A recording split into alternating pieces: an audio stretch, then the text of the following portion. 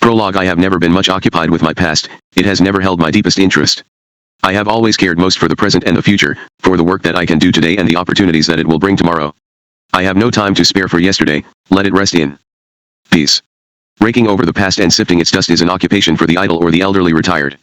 I may be elderly at the time of this writing. I am 88, but I have not retired and I hope never to be idle.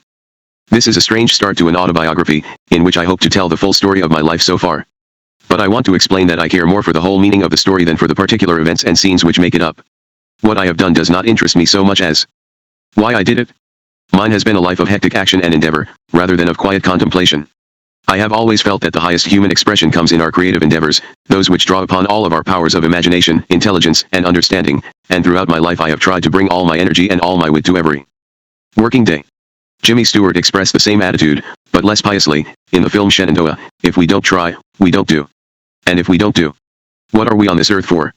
As a child, I composed a personal creed, which I would repeat to myself at bedtime. Though I was not raised in a religious home, my creed was a kind of prayer to God, the unknown spirit of life which can inspire us and charge our being. I asked God, then, that I might be given the strength to help deserving people as much as I was able.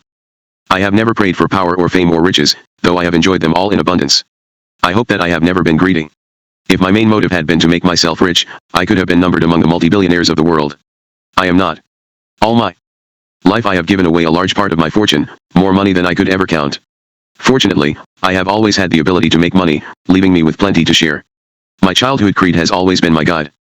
My life spans the present century and it has sometimes precariously bridged the greatest cultural and political divide in history, the ideological gulf between the capitalist countries of the West and the socialist countries of the East. My work has carried me to every corner of the world and into the company of the leaders and rulers of nations. In all my time and in all my actions, I have tried to accomplish something of lasting benefit to the world, to add what I can to the riches of the planet and to share with all people the beauty and the delight of life. This is the story of my odyssey. Chernobyl, Nicholas Daniloff and David Goldfarb. This book was almost finished when I had to start it again. In the late spring and early summer of 1986, while I was working on the last chapters of these memoirs, 3 incidents occurred in quick succession which opened a new chapter in my life and one of the most important to date. 2 of them, the Chernobyl catastrophe and the release of Nicholas Daniloff, clearing the way for the Reykjavik summit, were of lasting significance for the world. One of them, the release of David Goldfarb, closely affected the life of only one man and his family. Yet they all, in their various dimensions, show the efforts that I have been trying to make, throughout my long life, to bring understanding to relations between East and West. In an eerie way, the calamitous explosion at the nuclear reactor in Chernobyl, 80 miles from Kiev in the Soviet Union, connected me with my past and completed a circle of my adult life. I found myself supplying medical aid to relieve a disaster in Russia, exactly as I had when I first entered that country in July 1921.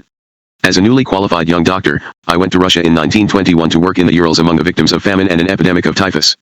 For supplying much-needed grain to the starving Russians, I was personally thanked by Lenin, who took me under the wing of his patronage.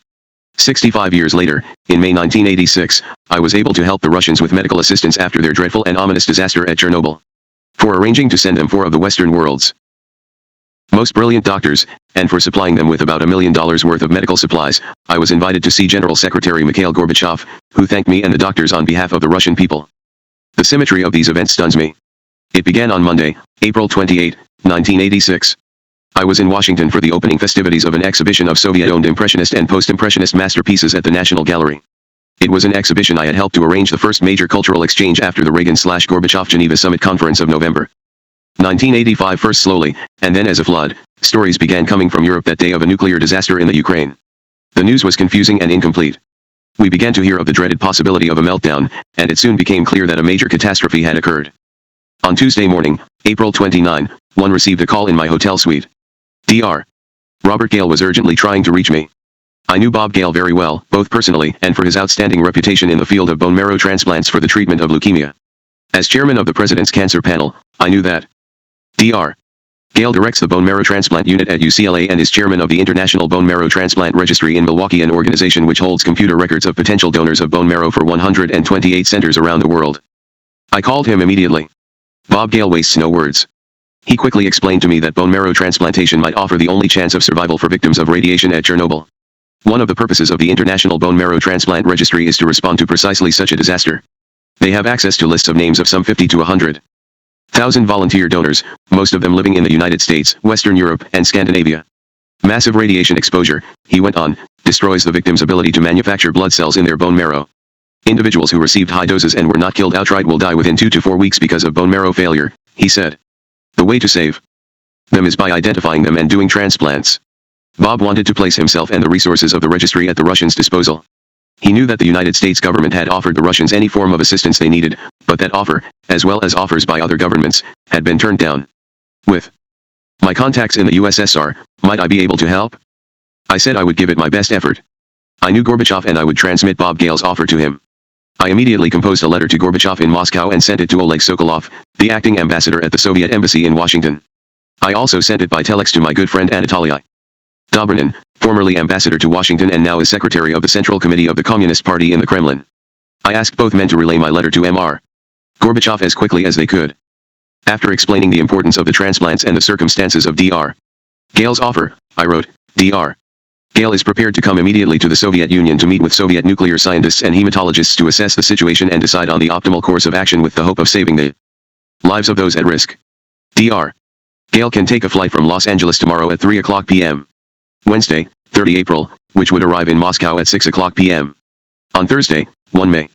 I will bear all costs for his efforts, which can be so important to saving the lives of those citizens who have been exposed. Just prior to sending this letter, I put in calls to high-level friends of mine in the State Department to make sure that they knew about my offer and that I wasn't crossing any lines with them. They were very enthusiastic and told me that I should go ahead as fast as I could. The first response came very quickly. That evening I received a call from Yuri Dubinin, the man who would be the new Soviet ambassador to the U.S. Acting in his capacity as Soviet ambassador to the UN, he called me from New York to express support for our proposal. Also that day, at a previously arranged meeting, I told Senators Ted Stevens, Richard Lugar, Claiborne Pell, and Albert Gore, Jr. 4 of the senators on the Observer Group which periodically visits the Geneva Arms talks of my efforts, and they not only wholeheartedly endorsed the plan, but the next morning would send a letter of their own to Acting Secretary of State John Whitehead encouraging his support. Time passed. After Dubinin's call, there was no further response. I could only wait. On the evening of April 30, I sat next to Mr. Whitehead at the opening celebration of the Soviet exhibition at the National Gallery, and he told me he supported the effort. Viktor Isakov, the ranking Soviet embassy official, came up to me, warmly encouraging. But still no word. The opening ceremonies were far overshadowed by the news from Chernobyl. Everyone in Washington, everybody in the world was wondering fearfully what the next news bulletin would contain. We all felt helpless in the face of a catastrophe so remote and yet so immediate in its effects for the whole world. Finally, 48 hours after my letter left, on the morning of May 1, a reply came. Oleg Sokolov called me at my home in Los Angeles. The Soviet government welcomed the offer and wanted to take it up immediately. Of course we'll reimburse you for all the money you have to lay out, he said.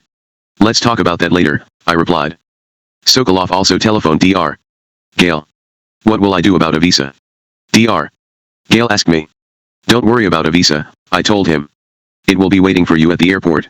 Anybody familiar with Russian ways and their endemic delays will understand the extreme exception that the Soviets were making in this emergency. My personal staff got to work with Lufthansa representatives to speed Bob Gale's departure. He would fly from Los Angeles to Frankfurt and make the connection there for the flight to Moscow. By 3 p.m. he had gone. I had given Bob Gale all my telephone numbers, including my unlisted numbers at home, and had asked him to call me, day or night, if he needed anything. He said, I'd like to do that, but I understand it takes up to 12 hours to place a call from Moscow to America. Use the phones in my Moscow office, I said. You can dial direct from there, and I'll instruct the staff to make the telephones available to you 24 hours a day, and they will give you any other help you need with transportation and translation. He also had a complete set of numbers for Richard Jacobs, Vice President of Occidental Petroleum and my executive assistant. The switchboard at Occidental Petroleum, which is open 24 hours a day, was instructed to patch calls from Dr. Gale through to us, wherever we might be, whenever they might come. My home is connected to the office by a direct line, and our WhatsApp system is capable of hooking up a call to any receiver in the United States. In the weeks to come, some Los Angeles hostesses were to be very startled when their telephones rang in the middle of the evening and they were asked if Rick or I were available to take a call from Moscow. The first call came as soon as Bob got into his room at the Sovietskaya Hotel.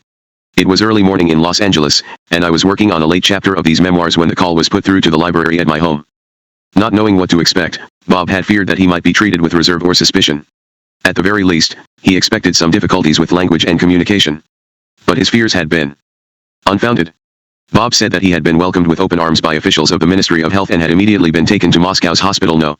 6. This 1,000-bed general hospital contained a large ward devoted exclusively to leukemia patients. 300 victims of radiation from Chernobyl had been admitted there. Bob found little difficulty in communicating with the Russian doctors, many of whom spoke English, and whose working vocabulary of specialist terms was largely identical to our own. By the time he spoke to me, Bob had been able to assess the situation and the necessary next steps. The 300 people at hospital No. 6 had suffered the earliest effects of radiation from the explosion of the reactor at Chernobyl. 35 were in critical condition, and, of these, 13 needed bone marrow transplants. Many of the remaining 22 had suffered such extensive injuries that not even transplants could help them. The job was enormous and there was no time to lose. I really need some help out here, Bob said. Top people. Just tell me their names and we'll send them out, I said. In short order we had contacted Dr. Paul Terasaki, the world-renowned expert on tissue typing from UCLA, Dr. Richard Champlin, Bob Gale's associate in transplant operations at UCLA, and Dr. Yair Reisner, an Israeli scientist from Weizmann Institute in Rehovot who was on loan to the Memorial Sloan Kettering Cancer Center in New York. They agreed to go to Moscow immediately. Again, I told them, don't worry about visas. They will be waiting for you at the airport when you arrive. Purchasing their tickets with Lufthansa, Rick Jacobs charged nearly $8,000 to his American Express card, a transaction which took 40 minutes to be cleared. Dr. Reisner, a specialist in cleaning bone marrow to make it acceptable to the recipient, was understandably apprehensive about his journey. He may be the only Israeli ever to have embarked on a flight to Moscow without a visa. All his fears were allayed, however, by the warmth of the reception he got from his Russian colleagues. Bob Gale also asked for a long list of medical supplies, which we arranged to gather from 15 different countries and fly to Moscow. The biggest items were 3 machines for separating blood cells and 1 for counting blood cells. Lufthansa cooperated magnificently in getting the supplies to Moscow on their first available flights. The doctors were ready to begin work. For 2 weeks the 4 Americans and their Russian colleagues operated night and day on the patients who had been chosen for transplants. Nothing on such a scale had ever been attempted before. Bob Gale himself performed all 13 transplants, assisted by Dr.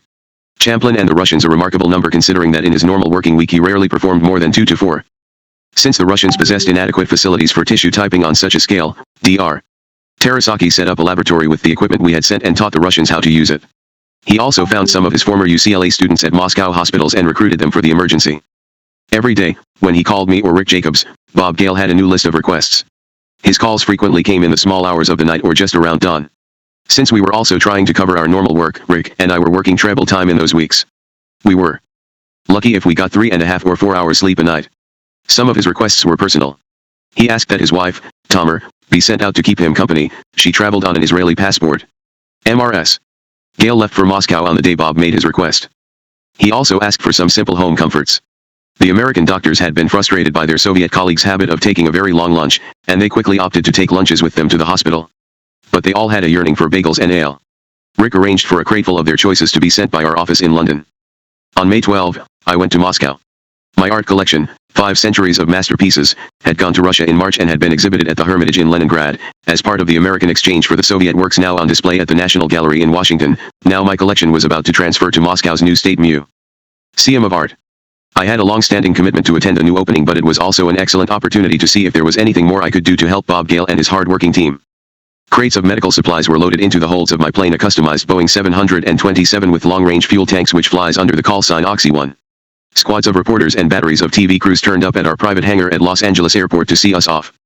The reporters all wanted to press me for news about the catastrophe, very few details of which had emerged from the Soviet Union. I knew little more than they.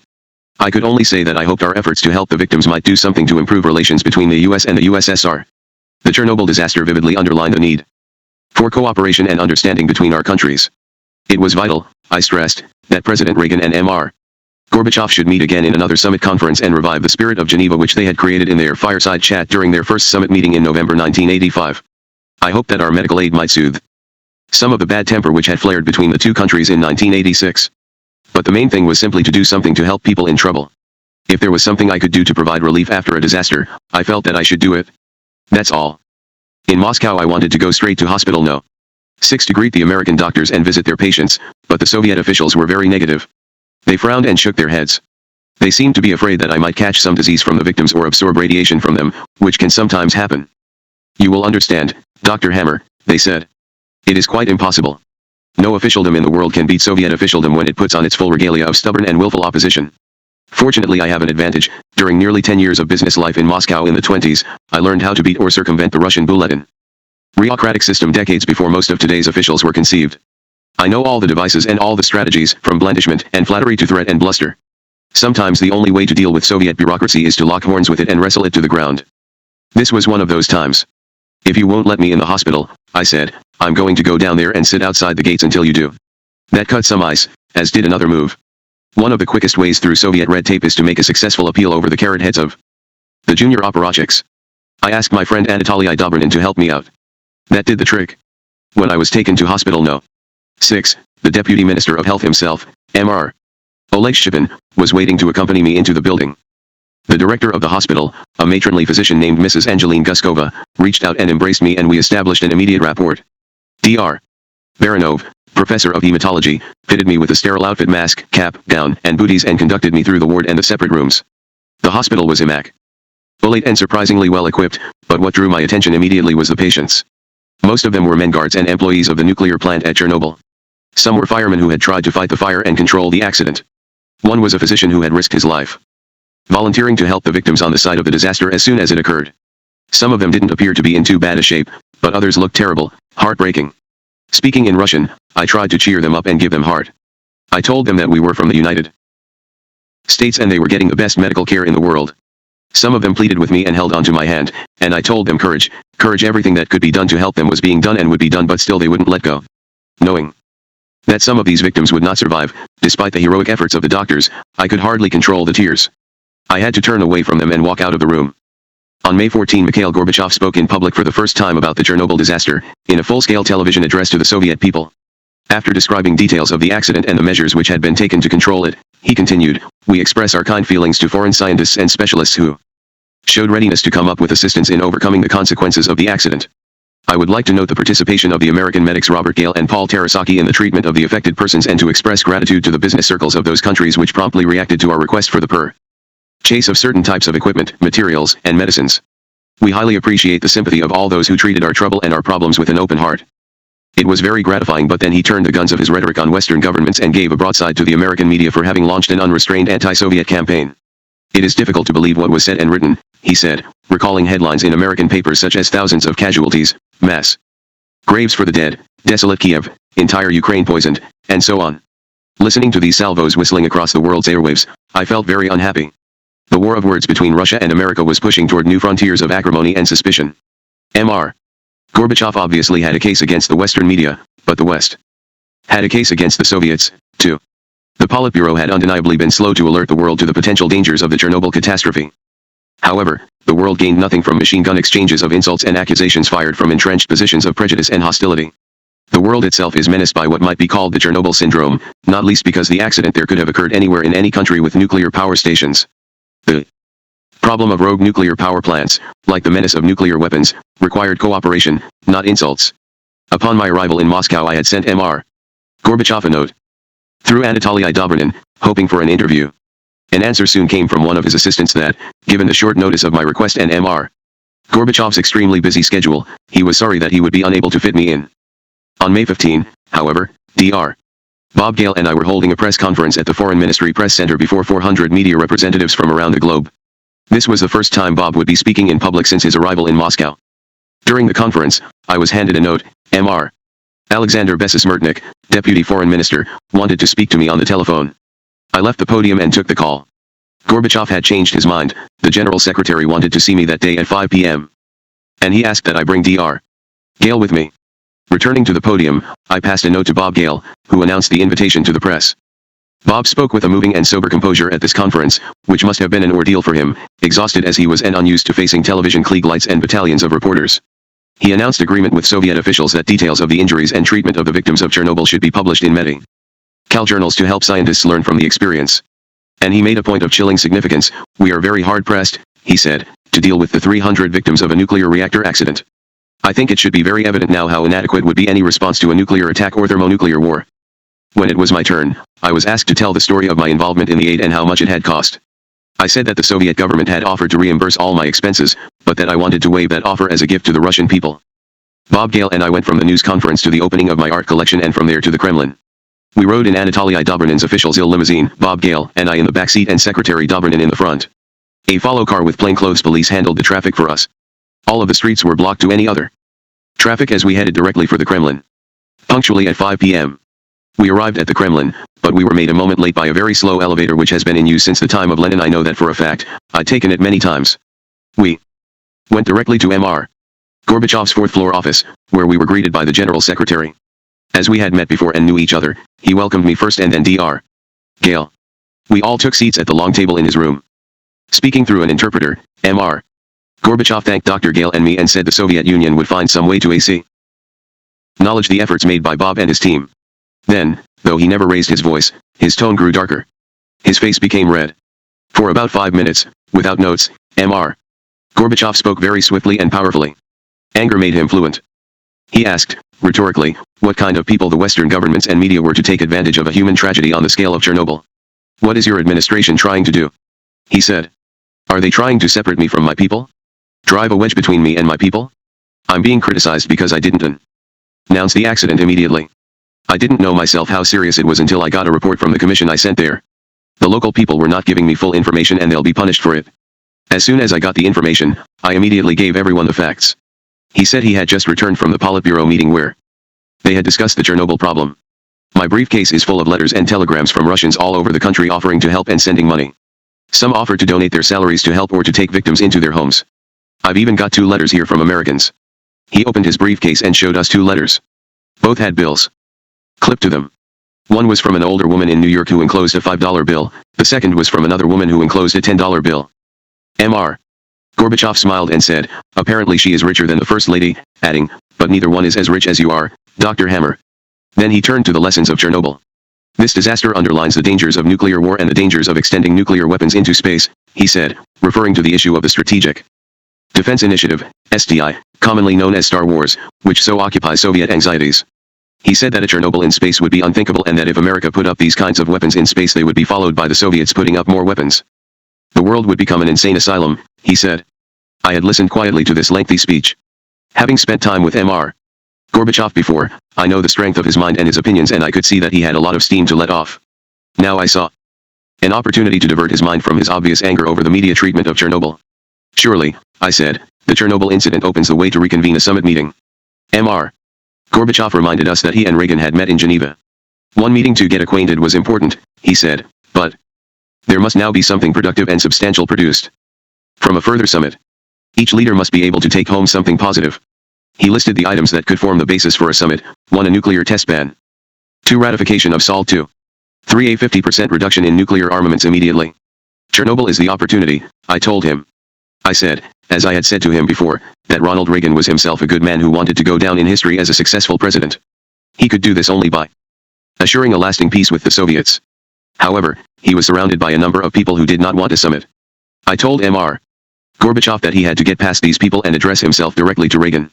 He is the force in American politics, I said. I painted a picture of Gorbachev and Reagan walking alone together at Camp David, working out the issues directly between them. I also envisioned Mr. Gorbachev making a speech before Congress, where he would be warmly received. He answered that the American administration is acting as though I must come to Washington for a summit, no matter what. This is simply not the case. He said he was prepared to wait. I urged him to arrange a meeting between Secretary George Shultz and Soviet Foreign Minister Eduard Shevardnadze, leading to a meeting between Reagan and himself. What could be more appropriate, I asked, than a meeting on Thanksgiving, the day all Americans associate with peace? Bob Gale backed me up. He said that the tragedy of Chernobyl and the potential destructiveness of nuclear weapons had impressed itself upon every human being in the world. Therefore this moment might be opportune to press forward with a strong initiative for peace before we all forgot the potential lessons to be learned from Chernobyl. We were all speaking emotionally now. I added a closing note. Mr. General Secretary, I said, I have 2 great hopes for the remaining years of my life: to see a cure for cancer which, as chairman of the President's Cancer Panel, I believe is not far off, and world peace. If I can do anything to assist the consummation of these goals, I shall feel that my life has been worth something. Mr. Gorbachev smiled warmly and said, you are an eternal optimist, Dr. Hammer. I too hope that these achievements will occur in your lifetime. He wished us farewell and thanked us again. The meeting had lasted an hour and 5 minutes. I stayed behind to talk privately to Gorbachev and Dobrynin while Bob Gale and the others left. I brought up the need to increase the rights of Jews to emigrate, and referred to a letter on the subject my friend Guilford Glazer had written to Dobrynin. Gorbachev conferred with Dobrynin about giving attention to humanitarian cases. He assured me action would be taken. Later, the Soviet Union granted exit visas to 117 members of divided families, those with spouses or relatives in the West. About 1/3 of these were Jews. Before we left Moscow on the morning of Friday, May 16, Bob Gale went again to Hospital No. 6 to say goodbye. The Russian doctors there embraced him with all the warmth of true colleagues who had battled and worked together. Tears filled their eyes. As he was leaving the hospital, he told me he turned to look up for the last time and saw, through the windows of the ward for the Chernobyl victims, the machines we had sent, still working to save their lives. We all collapsed on Oxy 1. Francis and I were joined by Bob and Tomer Gale, Yair Reisner, and my staff. Dick Champlin remained in Moscow to finish his work. En route to London, we shared the celebration of my 88th birthday with caviar, stolichnaya vodka, and birthday cake. Tremendous press interest attended our arrival in Los Angeles. Local television stations covered the event on live transmission. Bob Gale, by now becoming seasoned in handling the media, repeatedly emphasized that the outstanding lesson of Chernobyl was that the pleas of the world must come together to prevent similar disasters in the future. It was a lesson we were able to press home again a week later. On May 23, Bob Gale, Paul Terasaki, Richard Champlin, and I flew to Washington to see Secretary of State George Shultz, who warmly thanked us for our efforts but was disappointed, he said, that the Russians had refused help from the government. He knew that Bob Gale was returning to Moscow shortly to continue his work with the victims of Chernobyl and that I was hoping soon to see Mr. Gorbachev again. He asked us to carry a message to the Soviets. They needed to understand, he said, that the American government does not control the American press. If the Russians were angry about coverage of the Chernobyl disaster in American media, they should not suppose that the newspapers were speaking with the authority of the government. They really must make this distinction, he said. They don't seem to realize that we don't control the media. Photographs were taken and then the doctors left. I stayed behind to talk for a while with George Shultz and Mark Palmer, who was the Deputy Assistant Secretary specializing in Soviet affairs and is now U.S. Ambassador to Hungary. I told them more about my conversation with Gorbachev, relaying the terms which he had outlined for a summit agenda. George Shultz said that he very much wanted Gorbachev to set up a meeting such as I had suggested between himself and Shevardnadze to agree on an agenda for a fall summit. Again, I pressed the need for a discussion of the lessons of Chernobyl. Only international cooperation, led by the USA and the USSR, could help to ensure that there would be no repetition of the catastrophe at any one of the hundreds of nuclear plants around the world. Mark Palmer expressed regret that President Reagan could not receive us. Later I learned that Admiral John Poindexter, the National Security Advisor, turned down George Shultz's request for us to see the President. Why he rebuffed the Secretary of State I will never know, but this may hint towards some of the friction between the two men which surfaced a few months earlier. As we flew home on Oxy 1, there was more champagne and caviar. In part we were still celebrating my birthday, but the cause for joy was greater than that. In the month of May, while the terrifying clouds of nuclear fallout hung above the world, we had done something to show that, when people can act toward each other with human understanding, suffering can be relieved and the great problems facing humanity can be overcome. In the overall context of US/USSR relations, the work of Bob Gale's team in Moscow's Hospital No. 6 may have been only a small step toward peace, but it was a step. Lives which would have been lost were saved. Russians and Americans worked side by side in a collaboration which resulted in mutual esteem and affection. The foundations were set for an exchange of scientific and medical information which may help us to understand and avoid any similar nightmarish calamity. In addition, we had shown that individuals can make a difference on the world stage. The initial reactions and counter-reactions to Chernobyl were filled with fear and anger. In the face of near-universal criticism, the Soviets could have refused to divulge specific information about the accident, but, following Gorbachev's acceptance of our offer to have Dr. Gale fly in, the mood of the Soviet leadership began to shift. They realized that they had to tell the entire story, both for their own and for the world's sake, and later that summer they held an unprecedented international review of the accident in Vienna. Had they not received an outstretched hand from the West, they might never have decided to be so open with the world. In June 1986, Bob Gale returned to Moscow to check on the progress of his patients, 4 of whom are, at the time of this writing, still alive. This is about a 35% survival rate, which Bob considers good, especially considering the delay in the operations, the difficulty in finding suitable donors on such short notice, and the fact that the Russians selected the patients to be operated on. He also visited Chernobyl and Kiev and signed an agreement for the setting up of a private foundation, which has been named the Armand Center for Advanced Studies in Nuclear Energy and Health, to be directed by himself and me, with a board of distinguished scientists in the fields of epidemiology and high-dose radiation effects, which would study the incidence of cancer and other sicknesses, during their lifetimes, of the hundreds of thousands of people who were exposed to radiation in the Chernobyl disaster. The foundation received the blessing of the State Department, and we invited government agencies, as well as the National Academy of Sciences, to join with us in the endeavor, which my foundation agreed to fund. The first meeting of the advisory group of scientists from various parts of the world was held in my office on July 8, 1986, and it was a great success. In mid-July I too visited Chernobyl. I wanted to see the devastation for myself. 2 scenes from that trip will always live in my memory. One was a view from the helicopter as we approached the Chernobyl reactor, a rubblized frame which reminded me of nothing so much as a collapsed bomb site. The second was what we saw next, as we continued to the nearby city of Pripyat. There we saw enormous apartment houses standing guard over a ghost town. There was no sign of any life whatever.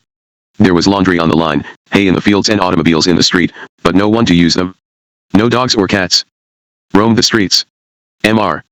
Anatoly Yefimovich Romanenko, Minister of Health of the Ukraine, who was with Bob Gale and me, told me that this had once been a rich farm area replete with livestock. Yet below us was the eerie stillness of a lifeless plain. I could think only of the results of the neutron bomb, that miracle weapon designed to eliminate life yet retain architecture. This represents man's greatest folly, and I can only hope that Chernobyl's Pripyat stands as a monument to what must never be. The effort to avoid the unthinkable devastations of nuclear war has been my chief preoccupation in recent years, during which I have dedicated my life to encouraging human understanding toward the goal of peace.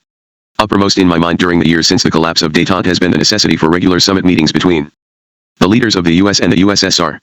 This book contains many stories of my efforts toward that end. In the late summer of 1986 I was able to play a small part in facilitating the mini-summit in Reykjavik between Reagan and Gorbachev, when I helped to resolve the crisis over the American journalist Nicholas Danilov. What did I do? I talked, I visited, I sent letters, I went back and forth between Moscow and Washington, I did what I could and I did what I do best, seeking a solution by compromise. I believe that it is one of the higher refinements of civilized behavior for opposing parties to settle their differences by compromise for the sake of a mutually desirable outcome. That, after all, is what I've been doing all my life. I happened to be in Russia when news broke of the arrest on August 30 of the American journalist Nicholas Danilov, Moscow correspondent of U.S. News and World Report. Mr. Danilov's arrest followed the arrest in New York on August 23 of the Soviet spy Gennady Zakharov, and it was so obviously a tit-for-tat formality that it seemed to cause very little excitement in Moscow. It was not at all clear then whether Mr. Danilov would be detained or brought to trial. The story was muddy and insubstantial. The arrest was not even mentioned during my 3-hour meeting on September 2 with Prime Minister Nikolai Ryzhkov in his Kremlin office. However, Mr. Ryzhkov said something that day which was to assume a larger significance in my later efforts over the Danilov/Zakharov case. He began our meeting by saying, "I applaud what you did to help us with the Chernobyl disaster. Your efforts did much to normalize the situation." These words were very heartening to me. I took them to mean that the Soviets had learned that they might be more open in their dealings with America, and that the exaggerations of the American media do not necessarily reflect the attitudes and intentions of the administration. This was to become a key point, as we shall see. Only when I returned to New York, in the first week of September, did it become clear to me how seriously threatening the Danilov case might become. On arriving in New York, I read an article in the New York Times which spoke very ominously of the damage the affair was causing to the vital negotiations between Secretary Shultz and Foreign Minister Shevardnadze in their preparations for a summit agenda. Shultz and Shevardnadze were supposed to be announcing a date for a summit. It was now clear that there would be no summit while the Danilov case was unresolved. Also, at that moment, I became aware for the first time that a powerful aroma of skullduggery overhung the crisis. The arrests of the two men seemed to have been conducted behind the backs of the two leaders, and it looked as if somebody might be trying to spoil the chances for a summit. On the day Mr. Zakharov had been arrested, the president had been on vacation in California and George Shultz had been staying at the Bohemian Grove, the exclusive businessmen's retreat in Northern California. Therefore the decision to make the arrest had been taken at an operational level of the FBI without reference to the highest authority. That looked suspicious, and it was matched by an equally suspicious circumstance connected with Mr. Danilov's arrest. Mr. Gorbachev had himself been out of Moscow when Danilov had been picked up by the KGB. It looked as though the hardliners on both sides who opposed a summit meeting were doing their best to stir the pot. They were succeeding. The American media were working themselves into a lather about the detention of their brother journalist in Moscow, and the administration had reacted intemperately, thrusting Mr. Reagan and Mr. Shultz straight into the front lines with the highest profile of belligerence. In reaction, Mr. Gorbachev had entered the fray, declaring that Mr. Danilov had been caught red-handed receiving secret documents and that he would be brought to trial in Moscow. All this became clear to me during the evening of September 4, while I was attending the opening at the Metropolitan Museum in New York of the Soviet Impressionist and Post-Impressionist collection. In the great gathering there of ambassadors and senior administration officials, I got a clear picture of the menacing scale of the crisis. At my house in Greenwich Village, I stayed up most of the night, trying to figure out a way to help resolve this crisis. By morning it was clear what I should do. I had had previous experience in helping to resolve a very similar crisis. During the summer of 1978, in retaliation for the arrest of two Soviet spies in New York, the Soviets had arrested an American businessman named Francis Crawford on alleged black market charges. At that time, at the request of the Carter administration, I had flown to Yalta to see General Secretary Leonid Brezhnev to urge Crawford's release. I had suggested that Mr. Crawford be brought quickly to trial and then be expelled from the country rather than be imprisoned in Russia. In exchange the Soviet spies would be expelled from the USA and some dissidents would be allowed to emigrate. Mr. Brezhnev bought this proposal in 1978 and the crisis was smoothly resolved. The full story of this incident is described in Chapter 23, Business with Brezhnev. During my long night awake in New York I realized that a similar deal could settle the Danilov/Zakharov crisis. First thing next day I contacted John Whitehead, Deputy Secretary of State, then acting as Secretary, offering my assistance in any way and outlining my proposal. I told him that I intended to make connections at the highest level in Moscow to push the same proposal. He urged me to go ahead. The next day, Friday, while I was at lunch at the Lotos Club in New York, I telephoned Anatoly Dobrynin, reaching him at his country dacha outside Moscow. He and I have been friends for more than 2 decades and, having been through many crises together, we speak now with complete openness and informality. Anatoly, I said, I believe you may not realize the seriousness of this problem. The administration and the American media are taking a very hard line on the Danilov case. Unless it's resolved quickly, it could blow apart the chances for a summit.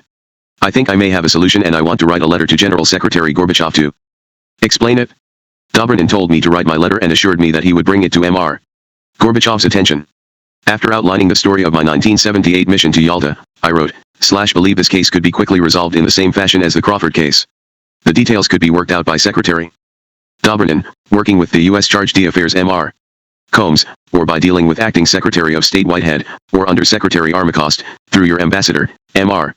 Dubinin. With this unnecessary irritant removed from the front pages of the Western press, we could then proceed with the serious matters between our 2 countries at a summit meeting between yourself and President Reagan at which something concrete could be accomplished. On Anatoly Dobrynin's recommendation, I sent this letter to Mr. Dubinin at the Soviet embassy, asking him to relay it to Mr. Gorbachev in Moscow through diplomatic channels. Meanwhile I sent a copy to John Whitehead. After another restless night I decided that more immediate action was required. Letters alone would not do the job. I called John Whitehead and said, why don't we go to Moscow together and get this thing sorted out? John was all for the idea, said he'd like to go, but he'd have to think about it. Within a few hours John called me back to say that my plan was a non-starter. The president had decisively entered the picture, sending a personal letter to Mr. Gorbachev vouching that Nicholas Danilov was not a spy and calling for his immediate and unconditional release. With such an absolute demand having been issued, the chances for a compromise settlement were greatly diminished. The administration was obviously determined to lock horns with the Soviets, and the press was full of rhetoric about eyeball-to-eyeball confrontations and speculations as to who would blink first. This language dates, of course, from the Cuban Missile Crisis of the early 60s, when the world came closer than at any other moment to nuclear war. It struck me as exceedingly inappropriate that such language should be used to stoke up antagonisms over the Danilov-Zakharov affair. However, the die was cast and I could only stand in the wings and observe the deadlock, which endured throughout the middle weeks of September. This restraint frustrated me very much, and by September 21, no advance or change having occurred in the crisis, I had had enough. I decided that if I obtained the president's blessing, I would go to Moscow on my own initiative. During those September days of frustration, I had refined my own proposals. I wanted to suggest that Mr. Danilov should be brought to trial in Moscow on a lesser charge than espionage. The Soviets had announced that they had found some undeclared property among his possessions and that he was suspected of smuggling. The suspicious items were apparently pieces of family jewelry which Danilov admitted he had failed to declare on his entry customs declaration. I wanted to suggest that he be tried only on this minor charge, for which it would be very normal to fine him and expel him from the country. The issue, already overheated, was being fired up unnecessarily by a further complication. The U.S. administration was demanding the withdrawal of 25 Soviet employees from the UN on allegations that they were spies. I wanted to propose that this demand be shelved for a while, at least until the Danilov-Zakharov dispute was settled. The affair was plainly getting wildly out of hand and some sensible restraint was essential. On the evening of September 21 I saw President Reagan in Washington at a reception at the White House. We talked, one-on-one, for a few minutes. His mood was unmistakably serious when he said, I told Shevardnadze that I have put everything on hold until this Danilov affair is solved, meaning that the meetings between Schultz and Shevardnadze would definitely not result in a date for the summit. I said, I want to go to Moscow immediately to see if I can be of help at the highest level. Nothing must be allowed to stand in the way of the summit. The president encouraged me to do whatever I could to help the situation. Next day I went to New York to hear Mr. Reagan's address to the General Assembly of the United Nations, and I took the opportunity to have a brief meeting with my old friend Shimon Peres, then Prime Minister of Israel. I asked him for a list of Jewish dissidents whom the Israelis wanted the Soviets to release. I told him that I hoped I might be able to encourage a settlement in Moscow which could affect the release of some dissidents as well as Nicholas Danilov. He quickly gave me several names. Later that day I met with Soviet Ambassador Dubinin and Foreign Minister Shevardnadze at the Soviet mission in New York. I had to enter the building through a back door to avoid the swarming herd of reporters outside the front door. My staff was keeping absolutely locked secrecy about my intended flight to Moscow. I talked with Dubinin and Shevardnadze at great length. The foreign minister liked my idea of separating the question of the 25 Soviet UN employees by asking Schultz to postpone his October 1 deadline for their departure. Both men encouraged me to go to Moscow. Ambassador Dubinin had personally issued instructions for visas to be made out for me and my party, and that formality, normally the work of weeks, was completed immediately. I flew out that day and arrived in Moscow in the late afternoon of September 23. Secretary Dobrynin had sent his top aide to meet me at the airport, a mark of the high seriousness with which he viewed my visit. That same evening I was taken to see Dobrynin in his office at the Central Committee building. We got right down to business. There has got to be, I told him, a rational solution to this. I really believe an arrangement can be worked out to suit both sides. Dobrynin repeated to me the same thought which Eduard Shevardnadze had spoken in New York, the question of the 25 Soviet employees at the UN really had to be separated from the Danilov/Zakharov case, he said, and deferred until that more important case was settled. I said I felt confident that this uncoupling could be effected and that the Soviets could conclude a deal, confident in the Americans' good faith. I made it clear that Danilov had to be freed without condition. I also suggested that Louis Nizar, one of the most prominent attorneys in America and my old friend, be consulted to advise on a solution to the legal problem. I suggested that I write another letter to General Secretary Gorbachev, detailing my proposals. Dobrynin said he would make sure that it went straight onto Mr. Gorbachev's desk. I wrote the letter. Next day Dobrynin called me at my Moscow apartment to say that Mikhail Gorbachev had read my letter and warmly appreciated it. Apparently it helped to resolve the situation, because Dobrynin said to me, "You now can go home." Then he added that Gorbachev had remarked to him, "Where does Hammer get his energy?" I agreed with Dobrynin that I would get back to New York and try to continue my efforts to bring the two sides closer together. Arriving back in New York 36 hours after I had left the USA, I consulted Louis Nizar, who came up with a legalistic alternative to a plea bargain for Zakharov. Louis said that a plea of nolo contendere effectively neither an admission nor a denial of guilt might satisfy both sides and unblock the legal jam over Zakharov's position. I forwarded this proposal to Ambassador Dubinin in a letter. At this moment, unfortunately, the news of my Moscow mission leaked to the press. The New York Times had heard about my trip and was going to publish a story. To keep the record straight, I issued a brief statement describing my recent meetings with high-level Soviet officials in the hope of helping to find a quick resolution of the Danilov affair. During the following weekend, the last in September, I began to hear that a solution was emerging. It was announced by George Shultz on the morning of September 30. Danilov was on a plane out of Moscow at that moment, he said, having been released without trial. Zakharov was in court in New York, pleading nolo contendere to espionage. He would be expelled from the country and, directly thereafter, dissidents Dr. and Mrs. Yuri Orlov would be granted permission to leave the USSR. The crisis was over. Mr. Reagan then announced that he had accepted General Secretary Gorbachev's offer to meet in Reykjavik, Iceland, 10 days later. The American media were immediately up in arms, complaining that President Reagan had been weak, that he had done a bad deal, that he had blinked. Dan Rather contacted me in Boston, where I was chairing a meeting of the President's Cancer Panel, to ask my opinion for inclusion on the CBS Evening News. "I don't think that either one lost," I said. "I think they both won. Mr. Gorbachev got what he wanted. Mr. Reagan got what he wanted. And I think that the result is going to be good for the world. The President has shown statesmanship. Mr. Gorbachev has shown statesmanship. The stakes are much greater than the personal ego of either one." Thus the storm blew over. The summit meeting was fixed and went ahead. I don't claim full credit for solving the Danilov affair, though the Chicago Tribune of October 23, 1986, quoted Ruth Danilov, Nick's wife, as telling friends that Armand Hammer played a major behind-the-scenes role in the release of her husband. The role may have been the crucial element in Danilov's release. I do feel some satisfaction, however, at having kept open the lines of communication by which a deal could be made. Those lines had threatened to close like sclerotic arteries, blocking the summit. That they remained open owes something, I suspect, to the normalization which Premier Ryzhkov described after Chernobyl.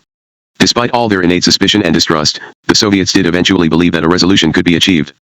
As long as that belief survives, we have reason to hope for better relations between the superpowers. The case of David Goldfarb, the renowned Soviet geneticist, was curiously intertwined with the Danilov story, and it is certain that Dr. Goldfarb would not have been allowed to leave Russia with me, to join his son in New York, if the Danilov crisis had not been settled. From all points of view, the Goldfarb story is one of the happier events of my life, and I think it shows how much more relaxed the Soviets have become in their dealings with the West since Chernobyl. The release of David Goldfarb was also one occasion when I was able to use my contacts in Moscow, simply and quickly, to effect a clean-cut solution to a human problem. It began, however, with an unhappy mix-up. Alex Goldfarb, the geneticist's son, sent me a letter which I did not receive. Alex, a microbiologist, was allowed to leave his native Russia when he was 28 and he has lived since 1975 in New York.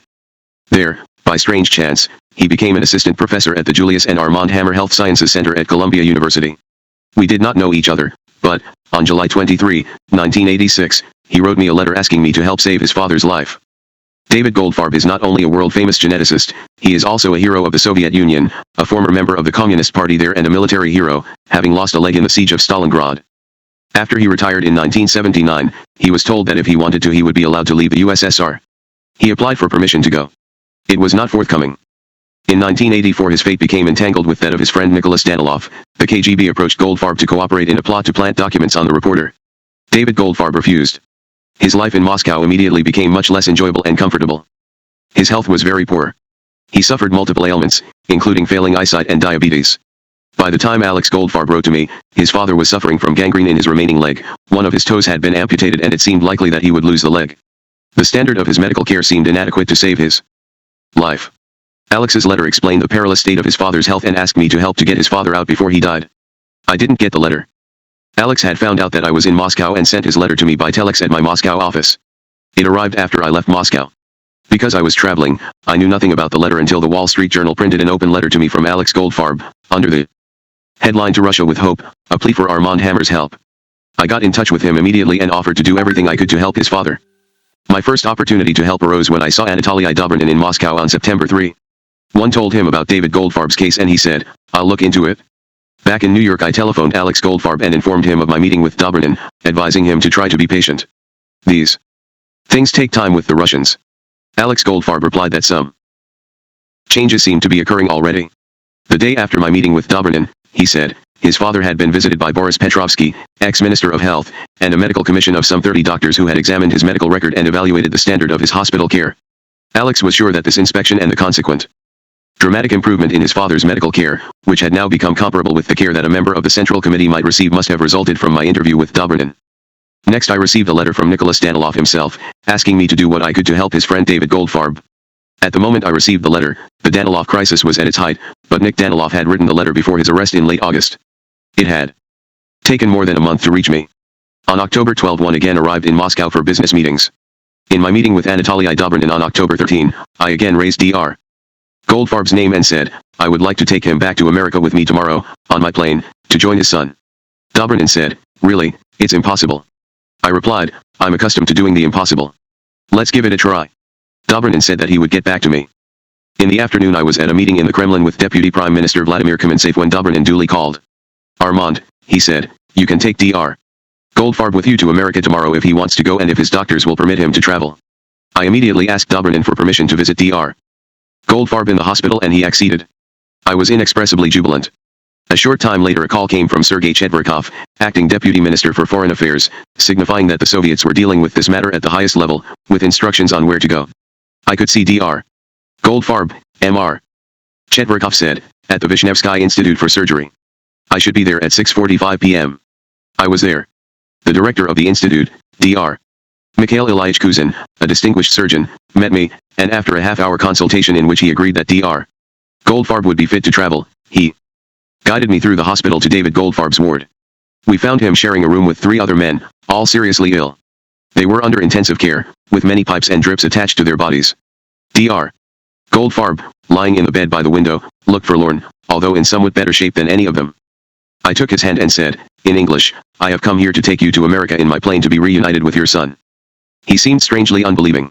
He replied, very calmly, in English, saying, "This is my dream." Obviously he did not immediately understand that I was offering to reunite him with his son the very next day. Dr. Kuzin intervened, speaking in Russian. "Dr. Goldfarb," he said, "you must understand that Dr. Hammer's offer is perfectly genuine. The authorities have granted permission for you to leave tomorrow on Dr. Hammer's plane." David Goldfarb seemed to need a moment to absorb this information. Then, speaking very calmly again, he said, "Of course I would love to go. But I cannot leave without my wife." I said I was sure this too could be arranged. I asked him to give me her address and telephone number. He tried to write the information, but his sight failed him and he had to dictate the words to the doctor. I sat beside him, holding his hand and trying to reassure him, saying, "You will be better in America. You're going to be all right." I spoke to Mrs. Goldfarb on the telephone and told her I was coming to visit her that evening in her apartment. When she let me into her modest but comfortable 3-small-room apartment and sat me in the chair beside her desk, I tried to explain that she could come with me to America the next day. She replied, "Certainly I would like to go, but what about my job at the polyclinic?" "Mrs. Goldfarb, you won't need a job," I answered. "You are going to America. Your son will look after you. I will write a note to your employer and everything will be all right." I arranged to meet her the following morning at 9:30, when we would go together to the OVIR, the government visa office, to obtain her visa. She handed over their passports, which I took, little realizing that they were merely internal passports, entitling the bearer to travel only within the USSR. Mrs. Goldfarb then began to occupy herself with packing a small bag for her husband and seemed to become preoccupied with the problem of which of his coats to take. This was her only sign of mental turmoil, and she debated with herself briefly before choosing a black leather coat. "I must go and see David," she said. "Will you give me a ride to the metro?" During that evening I placed urgent telephone calls to tie up the loose ends. Speaking from his dacha, Anatoly Dobrynin reassuringly said that he saw no problem in MRS Goldfarb's position. I am certain that she can leave if she wants to, he said. I put in a call to Tom Simons, Deputy Assistant Secretary of State who had succeeded Mark Palmer, to tell him the news and to ask that entry visas be granted for the Goldfarbs. I told him that it was 90% certain that the Goldfarbs could leave Moscow with me the next day. I urged the necessity for absolute secrecy. The Soviets had emphasized that there was to be no publicity before my plane had left Soviet airspace. Then I had to cancel my scheduled engagements in Russia. I had planned to go to Kiev to attend the opening of my art exhibition there, and a concert in aid of Chernobyl victims which I had arranged, at which John Denver was to perform. I asked Bob Gale to stand in for me at the exhibition, and I apologized to John Denver. To both men I had to say, I can't tell you why I can't come with you but you'll soon know and you'll realize how important it is that I go back to America immediately. It was a busy night. Next morning, when I arrived at her apartment, MRS Goldfarb was ready to go, sitting quietly among the 19 suitcases she had packed with the help of her daughter and son-in-law. That sounds like a lot of luggage, but when you consider that she was leaving behind a lifetime, and all her possessions, to which she would probably never return, she had been remarkably modest in her packing. We drove together to the OVIR offices where the business of issuing the new emigration passports was conducted by a 3-star general of the MVD, the internal police, and an official from the U.S. desk of the Soviet Ministry of Foreign Affairs. All the work of preparing the documents had been completed by the time we arrived, and the formalities were dispatched with astonishing speed. Anatoly Dobrynin had obviously swung all of his clout. Within 15 minutes we were back in our cars and on the way to the hospital. During the drive MRS Goldfarb looked constantly out the window at her native Moscow. She kept speaking the names of the passing buildings, as if she were bidding them farewell. There is the Bolshoi, she said, and there is Ditsky Mir Children's World, the largest toy store in Moscow. I did not interrupt her soliloquy, which was obviously private. A large group of well-wishers including the Goldfarb's daughter and her husband, their 2 children and many friends had gathered in the hospital grounds around an ambulance which was waiting to take Dr. Goldfarb to the airport and my plane. Their moods were mixed. They knew that they were seeing the Goldfarbs for the last time and were sad. Yet they were also glad to know that the Goldfarbs would at last be reunited with their son Alex, whom they had not seen for 11 years, and that David Goldfarb would receive the best possible treatment in American hospitals. MRS Goldfarb walked resolutely through the hospital to her husband's ward, the movements of her tiny, stocky body displaying no urgency, no unsteadiness. He was lying on his bed, ready for us. Dressed in a blue warm-up suit. He was lifted into a wheelchair and then he quietly took his leave of those other patients in the ward who were conscious. The stoical dignity of the Goldfarbs in these moments was very moving. Even at the ambulance, taking leave of their family, they kept their composure, though the grandchildren shed many tears and were barely consolable. Then MRS Goldfarb joined her husband in the ambulance and we wheeled out of the hospital grounds in a long convoy, led by my Chaika limousine with its headlights blazing. A series of Volga cars and taxis followed, carrying the daughter's family and the friends. These taxis caused a rumpus at the airport. Arrangements had been made to allow us to drive directly onto the tarmac and up to the steps of my plane, avoiding the customary delays of baggage and document examination at the airport.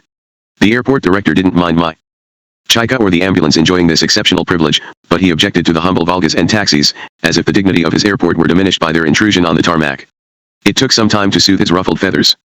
Then there was a further delay while I had to convince the border guards that the Goldfarbs really could depart for the United States without entry visas. Their visas will be waiting for them in New York, I said.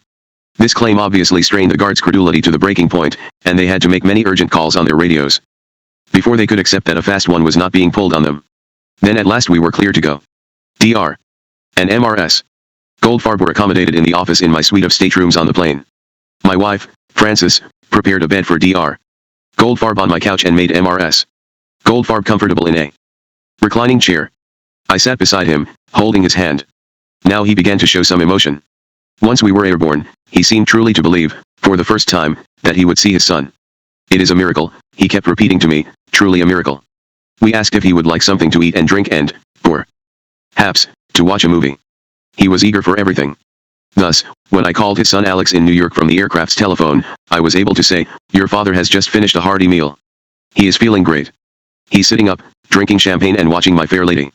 When the plane stopped to refuel in Iceland, I called my people in Washington and New York and told them that they were now free to break the news and meet us when we landed at Newark. I have hardly ever seen such a massive group of media representatives as those gathered to meet us when we landed. In addition, there were many members of the Goldfarb family, representatives of the State Department, and the family physician, Dr. Kenneth Prager, who came aboard the plane to examine David Goldfarb. Nicholas Daniloff was there, too. It was a long, joyous time before we were ready to bring David Goldfarb off the plane on a stretcher. He was lifted to face the barrage of microphones and he and I spoke briefly to the press. Speaking in Russian, which his son translated, he said, "I haven't seen my son for 11 years. I have waited for 8 years for this day. I thought it would never come. And then a miracle happened and Dr. Hammer appeared at my bedside and said, 'I want to take you on my plane to America.'" The word miracle was much on David Goldfarb's lips that evening. Then he sped off to Columbia Presbyterian Hospital and I went to my Greenwich Village home. And that was that. It was done. I have to admit I could hardly believe it myself. Everything had happened so quickly, all the expected obstructions of the Soviet bureaucracy had dissolved so instantly. I wasn't the only one who couldn't quite believe it. The president wrote to me from Air Force One to say, "Dear Armand, I don't know how you did it, but a big thank you from your countrymen on bringing the Goldfarbs out of the Soviet Union. It was a truly humanitarian deed and we are proud to have them in our country, reunited with their family." Ron. Viewed in a longer perspective, the most encouraging aspect of the Goldfarb story may be the portents that it carries for future dealings between America and the USSR. I feel sure that the release of David and Cecilia Goldfarb, without any conditions, could have happened only with the approval of General Secretary Gorbachev. It speaks volumes of Gorbachev's power and his decisiveness. As I conclude this chapter, I have just viewed an uncensored interview with Andrei Sakharov, the most eminent dissident in the Soviet Union, on CBS TV. Gorbachev himself phoned Sakharov to tell him that he and his wife could return to their home in Moscow after his several years in exile. Sakharov was welcomed at his former position at the Science Institute with great applause. If, therefore, the Soviet system under Gorbachev can respond so readily to a humanitarian problem and reunite parents with their son, and grant release to Sakharov to return to his home with his wife and speak freely, then we may have hope that a new relationship is possible. I have been looking for that new relationship all my adult life, battling to bring better understanding, greater tolerance, and easier trust between East and West. That story now follows. I was born on May 21, 1898, in a tiny cold water apartment at 406 Cherry Street right in the middle of the Lower East Side of New York, near to the heart of the Jewish ghetto in Hester Street. The date of my birth was so long ago that even I find it hard to cast my mind across the gulf of time. When I was born, the United States had just gone to war with Spain. The main headline in the New York Times of that day read, "Spain's fleet runs away," reporting that Admiral Sampson's ships were trying to intercept the Spanish fleet, which had disappeared from Santiago de Cuba. William McKinley, soon to be assassinated, was president. The economic order of capitalism was attaining its zenith in America, making astronomical fortunes for men with names like Rockefeller, Vanderbilt, and Morgan. Meanwhile, Tsar Nicholas II was on the throne in Russia, and the young V.I. Lenin was serving in exile in Siberia for his subversive activities. On May 21, 1898, the Times of London was mostly filled with obituaries and articles about the death, some days before, of William Ewart Gladstone, who had been 5 times Prime Minister in the reign of Queen Victoria and who had entered the House of Commons at about the time of the Great Reform Act of 1832. In the whole of America, in the year of my birth, only 1,000 motor cars were produced. That's how long ago it was. In his autobiography, diplomat and political sage George Kennan, who is nearly the same age as I am, observed that old men today are probably further removed from their earliest experiences than old men of previous generations who lived when the pace of social change was less precipitate. I am sure he is right. I feel certain that when my own grandfather was old, he must have felt nearer in memory to his childhood than I do now. My grandfather experienced enormous changes in his own life and fortunes, moving all over Europe from Russia to Paris and then to America, but the overall pattern of life, and the external appearance of social life in general, remained recognizably similar throughout his time. He was born in the age of the horse-drawn cart and he lived to see the coming of the age of the motor car. My earliest journeys were made in horse-drawn buggies, but I have lived to travel by supersonic aircraft and to see men on the moon. I was born just as the military age of the cavalry charge was passing into history, but I have lived to witness the creation of the doomsday machine so long foretold by our forebears. As for my own forebears, they came from Russia, and before that from Israel. According to a family legend, repeated to me by my grandfather Jacob Hammer, my people were descended from the Maccabees of Israel. Judah Maccabee, also called Judah the Hammer, led the Maccabean rebellion of the Jews against the armies of the Seleucid dynasty, and in 164 BC. His guerrilla fighters defeated the Seleucids near the fortress of Beth Zur and opened the way to Jerusalem. They entered in December of that year and there cleansed and rededicated the temple, a victory that has been commemorated ever since in the winter festival of Hanukkah. As far as I know, my ancestors took the name Hammer with them when they migrated to Russia, though God alone knows who they were or when they arrived in their new land. My grandfather Jacob was the son of a wealthy shipbuilder in the town of Kherson, on the north bank of the Dnieper River, but most of the fortune that Jacob inherited was washed away while he was still a boy. Relatives who administered his inheritance in trust had invested all the money in salt, which was then reckoned to be as safe an investment as government bonds today. Jacob's salt was piled on the shores of the Caspian Sea when one day a freak typhoon struck the area and gusted the sea ashore. Almost all of my grandfather's fortune was carried away in the waves. Poor Jacob was something of a lightning rod for calamity. Misfortune descended on his head almost as often as on Job's. He lost his first wife in appalling circumstances, sometime around the year 1865. She was trampled to death in mob panic when fire broke out in the synagogue in Odessa, where Jacob had settled after his father's death. The stampeding congregation shunted Jacob out of the doors and he was unable to fight his way back to her. Jacob was soon remarried to my grandmother Victoria and took with him his sons by his first marriage, William and Alfred. Victoria was the daughter of a very prosperous merchant from Elizabethgrad, today called Kirovgrad, a young widow with a daughter named Aniota from her first marriage. Jacob and Victoria's marriage was always stormy, racked both by my grandfather's possessive jealousies and by political disagreements. My grandmother was an idealistic revolutionary, my grandfather was deeply conservative and pro-establishment. I don't think my grandmother was much affected then by the Marxist ideas of revolution which were sweeping Europe. She was simply anti-czarist and republican. Anyway, my grandparents never could see eye to eye on any political question, and they could seldom agree to disagree, so their battles raged for the better part of 40 years. Jacob tried to do his best in business ventures, but he was just never very successful. One scheme after another would be launched, always to founder just off the slipway in the financial shallows. He once went to Poland to purchase a vast load of goose feathers, intending to make quilts for the beds of the middle classes. It was probably a sound enough idea, but Jacob ended up stuck with a warehouse full of feathers. My father Julius was born in Odessa on October 3, 1874. Less than a year later, in 1875, my grandparents traveled with 3 of their 4 children to America. My grandmother was afraid of the pogroms, and she was also in some danger of arrest for her political views. There's no doubt, also, that the family was hard up and they were driven to travel abroad in search of prosperity.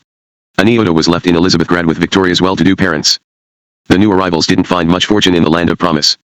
I don't know where they lived then or what my grandfather attempted in America. I must guess that success again eluded him because, after 3 years, the family was on its way back to Europe, where they were to remain for a further 12 years. However, my grandfather had the good sense to become an American citizen, which enabled him to travel throughout Europe and Russia without hindrance. Again, my grandfather tried to turn his hand to a variety of business projects both in Paris and Odessa, but only one, a machine that printed business cards while you waited, had more than a moderate success. Some unexpected good fortune did come the family's way, however, when Aniota married a very wealthy entrepreneur named Alexander Gomberg, who lived in Paris and in Odessa. This Alexander Gomberg, my uncle, who was later to play an important role in my own early business efforts in Russia, had the ill luck to have a name which sounded like that of a firebrand Bolshevik revolutionary named Alexander Gomberg, who lived in New York and attracted the worried attentions of the authorities during the years around the time of the Russian Revolution. Whenever he came to America, my uncle was subject to interrogation and close scrutiny by government agents who supposed that he was the one who wanted to tear down capitalism and make a workers' paradise. Nothing could have been further from Uncle Alexander's intentions. He was as devout and dedicated a capitalist as ever set foot on the floor of the bourse, proud of his wealth and his possessions, and it was a source of great irritation to him to be mistaken for a revolutionary. Alexander Gomberg, the capitalist, helped my grandfather to set up yet another of his enterprises in Paris, where Jacob established a business selling art and antiques. This proved to be the last of his European undertakings, however. The single outstanding benefit to the Hammer family of Jacob's peripatetic wanderings in search of a good living was that all the children were multilingual from their earliest days. However, English was about to become the family's tongue. In 1889 Jacob set forth on his last voyage back to America, taking with him a good part of the stock from his antiques business, which was to furnish his homes for the rest of his life. When my grandparents settled in Branford, Connecticut, adjoining New Haven on the north shore of Long Island Sound, they were poorer than they had ever been. For a time Jacob was unable to make much of a living at all, and all the boys had difficulties finding work except for odd jobs. My father, Julius, who was only 15, temporarily gave up his education to work in the town steel mill as the family's principal provider. Like Jacob his father, Julius was well built, tall and husky. The long hours he spent swinging a sledgehammer in the inferno of the foundry, being paid by piecework, added thick ropes and planks of muscle to his frame. He became so immensely strong that he could bend a railroad spike in his bare hands. Despite his youth, he became a dominant figure among the workingmen at the mill, and he took a lead in organizing them into a trade union when he was recruited as a member of the Socialist Labor Party. Throughout his life, my father was warmly emotional and sentimental, easily moved to anger and pity by the sufferings of the poor and the cruel labors of the underprivileged masses of that time. The socialism which he adopted, as a working adolescent, was a simplistic mix of idealism and Marxist dogma, forged in the heat of feeling rather than systematically acquired through practical analysis. The ground of his socialist attachment had also been prepared by his mother, Victoria, who had carried to America the radical beliefs and anti-establishment passions of her Russian upbringing. Julius might easily have traveled the opposite political road. My grandfather, Jacob, remained staunchly conservative. Practically his first act when he finally settled in America was to join the Republican Party. But Victoria, who was highly intellectual and looked very much like Queen Victoria, with her squat body and her proud head, and was even more like the old queen in her firm beliefs and powerful presence, usually had the upper hand in the political wranglings which shook their house.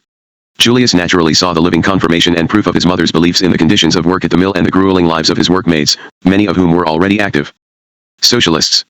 Socialism was very widespread among the working classes of the East Coast at that time, and my father was not at all peculiar or exceptional in becoming a member of the Socialist Labor Party.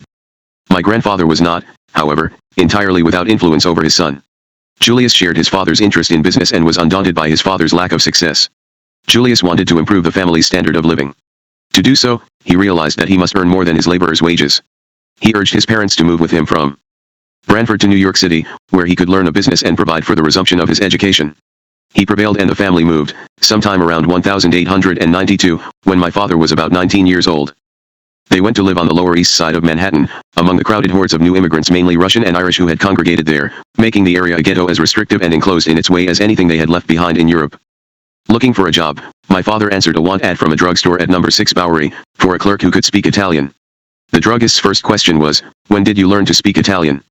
"I don't speak Italian," my father replied, and the man immediately tried to turn him away, explaining that most of the store's customers spoke only Italian, no English. My father was desperate for any work and he pulled a bold stunt. He said to the druggist, "I will learn Italian in 2 weeks, and if I don't speak it fluently by then, you don't have to pay me anything." The druggist gave my father a trial. Within 2 weeks, Julius had learned the language to the druggist's satisfaction and surprise.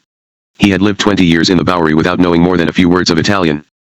My father was always an exceptionally hard worker and, being very intelligent and resourceful, he quickly familiarized himself with the business, got himself registered as a pharmacist and, after a few years, had saved enough from his salary to buy out the owner.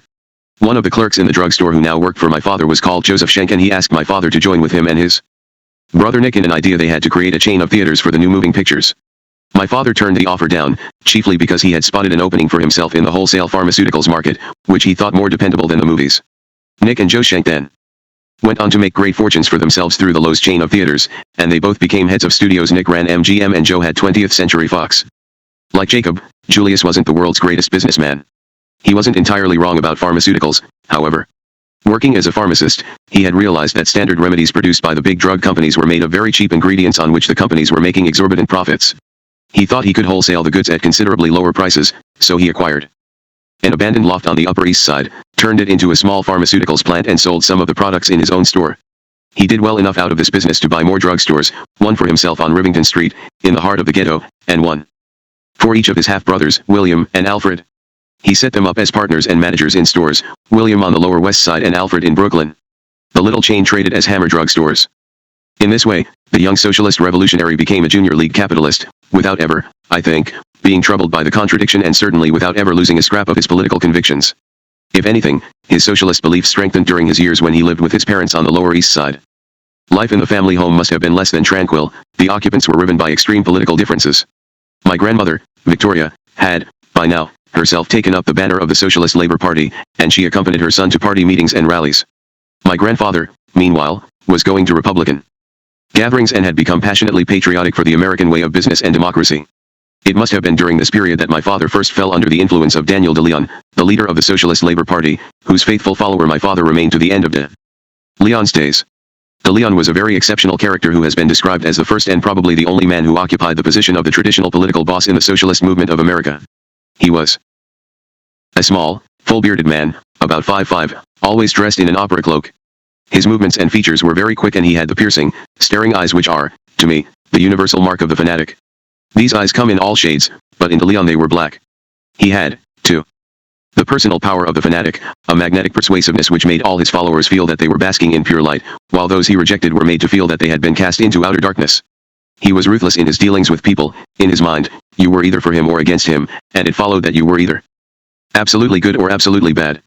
De Leon carried my father away with him. My opinion has always been that De Leon effectively brainwashed my father. It is hard for me otherwise to make sense of my father's opinions, which I found so unreal, so incongruous, so unfitting both to his own social position and to the realities of life in America as they became obvious to me. I always thought that he and his friends were living in the old world of the pogrom, that they didn't understand the new world of America. Throughout our lives, he was as perplexed by my views as I was by his. Though we were never angry with each other, we never came close to a mutual understanding, and we had many arguments, particularly when I discovered that, without my knowledge or approval, he had made an application for me to join the Communist Party. Needless to say, I never became a member of or contributor to that or any Communist Front organization. In some ways my father was one of the most intelligent men I ever knew, but but he was always, essentially, a naive and unworldly man. In his political opinions, his head was governed by his heart, and de Leon had seized his heart and held it tight, as if in talons. My grandmother's influence on my father was not limited to politics. She wanted her son to become a doctor. She felt that the life of a businessman was not a fitting occupation for him. Intelligent and exceptionally well-read, especially in the classics, she venerated learning. She wanted to see my father resume his formal education and acquire a medical degree. Once my father had set himself up with a good income from his drugstores and his pharmaceutical business, he felt that he was ready to take on the immense additional strain of medical studies. But, before his enrollment at medical school came his meeting with my mother, and me. My parents met in 1897 at a socialist outing which was probably held on a Sunday at a park in Brooklyn, or the Bronx, both largely rural areas in those days. My father was 23 years old and the girl he met told him she was 21. She was probably at least 24 at the time. Throughout her life, even in old age, when people usually boast about their years, she habitually fibbed about her age and regularly snipped off a few years. Her married name was Rose Lifshitz. Later and forever she was to be known as Mama Rose. She had been married to a much older man who had died of a heart attack, leaving her a poor widow with a small son, Harry, who was then 3 years old. She was working as a sewing machine operator in a garment factory on the Lower East Side, and her minimal wages supported not only herself and her child but also her own mother, who had emigrated from Vitebsk in Belarusia in 1890, and her younger sister Sadie and younger brothers Willie and Eddie. They also contributed their meager earnings from occasional small jobs. My mother Rose never cared much for or about politics. I suppose that she went on the socialist outing that day to have a cheap day out away from the sweatshop and the pandemonium of the Lower East Side, and perhaps she was hoping to find an eligible man as a husband for herself. The attraction she felt for my father, Julius, can't have been from the meeting of political soulmates. I think she fell for his looks and charm and, above all, his self-confidence and courage, qualities which she also had in plenty. My parents were married in 1897 and went to live in that tiny cold-water apartment at 406 Cherry Street. And then I came along. My father named me Armand after Armand Duval, the romantic hero in Dumas's La Dame Auxiliary Camellias, or so he said. It is fairly obvious that he must also have had in mind the symbol of the Socialist Labor Party, an arm and a hammer. I have had more fun out of the constant confusion of my name with the baking soda which is sold all over America. In about 1950, on a whim, I decided that I would like to buy the Arm & Hammer Baking Soda Company. I was then, with my brother Harry, in the whiskey and alcohol distilling business. As a joke, I had designed an ensign with an arm and a hammer for my yacht. Whenever the yacht appeared in American waters, people would come up to me saying, "Ah, you must be the baking soda king." I grew a little tired of denying any connection until my brother Harry suggested we buy the company, so that my reply could be, "Yes, I am indeed." Harry looked into the possibility and came back with a report which wiped the smiles off our faces. Arm & Hammer Baking Soda was owned by the Church and Dwight Company and was a private family concern founded in 1836 and run by two nice old brothers in their 70s. Their company was sound as a bell. The brothers had been mildly surprised and not thoroughly delighted that anybody should have thought of trying to buy them out. They told Harry sharply that their company was not for sale. Our interest had, in any case, waned. Harry guessed that the deal would have cost at least $40 million, rather more than any whim was worth. At that price, I decided, it was cheaper to be known as the Baking Soda King for nothing. Recently, however, by one of those strange sequences of events that I am always experiencing in the business world, Occidental became one of the largest individual shareholders in Church and Dwight. This came about as a result of Occidental's acquisition of an Alabama potassium carbonate plant in an entirely unrelated deal. Church and Dwight was a major consumer of the output of the plant, and a joint venture was formed between Oxy and Church and Dwight called Armand Products Co., and I was elected to Church and Dwight's board of directors. The two brothers have passed away, but the family members and management own more than 50% in the aggregate, while Oxy owns 5%, besides a 50% share of Armand Products. It was both a good business deal for Occidental and a chance to fulfill my wish, at least in part. Henceforth, I can answer truthfully, yes, I am the Baking Soda King. My first years were spent in my parents' little flat in Cherry Street, from which we moved when I was about 2.5, to not much more luxurious accommodations in an apartment over one of my father's drugstores at 304 Rivington Street, still in the middle of the Lower East Side. My father had first enrolled as a medical student at Columbia College of Physicians and Surgeons in the fall of 1896, but he withdrew that same year. As a 22-year-old bachelor, he must have found it beyond his powers to combine his businesses with his studies. In 1898, 4 months after I was born, he tried again, and this time, helped no doubt by my mother and the stability of his new marriage, he was able to stick to his Herculean task. I am glad to say I have never suffered from extreme poverty, from not knowing where the next meal would come from or how the bills would be paid. My parents were far from wealthy when my father was a medical student and I was a baby, but, by his great efforts with his debt burdened stores and his pharmaceuticals business, he contrived, even when we were living in cold water flats in the Lower East Side, to provide us and his parents with modest comforts of home and a reasonable standard of living. He even found money to spare to help support my mother's family. The example of what my father accomplished in those years has influenced me very deeply, encouraging me to believe that almost any ambition can be achieved with sufficient initiative, resourcefulness, application, and effort. To put it more simply, my father worked like a dog to meet his responsibilities to his family and to improve himself. And he was fortunate to find himself in a country and at a time which stimulated and rewarded such efforts. My first memory is of an accident which nearly ended my life when I was only about 2.5 years old. I was playing alone in the sitting room of my parents' flat, tinkering with a toy coffee grinder made of tin. I fell awkwardly and a corner of the toy punctured my scalp. I remember my horror at the flood of blood which gushed down my face and, echoing in my memory, I can hear my own cries of panic as I called for my mother. She ran from the kitchen, stanched the blood with a towel pressed to my temple, scooped me up in her arms and fled with me to a nearby doctor who stitched up the wound. The operation was done without anesthetic, and I can still feel the needle piercing my skin and the stitches tugging at the wound. The doctor told my mother that I had been very lucky, another few millimeters and the tin toy would have punctured my brain and that would have been the end of my story. Instead, I have sported a scar like a canyon above my right temple all my days. In my mind's eye I can compose sketchily a picture of the Lower East Side as it appeared to me in my earliest days. I can see the narrow streets packed with pushcarts and the tall houses whose fire escapes were laden with laundry and household goods of every description. Whole families lived, cooked, and slept outside on those fire escapes during the fiery months of summer. The strong smells of the streets are still with me, the powerful odors from the fish carts mingling with the stands selling hot chestnuts and the extremely primitive sanitation of the area. Many hard lines have been written about the conditions of life on the Lower East Side, and there's no doubt that, in the desperate fight for survival, crime and prostitution and all forms of degradation flourished there. I was unaware of all that. The place seemed to me warm and vibrant and full of delicious surprise, and I was bitterly disappointed when my parents decided, mainly for the sake of the children, that they should move to a more tranquil neighborhood. My father's MD was conferred upon him on June 11, 1902. He had already moved his family to the Bronx, in preparation for the beginning of his new career. To provide working capital for his practice and to help establish the family in our new home, he sold his 2 drugstores to his clerks, accepting notes so that they could pay him out of their earnings. He also liquidated his small wholesale pharmaceuticals business. In all, his capital could have been only just enough to fix up his new office and provide for his family for a year or so while he built up his medical practice. It took a lot of courage to make that move, but one of the traits I most admired in my father was his courage. I hope that I inherited some of that quality from him. Our new home, a walk-up flat on Webster Avenue, was separated by less than 5 miles and the East River from the little apartment we had left in Rivington Street, but our surroundings could not have been more different if we had moved 1,000 miles. Nobody who knows the terrible desolation and ruin of the Bronx as it is today would believe that the place we moved to was then barely developed countryside, newly connected with Manhattan by the arrival of the elevated railroad, the 3rd Avenue L. Unmade roads meandered around large private houses set in their own extensive and tidy gardens. Only a few newly constructed tenement houses were to be seen. We had exchanged the pandemonium and rough and tumble of the Lower East Side for quiet spaces where people strolled about their business, and children, for the most part, knew their places. I can't say that I was very thrilled by the contrast, at first, but I learned to adjust.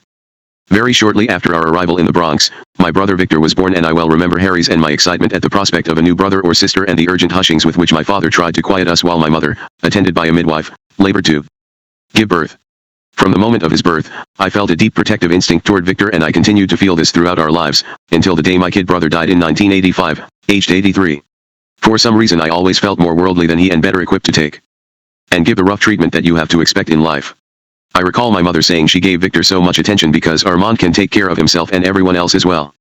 Be that as it may, after a couple of moves, when I was 7 we settled in a house at 1488 Washington Avenue. It was a 2-story frame house, with a detached garage and a well-kept garden full of roses and peonies which I could pick to put in my blouse and give to my best girl of the moment. With one extended interruption, 1488 Washington Avenue was to be my home. Not much remains today of the house that I so fondly recall. It has been wiped out in the general devastation of the South Bronx.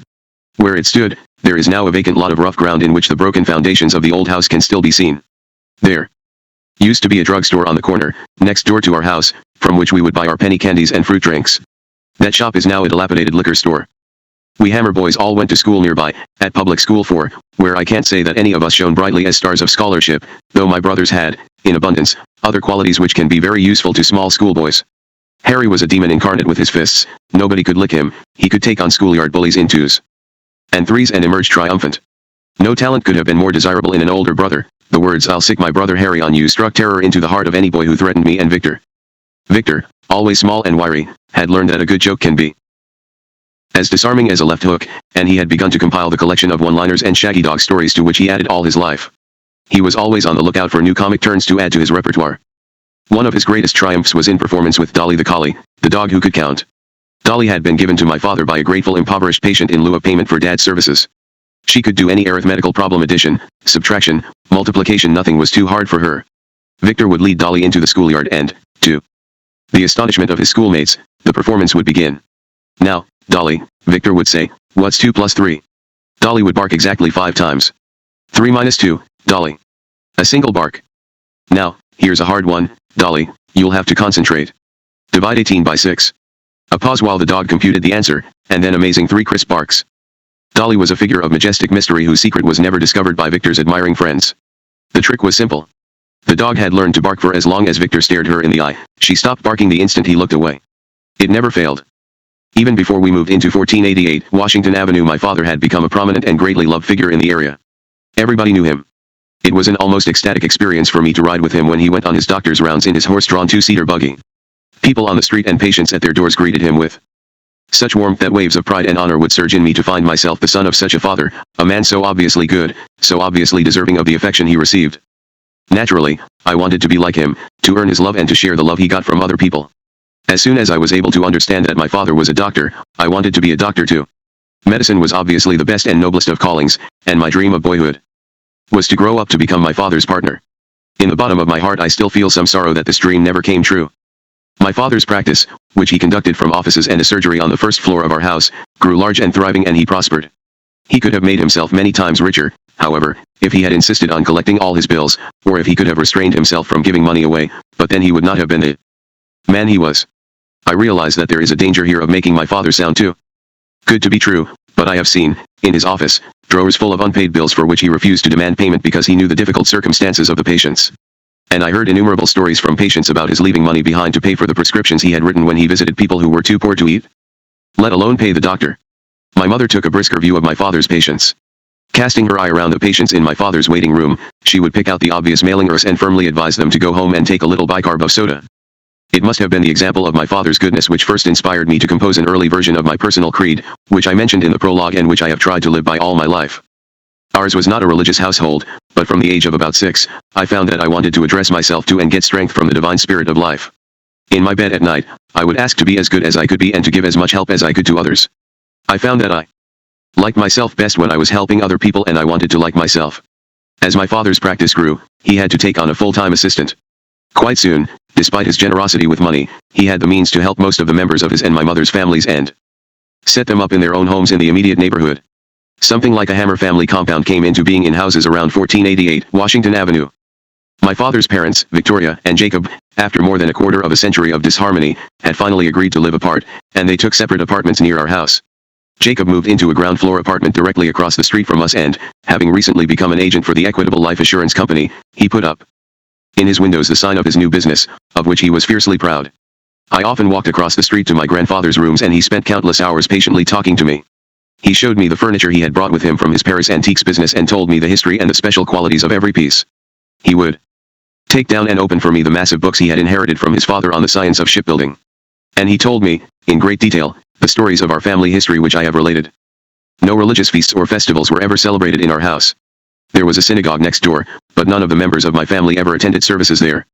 Jewish observances had gradually ebbed out of my family's life by the time I was born, and my parents had, in fact, become members of the Unitarian Church. Unitarians share an eclectic Gnosticism and general openness toward all spiritual faiths, with favor for none. My father found these attitudes compatible with his socialist humanism, and I, too, have frequently attended Unitarian gatherings all through my life. During my childhood we usually went to New Jersey for the Christmas holiday to stay with my parents' friends Malka and Mendel Kornblatt on their farm at Metuchen. Everything they ate, meat, vegetables, eggs, butter, cheeses, they had raised, killed, cured, or made with their own hands. Through Mendel Kornblatt I had my first introduction to the economics of the marketplace and made my first forays into trade. He took me with him when he went to market in Jersey City, and I would help him to sell the produce from his farm. I suppose I must have been about 7 or 8 years old at the time. We left the farm in Mendel's horse-drawn cart very late at night, about 11 or 12. We had to be at the market in the small hours, long before dawn, and the journey must have been nearly 30 miles. Mendel made a bed of straw for me in the back of the cart, and I would be rocked to sleep among the boxes of fruits and vegetables as the cart swayed and the horse plodded through the night. At the market I helped Mendel prepare and display his produce, shining up the fruit, washing the vegetables, carefully placing all the best pieces at the front and on the top. I was very interested in comparing his prices with his competitors, and I went walking round the market asking the price of a pound of this, a bushel of that. Then I returned to Mendel with a market report, telling him that he was overpricing here or selling himself short there. After the market, when Mendel wanted to go home lest I be exhausted, I encouraged him to go around the shops in Jersey City and Newark with his unsold goods and offer them at bargain prices. I could see that he would be carrying a dead loss if he took any of it home. These were the moments when my fascination with business began, and how appropriate that it should have happened in the marketplace, where all the economic laws of trade are laid bare and made obvious for anybody with eyes to see. I was instantly charmed and thrilled by the harmony, in business, of theory and practice, and I seemed to recognize by instinct the immutable laws of supply and demand, the importance of good products and the advantage of intelligent salesmanship over dumb optimism. The semi-rural idyll of my childhood was not to last. We were living, after all, on the fringe of the fastest-growing metropolis in the world, and New York City came roaring over the East River and consumed the open spaces of the Bronx. The roads were surfaced, buildings were constructed on every foot of land, and whole streets of new shops came into being. By 1908 our house on Washington Avenue had become tightly hemmed in by blocks and ranks of tenement buildings for working and lower middle-class people. These refugees from the overcrowded ghettos of Manhattan promptly overcrowded the Bronx, and the area very soon became as undesirable a place in which to raise young children as the Lower East Side itself. In fact, the Bronx became worse, if anything, because it lacked the social cohesiveness, the warm sense of community, which had held the people of the Lower East Side together, however tough their circumstances. Packs of youths began to rove our streets looking for trouble. There was something like open warfare between gangs of young Jews and their anti-Semitic Irish counterparts. This fighting had been a regular and established feature of life in the Lower East Side, but down there the gangs were at least separated by a strict territorial demarcation. Some streets were known to be Irish while others were Jewish, and each made a no-go area for the other side. Lacking such boundaries, the Bronx became an open battlefield for adolescent hostilities. They touched me directly only once. I was riding on the 3rd Avenue L with my mother, Victor, and Harry, when some Irish boys got into our car. We were alone with them. There were 3 or 4 of them, and I suppose that their average age must have been about 15. I was about 11 years old at this time, and Harry 15. The Irish boys began to insult us all, calling us anti-Semitic names and making a very unpleasant scene. Harry told them to stop, and they made the big mistake of asking him who he thought could make them. Harry took them all on, and, using all his boxing expertise, he started laying them out left and right while my mother pleaded with them all to put down their fists and be gentlemen. Once Harry got into a scrap, however, there was no holding him, and he went on pulverizing those Irish boys until the train drew into a station and they all fled. I think they must have been mighty glad to get out alive. My parents began to worry seriously about the bad influences to which we boys were now exposed. They decided to act when they discovered that I had played hooky from school one day in Palisades Amusement Park in New Jersey. Clearly it was time for a healthier environment. They contacted old friends of my father's from his days in Connecticut and made arrangements for Harry to go to the house of Rabbi Wellington in Waterbury, and me to the house of the George Rose family in Meriden. Harry was then 16 and I was 12. At only 8 years of age, Victor was too young to be separated from our parents. 2 more years were to pass before he was sent to stay in Daniel de Leon's house in Pleasantville, New York. George Rose had been a fellow worker of my father's at the steel mill in Branford, Connecticut, and a fellow member of the Socialist Labor Party. When I went to live with his family, he had abandoned his socialism and was working as an engraver. The Roses were very good, decent people whose home was as comfortable as their very modest means allowed. Their little 2-story cottage on Bronson Avenue was literally on the wrong side of the tracks. The small town of Meriden, the population of which was then about 32,000, was divided by the railroad, and the homes of most of the well-to-do were on the east side while the working people were all grouped together on the west. I can't remember often feeling homesick or unhappy while I was staying with the Roses. They were such kind and hospitable people that they made me feel at home, and I made periodic visits to my parents. During the summer holidays, I was lonely when I was sent to summer camp, and my parents, as often happened, were too busy to visit me on weekends. Then, when other boys and girls were having happy reunions with their parents, I would go off by myself, feeling very morose and neglected. One of Meriden's most appealing aspects was the face of Dorothy King.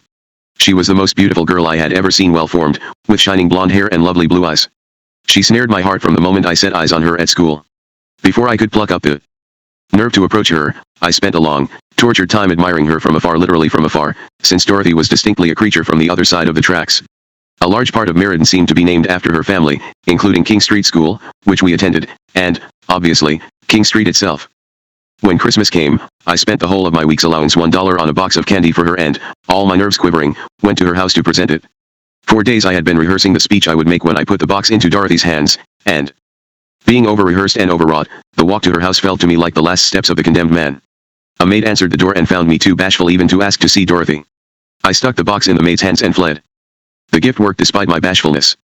Dorothy thanked me very charmingly, giving me the chance to ask for her company on my flexible flyer. That was an invitation no girl of spirit could refuse. The flexible flyer was the last word in factory-made sleds, a Porsche among toboggans, and I had saved hard to get mine.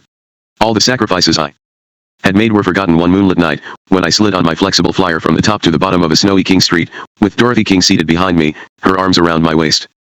Many decades later I asked my friend Senator Styles Bridges to recommend a lawyer to represent me in a tax litigation. Bridges proposed former Senator John Danaher and introduced him to me over the telephone. "Hammer," said Danaher. "Is your first name Armand?" I said it was.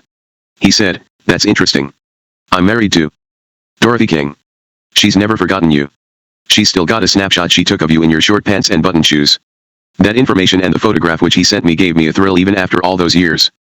Finally we were to meet again when Dorothy and her husband were my guests at the opening of the Julius and Armand Hammer Health Center at Columbia University, which I endowed in 1978. And then, to complete the circle, their son, who was a former district attorney in Hartford, became one of my attorneys when he entered private practice. Occidental still employs his services whenever we have business in Connecticut. It was during the long quiet evenings in Meriden that I first read the stories of Horatio Alger and found myself stirred by the portraits in those stories of poor young boys who got ahead by their own efforts. Those fictions led me to the true stories of the lives of great American entrepreneurs like Rockefeller, Carnegie, Vanderbilt, and Huntington, and I began to see plainly that the American system made it possible for individuals to do great things, to create lasting business enterprises which gave employment to millions and improved the living standards of everybody.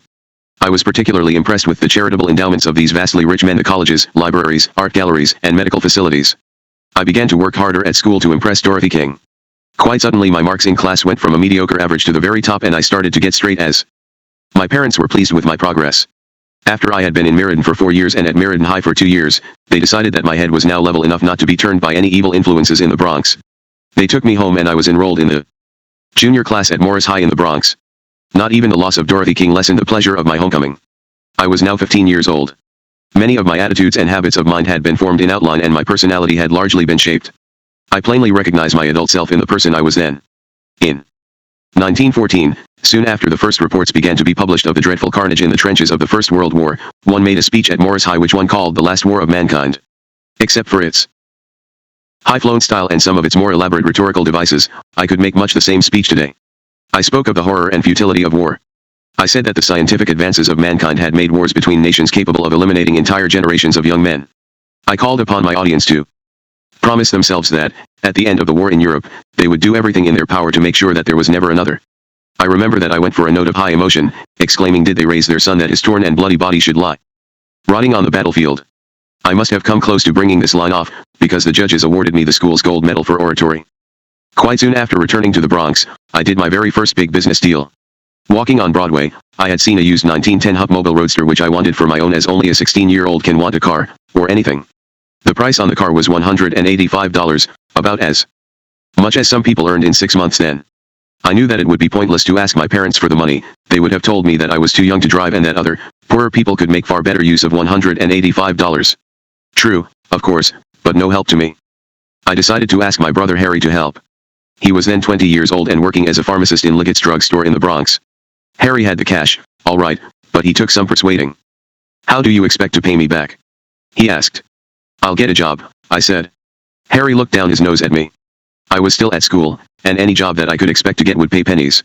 Nonetheless, Harry lent me the money, with the proviso that he could use the car whenever he wanted.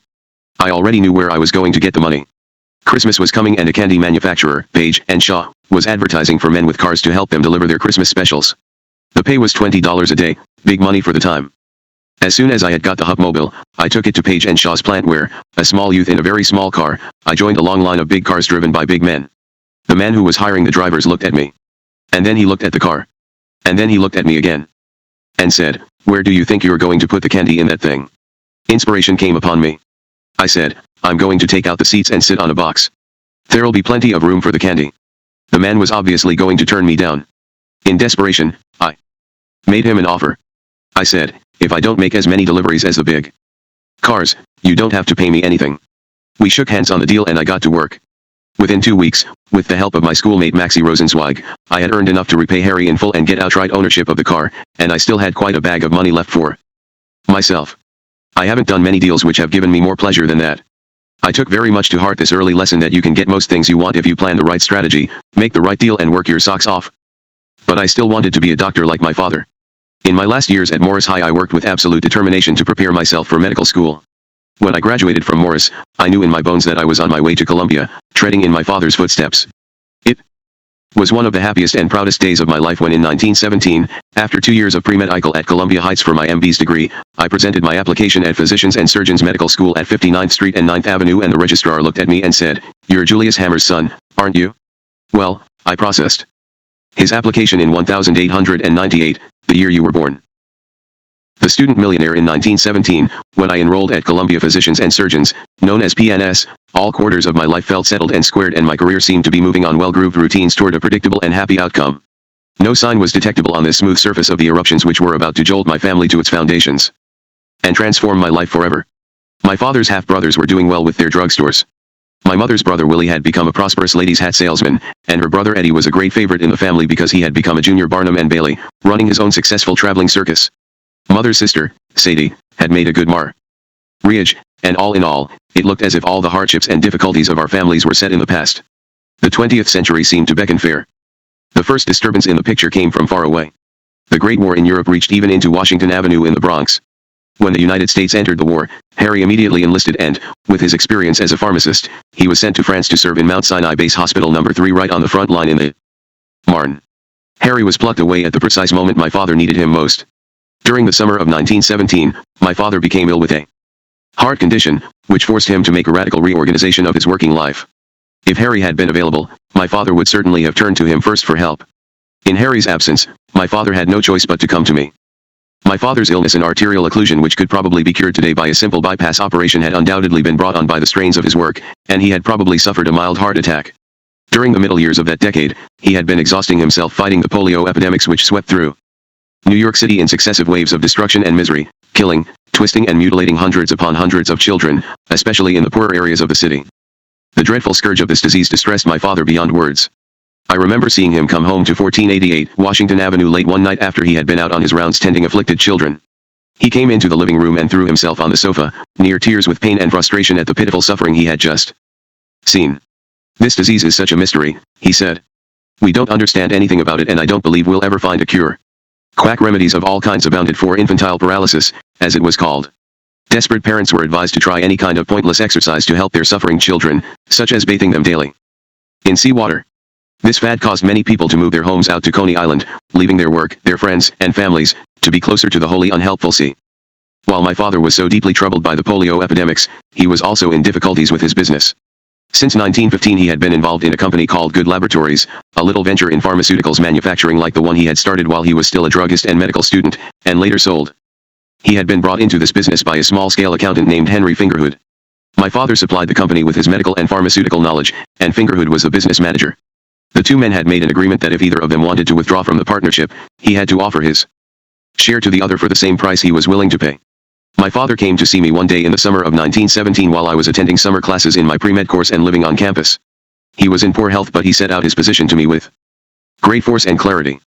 It was obvious to him, he said, that Fingerhood was deliberately running down the company, trying to force my father to sell his interest. The company was taking a considerable trading loss and was on the verge of insolvency. Knowing my father to be under pressure because of his ill health, Fingerhood had delivered him an ultimatum: accept $20,000 to get out of the mess or put up the same figure himself to buy Fingerhood out. My father knew for sure that, although the company was tiny, it was essentially sound and there was a good market for its products. He was certain that its fortunes could be reversed if Fingerhood were ousted and the company was properly managed. With his health in such a poor state, the job was too much for my father, especially as he wanted to continue his medical practice. He was determined to buy Fingerhood out and install me as the chief executive of the company. In so many words, my father told me that I might have to leave medical school, at least for a while, to run the business. He was apologetic about this turn of events, but he was expecting no more of me than he had achieved himself when he was a young medical student running his drugstores. He suggested I could stay at medical school and try to combine the business with my studies, and he said, "I did it, son. And you can do it too." His apologies were all unnecessary. I didn't resist at all. In fact, I was thrilled by the challenge. Could I run the company? Could I turn it around? Would I be able to manage the staff? How would I combine the business with my studies? Far from feeling intimidated by these questions, I felt excited by this opportunity to prove myself and do something genuinely useful for the parents who had been so generous to me. So far my life had been comfortable, cosseted and quiet. My parents had wanted to make sure that their children would not suffer the hardships of their own young days, and they had succeeded. Now, however, I had a chance to show that I was more than a soft child of privilege, that I had the mettle to enter the grown-up world of business and hold my own with experienced adults. The immediate first necessity was to raise the $20,000 to buy out my father's partner. We arranged to borrow the money, on my father's signature, from a bank in the Bronx. Then we went together to see Fingerhood and, to his amazement, presented him with completely turned tables. Having offered to buy out my father for $20,000, he was now obliged to accept my father's offer of the same money for his share in the company. Ours was a very brief meeting. Seeing that he had been outmaneuvered and routed, Fingerhood quickly resigned his position, signed a general release terminating all his interests in the company and pocketed my father's check. Having dealt with him, my next pressing problem was to make arrangements for my medical studies. Obviously, if I was going to be running a business most of the day, I could not attend all my lectures and classes. I needed a stand-in, a kind of amanuensis. One of the brightest men in my year was Daniel Michel, a very hard-working and hard-up student. I hit on a plan to help us both. I had rented an apartment on the ground floor of a brownstone house at 168 West 77th Street, between Columbus and Amsterdam. I offered my spare room to Dan, rent-free, if he would take down full notes of all the lectures and give them to me to study in the evenings. Now I was all set. I had a free hand in control of the company and I was covered at Columbia. I could turn all my attention to the business, for my father's sake and my own. The company was then based in a small store with a rear workshop on 3rd Avenue in Uptown Manhattan. About 24 women were employed filling bottles with medicines and 1 or 2 men ran machines which made pills. The company's only trading advantage over its well-established brand name rivals was in its prices. It charged a good deal less for products which contained the same ingredients as the more flashily packaged bottles and boxes of the others. The difficulty was drawing the attention of prescribing doctors to the particular benefits of our products, bombarded as they were by blandishments and samples from all the major producers. I had to offer them some advantage that they would be foolish to ignore or reject. The key, it was obvious to me, lay in the samples distributed by drug company salesmen. These samples were always tiny quantities of the drug being offered for sale. The doctors dumped the samples on their back shelves or in their waste baskets. I decided to make the samples full-size bottles and packets, which they would never throw away. I guessed that they would give the samples to their patients for treatment and that when the sample was used up, the patient would ask for more of the same at his local drugstore. My father and Fingerhood had renamed the company, giving it the more imposing-sounding name of Allied Drug and Chemical Company. I thoroughly reorganized the sales force by putting a lot more men in the field at greatly increased rates of commission. I didn't need anybody to tell me a cardinal rule of business practice: if you want some body to work for you, you'd better make it well worth their while.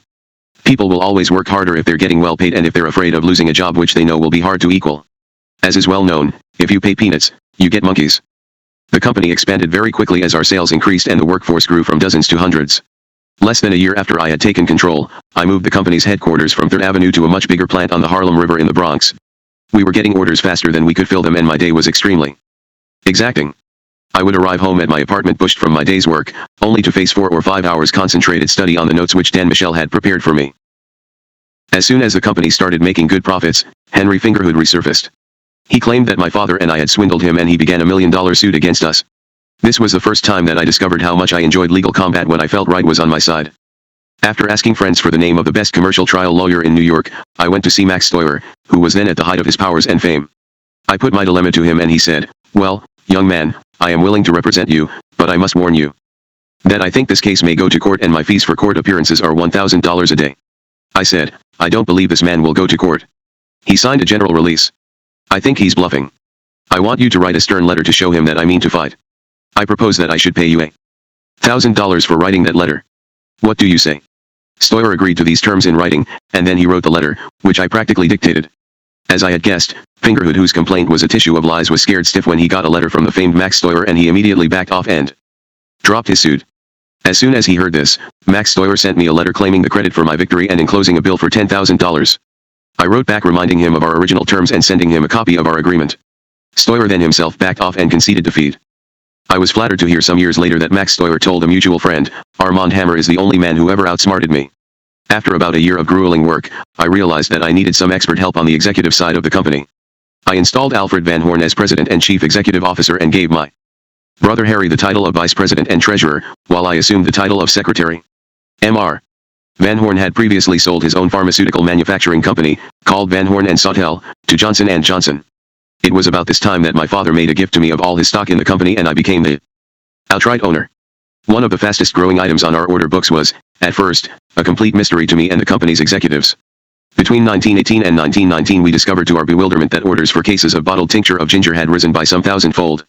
We were getting immense orders from the most improbable places, especially the states of the Deep South and the Midwest, and we were considering making special arrangements to produce and deliver our hugely increased orders. I couldn't imagine what was going on. Finally, to try to get to the Bottom of the business, I went to see a customer of ours, a druggist in Richmond, Virginia, whose own orders of tincture of ginger had enormously increased. The man gave me a long, slow, worldly look and said, "You really mean to say you don't know anything about this?" Even though I felt that I was looking like a fool, I swore my innocence. "Come with me," he said, and led me into a back room of his drugstore. There he took out a glass, a bottle of ginger ale and a quantity of tincture of ginger, and combined a lot with a few ice cubes in a fizzing potion. "Here, taste this," he said. I drank and was immediately jolted by the mule kick of a really powerful ginger ale highball. The kick came from the tincture of ginger, which was laden with alcohol. The taste was something less than pure ambrosia, but there was no denying that the drink carried a belt. My customer explained that, in these Volstead Act days, people were going wild for any drink which had the properties of alcohol but which was legal, within the strict limits of the prohibition laws. He didn't need to paint the picture for me in oils. I could see that my little company was sitting on a gold mine in its tincture of ginger supplies. I could also see that if I didn't get hold of some more, fast, somebody else would. In fact, I learned, on making inquiries, that some of the largest drug manufacturing companies were already active in the tincture of ginger business. I went immediately to our bankers and obtained letters of credit for $1 million or more. By this time, Allied Drug and Chemical was in solid good fortune and the banks were very eager to lend us money. As everybody knows, they are most apt to lend it when you've already got plenty of it. Then I checked with the U.S. Department of Commerce to find out which countries were shipping exports of ginger, and I hired agents, through help wanted ads in the newspapers, to go to all those countries of the world from which ginger originated, chiefly India, Nigeria, and Fiji, and buy up all of the future production of ginger there. In this way, Allied Drug and Chemical Laboratories effectively cornered a world monopoly in ginger and, consequently, in the production of tincture of ginger in the United States. All the major drug houses, which had been sharing in the bonanza, now had to get their supplies from us. The results were astonishing. Our order book became almost unmanageable. We had to install special bottling lines at the plant to handle production, and we were shipping out truckloads every day, especially to the dry states of the South. The total workforce at our plant grew to nearly 1,500 employees. Quite suddenly I became a very rich young man. It was an extremely complicated exercise every day to balance my checkbook. Some days I was depositing up to $30,000. Not even Gloria Swanson herself, whose Hollywood contract for $1,000 a day had amazed the nation, could match earnings on that scale. Average income in the United States in 1919 was about $625 a year. In that year my personal income was over $1 million net. I hear that legend today has it that I made my first fortune as a bootlegger. Well, I've been called plenty worse things and they've been untrue too. Bootlegging was illegal, there was nothing illegal about the tincture of ginger trade, not until the federal government changed the law, anyway. At that point, as I'll describe in a moment, Allied Drug and Chemical got out of the business. There wasn't much choice. What with the demands of my business life and the difficulties of keeping up with my studies at Columbia, I was bound to neglect some aspects of my personal life. The main victim was my girlfriend. Benny, whom I had met through Daniel Michel, was a beautiful nurse and I was in love with her. She was a Quaker, very devout and very demure. The combination of her looks and the obvious purity of her character had been irresistible to me and, in my mind, I had raised her onto a pedestal of unsullied womanhood, thinking her almost too good for me. I was completely infatuated with her and had serious thoughts of proposing marriage, but while I was so busy, barely able to spare the time to see her, it was obviously pointless to make any definite plans for a wedding. One day my friend Maxie Rosenzweig went to my apartment to collect some medical books for me and bring them to my office. I gave him my key. When he returned, he hesitantly stammered out a story which shocked me so much that I almost collapsed. Opening the front door, he said, he glimpsed a naked form darting from Dan's bedroom to the bathroom. It was Benny, my intended bride, running from the bed she had been sharing with Dan Michel, my roommate. I was thunderstruck with astonishment and rage. I went straight to the apartment, where Dan was now alone, and a fearful scene ensued in which I really felt for some moments that I might kill Dan. It ended when I told Dan to pack his things and clear out. I like to laugh about this drama now, but it was far from funny at the time. The young don't tend to see much comedy in sex. Some weeks later Daniel Michel came to see me when I was in Mount Sinai Hospital having my tonsils removed, and we made up our friendship. He told me that I was better off without Benny because she had been distributing her favors very widely among the interns at the hospital, and he had felt that in joining the list of her lovers he wasn't committing an original sin. I can't say that I was much consoled by this news. To cheer myself up I gave myself a new house, a Steinway grand piano and a car. I've still got the piano and the house, a charming place in Greenwich Village which had been a carriage house and now had one huge living room more than 2.5 stories high, capped by a skylight. On the first floor was a balcony which led to a bedroom and a bathroom. Perfect for a young bachelor. The surrounding streets were filled with noisy restaurants and shops and, night and day, the place hummed with music and gaiety. In his autobiography As I See It, J. Paul Getty described the days when he first had plenty of money of his own, in Los Angeles during the years of the Great War. By his own account, Paul had a hectic initiation into the pleasures of female companionship which gave him a lifelong taste for more of the same. Paul very comically described the chagrin he saw on the face of Hugh Hefner 60 years later, when he told Hefner all about his sexual escapades in Malibu in 1916. Paul said it was as though Hefner liked to believe that absolute chastity had been the unbroken rule of life until the so-called sexual revolution of the 50s and 60s, in which Hefner had had such a notorious role.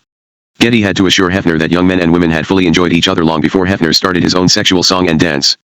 As it was in Getty's experience on the West Coast, so it was in mine in New York. In my living room I installed an immense couch, like a Middle Eastern potentate's throne. It was mounted on a wooden platform above a step about 8 inches high. A thick, soft mattress, covered with a sumptuous counterpane, rested on the platform, and colorful pillows were strewn on top. The whole effect was extremely sensual and voluptuous. My guests could drape themselves on and around my throne and lie back and enjoy themselves while my friend Phil Baker, one of the stars of George White's Scandals, one of the biggest Broadway hits in town, who used to MC these occasions, played the accordion and cracked jokes. When I married my third and last wife, Frances, with whom I at last found the contentment which I had been seeking all my life, practically her first act was to give orders for the removal of that huge couch. She could have made no clearer sign that with her arrival a new order had begun, to which I acceded with only a suppressed sigh of nostalgia for the delights that couch had borne. It was never difficult for me to obtain liquor for my parties. Allied Drug and Chemical was trading in bonded liquor, legally sold with doctors' prescriptions for medicinal purposes, so my contacts in the trade were very good. Naturally enough, some fairly serious drinking got done at these parties, but I'm sure that I'm not deluding myself when I say that I was never drunk myself. I have always known when I've had enough, and, at that moment, I have put down my glass. I can't remember ever having had a hangover in my life, which is a somewhat surprising thing to say for a man who became, in his middle life, one of the biggest producers of distilled spirits in the United States. When I lived in Russia in the 20s, I learned to follow the Russian habit of taking a small bite of food with every glass of vodka. And this practice, which I have followed ever since, has helped to keep me sober, though there is a limit even to the effectiveness of this safeguard. For about the last 20 years I have hardly taken any drink at all, just an occasional glass of wine with a meal, and every now and then some sherry or a glass of my favorite champagne. I need my wits to be as clear and sharp as I can keep them if I am going to accomplish everything I want to do in the life remaining to me. There simply isn't time to be befuddled. The fortunes piling up in the accounts of Allied Drug and Chemical benefited all the members of my family. We all shared in the company's success. Victor had completed his freshman year at Colgate and had switched to Princeton to study art history and acting. Now he found himself with plenty of money just at the moment when he was ripening to enjoy it, and he would motor down to my parties with his college friends. My mother loved my little house in the village, and never having been slow herself to get into the swing of a party, she liked to stop by my house and check out the action. Live dangerously carefully, was one of my mother's favorite mottos, and I could say that it has been my watchword as well. Harry had come back from the war just at the beginning of 1919 and had plunged straight into the business as treasurer of our corporation. With his help and the highly competent and responsible work of Alfred Van Horn, the executive structure of the company was secure and tight, and I could afford more time for my medical studies which, as I advanced toward graduation, were becoming so demanding that I couldn't possibly spare a full working day, every day, to run the company. Some deft executive footwork was called for when the federal government changed the regulations governing the sale of tincture of ginger, to scotch, forgive the pun, our lucrative trade. The new rules required the alcohol, which was the main ingredient of the product, to be denatured, which meant making it unpalatable by the addition of bitter chemicals. The bottom dropped out of the market as if it had been drilled by a laser. For a short time, we tried marketing a hair tonic fortified with the denatured alcohol, but it failed to find many customers except among those few who liked to drink hair tonic, and was quickly abandoned.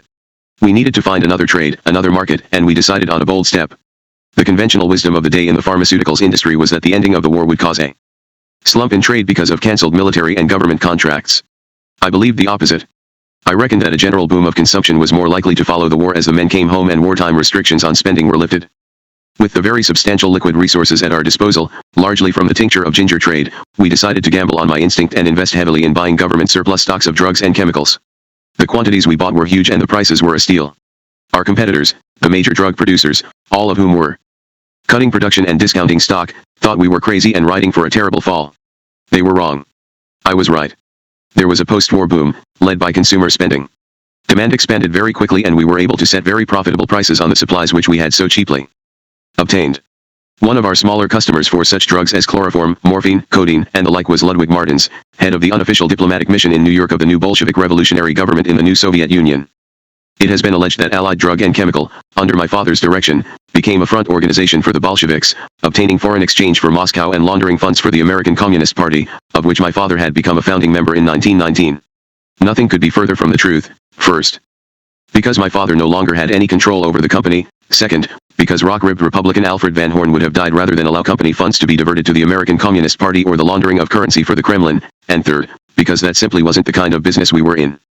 My father did have a close connection with Ludwig Martins and was an unofficial trade advisor to the unrecognized Russian diplomatic mission in New York. The United States and USSR would not establish full relations until 1933. Obviously, my father's prominence in the American Communist Party gave him a special interest in helping the Russians, who were at that moment fighting a civil war at home and an economic blockade from the West. But that was my father's interest only. Allied Drug and Chemical entered into business with Martins not for reasons of political sentiment but for profit, and we competed against other American companies eager for the business for the same pecuniary reasons. The total volume of business we did with them did not exceed $150,000, of which about half was for an oil well machinery order, and even that money went uncollected when Martins and his delegation were suddenly expelled from the United States in 1921. At that time our company's annual turnover was several $1 million. The clouds of innuendo haunted my father, though, and the consequences were very grave. The small trade our company conducted with the Russians may have contributed to an attack upon him which had the most painful repercussions and brought about one of the most unhappy episodes of my life. My father's radical socialist beliefs and activities had always, and not surprisingly, made him a marked man. During the middle years of the decade, however, he was never seriously troubled by the authorities, chiefly, I would guess, because they did not regard him as an actual menace, as indeed he was not. All that changed in 1919, as the first serious Red Scare in the United States got underway and my father became the subject of hostile scrutiny. As Stephen Birmingham writes in The Rest of Us, 1919 became the year of the zealot, an era of revenge against domestic foes, real or imagined. The Hun had been brought to his knees. But now it seemed that there were other heads to be bloodied. In 1919, the anarchists Emma Goldman and Alexander Berkman were released from prison and deported to Soviet Russia, along with more than 200 other traitors. An additional 249 Russian undesirables were shipped out aboard the SS Buford. A young special assistant to Attorney General Alexander Palmer, the chief executioner of this Red Scare, was 24-year-old John Edgar Hoover, whose job it was to handle deportation cases involving alleged communist revolutionaries. America was divided between the majority which viewed the new Bolshevik regime in Russia with alarm and the minority which greeted it with joy. The Jews of New York were also divided. Generally speaking, Jewish immigrants from Russia were pro-Soviet while Jews who had come from Germany were anti-Soviet. To quote Stephen Birmingham again, the Russians had arrived with their souls afire with socialism, with the stirrings of the Bolshevist movement, and were already struggling to form trade guilds and unions to do battle with the bosses. But the Germans by now were contented capitalists, conservative supporters of President Theodore Roosevelt. The Russians appeared to pose a real threat to the American way of life as the Germans had learned to enjoy it, and it seemed essential that this Jewish radicalism be nipped in the bud, that the Russians be retrained in the proper way of American political thinking. There were German Jews involved in what happened next. They were not alone, of course. My father had offended many powerful interests. His socialism was a thorn in the flesh of the Tammany Hall Democrats who had the lucrative unions and city contracts in their pockets. There were plenty of people out to get him after the war, and in 1919 they got him. My beloved father was arrested and charged with manslaughter. The decisive moment, the experience of seeing a parent tried and imprisoned, can hardly be imagined. As a trauma of human life it must compare with bereavement or the loss of love. All of us are, at some moment, bereaved, and most of us have survived broken love affairs.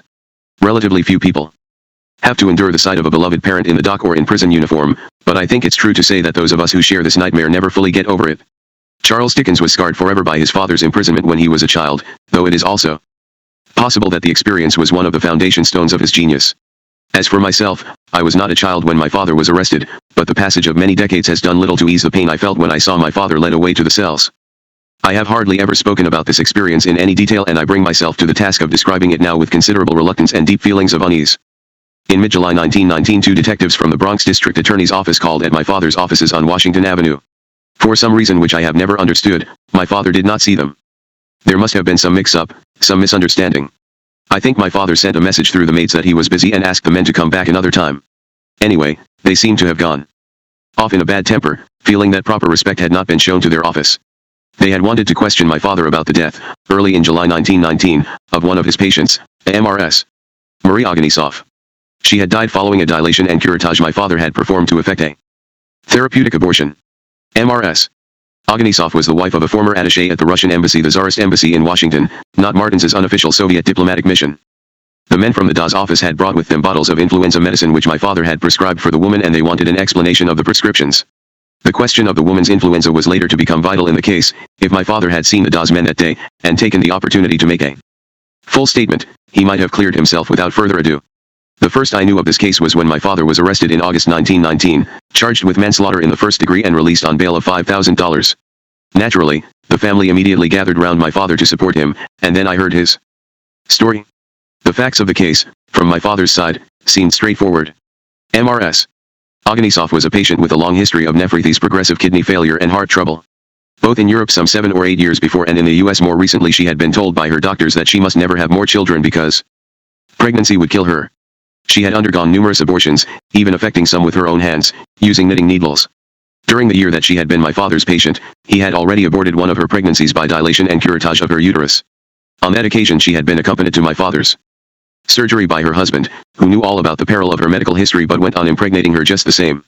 Since there was no urgency in her case at that time, my father had sent her home after performing the simple operation, in the presence of another physician, as the law required.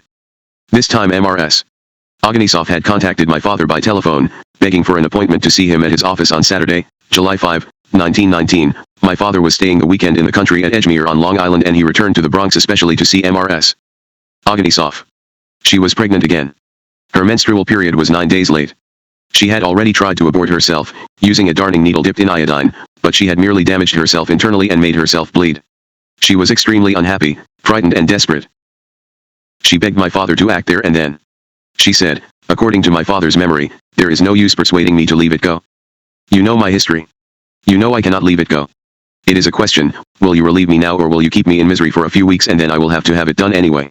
My father reproached her for having tried to abort herself, saying, when you bring an instrument into your uterus, you are taking a chance on infection. She replied, well, then how can you talk to me about postponing the case when you have said to me yourself that I might have infected myself, and in such a case every hour may count. I am taking these words from the transcript of evidence heard in the court, but they fit exactly with the account my father gave me when I first heard this story. The woman was also suffering from headaches, sore throat, and slight fever, consistent with the onset of influenza, an epidemic of which was then sweeping New York. Influenza was a far more serious illness then than it is today, as witness the fact that 10 million people died in the worldwide Spanish influenza epidemic of 1918. My father was in a quandary. He felt that he didn't want to perform the operation, but Mrs. Oganisov's plight was obviously extreme and he had to consider the risk that in her desperation she might inflict even more serious injuries upon herself. Her character was very high-strung and, as her previous actions showed, she was capable of doing anything to herself. My father summoned his young assistant, Dr. Benjamin Diamond, to come into the examination room and give a second opinion. Dr. Diamond had only about 18 months' experience as a practicing physician, but he was very talented and my father rated his opinion very highly. Having explained the case and the patient's history, my father put on surgical gloves and conducted an internal examination which showed that the woman was hemorrhaging heavily, not discharging menstrual blood.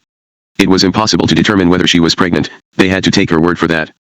What would you do in these circumstances? My father asked his partner. Well, she may be infected and, therefore, she may have trouble in spite of a curettage, but I think she'd have a better chance if you curette her right here and now, Dr. Diamond said. My father decided to conduct the operation after thoroughly sterilizing his curettage instruments. At that moment he may have acted imprudently, without a proper regard for his own safety.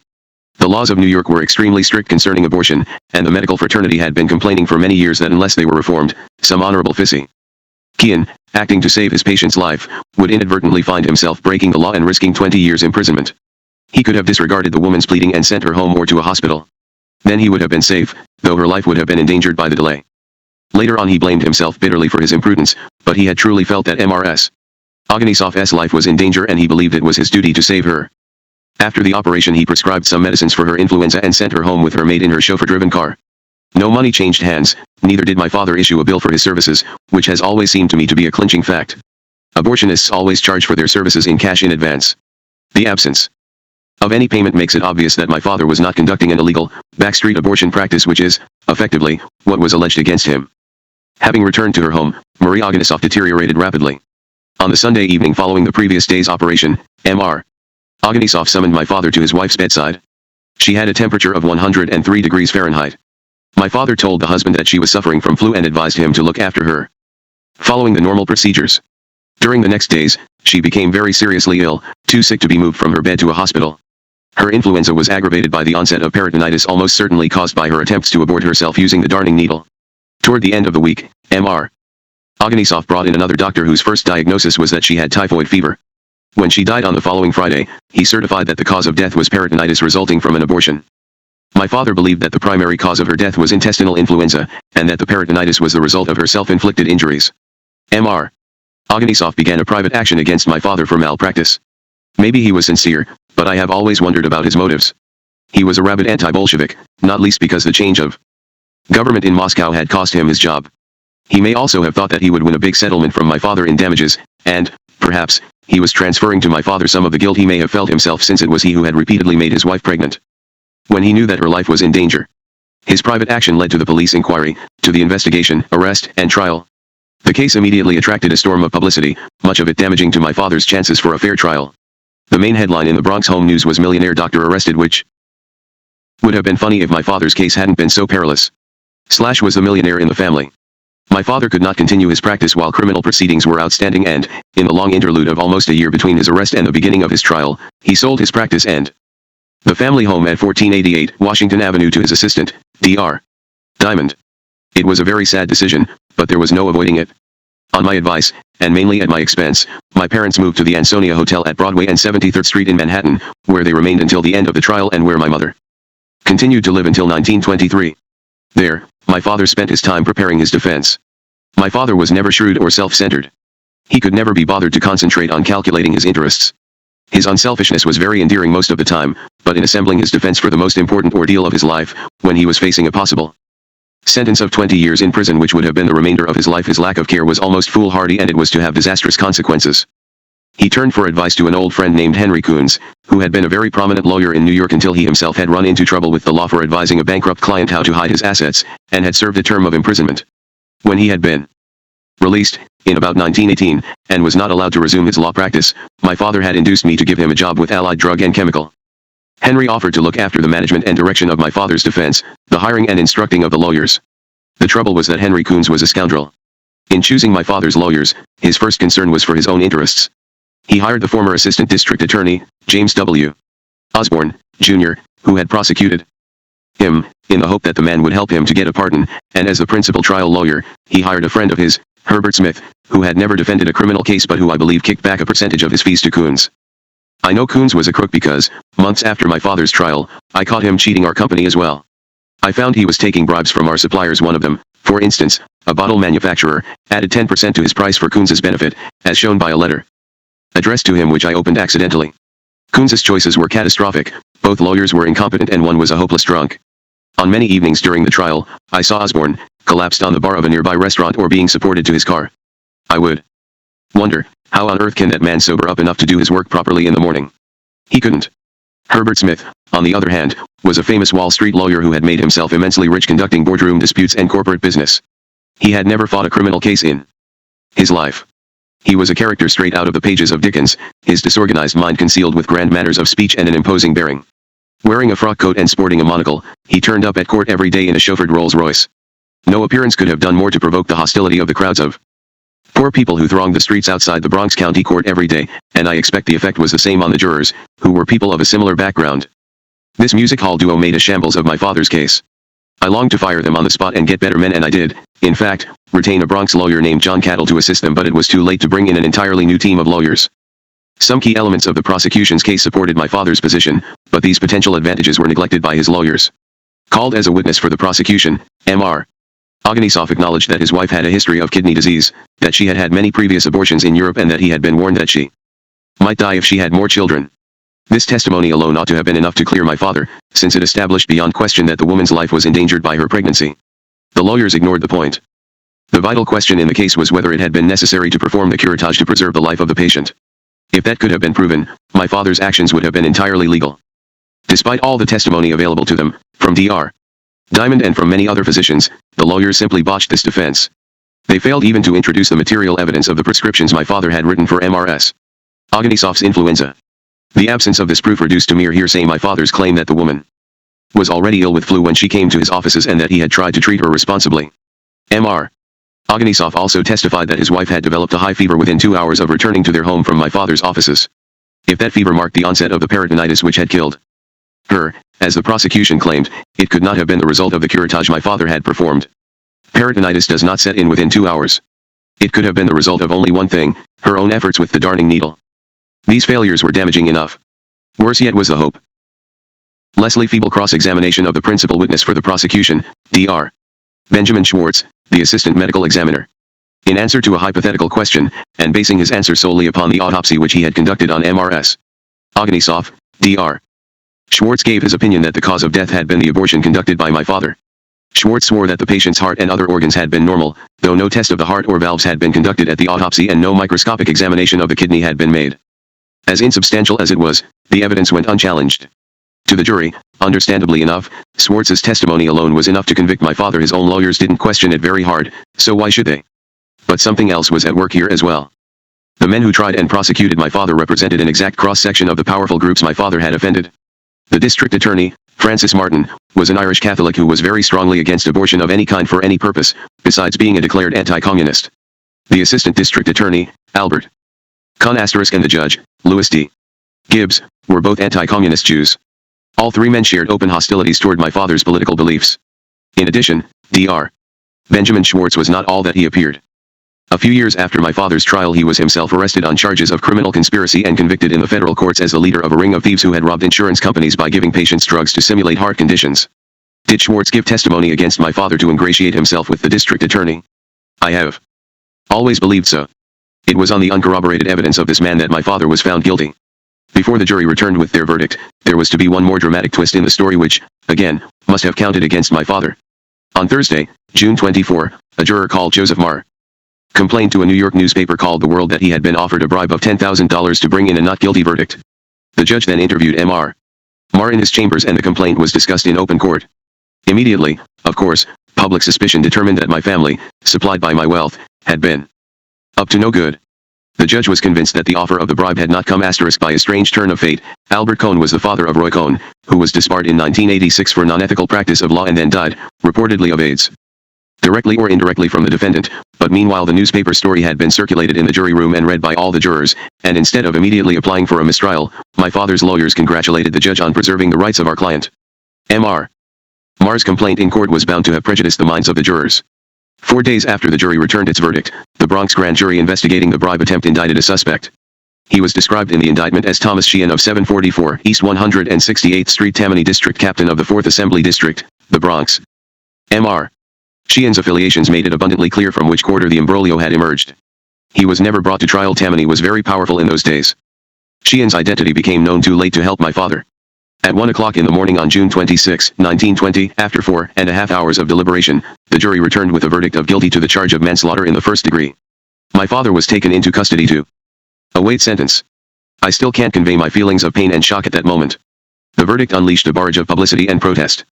We were besieged, night and day, by newspaper reporters and friends and sympathizers. The medical fraternity was horrified by the verdict and, before his sentencing on June 30, 400 New York physicians and surgeons signed a petition deploring the verdict and calling for an amendment of the law. Very few of the signatories knew my father personally. As Dr. Abraham Goldman, president of the Bronx County Hospital Association, explained to the New York Times, the Dr. Hammer incident is but an example of what the medical profession today has to contend with. Every reputable physician in this state is laboring under the fear that he himself will be the next victim of a law which not only should have been taken off the statute books years ago, but which is resulting greatly in handicapping the medical profession. The conviction of Dr. Hammer is a blow to the profession as a whole. Under the present law, it was inevitable that sooner or later some reputable physician would fall victim to it. For years we have fought to remedy this evil whereby a jury of laymen can declare an operation unjustified despite the expert opinion of many members of our profession. The petitioner's wisdom had no influence upon the judge. He sentenced my father to jail in state's prison at Sing Sing for not less than 3.5 and not more than 15 years. In the first week of August, on the first day when we were allowed, we visited my father in Sing Sing and saw him in prison uniform, surrounded by thieves, murderers, rapists, and gangsters. My father, typically, had already begun to see his sentence as an opportunity to help needy people and he was quite cheerful. In time, he became secretary of the Prisoners Mutual Benefit Association and was very active in trying to improve their conditions. He also spent a lot of his time giving medical advice and general counsel to his fellow prisoners. He was never bitter about his imprisonment. He believed, certainly, that he had been the victim of a great injustice, but he stoically accepted his fate. He never once railed against the United States or blamed his country for the injustice he was suffering. My father, although a socialist, had enjoyed his life in America, with his prosperous practice and his comfortable home, and he was not going to surrender those advantages lightly. I took it upon myself to manage the preparation of my father's appeal, one of my earliest experiences in combining a public relations campaign with a legal fight. It was obviously important for my father's case that the physicians and surgeons who had petitioned the court in his support should also lend their weight to his appeal. 200 of them put their names to a brief amicus curiae which ran to well over 40 pages. The guiding principle of this brief was expressed in a paragraph annexed to the petition, in which the physicians declared, "We intend as far as possible to acquaint the court with numerous experiences of a similar nature which most of the undersigned have Had, and if it is to be a fact that a physician, able to judge the imperative need of an immediate curettage, must always have present the picture of a possible conviction for manslaughter in the first degree if his patient shall die through any cause, directly or indirectly connected with the curettage, the practice of curetting in order to save life will be abandoned, with the result that hundreds and thousands of unfortunate women needing immediate curettage because of medical necessity, especially in neighborhoods of the poorer classes, will be the sufferers and will undoubtedly die. The drunk and the monocle wearer were not retained to fight the appeal before the appellate court. In their place I engaged William Fallon, a brilliant trial lawyer but too addicted to liquor to do the thorough job needed. Searching for a replacement, I hit upon Maurice Wormser. Wormser was one of the best-known lawyers in America. Editor of the New York Law Journal and one of the few Jews ever to have been appointed as a full professor to the faculty of the Jesuit Fordham Law School. Wormser was a very brilliant man who, in my opinion, might have made the Supreme Court if he could have overcome one disadvantage. He was as deaf as a post, but his vanity would not allow him to wear a hearing aid. Actually, his deafness was not an unmitigated disadvantage, he could use it with great skill when it suited him when, for instance, a judge or an opposing counselor tried to interrupt while he was making a speech. Wormser would just keep right on speaking and there wasn't much anybody could do to stop him. As a matter of fact, he could read lips clear across a courtroom, but he never let anybody know. He wrote a masterful brief for my father's appeal and he told me that if I wanted to get the best man to argue it in court I should retain a former member of the appellate division of the Supreme Court, Judge Francis M. Scott. That wasn't so easy to accomplish. Judge Scott had never conducted a criminal case and he was very reluctant to accept the job. I managed to persuade him. I encouraged him to see that he had it in his hands to right a terrible injustice. Despite the brilliance of these lawyers, my father lost his appeal on January 14, 1921. It was a close thing. 2 judges dissented from the decision, which made a majority of only 1 vote against my father.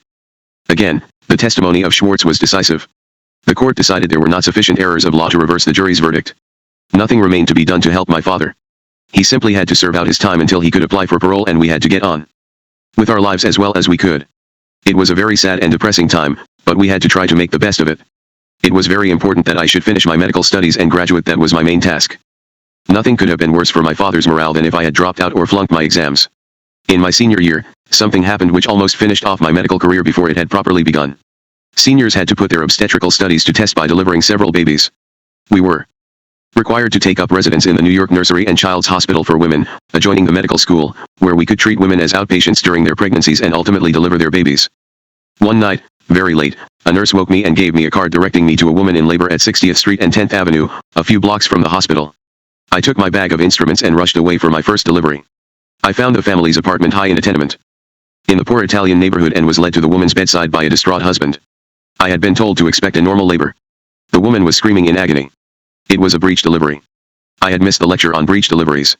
I knew enough, however, to realize the imminent danger to mother and child if the baby's feet were to live aired first and the head was not immediately released. The baby would strangle and the mother's abdomen would have to be cut open in an emergency cesarean section. They both could die. I had packed the standard textbook, Cragen's Obstetrics, in my bag. I now rushed to the bathroom to read it and memorize the illustrations on technique. Dashing back to the woman, I found that meconium, feces, were being released, which meant that there were only minutes to save them both. Following Cragen's instructions, I inserted the index and middle fingers of my right hand into the womb and the child's mouth, rotating and sliding the head cautiously in one direction, then the other, until I swiveled it out of the womb. I cut the umbilical cord and brought the baby to life with a little slap, and nearly collapsed on the spot with relief. The father and neighbors who had gathered around burst into applause as we gave the child to the exhausted mother. Then they set about creating a vast celebratory breakfast, which I was mighty glad to join, and some copious quantities of wine were drunk. Later that morning at Columbia, I was summoned out of class to see the dean, Dr. Samuel Lambert, in his office. Word had spread through the school that I had successfully made a breech delivery and I supposed that Dr. Lambert wanted to congratulate me. On entering the dean's office I was slightly puzzled to find that many senior members of the faculty were sitting with him. Surely I didn't deserve such lavish and formal praise. I was even more disconcerted by Dr. Lambert's opening words, Mr. Hammer, you have been summoned here to answer why you should not be expelled. Expelled? I gasped. You risked the lives of a child and its mother in a dangerous situation. You should have called for a staff doctor or a member of the faculty. How dared you undertake a breech delivery without any experience? I was so dazed that I could barely reply. I managed to say, the diagnosis and treatment card given to me gave no indication that this was not a normal pregnancy. Dr. Lambert's answer was prompt and curt, when you discovered it was a breech, you should have called for help immediately. I protested. There was no telephone in the house. Besides, I realized there was not time. The child would have strangled before anybody could have arrived. This cut no ice with Dr. Lambert. You could have found out much sooner that this was a breech case. Then you would have had time to call for an experienced obstetrician. The injustice of this attack angered me and I answered back. Dr. Lambert, this woman was treated by your staff here for months. If they couldn't discover that the baby was in an abnormal position during this long period, how do you expect a novice like me to do so on a moment's notice? Now I had turned the tables and put the dean and his faculty on the defensive. They were forced to recognize the weakness of their position. They dismissed the case against me and sent me back to my class. I left the room shaken by the inquisition, but glad that, for once, my belligerent character had given me voice when I needed it. Though I was to make election to Alpha Omega Alpha, the Phi Beta Kappa of medical schools, the last months of my studies were a very hard grind. On top of the distractions of business, I now had the added burden of making the journey to visit my father in Sing Sing, upstate in Ossining. Freeways and fast cars have reduced this trip today to about 1.5 hours from central Manhattan. In 1921 the round trip took most of a day. My visits to my father in prison did, in fact, almost cause me to fail my final exams, which would have meant the complete destruction of my hopes for a medical career. One class I had to skip because it fell on visiting day was Dr. Loeb's class in pharmacology. Dr. Loeb was lame in one leg, very crotchety and tough on his students. His final examinations were expected to be the most difficult of all. I worked as hard as I could, preparing for his exam, but I had to depend on the textbooks. When the question paper was distributed in the examination room, I ran my eye down the list of questions, trying to suppress a rising panic. I was aghast to find that I couldn't answer a single question. Not one. Loeb had set them all from one of his latest lectures, which I had cut. What was I to do? I was faced with the certainty of flunking the paper. I would have returned a complete 0, an F. I sat at my desk pondering this quandary for some minutes and then I closed my book and left the room. I walked into Central Park, dragging my feet in misery. It was a glorious summer's day, as every day always is in the examination season. I found a big rock, climbed to the top and lay down to think about my problem. That rock is still there and I look at it with mixed feelings every time I drive by. Finally I decided what I should do. Next morning I went to see Dr. Loeb in his laboratory. He was there alone, grading papers from the previous day's examination. I'm putting my future in your hands, I said to him. Then I told him the whole truth, that I had missed the vital lecture because I had been visiting my father in Sing Sing. He heard me out without saying a word. Then he suddenly turned and picked up an examination book, gave it to me and said, "Here. Take this and go over there and sit down and write out your answers to the questions." Overnight, I had looked up all the answers to the questions in the paper and I was ready to write. I sat down and completed the paper. Very quickly, gave it to Dr. Loeb and departed. He awarded me an A in pharmacology. By his actions, he did more than simply save my student career. Who can guess what the long-term consequences would have been if I had failed my final examinations? I am not sure how I would have been able to bear that disappointment. The final exams included one other tricky moment.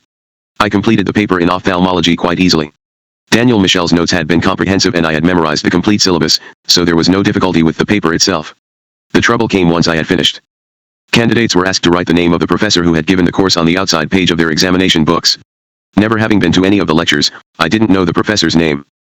I got out of my chair and approached the proctors who were standing at the back of the hall, wearing their black gowns and overseeing the exam. "Could you please tell me the name of the professor who has given this course?" I asked one of them. The proctor looked at me very strangely and then he spoke a name. I went back to my desk, wrote the name on my book and left the hall. But the proctor's odd look puzzled me. I walked up to some of my classmates outside the examination room and said, "Tell me, who was that proctor standing at the back of the room? What's his name?" They told me his name. It was the same name I had written on my book. I had asked the professor of ophthalmology for the name of the professor of ophthalmology. My marks for my 4 years as a medical student included 1 C in surgery, where I had to miss very many operations. Otherwise I got mostly A's and a few B's. Dr. Morris Dinnerstein, a distinguished member of the faculty, named me as the graduating class's most promising student. I was offered a medical internship at Bellevue Hospital to specialize in bacteriology and immunology, which was my particular interest. A Bellevue internship was the most sought-after and cherished reward open to new graduates of Columbia's PNS. Only 2 internships were available every year, one in surgery and one in medicine, and it was a tremendous honor to be chosen. I was very surprised to find my name listed for one of the spots, but I had done everything possible to win this prize. The internships were the gift of the head of Bellevue Hospital, a professor of medicine named Dr. Van Horn Norrie, a renowned diagnostician. He was also famous for his collection of etchings which he had bought with the very large inheritance he had received from his family. I decided that I would make Dr. Norrie aware of me. I wanted to make sure that he would remember my name. I did some extensive research on him and found out that his etchings were by far his greatest passion. Taking books from the library, I studied everything I could find about etchings. When I was finally sure that I knew my ground, I was bold enough to approach him on one of his hospital rounds. "I understand that you're a great collector of etchings, doctor," I said. "How did you know that?" He said. "Well, I'm very interested myself in art, especially etchings, and I frequently come across your name in the literature as one of the great collectors. He warmed considerably to me. "I'd love to see your collection someday," I said. "Why don't you come to my home on Sunday afternoon and I'll be glad to show you the whole collection." Sunday came around and I went to his home. We walked through his elegant house, every room of which was hung with his etchings. Here I recognized a Rembrandt, there a Dürer. "Oh, that's your famous Rembrandt," I would say. "And that must be your extraordinary Dürer." I knew the names of most of them, which impressed him no end. He invited me to stay for tea and we talked on and on. After that, of course, he knew exactly who I was. I've always wondered if, in awarding the internship, he was influenced less by my examination marks than by having found in me, or so he thought, a brother collector.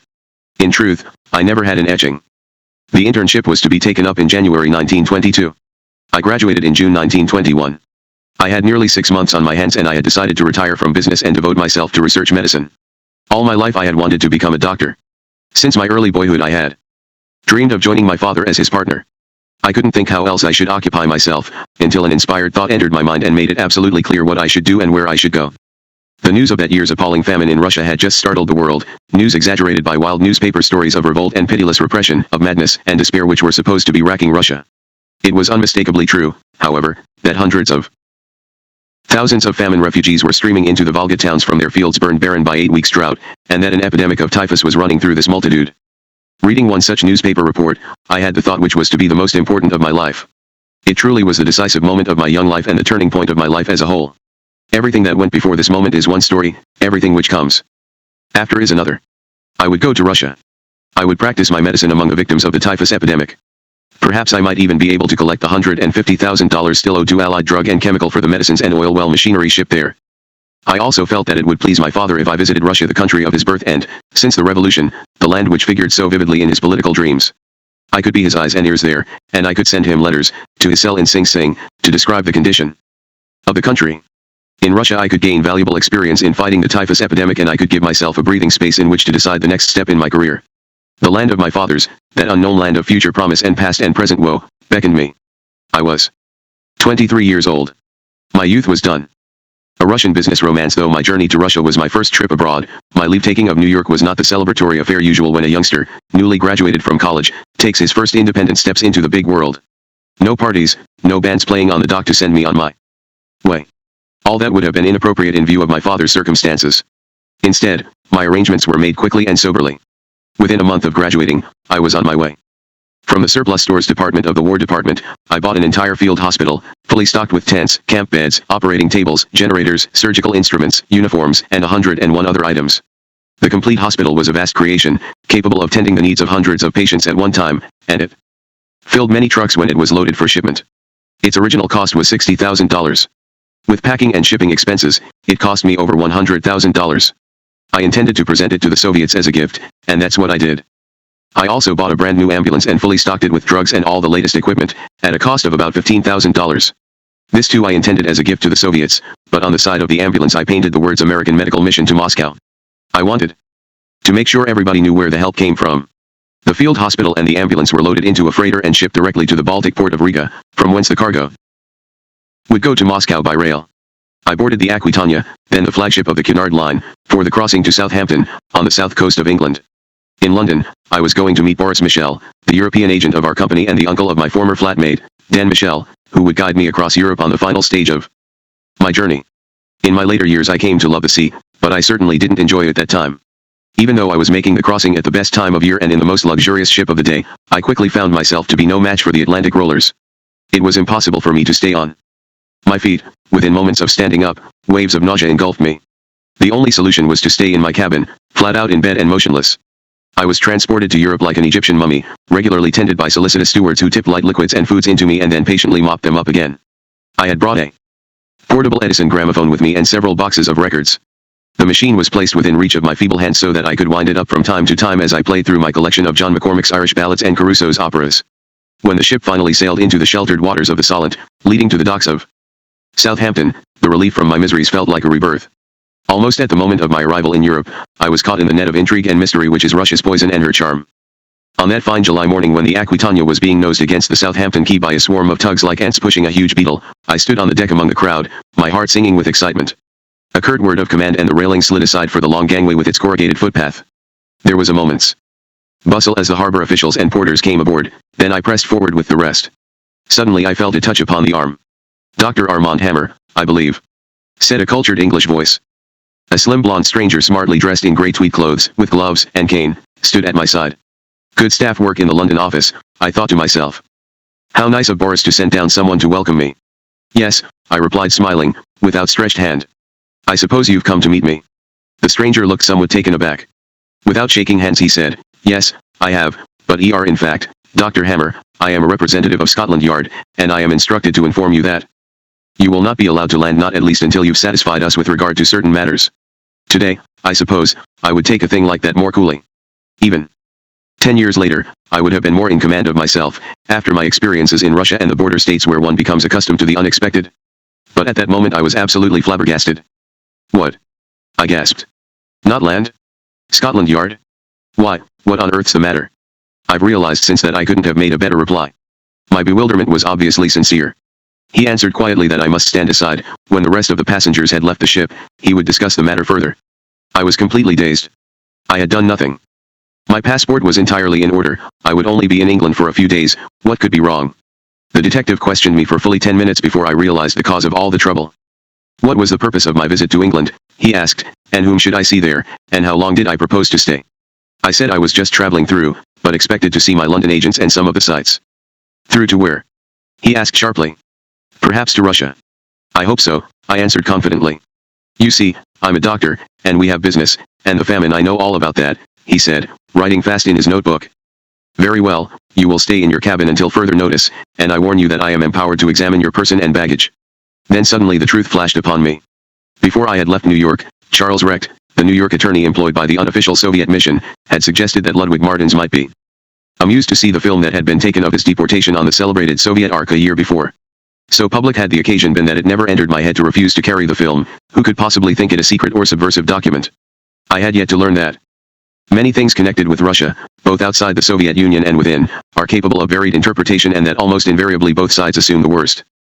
Already, instead of a medical volunteer, I had become a political suspect. In the midst of my dismay, however, I have to admit I was terribly thrilled. Here I was arrested, or something mighty near it, by Scotland Yard itself. The most lurid detective fiction had nothing on me, as I sat in my cabin that long, hot morning, with a guard, a smiling sailor, what a pity he hadn't a bayonet and a sinister scowl, at my door, wondering what in heaven's name to do. I soon puzzled out how my name must have come to the Yard's attention. I had sent a cable from New York to the Berlin representative of the Soviets saying I was coming, hoped to go to Moscow, and was bringing the wrecked film for Martins. I had some kind of idea that this would smooth the way for me a little. There were such dreadful stories about the difficulties of traveling in Russia and how they took everything from you at the frontier save an extra suit of clothes and shirt and shoes and underwear, and maybe, if you were lucky, a loaf of bread and a Dutch cheese.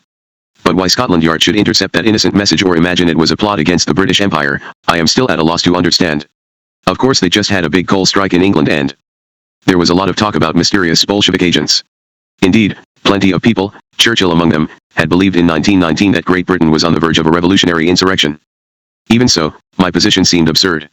I sat and thought about it until my brain knocked on all 4 cylinders, but I couldn't see any sense in it. Rimmer, my cabin steward, provided a welcome diversion. At 1 p.m., just as I was getting hungry, he arrived with a tray of food and goggling eyes. The guard seemed to have vanished. Hitherto I had been no more than the average young American tourist to the steward, part of his job and a potential source of tips. Now I was something different, a suspicious character. Perhaps, he remarked eagerly, in his Lancashire accent, I was enging under T-shitter of T-Scaffoud. My steward hoarsely whispered his readiness to serve me a letter, or his eyes gleamed a message, he was mine to command. My first instinct was suspicion, but then I thought again. After all, there could be no harm in explaining my plight to the American consul and my London agents. It was a ridiculous contretemps, but there was nothing to worry about. I nodded assent, to Rimmer's evident delight. When I bring your tea, he muttered in a thoroughly conspiratorial manner, you pass me tea Stuck. Did he think I was smuggling diamonds? And all on it on. Looking back, it seems rather childish, but I wasn't much more than a kid, after all, and the crisis had come upon me suddenly. How, the faithful Rimmer took my letters ashore and fed me like Elijah's ravens. I suppose, too, Scotland Yard gave itself a private view of my film and found there was nothing in it to distress King George, though I never got it back and Martins never saw it. After 2 days I was suddenly released by the detective, who apologized for the inconvenience caused me and said I could get my papers back by calling at headquarters. As soon as I reached London, I took a cab to Scotland Yard and was immediately ushered into the private office of an important-looking official who apologized very effusively in a refined manner, saying that it was just a misunderstanding. Apparently he thought his grey-tinged hair gave him the authority to warn me in a fatherly tone of the lack of wisdom in trying to do business with the Bolsheviks. He said knowingly, "I have been in Russia during the Kerensky regime and the Bolshevik Revolution, and I can assure you that any businessman who is insane enough to send his goods into Russia will have them seized by the Bolsheviks and will certainly never be paid for them." As I left his office to return to my hotel, the Savoy on the Strand, the newsboys were shouting, "Extra! Extra! British delegation of busy Ness men leaving for Russia." And the newspaper's headline was, "Business commencing under new Anglo-Russian trade agreement." That's teamwork for you, I thought. Scotland Yard ever trying to serve British interests and eliminate foreign competition. 7 years later, while sitting in the visitors' gallery of the British Houses of Parliament, I had the satisfaction of hearing a speech by a cabinet minister who was not too friendly to the Soviet regime. He said, "We know of no incident in the trading transactions between our merchants and the London representatives of the Soviet government, where the latter has not met its obligations fully and promptly." My Scotland Yard official proved to be a very poor prophet. Instead of becoming disheartened by my experiences of the past few days, I was now more determined than ever to visit Russia, and hurriedly made my preparations to leave for Berlin. Boris Michel certainly came into his own during these last days in London. He knew where the best of everything was to be had, and his name was like a magic password among storekeepers and suppliers. Boris, who was a very robust fellow with plenty of energy and a huge laugh, prided himself on being a man of the world with an irresistible attraction for ladies. He really did have one in every town upon whom he could count for a warm reception. He went full out to show me a good time in London, introducing me to the Prince of Wales's tailors, who fitted me out in the finest English tweeds, taking me to restaurants and theaters and keeping me up late at night. After a few days of that, I was glad to resume my travels just to be able to get some rest. As my train wound down through Holland and Germany to Berlin, I wish I could say that I was alertly observing the passing scene from the window and taking notice of my first moments on the soil of mainland Europe. But most of the time, I was out cold in a corner of our compartment, trying to recover from the excesses inflicted by Boris Michel. Arriving at last in Berlin at the Friedrichstrasse Bahnhof, I went to stay in the Adlon Hotel on the Unter den Linden, that splendid and spacious street which in those days presented so curious a contrast of opulence and misery. Rich shibers, speculators, flaunted the furs and jewels bought with their easy money, while beside them, people once comfortably off, professors, government employees, ex-army officers, and the middle class generally wore shabby clothes and had pinched, pale faces. There were scores of beggars, too, many of them mutilated soldiers. I was startled. I had always heard of Berlin as the most orderly of cities, where everything was trim and tidy, yet here on the Linden itself there was poverty and suffering. I began to realize how terrible had been the pressure of war and blockade upon the German people. So extremely depressed was the German mark that it was possible to make huge profits in all kinds of speculations, especially if they could be negotiated in foreign currencies. I couldn't resist a small speculation of my own. Walking on the Linden with Boris Michel, I passed a showroom in which a magnificent Mercedes-Benz sedan was displayed, marked with an absurd price in German marks of the equivalent of about $1,500. We knew, on sight, that the car was worth at least $5,000 abroad, and I decided on the spot to buy it and make arrangements to have it exported to America when I returned from Russia in the planned 6 months. As it happened, I never took delivery of the Mercedes. It remained with the dealers for some months until, when it became obvious that my stay in Russia was going to become so protracted that I might never use the car, I made arrangements for it to be sold in Berlin at considerable profit. After this speculative diversion, I hurried at once to the International Sleeping Car Office and reserved a place on the train to Riga for the following day. Then I went around to the Soviet delegation to get my visa, where an unkempt youth confronted me with sheaves of paper. "I must fill in these forms," he said, "and produce 3 photographs, and then my application would be considered." I brushed him aside airily, too airily. "I want to see your chief," I said. "My visa must already be here. I am leaving Berlin tomorrow." The youth snickered. He led me into a small, bare room where a Soviet official, the first real Bolshevik I had ever met, received me courteously. I explained my business, producing my passport, and said, "I shall be glad if you can fix the visa immediately, as I propose to leave tomorrow and have a good deal of business to do here." He smiled wearily. "Have you filled in your application forms?" he asked. "No," I said. "Is that necessary?" "You see, I am in rather a hurry." The official sat up straight. "When do you wish to go to Russia?" he asked. "I mean to say, if you are in a great hurry, it might perhaps be arranged in 2 or 3 weeks, but of course first of all you must fill in the application forms." "What?" I gasped. 3 weeks? But I have reserved my place on the train tomorrow." "Why, in America?" The official's smile broadened. "My dear Dr. Hammer," he said, "you Americans are so impetuous and so persistent. One of your countrymen applied for a visa 3 months ago, and would you believe it, he comes in every day to ask me why the permit has not arrived." "Oh," I said. "Indeed. But I understood that a visa was awaiting me here, and—" "He said the same thing," replied the official urbanely. "Well, never mind, just file your application and perhaps in 2 or 3 weeks." I went back to the Adlon feeling rather sunk. I asked advice from various friends of Boris Michel and decided to send a cable to the Foreign Office in Moscow, explaining that I was a medical doctor and a Friend of Charles Recht, and at his suggestion had purchased a field hospital to do work in the famine area. I hoped that might unblock the bureaucratic congestion. Then I packed up my troubles and some sports clothes and went off to seek solace in the mountain resort of Garmisch-Partenkirchen in the Bavarian Alps, leaving a forwarding address with the hotel in case a miracle should emerge from Moscow. 10 days later I received a cable, relayed from Berlin, stating, "Your visa granted, Litvinov."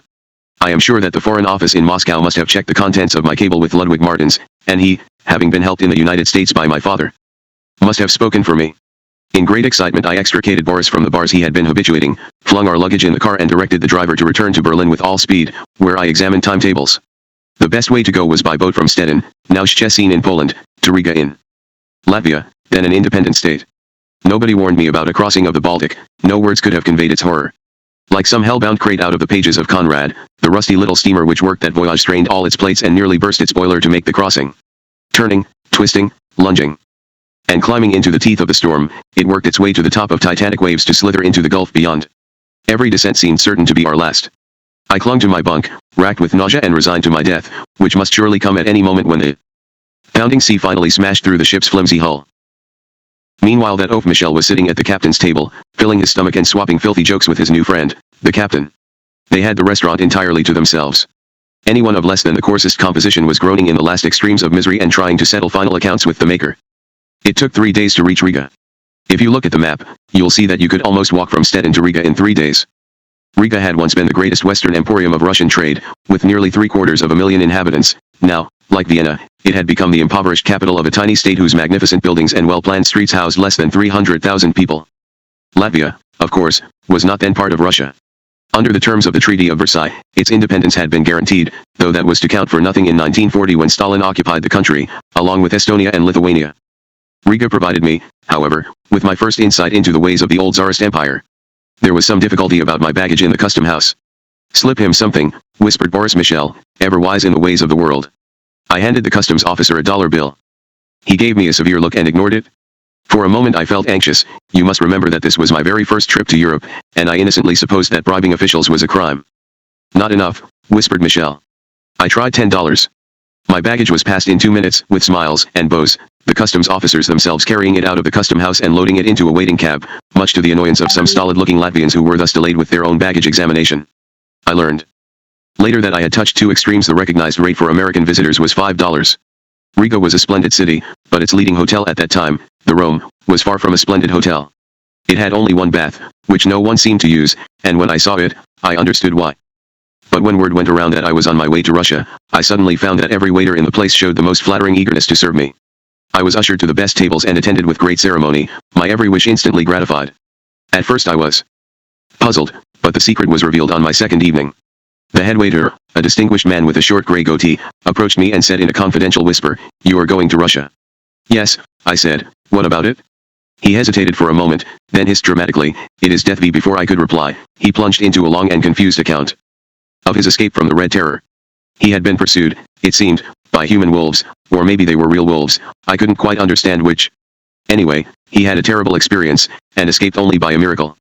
With great emphasis of words and gestures, he urged me to turn back while there was yet time. I was still young, he said, and life spread fair before me. Why court death? He added on the same tragic note as he began. Because it is death. I didn't sleep very well that night. I don't often remember my dreams, but I do remember that I dreamed that night that I was being chased across a trackless steppe by a pack of wolves, all with the headwaiter's fat, pasty face and small goatee. The nightmare recurred all night and receded only with the dawn. Slightly shaken and unnerved, I went out to buy provisions for the trip to Moscow. No one could tell me how long the journey would take. One left Riga, it appeared, late at night, and in the course of a day or two they didn't even seem sure about that arrived at Sebesh, the Russian frontier station. After that, they said, with luck, one reached Moscow some days later. And without luck, I wondered, what happened? That apparently was a thought upon which it was not wise to dwell. I bought cheese, butter, jam, sardines, bread, and biscuits enough to fill a packing case. Then I piled all my baggage on 3 cabs and drove to the station. It was nearly midnight, the station was dark and gloomier still. But the passengers, a mere handful, who were risking the adventure into the unknown Red Russia, were gloomiest of all. Suddenly Boris Michel, who earlier had expressed regret he could not accompany me but now seemed quite cheerful about it, gave a sharp cry. "Great heavens!" he said, "I've forgotten your candles." "Candles?" I repeated stupidly. "Why do I need But already he was chasing down the platform as if all the wolves of Russia were after him, leaving me alone with an enormous pile of baggage and a stolid Lettish porter who understood no word of any language known to me. The train was due to leave at 11:45. As the minutes passed, I grew anxious, but nothing seemed to happen. The train was still dark and the little groups on the platform, huddled timidly together, showed no sign of wishing to enter it. At 11:45, a bell rang but still nothing happened and no one moved. I felt detached from the world as if in a dream. The only real thing was the square dark face of my Lettish porter. I continued to wait. At the stroke of midnight Michel reappeared, breathless, with 2 candles in either hand. Just as I sighted him, the bell rang twice. I knew there was time, he puffed. You'd have been lost without the candles. You know there are no lights on the train. Oh, I said. Is that so? Did you bring matches, too? He hadn't, but we got a box of bad ones from the Lettish porter who finally piled all my baggage into a compartment, dark as pitch, with bare wooden benches, and not overly clean. You're lucky, said Michel. The upholstered cars are full of vermin and typhus germs, but here you'll be quite comfortable. We stood a candle up in a pool of its own grease on the window ledge where many other candles had stood before. Then the bell rang again, 3 times. It was 12:20. Boris bounded from the train. Good luck, he shouted. Good luck. I will cable your folks at once if anything happens to you. With these parting words of encouragement, I began the last stage of my journey to Russia. Not even the moment when the detective tapped me on the arm at Southampton gave me such a thrill as when our train halted just beyond the frontier between Latvia and Soviet Russia, beside a tiny hut over which floated a red flag, and a patrol of Red Army soldiers clambered aboard. Here, at last, was the Red Army, of which I had heard so much, with their strange peaked caps. The caps had been resuscitated by the Bolshevik warlord, Trotsky, from the ancient history of Russia, and were modeled after the headgear of the Scythian archers who more than 2,000 years previously had driven back the hosts of Darius, the Persian king of kings. Their commander, a good-looking young fellow, neat and clean-shaven, passed through the train collecting our passports. He spoke only Russian, but I understood the meaning of the word pass when he spoke it. Then we came to Sebesh, and husky porters with white aprons lifted out the baggage for customs examinations. The dreaded Bolshevik customs proved quite simple. An official who spoke excellent English seemed to know all about me and the purpose of my journey. He hardly allowed me to open my trunks. That's quite all right, citizen, he said. That was the first time I'd heard the word, pronounced Grazhanin, which had but recently replaced the term tovarish, or comrade, nowadays usually used to and by members of the Communist Party. The officer continued, I will tell the porter to put your things on the Moscow train. When does it leave? I asked. He waved his hand and replied vaguely. Soon. Have I time to get something to eat? I asked. Oh, yes, citizen, you have time. I had, indeed, because the train didn't leave until 7 hours later. It was a repetition of the journey from Riga. Unlighted compartments save for my candle. Wooden benches and an atmosphere that was not clean. At each station there was a little hut marked Kipyatok, hot water, in big letters where everyone ran with kettles to get water for their tea. There is much cholera and typhoid, said one of my companions, so we have boiled water at every station. It is good, Nick Warrell. Finally I'd lost count of time. It probably wasn't more than 80 hours after leaving Riga my companion caught my arm and pointed eastward. Far off in the distance an enormous gold dome tiered in the sun's rays. Moscow! He cried. The great cathedral, built to commemorate Napoleon's defeat. Moscow, our Red Moscow. Was he more proud of Red Moscow or the victory over Europe's conqueror? This was my first meeting with the contrast between national and revolutionary pride, which was, at that moment, a paradox. Even more acute than it is today. But I did not think of it then. I was not so much concerned with abstract paradox as with the fact that I had reached Moscow at last. 7. A revolution in tatters today, even in Russia itself. Scarcely anybody survives with adult memories of Moscow as it was in the early summer of 1921, when the earth-shaking eruptions of the revolution and the exhaust ions of the Civil War were still fresh in their effects, and when the doomed experiment of the first communist society on earth was reaching its final days. Not more than a handful of Westerners are alive who visited Russia at that moment, and I am sure that I am alone in having acquired, then and in the years which followed, an intimate working acquaintance with the Soviet Union in its transition from war communism to state socialism. Others, like George Kennan, came later and stayed longer, or, like the late Averell Harriman, came later and left sooner. Nobody else that I know of can give a first-hand account of that decisive summer of 1921 when Lenin, the father of communism, dramatically reversed the course of the revolution and ensured that the Soviet Union, as we have come to know it throughout the century, would survive. My memories of that time have the hard clarity which the mind is capable of only when it is completely absorbed in and thrilled by the moment. As Wordsworth said of the French Revolution, bliss was it in that dawn to be alive, but to be young was very heaven. Moscow then was very far from heaven, but surely there was no more interesting place on earth to be at that moment. At Moscow's Riga station, I was met by a man named Leo Wolf, a representative of the Anglo-American Department of the Soviet Foreign Office. He told me that his chief, Gregory Weinstein, had received a letter about my coming from Charles Recht, and that Weinstein would be glad to see me. Wolf, a cheerful little fellow with rosy cheeks, helped me pile my baggage on a dilapidated auto truck in which he had come to meet me. We took our seats on top of the pile, and with a loud grinding of gears set off, rattling through the streets at a brisk pace. If there were evidences of poverty and suffering in Berlin, Moscow was utter desolation. The streets were almost deserted, and great holes yawned in the roadway and sidewalks. The houses looked ready to fall to pieces, unpainted, many with patches of plaster falling away, and roofs half stripped of tiles. On many streets the walls and fronts of the houses were scarred by bullets of rifle and machine gun fire. From nearly every window protruded the end of a tin stovepipe whose smoke had made an ugly black flare on the wall. The stores were all empty, their windows broken or their fronts hidden by boarding. As we neared the center of the town, there were more people, but little traffic save for an occasional wagon and a shabby cab. The people seemed clad in rags, hardly any wore stockings or shoes, but had wrappings of dirty cloth around their feet and legs, others wore felt boots. The children were all barefoot. No one seemed to smile, everyone looked dirty and dejected. Here and there one saw a neater figure in a military uniform or in the black leather coat and breeches and high boots worn by communist officials, but they too seemed pale and careworn. I wondered if Wolf was the only man in Moscow who looked cheerful and had pink cheeks. In the Bolshoi Theater Square, whose neglected garden was full of pallid children, we swung round a big low building, formerly Moscow's leading hotel, the Metropole, now dilapidated and shabby as the rest. We halted before its annex which, Wolf told me, was occupied by the Foreign Office, or Narkomindel, as it was called, a compound word of the first syllables of four Russian words meaning People's Commissariat of Foreign Affairs. It was about 1 o'clock in the afternoon, but neither Mr. Weinstein nor his assistant, Mr. Samuel Kagan, was in his office. They probably won't be here till later, Wolf explained, adding with a smile, you see, Comrade Chicherin, the foreign commissar, prefers to work at night, so of course his staff has to sleep in the daytime. What? I said, thinking that he was joking. Work at night? But surely you don't mean he receives visitors, foreign diplomats, and that sort of thing at night, too? Yes, of course, said Wolf. Sometimes he sees people in the daytime, but his usual time for appointments is between 1 and 4 a.m. He suggested that while I was waiting I take a walk about the city. Unfortunately he couldn't accompany me, but he assured me that I would be all right, and if I did get lost I had only to ask for the Metropole. So I set off a little doubtfully. Before I left Wolf, he took me around to the government treasury department. There were no banks then to change my money. In exchange for my dollars they gave me a big broadsheet of what looked like coupons. Wolf explained with pride that this was a new Soviet device to save trouble and printing costs. One simply cut off a coupon each time one wanted to buy anything. If I remember rightly they were worth about 10 cents apiece. A pair of scissors was a handy thing to have about you.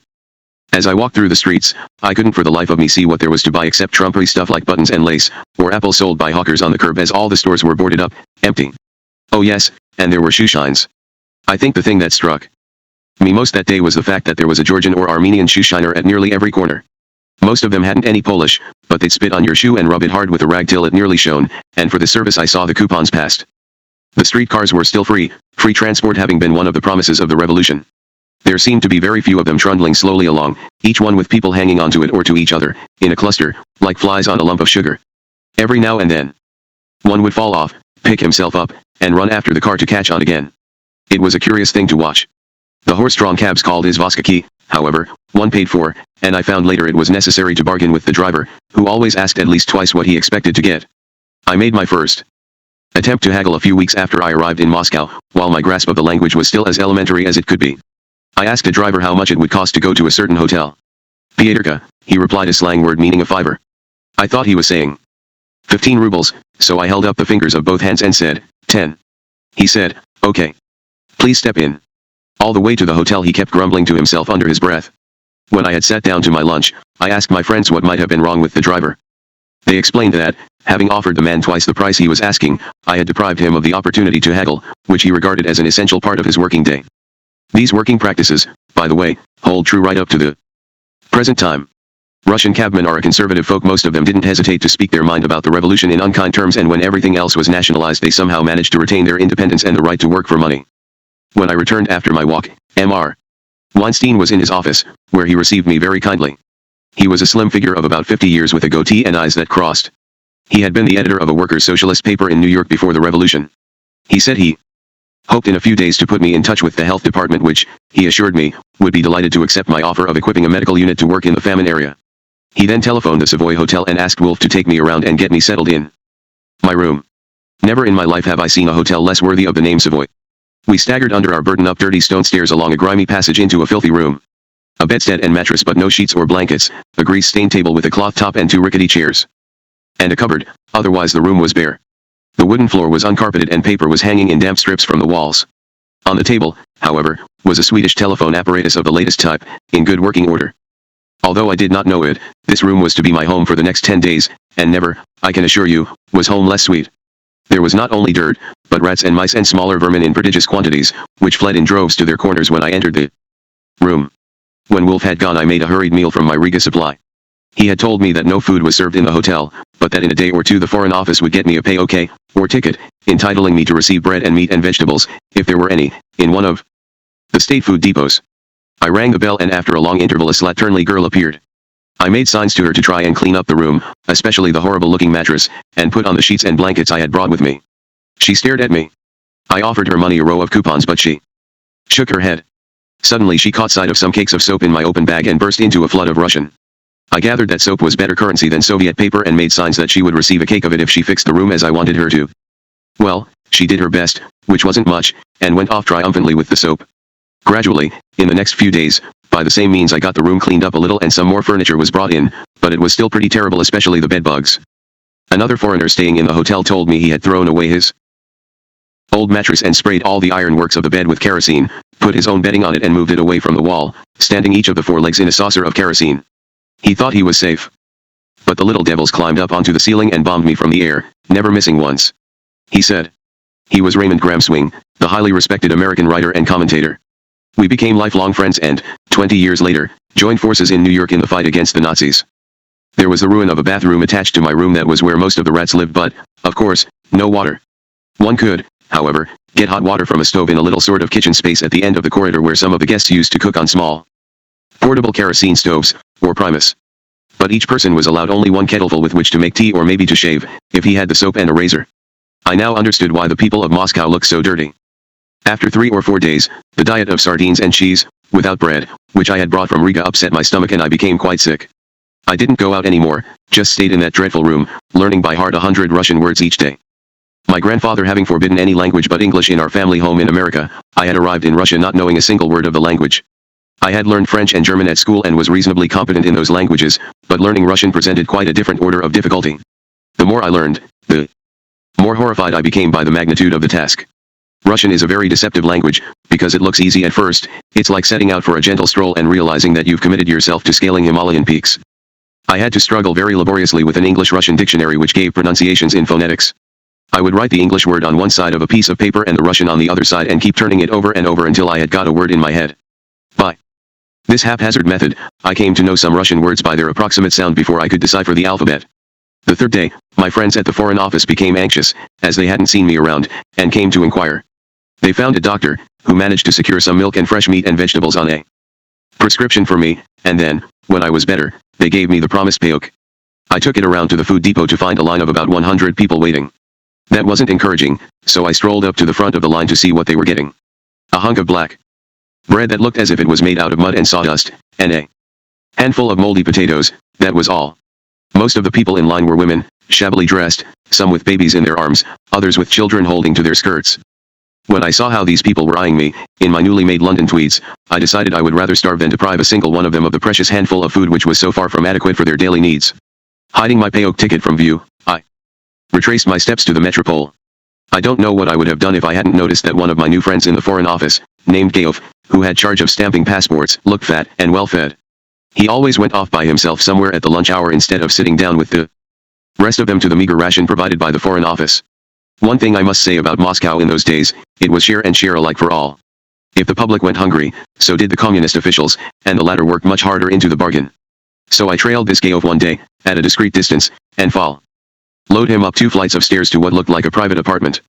As the door closed behind him, a savory smell came forth that made my mouth water. I waited an hour till he had gone away, because I didn't want him to think I had been trailing him, then I tried my luck. It worked. The place was like a small private restaurant. I found later there were quite a number of them in Moscow, where one could buy meals in the ordinary way. Theoretically they were illegal, but they were tolerated if they didn't become too well known like speakeasies in New York. This speakeasy in food was run by a lady bootlegger who spoke German and was willing to take a chance with a foreigner even though she did not know him. I had my first real meal in more than a week. Hot soup and pirozhki, little Russian pies filled with meat, cheese, or cabbage, also roast duck and stewed apples, bread, and butter. Of course, no liquor, nothing but tea. It cost about 20 cents in American money, but I wouldn't have missed it if it had been $200. After that, Moscow looked brighter and I felt that I could bear it. 3 days later, Mr. Weinstein was as good as his word and arranged for me to see Dr. Nicholas Semashko, the Commissar, or Minister of Public Health, who was very affable and thanked me warmly for my offer of aid. He spoke of the great need of medical supplies in Russia, and by way of illustration told me that major operations in some parts of Russia had to be performed without anesthetics, owing to the absence of ether or chloroform. He explained that it would take considerable time before Russia could make good the deficiencies in such supplies caused by the Allied blockade and the stoppage of imports. I replied that I was aware of this shortage from the fact that the Martins mission had purchased supplies of chloroform and ether from the Allied Drug and Chemical Corporation. My hospital was stocked with a good supply. Semashko brightened visibly at this news. We are so poor, he said, that when a patient leaves our hospital all his cotton bandages are collected and used over again after being sterilized, of course. He then referred me to one of his subordinates who was in charge of their foreign department. Now, I thought, I could really get some action, but the official in question was out of town and would not be back for a month or so. My hopes were dashed again. At this point I began to think of going home. It seemed impossible to do anything in Russia. Then I was informed by Mr. Weinstein, who had continued to show a friendly interest in me, that a special inspection train was being sent to the Ural Mountains to investigate conditions in the industrial regions there, and that I could go along if I wanted to while waiting for my own plans to materialize. The inspection team was to be led by my father's old friend Ludwig Martins. Of course I jumped at the chance, and for 3 nights in succession drove over with my baggage and food chest to a station on the other side of town, only to be told each time that the train's departure was postponed until tomorrow owing to some defects in the running gear that needed repair. Railroads, it appeared, shared the prevailing demoralization, and it was the utmost they could do to keep some sort of suburban service running and an occasional mail train on the main line. Finally, on the 4th day, I received a telephone message saying we would positively leave at 5 p.m. Once more I drove over to the station, arriving there at 4:30. By this time my enforced study of Russian was bearing fruit and I was able to make inquiries. There was, it appeared, a train, yes, it would leave tonight but when or from what platform was uncertain.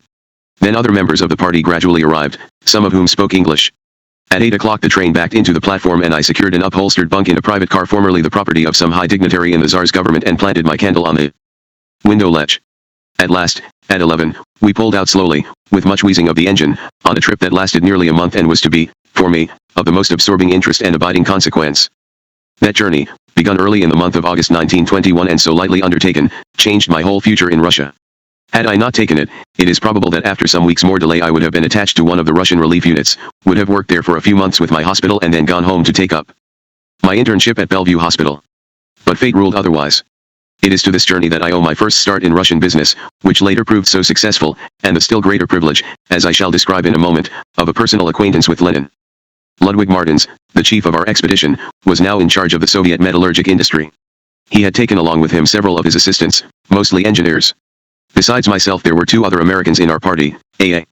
Heller, a wealthy socialist writer who had become active in the American communist movement after the Russian Revolution, and Miss Lucy Branham, a plucky little social worker and former suffragist who was also much taken with the ideals of the revolution.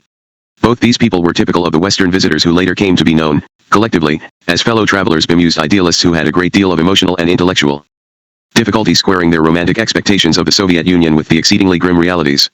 Our train was drawn by a wood-burning locomotive of Tsarist vintage. It consisted of 3 or 4 cars, each of which contained compartments furnished with softly upholstered couches. These were made up into beds at night by the soldiers who staffed the train.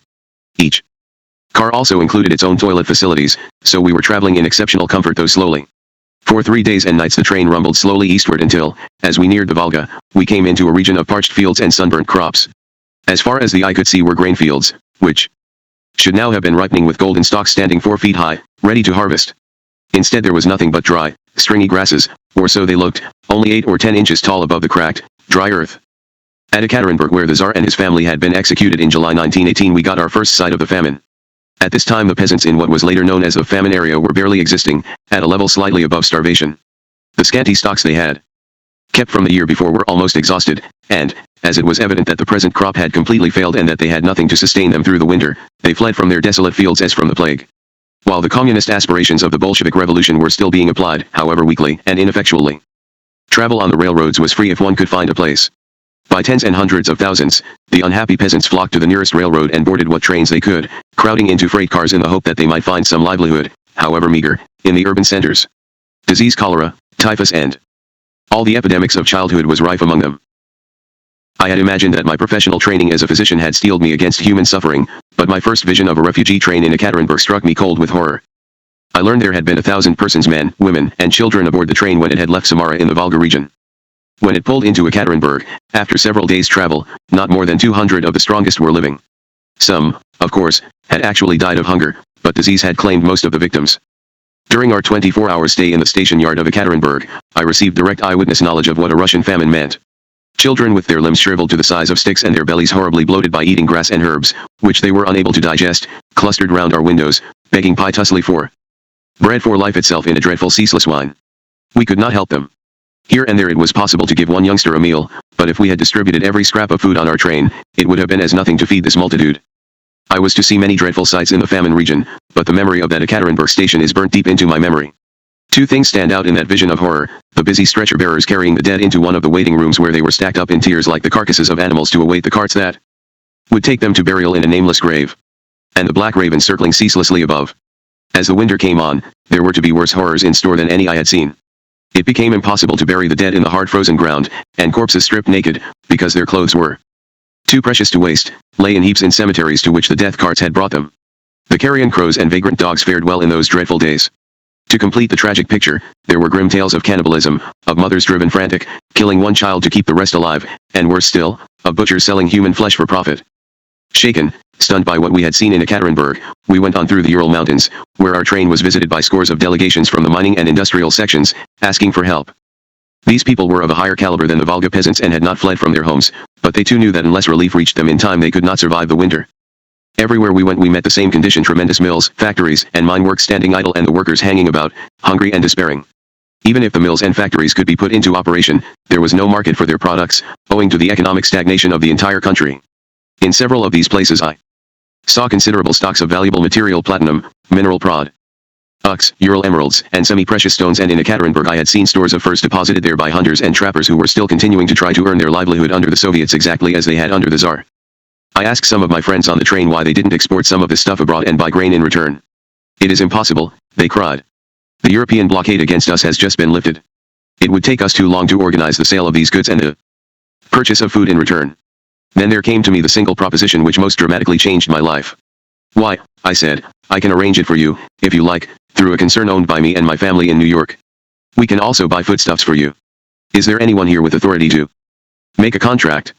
A meeting of the Ekaterinburg Soviet, chaired by the secretary of the local Communist Party, was hastily convened. Martins invited me to attend this meeting and explain my proposal. It was explained to me that about 1 million bushels of wheat were needed to save the Ural population from starvation and tide them over until the next harvest. The U.S. had a bumper crop that year and grain was selling for $1 a bushel. When it fell below $1, the farmers preferred to burn it rather than to bring it to market. "I have $1 million, I said. "I will ship you $1 million worth of grain on credit, providing that each ship bringing a cargo of grain is reloaded for its return trip with a cargo of goods." Would they agree? The members of the Soviet looked at me with smiles. My answer was the sending of a lengthy cable to New York, addressed to my brother Harry and to Alfred Van Horn, the president of Allied Drug and Chemical, explaining the nature of the transaction and requesting that they charter the first available vessels and load them with grain for Petrograd. I informed them that these ships would be loaded for the return journey with an approximately equivalent value of furs, hides and other goods. We were to get a 5% commission on both sides of the transaction, but my heart had been so wrung by what I had seen that the thought of doing business and making a profit did not enter my head at that time. All I wanted was to convince my business associates at home that they could send food to Russia without serious loss and to show the Russians how to utilize the raw materials they had on hand in such abundance to save the Ural population from starving. I cabled Harry to assure Mr. Van Horn that I accepted full responsibility that the Russians would carry out their contract. When it became known that the American, as I was called, had cabled New York to send grain immediately to Russia for reshipment to the Urals, the populace at the stations wherever our train stopped hailed me as their savior. At one town the local Soviet called a meeting and asked me to make a speech. Now, I said to myself, I will reap some benefit from those long hours of toil in Moscow when I memorized 100 Russian words every day. I made my speech and the applause was deafening. I sat down feeling pretty good and said to Ludwig Martins, who was sitting beside me, "I am grateful to your countrymen assembled here for their kind indulgence in not laughing at my incorrect pronunciation and mistakes, and I'm glad they understand that we are going to help them." "Understand?" He laughed. "They understood nothing. They thought you were speaking in English." To add to my embarrassment, there came requests from the audience for an English-speaking comrade to translate my speech. It was with the greatest difficulty that I assumed an unconcerned air, as I sat there and heard my first Russian speech translated into real Russian by Ludwig Martins.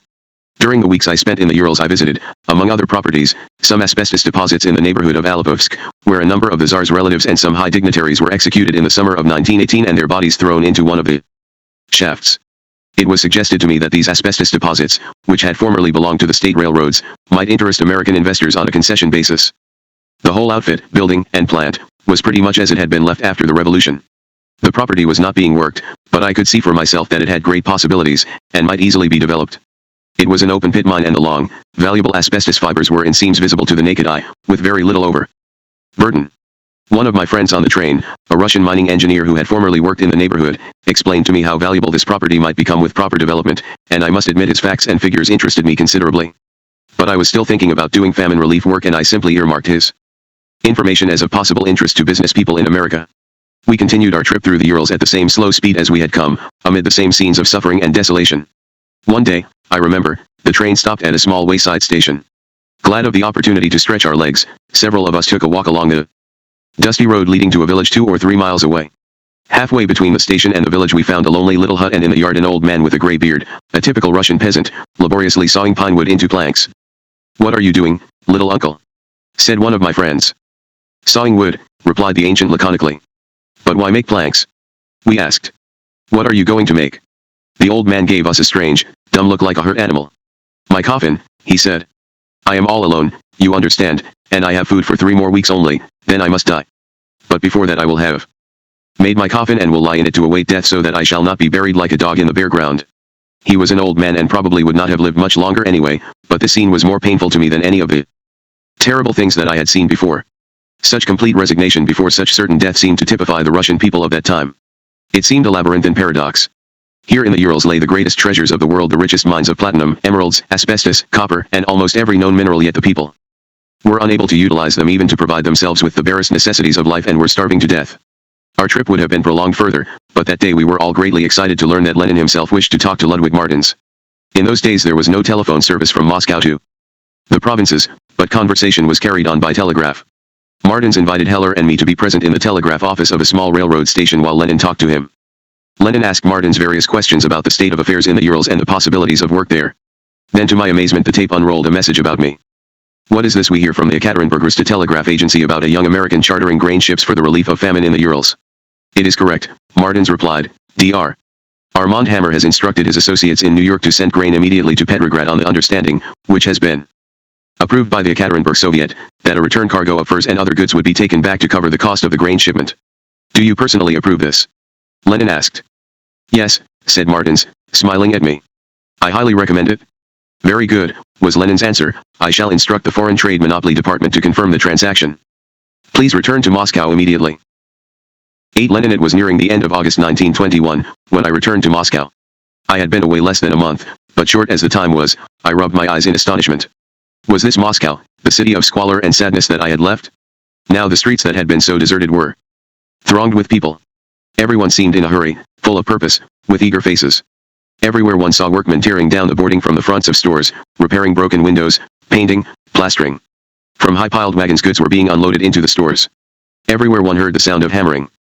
My fellow passengers, no less surprised than I, made inquiries. "Nep, nep," was the answer. This was the new economic policy which had just been introduced by Lenin, despite considerable opposition from some of his associates. Only Lenin himself could have initiated this policy, which marked one of the most dramatic and decisive changes in the history of our century, and Lenin had to call upon all the immense reserves of loyalty felt toward him and all his mesmeric powers of persuasion to convince his comrades. If the NEP had been proposed by anybody else, he would certainly have been shot as a traitor to the revolution. The decree inaugurating NEP had been published in Moscow on August 9. It seemed as if it meant nothing less than the abandonment of communism and the restoration of capitalist methods. As Lenin said at the time, and as events were later to prove, NEP was not the acknowledgement of complete failure which the enemies and critics of the Soviet called it. It provided for state socialism rather than communism, and maintained the control of the state over industry and business. It did, however, open the door to private initiative and allow people to work and do business in the old-fashioned way for money and to be paid accordingly, instead of the moneyless ticket system that had been tried previously. Its immediate effect was to bring forth untold quantities of goods of every variety which suddenly appeared as if by magic. The shelves of formerly empty stores were overloaded with articles which had not been seen since the days of the Bolshevik Revolution 4 years before. In addition to a great variety of food products and delicacies, one could buy the choicest French wines, liqueurs, and the best of Havana cigars. The finest English cloth lay side by side with the most expensive French perfumes. It took the magic of the NEP to bring forth these goods from their hiding places in cellars, barns, and secret hoards.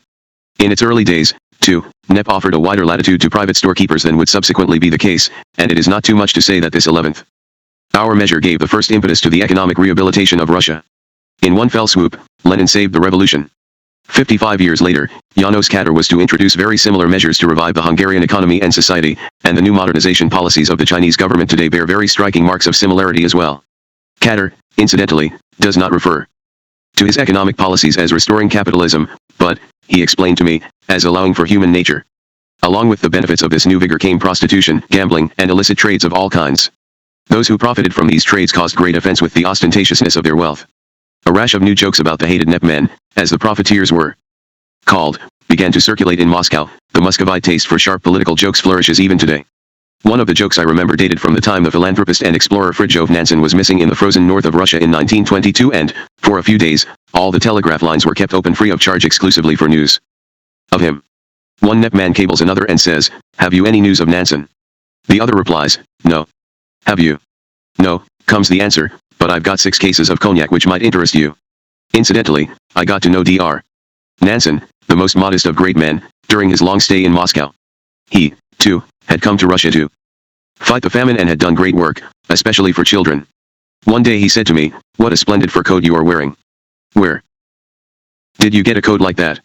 I replied that I'd bought it from the Trade Department, and Dr. Nansen said no more. A day or two later I met Nansen, all smiles. The Trade Department had sent him a magnificent coat. When he asked what it cost, they told him proudly, "The Soviet government is not so poor that it cannot make a small present to the man who has saved so many of its children's lives." They refused to accept a cent. The day after my return to Moscow I was summoned urgently to the Foreign Office.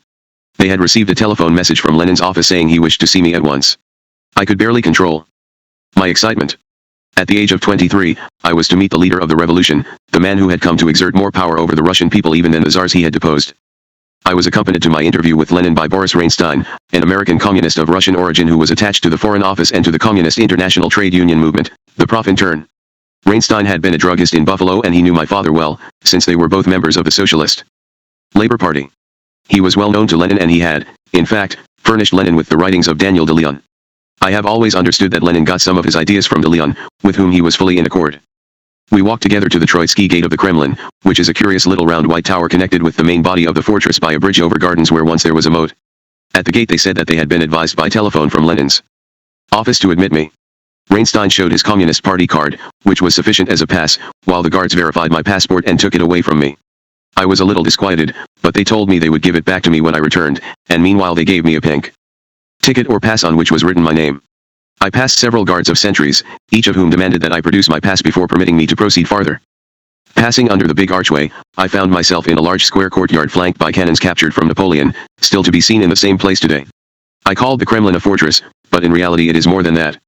It is a sort of central town within a town, the citadel of Moscow, guarded by enormous walls and towers. There are churches in it of great antiquity and beauty, decorated with priceless icons, some painted by the greatest of all icon masters, Andrei Rublev, and containing the funeral casks of the imperial families over many centuries. The area is crowded with palaces and barracks, some new, some old, and streets of buildings, formerly occupied by members of the Tsar's court, now used by communist officials. Lenin's office was on the second floor of a large modern building on the central square.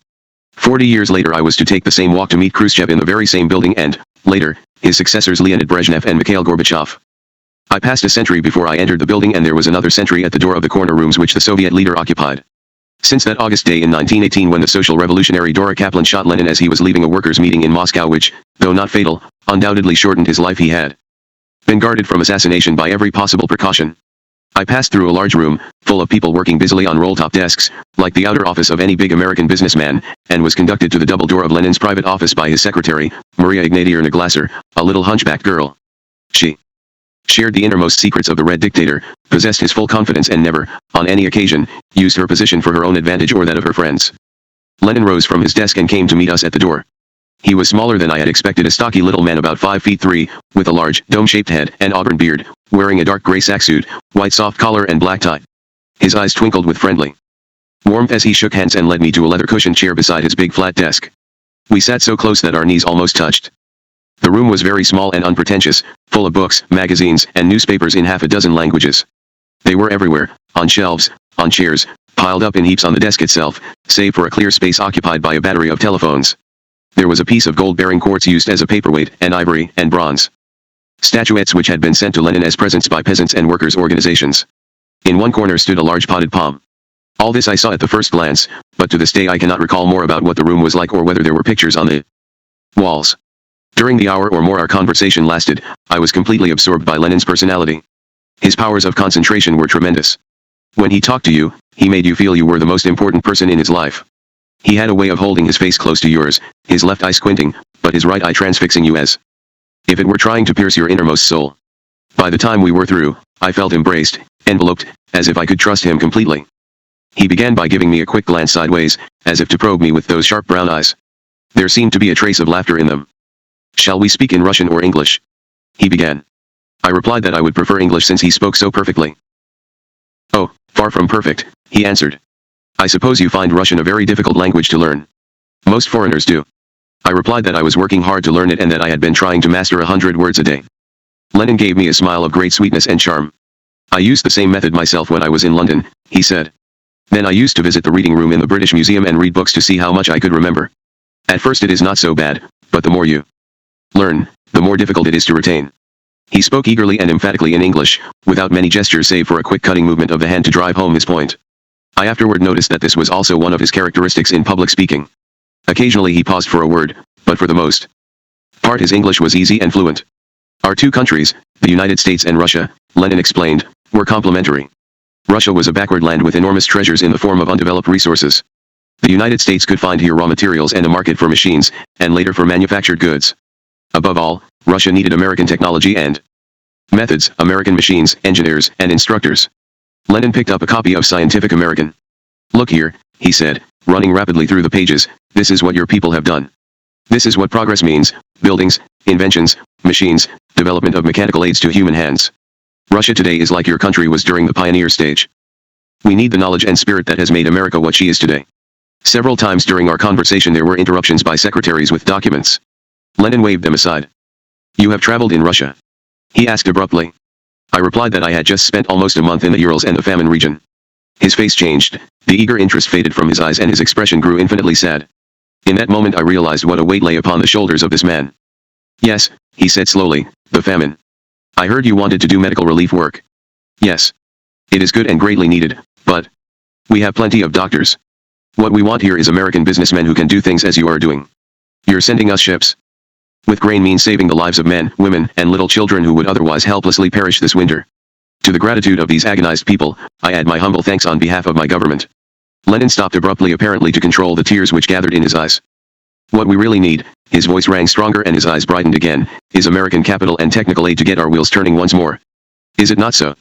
he asked Reinstein, who had been silent during most of the interview. Reinstein nodded approvingly.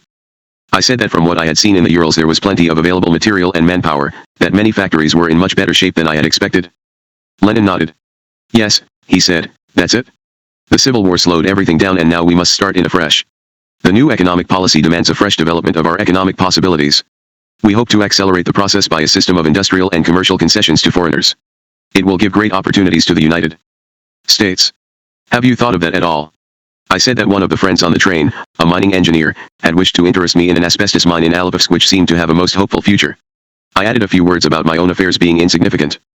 Lenin checked me. "Not at all," he said, "that is not the point. Someone must break the ice. Why don't you take this asbestos concession yourself?" I was astounded and aware, in that moment, of the historic opportunity Lenin was offering me. I was also instinctively skeptical that it could be made to work. From what I had seen of Russian methods, it looked as if the preliminaries of such a deal might last for months. I said something to that effect. Lenin caught my meaning in a flash. "Bureaucracy," he said, "this is one of our curses. I am telling them so all the time. Now here is what I'll do. I'll appoint a special committee of 2 men, one of whom will be connected with the Peasant and Workers' Inspection Commissariat, and the other with the All-Russian Extraordinary Commissions commonly called the Chaika to deal with this matter and give you all the help they can. You may rest assured that they will act promptly. It shall be done at once." Thus in my presence was created the embryo of what later was to grow into the Concessions Committee of the Soviet Union. "You will make your arrangements with them," Lenin continued rapidly, "and when you have reached some sort of tentative agreement, you will let me know. We understand that we must ensure conditions that will allow concessionaires to make money in Russia. Businessmen are not philanthropists, and unless they are sure of making money they would be fools to invest their capital in Russia. I told Lenin there was a doubt in my mind as to the possibility of working without friction with Russian labor, especially since they had become accustomed to look upon the capitalist as their enemy. Can the Russian government assure me of no labor troubles? I asked. Lenin answered in that quick manner of his. Our workers will be happy to get employment and good wages, and it would be foolish for them to cut away the limb of the tree on which they are sitting. While our government cannot give orders to a trade union, still, as a workers' government, we have sufficient influence to ensure that the unions will carry out fully the terms of their collective contracts with you. Above all, it is essential that you become thoroughly familiar with our labor laws. If you obey these laws, you will have the full protection of our government. Finally, he said, do not worry too much about details, I shall see that you receive fair treatment. If there is anything you want, write and tell me. When you have made a provisional contract, he went on, we shall approve it in the Council of Commissars without delay. What we decide goes, you understand, and again he made that decisive cutting gesture with his right hand. In fact, if necessary, I won't even wait for the council to meet. A matter like that can easily be arranged by telephone. Lenin was as good as his word. In an incredibly short time I was to find myself the first American concessionaire, obligated to begin the reconstruction of an industry with which I was wholly unfamiliar. In looking back over the years at this memorable interview, I have tried my hardest to recollect the most striking feature of it all. I think it is this, that before entering Lenin's room I had been so greatly impressed by the terrific veneration which he aroused among his followers, that I somehow expected to meet a Superman, a strange and terrible figure, aloof and distant from mankind. Instead it was just the opposite. To talk with Lenin was like talking with a trusted friend, a friend who understood. His infectious smile and colloquial speech, his sincerity and natural ways, put me completely at my ease. Lenin had been called ruthless and fanatical, cruel and cold. I refused to believe it. It was his intense human sympathy, his warm personal magnetism and utter lack of self-assertion or self-interest, that made him great and enabled him successfully to hold together and produce the best from the strong and conflicting wills of his associates. I realize, of course, that there are critics of the Soviets who would say that Lenin displayed his ruthlessness by signing the order which permitted the Ekaterinburg Soviet to execute the Tsar and his family. I think it has to be remembered that at that moment Russia was engaged in a desperate civil war, and, if the White Russian army had been able to rescue the Tsar as it so nearly did, it would have reinstated him and destroyed the revolution. Lenin also had a personal reason to hate the Tsar's family. The Tsar's father, Alexander III, had given orders for the execution of his older brother, Alexander, for an assassination plot on Alexander III. I have always believed that this act, more than anything else, was the reason that Lenin became such an ardent revolutionary. I have one more reflection on this interview with Lenin, a thought which has gathered strength in my mind over the 65 years since that memorable day in the Kremlin. I am frequently asked which person, of all the great world leaders I have met in my life, I have most admired. There is no doubt about the answer. The greatest man was Franklin Delano Roosevelt, who was, of all the men of my time, my great hero. In FDR were combined, to an unparalleled degree, all the most desirable qualities of the great statesman. Nobody could equal the speed of his mind, the warmth of his character and the charm of his personality, and to these attributes was added an unmatched capacity for decisive executive action. FDR was the consummate can-do president, who would brook no delay in the execution of an idea or policy once it had passed scrutiny in the fine mesh of his mind. I have often been asked to compare Lenin with FDR. They shared many qualities, not the least of which was that they were both approachable, unintimidating men who did not stand for a moment on the dignity of their office. In the presence of both men I felt the same captivating excitement and the same alertness. No half-baked idea, no vagueness could be risked with either man, they would spot it in a flash and dismiss it. They both had a strong sense of humor, though Lenin did not laugh as much as FDR, who loved nothing more than a joke and who was always on the lookout for the ridiculous and the absurd, but then Lenin did not have much to laugh about. The condition of the Soviet Union and the colossal strains of his work did not leave much room for humor. They did share, however, one characteristic of mind, and this is the thought with which I want to conclude this chapter. Like FDR, Lenin was capable of dazzling intellectual flexibility. Being the father of the Russian Revolution, Lenin is usually portrayed as a rigid theoretician who strictly inflicted the dogma of Marxism on the Soviet Union. However true this picture may be of Stalin, who succeeded Lenin and who unquestionably ground that country into a pitiless subjection to his own peculiar and Byzantine theories of socialism, it does not apply to Lenin. The record of this interview with Lenin shows his true character. People I meet today, especially journalists who interview me, are astonished to hear that Lenin told me, in effect, that communism was not working and that the revolution needed American capital and technical aid. The world has largely forgotten how deeply the Bolsheviks had admired the industrial achievements of America and how common it was to hear them say that they wanted to make Russia a socialist United States. Lenin was greatly responsible for promoting that attitude, and it is not appreciated how pragmatic and realistic was the cast of his mind. Perhaps I can best convey this by saying that my own father, who in many ways typified the idealistic communist sympathizer of those times, was far more romantic in his socialism than Lenin. It remains one of the ironies of my life that I found the father of world communism to be less pure as a communist and more pragmatic than my own father. Trotsky and the American capitalist. I clearly remember every step I took as I entered the Kremlin for my interview with Lenin. I can remember almost nothing of my departure. I left his office in a state of such excitement, my brain swarming with questions and ideas, that I noticed nothing of my surroundings before I found myself back in my squalid hotel room. Never in my young life had I needed so much to be alone in order to settle my mind. I knew, without doubt or question, that my interview with Lenin had diverted the course of my life and opened a new world before me. Only rarely is it possible to know, at the time, when a major change is occurring in life. Most change occurs imperceptibly and the significance of a moment is apparent only in retrospect. At that moment in Moscow, however, I could see clearly that, by lightly resting his hand for a moment on my life, Lenin had caused a polar shift in my world, altering the axis of my life forever. Great leaders can do such things. I felt almost as if I had been taken up to the top of a mountain, from which all Russia could be seen below, and Lenin had said, "Take your pick."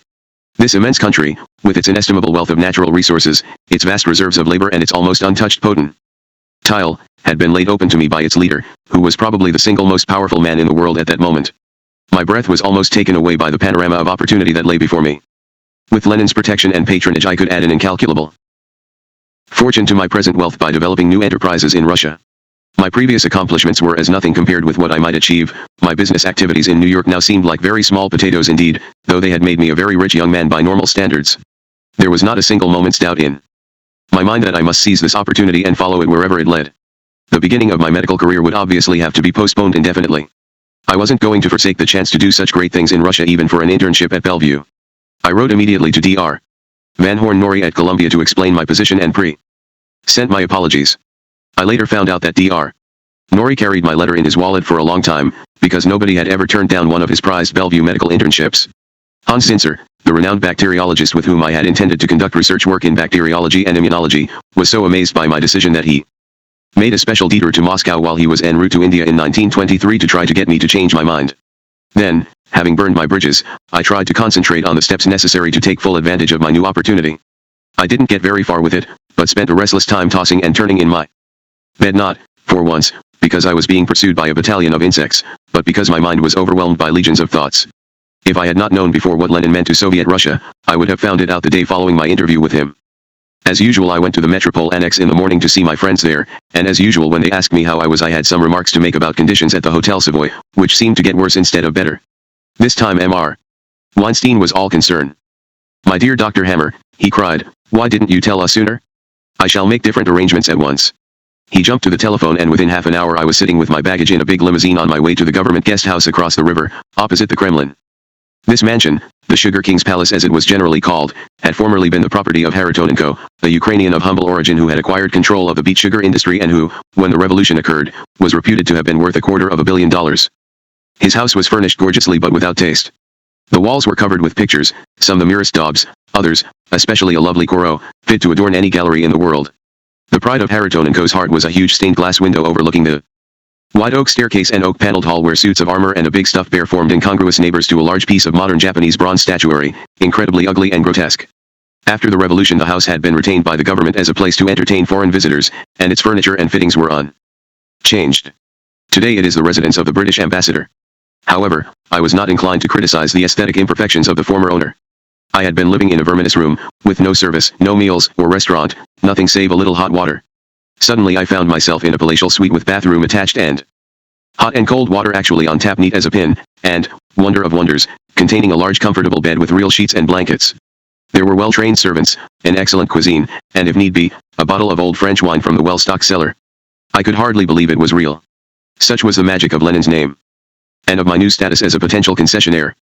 My suite had been occupied not long before by the well-known English financier Leslie Urquhart, whose Russo-Asiatic Corporation had been the greatest foreign enterprise in Tsarist Russia. Its interests included valuable copper mines and other minerals, tracts of timberland of almost unlimited extent, and mining and oil rights over the richest section of western Siberia. Urquhart had tried to renew with the Bolsheviks the concession contract he had been granted by the Tsar, but his terms were so stiff, and his claim for alleged damages so exorbitant, that he left Moscow without reaching an agreement. In 1922 he was more successful or less insistent and actually signed a preliminary contract with Leonid Krasin in London. It was vetoed by Lenin, however, in the spring of 1923 because the British fleet at Constantinople insisted upon the right to search Russian vessels passing through the Dardanelles. Urquhart thereupon became a bitter enemy of the Soviet state.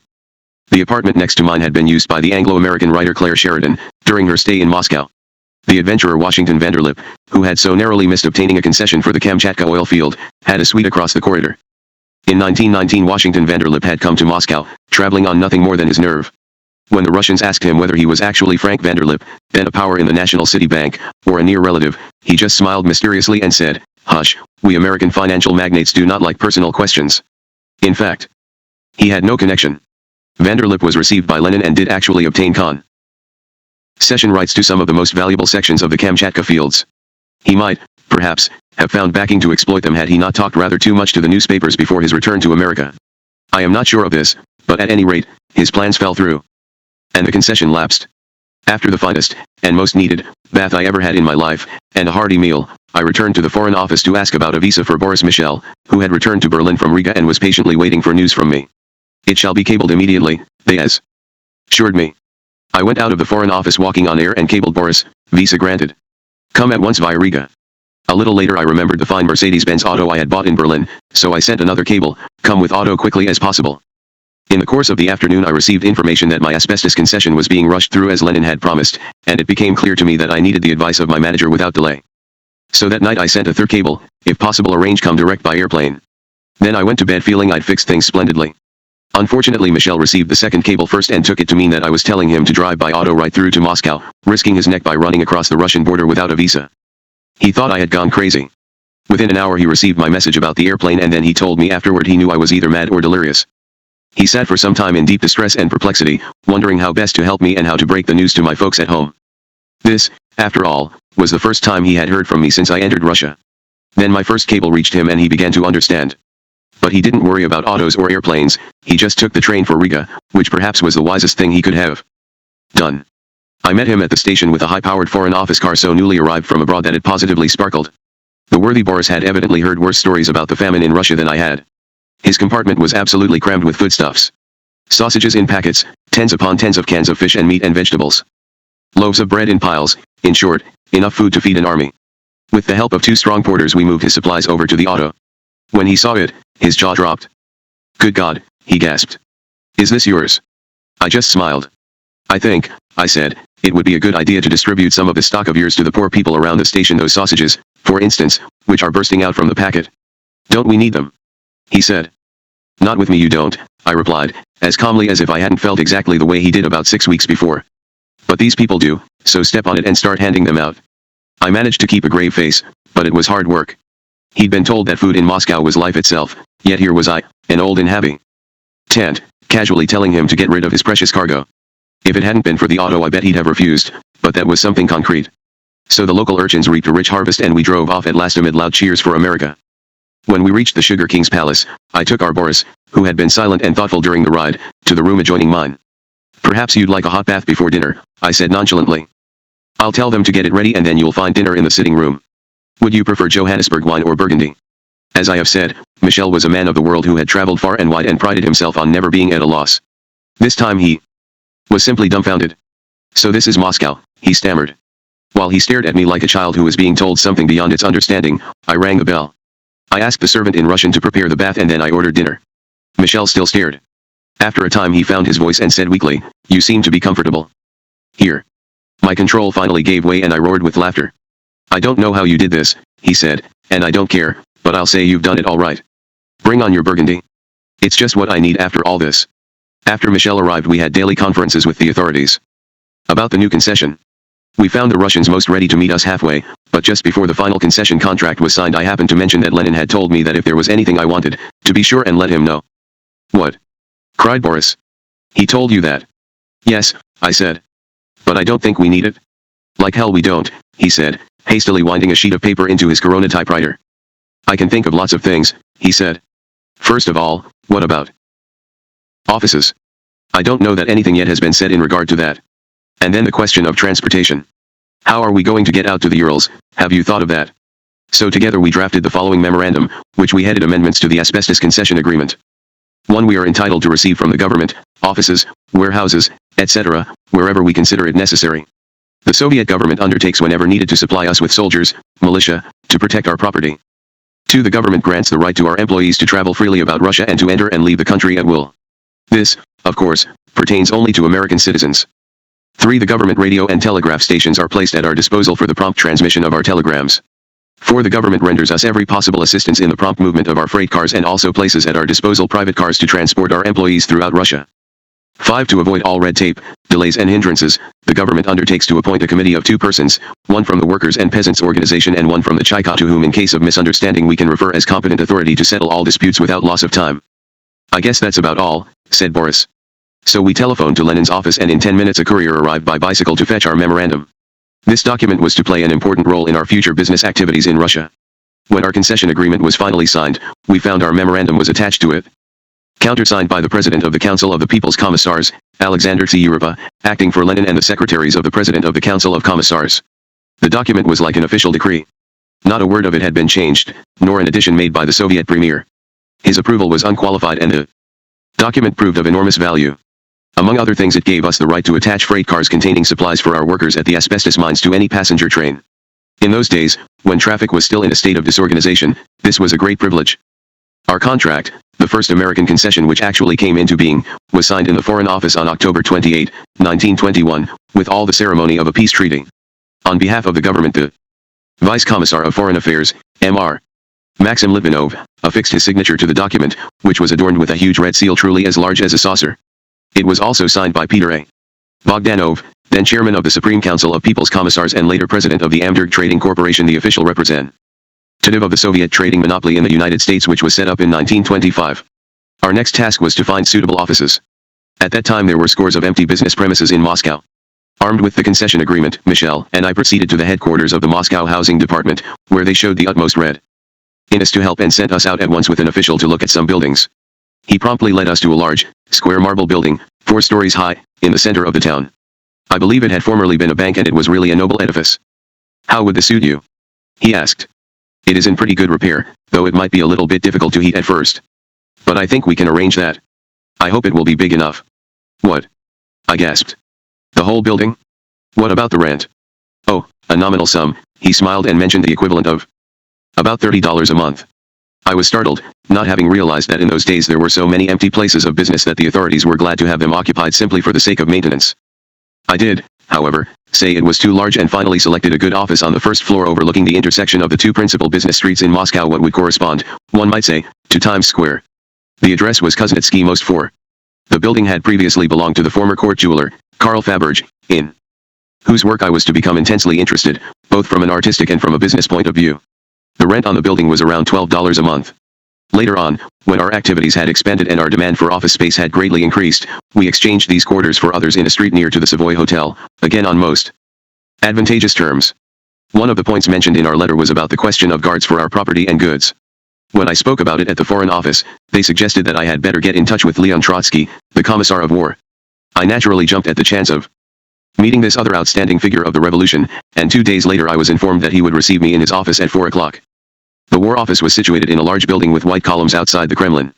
The moment I entered it, I was struck by its great difference from all of the other Soviet administrative offices I had visited. The place was scrupulously clean and tidy. There were no chatting groups of comrades in the corridors, no cigarette stubs on the floors, no tea glasses in saucers on the desks. The sentry at the door examined my credentials and directed me to an anteroom upstairs. At 3 minutes to 4, in came a snappy young aide in khaki uniform with a Sam Brown belt and a heavy revolver at his hip. "Comrade Trotsky is waiting for you," he said curtly. "Will you please come with me?" He led me through rooms filled with diligent workers. The place was a hive of industry. We passed other sentries, and it struck me that the Red Warlord was guarded more closely than Lenin himself. Of course, Lenin lived in the Kremlin, a fortress in itself, but from the attack upon Lenin and the campaign of assassination undertaken by the Social Revolutionaries in the summer of 1918, the Bolsheviks had learned to leave no stone unturned in order to protect their leaders. Not that anyone ever questioned Trotsky's personal courage. Indeed, on one occasion he showed the rarest kind of bravery in facing a mob howling for his blood. It occurred in Leningrad during the early days of the revolution. There was a scandal in high communist circles. Pavel Dybenko, the idol of the Red Fleet, a handsome young non-commissioned officer who had brought the cruiser Aurora up the river from Kronstadt to shell the Winter Palace and drive Kerensky's government out in panic, had suddenly left Petrograd for the Crimea with Madame Alexandra Kollontai, who then occupied a prominent position in the Communist Party. It was a sort of unofficial honeymoon. The more austere of their comrades regarded it as nothing less than desertion in time of war and demanded, quite seriously, that the couple be made an example of, that they should both be shot. Trotsky, in particular, had pressed for their execution. The fact became known to the sailors of the Red Fleet, and one morning a body of them, several hundred strong, appeared in the courtyard of the building where he worked, shouting threats of vengeance. A terrified secretary ran into Trotsky's room. "The sailors have come to kill you, comrade," he cried. "Save yourself immediately by the back staircase while there is time." They have defied the guards and swear they will hang you on the lamppost in the courtyard. Trotsky leaped to his feet, ran down the front staircase, out into the courtyard. You want Trotsky? He shouted. Here I am. Without waiting an instant, he burst into speech. Instead of weakening, he maintained his denunciation of Dybenko and justified it in the most vigorous language. Such was the magic of his personality and oratorical power that, within 10 minutes the sailors were carrying him around the courtyard in triumph. Lenin disposed of the Dybenko-Kollontai affair in a characteristic way. At a meeting of the Central Committee of the Communist Party to decide finally what punishment should be inflicted, Lenin waited till the rest had finished speaking, then said quietly, with tongue in cheek. Comrades, you are right. Their offense is most serious, and the penalty should be exemplary. Personally, I think shooting is far too good for them. I propose, therefore, a fate more terrible still. Let it be resolved that our erring comrades be condemned to mutual fidelity for the space of 5 years. Kollontai's bigness of heart was notorious, and Dybenko was not a dashing young hero of the Red Navy for nothing. The council received Lenin's suggestion with uproarious laughter and the incident was closed. But reports whispered that Madame Kollontai never quite forgave Lenin. Heavy curtains shrouded the door of Trotsky's office and the big room was in semi-darkness as I came into it, although it was afternoon of an early autumn day. The shades were drawn over the windows, shutting out all daylight. Trotsky sat at a big flat desk on the far side of the room under an electric light, the only illumination in the place, like the spotlight of a theater. He always had a strong sense of dramatic values. I learned afterward that a steel netting protected the windows outside from a possible grenade or bomb. This network had been installed in the summer of 1919, when a couple of anarchists killed some 20 members of the Moscow Communist Committee by hurling a heavy bomb into the room where they were holding a meeting. The Red Warlord wore khaki breeches, a plain tunic buttoned up to his neck, and glasses. His face was angular, his eyes were blue, and though he greeted me quite cordially, his glance was cold and piercing. Very different from Lenin's human and friendly attitude. Never once during the meeting did he smile. We talked in German, which he spoke perfectly. He knew all about our concession and the contract I had made before to supply foodstuffs to the Urals in exchange for goods. He spoke of the unlimited possibilities of that region. In his opinion its mineral resources had hardly yet been scratched. He had just returned, he told me, from an inspection trip through the Urals and was convinced that it offered great possibilities to American capital. He asked what I thought about it. Did the financial circles of the United States regard Russia as a desirable field for investment? I replied cautiously that I wasn't quite sure. It was too early as yet to give an opinion. Perhaps later.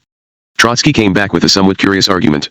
Inasmuch, he said, as Russia had had its revolution, capital was really safer there than anywhere else because, of course, whatever should happen abroad, the Soviet would adhere to any agreements it might make. Suppose, he continued, one of your Americans invests money in Russia. When the revolution comes to America, his property will of course be nationalized, but his agreement with us will hold good and he will thus be in a much more favorable position than the rest of his fellow capitalists. I stared at him in surprise for a moment, wondering whether he was serious. Then I realized that he was wholly sincere and that he really believed a Bolshevik revolution in America was only a question of time. I did not attempt to contradict him.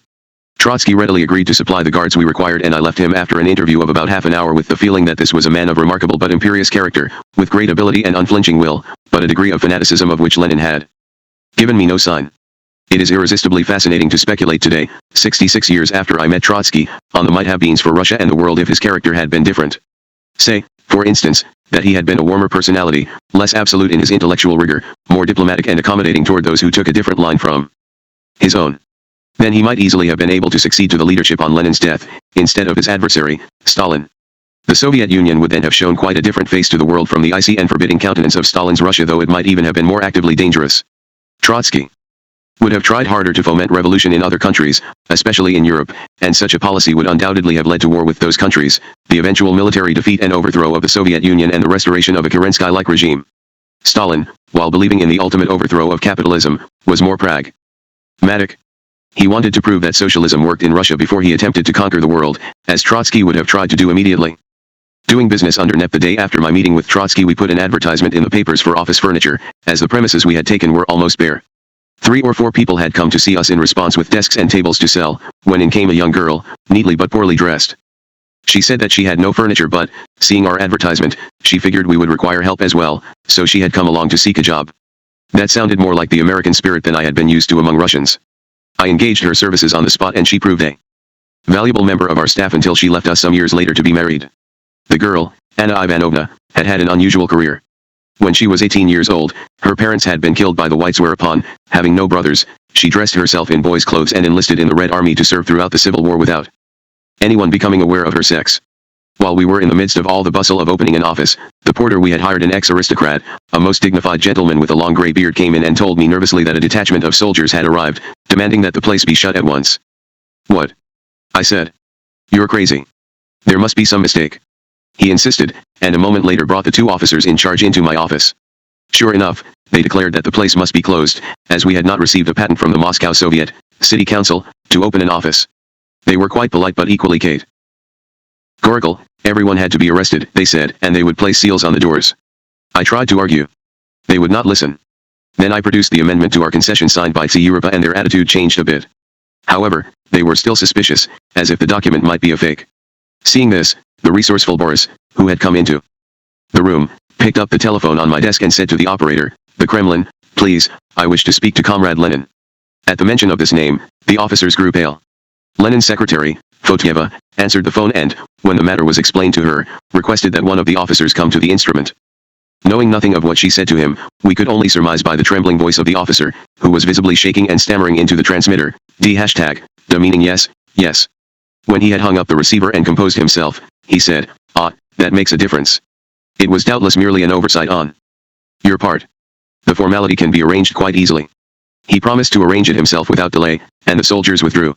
Sure enough, I obtained my patent the following morning, but the incident had taught me a valuable lesson.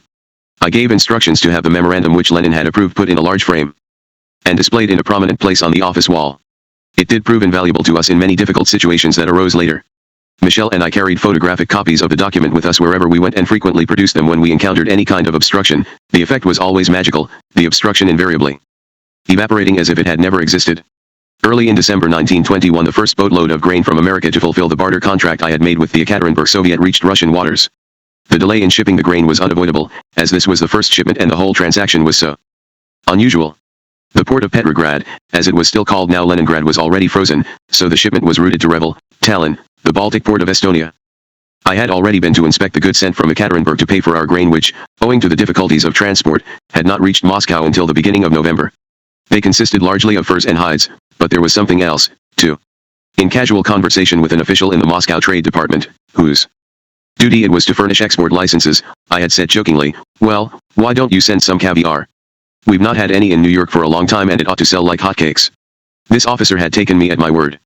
He produced nearly a ton of caviar in 50-pound wooden kegs and, sure enough, when it reached New York, it sold at fancy prices, $10 a pound or more.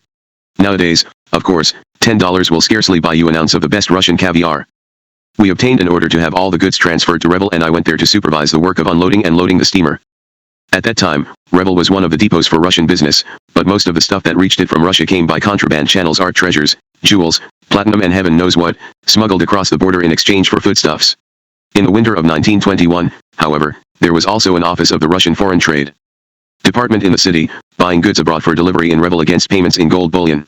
I found the Soviet Foreign Trade Office in Revel very angry about America. It appeared they had bought a large stock, I believe over 1 million pairs, of American Army boots, which were part of the war stock sold in Europe after the armistice. The boots looked good but, as it turned out, their soles were made of paper. The price of leather was extremely high during the First World War and it is possible that the army authorities had approved this papier-mâché substitute for soles. On the dusty roads of France, in summer, the soles might have stood up quite well, but they simply went to pulp in the slush of a Russian winter. The Russians in Revel were furious and complained that they had been robbed. I believe they actually received a refund for the boots, but be that as it may, the incident did not redound to the credit of American business and it certainly added to my difficulties. It was no picnic trying to conduct a business anywhere in Russia at that time. The Foreign Trade Office in Petrograd looked upon our activities with suspicion and did everything possible to cause us difficulties and delays in carrying out our program. The position became so bad that I wrote a note of complaint to Lenin's first assistant, Gorbanov. Evidently he showed the note to Reinstein, who forwarded it to Lenin himself, with explosive results. Lenin dashed off a handwritten note to Zinoviev, the head of the Petrograd Communist Party. He wrote, "Comrade Zinoviev. Today Reinstein showed me a letter from Armand Hammer, about whom I have already written to you, an American, son of a millionaire, among the first to take a concession from us extremely profitable for us. He writes that in spite of my letter, his colleague Miss Hell, colleague of Hammer, bitterly complains about the rudeness and bureaucracy of Beggy, head of the Foreign Trade Office, who received him in Petrograd. I will complain about Beggy's conduct to the Central Committee. This is an outrage. In spite of my letter to you and your deputy, things were done just the opposite. And nobody informed me about this, neither about disagreeing with me, or anything. I ask you to verify this and give this matter special attention. Was my letter, my telephonogram, to you or your deputy brought to the attention of Becky? If so, Becky is responsible. If not, your secretary or somebody is. Who is responsible? It is necessary to find out. Can you bring pressure on Becky and clean up the matter? Lenin. All the vital components of Lenin's character and his genius are in this note: the feverish activity, the remorseless attention to detail, the impatient urgency of his drive to break through the cobwebs of bureaucracy and red tape which were clogging the wheels of the Russian economy. I don't know where he got the idea that my father, not I, was the American millionaire, perhaps from Reinstein, who had returned to Russia before he knew that my father had made a gift of his pharmaceutical company shares to me, but it became stuck fast in his mind and he repeated the same mistake in another of his notes about me. Like all of Lenin's acts, the writing of this note had an instantaneous effect. The obstructions which were blocking us in Petrograd miraculously vanished. I was able to arrange the reloading of our vessel satisfactorily, and when the Russian goods reached New York, my brother Harry and our business associate in America had an agreeable surprise. Far from being less than the value of the grain shipment, they proved to be nearly 150% greater, and although we were operating only on a commission basis, the surplus value established confidence hitherto lacking. Subsequent shipments of American grain were continued without delay. The shipment I had dispatched was the first Soviet goods to be sent direct to the New York market, although I believe that a year or more after the Bolshevik Revolution Russian goods were reaching America from Vladivostok, which did not become part of the Soviet Union until the Japanese evacuation in 1922. By this time things were developing so fast that it seemed desirable that I should return to America to discuss the details of future business. In New York I began to think of the possibilities which had been offered me as Moscow agent for American machinery and equipment. I knew that the Soviet government was strongly supporting a campaign for the mechanization of agriculture. Tractors were needed in large quantities. Before the war, my uncle Alexander Gomberg had held a Ford agency in southern Russia. I asked him whether he thought Henry Ford would be interested in renewing connections with the Russian market. He told me frankly that Mr. Ford's attitude toward the Bolsheviks was not friendly, but offered, if I wished, to arrange for me to meet him. I went alone by train to Detroit, where I was met by Mr. Charles Sorensen, one of the Ford executives, who drove me out to Dearborn.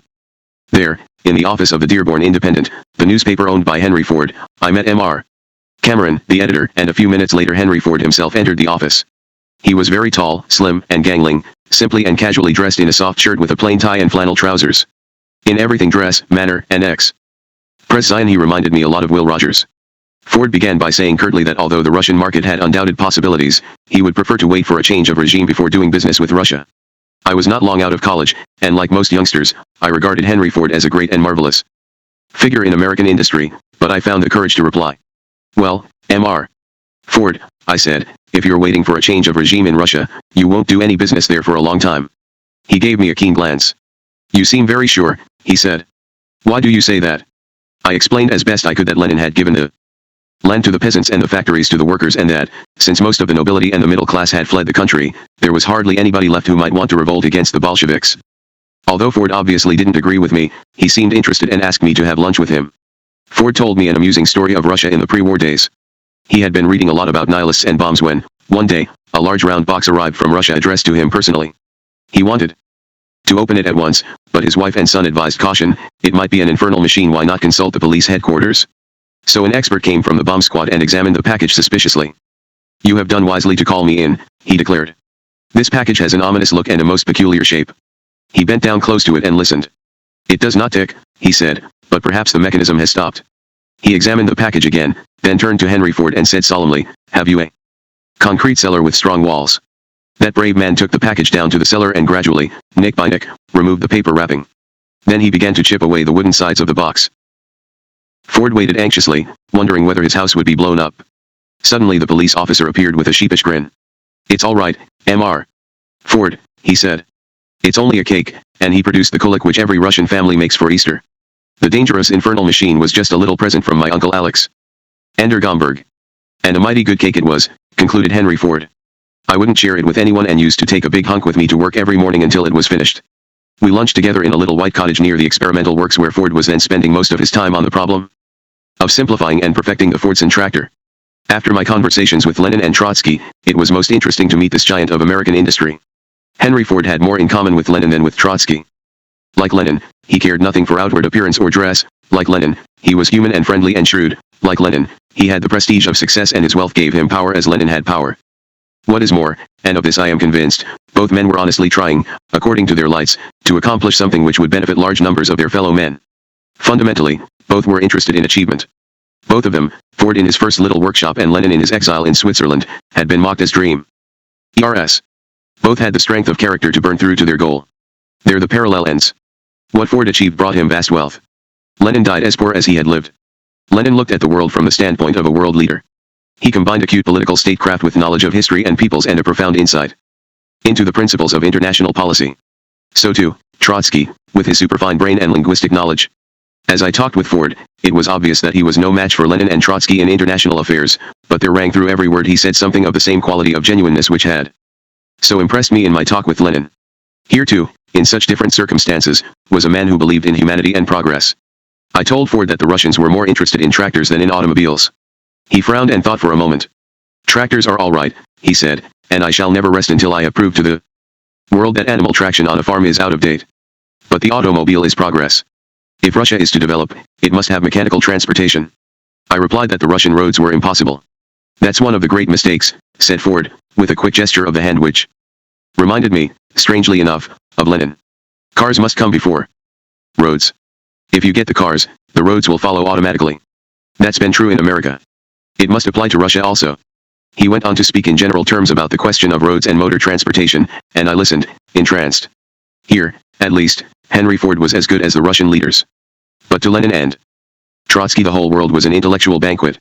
They could talk as easily about Germany or France or England or America as about their own Russia, whereas some of Ford's ideas about Russia were clearly the result of misinformation. They were so utterly remote from the truth. What you must tell your Russian friends, he said, is that automobiles are not a luxury, but a means of service required by modern conditions. He turned with a smile to Mr. Sorensen. Do you think the American public regards our autos as a luxury? He asked. Sorensen grinned. Of course not, he said. A necessity, not a luxury. It's only when they get rich that people buy a luxury car in this country. Ford turned back to me. You see what I mean, he said. That's what you've got to tell the Russians. But anyway, how many tractors do they want? Millions, I replied. If they can afford to pay for them. Ah, said Ford, that's the trouble. You know, Dr. Hammer, we are losing money on every tractor we produce. When the plans for our tractor output were being made, my financial department told me that I would lose money on every tractor until I was selling 1,000 a day. We haven't got to that yet, but we will, and I reckon again that whimsical smile I can afford to lose it. After lunch Ford took me over his model farm, where everything was mechanized. This is what they ought to have in Russia, he said. If the Soviet state is as stable and powerful as you say, why can't they do it? Because, he answered his own question, from what you tell me, I judge they are starting from the ground up and trying to jump right away from the late Middle Ages to the 20th century. He rubbed the back of his head thoughtfully. No reason why they shouldn't, as far as I can see, he said, if they are as good as you say. I told him that the Bolsheviks did want to do just that, but that they were terribly handicapped by lack of technical knowledge and trained engineers. You know, Mr. Ford, I added, you may not believe it, but in Russia they think you're one of the most wonderful people in America, you and Edison. You see, putting all questions of communism and capitalism aside, they know that you and Edison have done something here they want to do in their country, and they are eager to learn how. Would you be willing, if I could arrange it, to let some young Russians come here and learn your methods and all about tractors and autos too so as to teach people when they return home? Don't see why not, said Ford. We'd be glad to have them. On my return to Russia 4 months later, I did arrange to send a number of our young Russian employees to Detroit to work and study in the Ford factory and on the Ford farm. I arranged to take a number of models of the Ford car and Fordson tractor back with me to Moscow. I was also provided with hundreds of meters of film depicting the Ford works. Last but not least, I obtained the agency for all Ford products in Soviet Russia. Spurred by this success, I made arrangements with several other manufacturers to represent them in Russia and obtained their approval of the same suggestion I had made to Mr. Ford that they would allow Russian engineers to study in their works and then attach them to our staff in Moscow as demonstrators. I made contracts to represent 37 American companies in Russia. Among them were Alice Chalmers, U.S. Rubber, Underwood typewriters, and Parker pens. As a consequence of all these deals, all the trade between the United States and the Soviet Union was to pass through my hands for several years. I then began to make plans to return to Moscow in the spring of 1922. I decided that I had to concentrate exclusively on my Russian businesses and arranged to sell Allied Drug and Chemical. It was bought out by Alfred Van Horn and a number of other company executives who paid me more than $1 million in cash and settled the balance of the sale with promissory notes. My brother Harry resigned from the company and joined the board of the corporation I registered in Delaware to handle our Russian trade. It was called Allied American Corporation. Harry joined as secretary and treasurer. Victor returned with me to Moscow. Victor was then 21 and by his own rueful admission, he had never been much of a student, just getting along. He had always had real talent as an entertainer. Even as a 5-year-old he had worked up an act which would have the whole family rocking with laughter, a recital of Mary Had a Little Lamb in multiple dialects with assorted quick changes. At Colgate and Princeton he had spent all his spare time in college theatricals, though the snob viciousness and perhaps the anti-Semitism of some of his fellow students held him back in the drama societies. When I arrived in New York, I discovered that he had definitely decided to follow a career on the stage, had applied to the American Academy of Dramatic Arts and won a scholarship. We were all proud that his talent had been recognized and rewarded, but my mother was uneasy. She didn't feel that the vagaries of the stage were quite as desirable for one of her boys as the practice of medicine or even a life of business. She prevailed on me to see if I might influence my kid brother. I tackled him. I said, "We all know you've got talent and we think you might go a long way, but let's face facts, the chances of your being a great success on the stage are 1,000 to 1. Nobody doubts that you've got the dedication, ability, discipline, and so on, but luck is the most important factor. Why don't you come back with me to Moscow and you can study at the Moscow Art Theater?" "The Moscow Art Theater?" he said. "Wow. That's a dream." "Yes," I said, "but in the meanwhile, since I'm not going back for several months, you could make yourself useful to me, get some commercial skills. There's a Miller's School of Shorthand and Typewriting here in New York where in 1 month they'll teach you everything. You get done there and you'll be able to be my assistant." Victor would always do anything to help the family and, knowing how tough things were for me while our father was in prison, he signed up directly at the secretarial school, where he was a quick and diligent pupil, though he claimed in later years to have expunged every line of shorthand from his memory. He said that if I thought he could still do it, I would still have been giving him dictation when we were in our 80s. On my way to Moscow through London, I stopped to browse in Leonard Partridge's antique shop. Leonard was not as famous as his brother, Frank, who was purveyor to the royal family. In Leonard's window I was taken with a small item which I decided to buy as a gift for Lennon. It was a bronze monkey, contemplating a human skull. The monkey was seated on a stack of sculptured books, one of which was Charles Darwin's Origin of Species. I was able to present it to Lennon when I saw him for a brief moment with Reinstein in May 1922. Lennon was very intrigued by the symbolism of the little statuette and he made an extraordinarily clairvoyant remark. "With the weapons of war becoming more and more destructive," he said, "civilization might be destroyed if humanity didn't learn to live in peace. The time might come," he went on, "when a monkey would pick up a human skull and wonder where it came from." He was speaking 23 years before the first detonation of a nuclear weapon ushered us into the age when his prediction might come true. Lenin gave orders that the bronze was not to be removed from his desk, and it is still there today, in his Kremlin office, which is now a national museum. In Berlin I met our mining engineers, who had come from Russia with plans for the technical equipment of the asbestos mine, and after consultation with them, the necessary orders were passed on to America. This time, however, there was no delay or trouble about my visa, and, after a tedious journey from Riga, I found myself back in my palatial quarters at the Sugar King's Palace opposite the Kremlin. As I looked out of my window at this fortress which had housed the Romanovs for so many centuries, I could not help reflecting on the strangeness of fate, which had so suddenly stripped everything from those once all-powerful rulers who treated all Russia as their playground and their treasure house. Fate was now beckoning me on to seek my fortune in this land of such unpredictable promise, of such immense reward and cruel penalty. Red Tsars, Commissars, and the death of Lenin. My first task was to attend to the shipment of machinery and supplies to the mines which were situated near Alipovsk, some 100 miles north of Ekaterinburg, now called Sverdlovsk. In order to see that everything was running smoothly, Boris Michel and I made a trip to Alipovsk in June 1922. To our dismay we found our workers so discontented that they were near to revolt. Leo Wolf, whom I had appointed manager, met us looking pale and anxious. When I asked what was wrong, he told me bluntly, "We promised them food, but they are still hungry. The food has not come. And they say we have tricked them.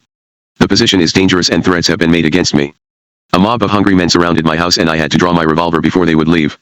I've cabled a dozen times to Petrograd for explanations about the grain shipments without avail, and, unless the food comes soon, some will die of starvation and I cannot answer for the consequences. I was horrified. The cars with grain had left Petrograd sealed, with guards, routed direct to Alipovsk. They ought to have arrived at least a fortnight earlier. Without waiting a moment, we returned to Sverdlovsk. Sure enough, the shipment had arrived there intact and safe some time before and had been dispatched northward. Accompanied by an official of the railroad administration, Wolf, Michel, and I retraced our steps and, about halfway to Alipovsk, found 25 cars, the first shipment, waiting on a siding. The seals were unbroken and the guards reported nothing unusual, but the station commandant was holding them because, he alleged, a bridge a little way north of the station was unsafe. "Why didn't you send them over in small lots if that is true?" he was asked. His reply was unsatisfactory. Finally, when he saw an opportunity, he called Wolf aside and said in a low tone, "You are a businessman.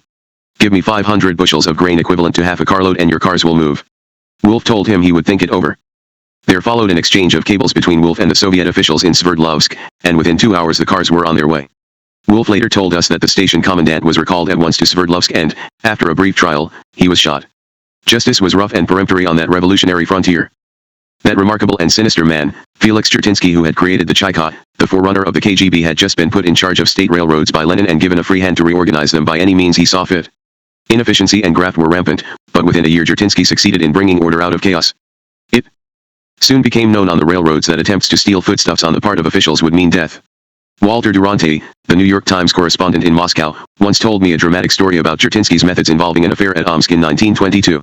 At that time the Volga famine was at its height. And, although there was plenty of grain in Siberia, none of it was being shipped through to starving Volga. Jertinsky personally went to Omsk to investigate. He held a meeting of all the railroad executives and minutely examined every detail of their work. Everything seemed in order, so he hitched his private car to an eastbound train and rode for a day across the steppe. At a small way station some 200 miles from Omsk, he ordered his car unhitched.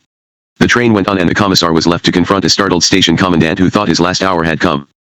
"It's all right, comrade," Jertinsky reassured him. "I simply want to try a small experiment. You have, I see, some loaded grain cars waiting here in your station. Why are they not sent on westward?" The commandant answered, "I've cabled to Omsk several times, but there is no reply." "Aha," said Jertinsky. "Just as I thought. Well, cable again. Saying that there is a wagon here listed urgent shipment to Omsk and see what happens." There was no reply the next morning, so Jertinsky ordered that a second message should be sent, stating that the private car of an important government official had been sidetracked there and that it was necessary to make arrangements to route him on. 12 more hours passed without reply and Jertinsky began to get annoyed. His time, he said, was too valuable to waste, even in experiments. "Cable them," he said, "that I, Jertinsky, demand an engine be sent immediately with clear right-of-way along the whole route to fetch me back to Omsk at once. Make your message as strong as possible." There was still silence and Jertinsky was actually forced to cool his heels in that little station for another 24 hours before he could flag a westbound train. On arrival, he again called a meeting of the office personnel from high to low. He did not raise his voice, and there were no signs of anger in his face, said Durante's informant, who was present at the meeting, but his eyes were terrible. "What I want to know," Jertinsky concluded, "is what became of those cables and why they were not answered." For a moment his hearer stared at him in dismay and at the two big Chaika guards in full uniform behind him.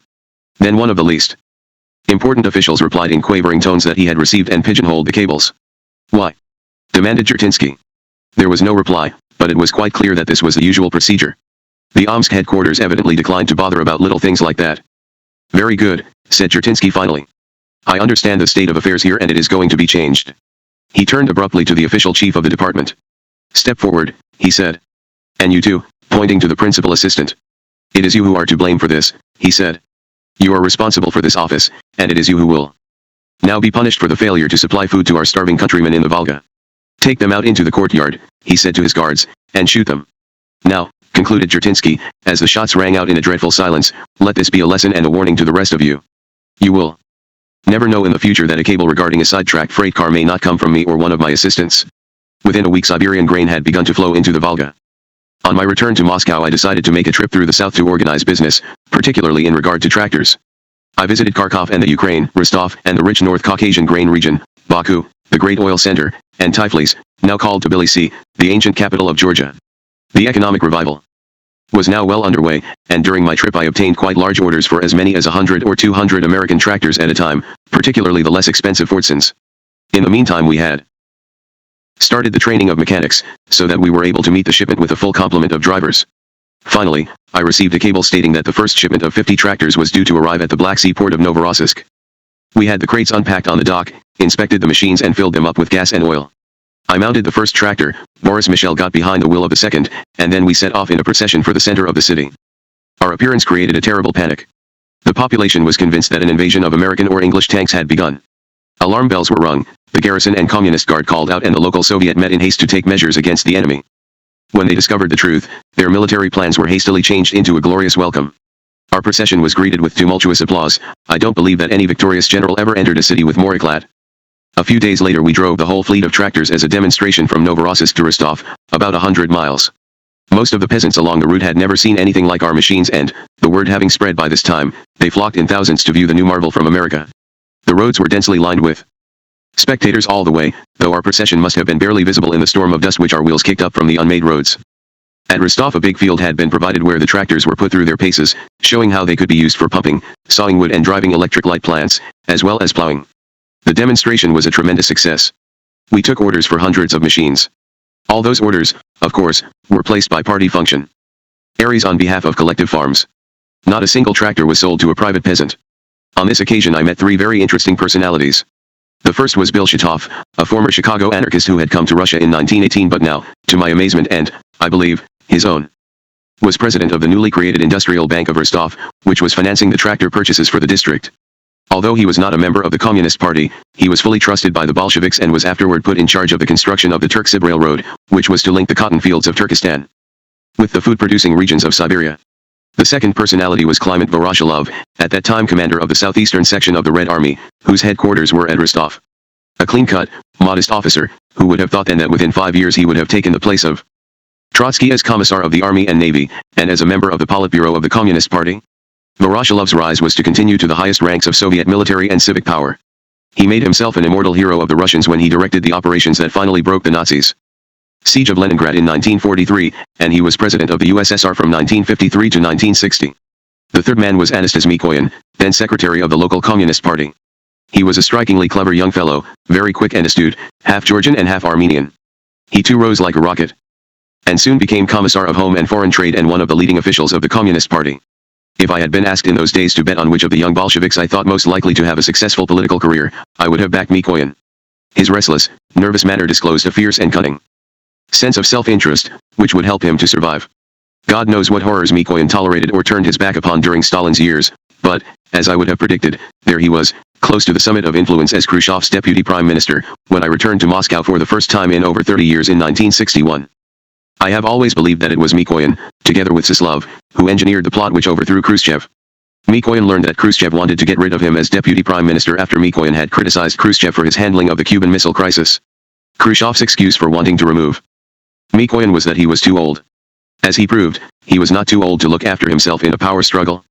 At dinner one evening during the spring of 1922, I met Lenin's brain specialist, Professor Forster.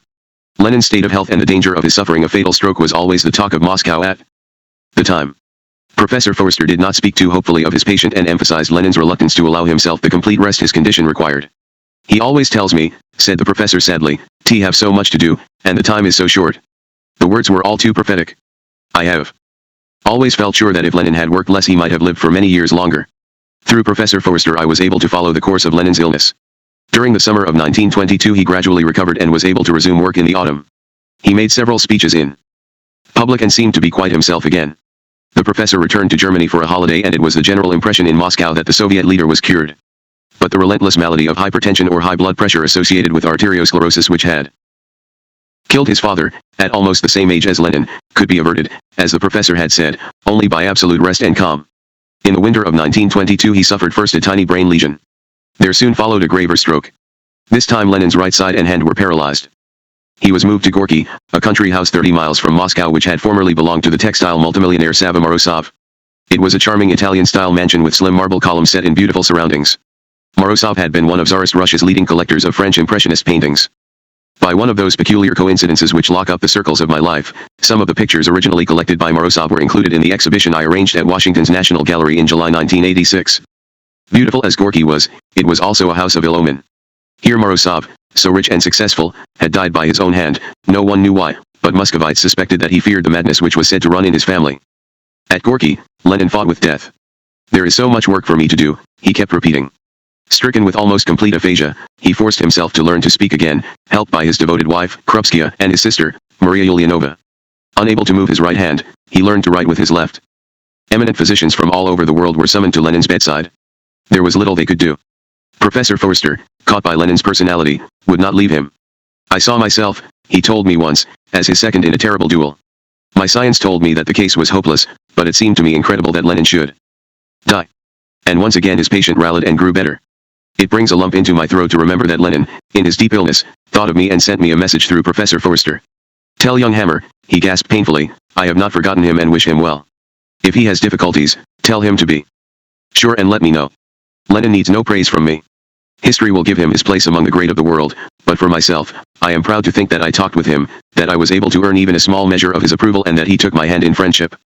By Christmas of 1923 Lenin was sufficiently recovered to attend a hunting party, sitting propped with pillows on a sleigh. He talked more easily now and the drawn grimace on the right side of his face had almost vanished.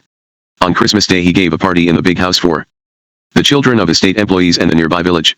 There was a Christmas tree, of course, and lighted candles and gifts for all.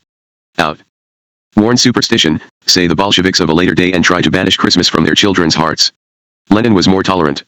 3 weeks later, on January 21, 1924, death struck him, suddenly and without pain.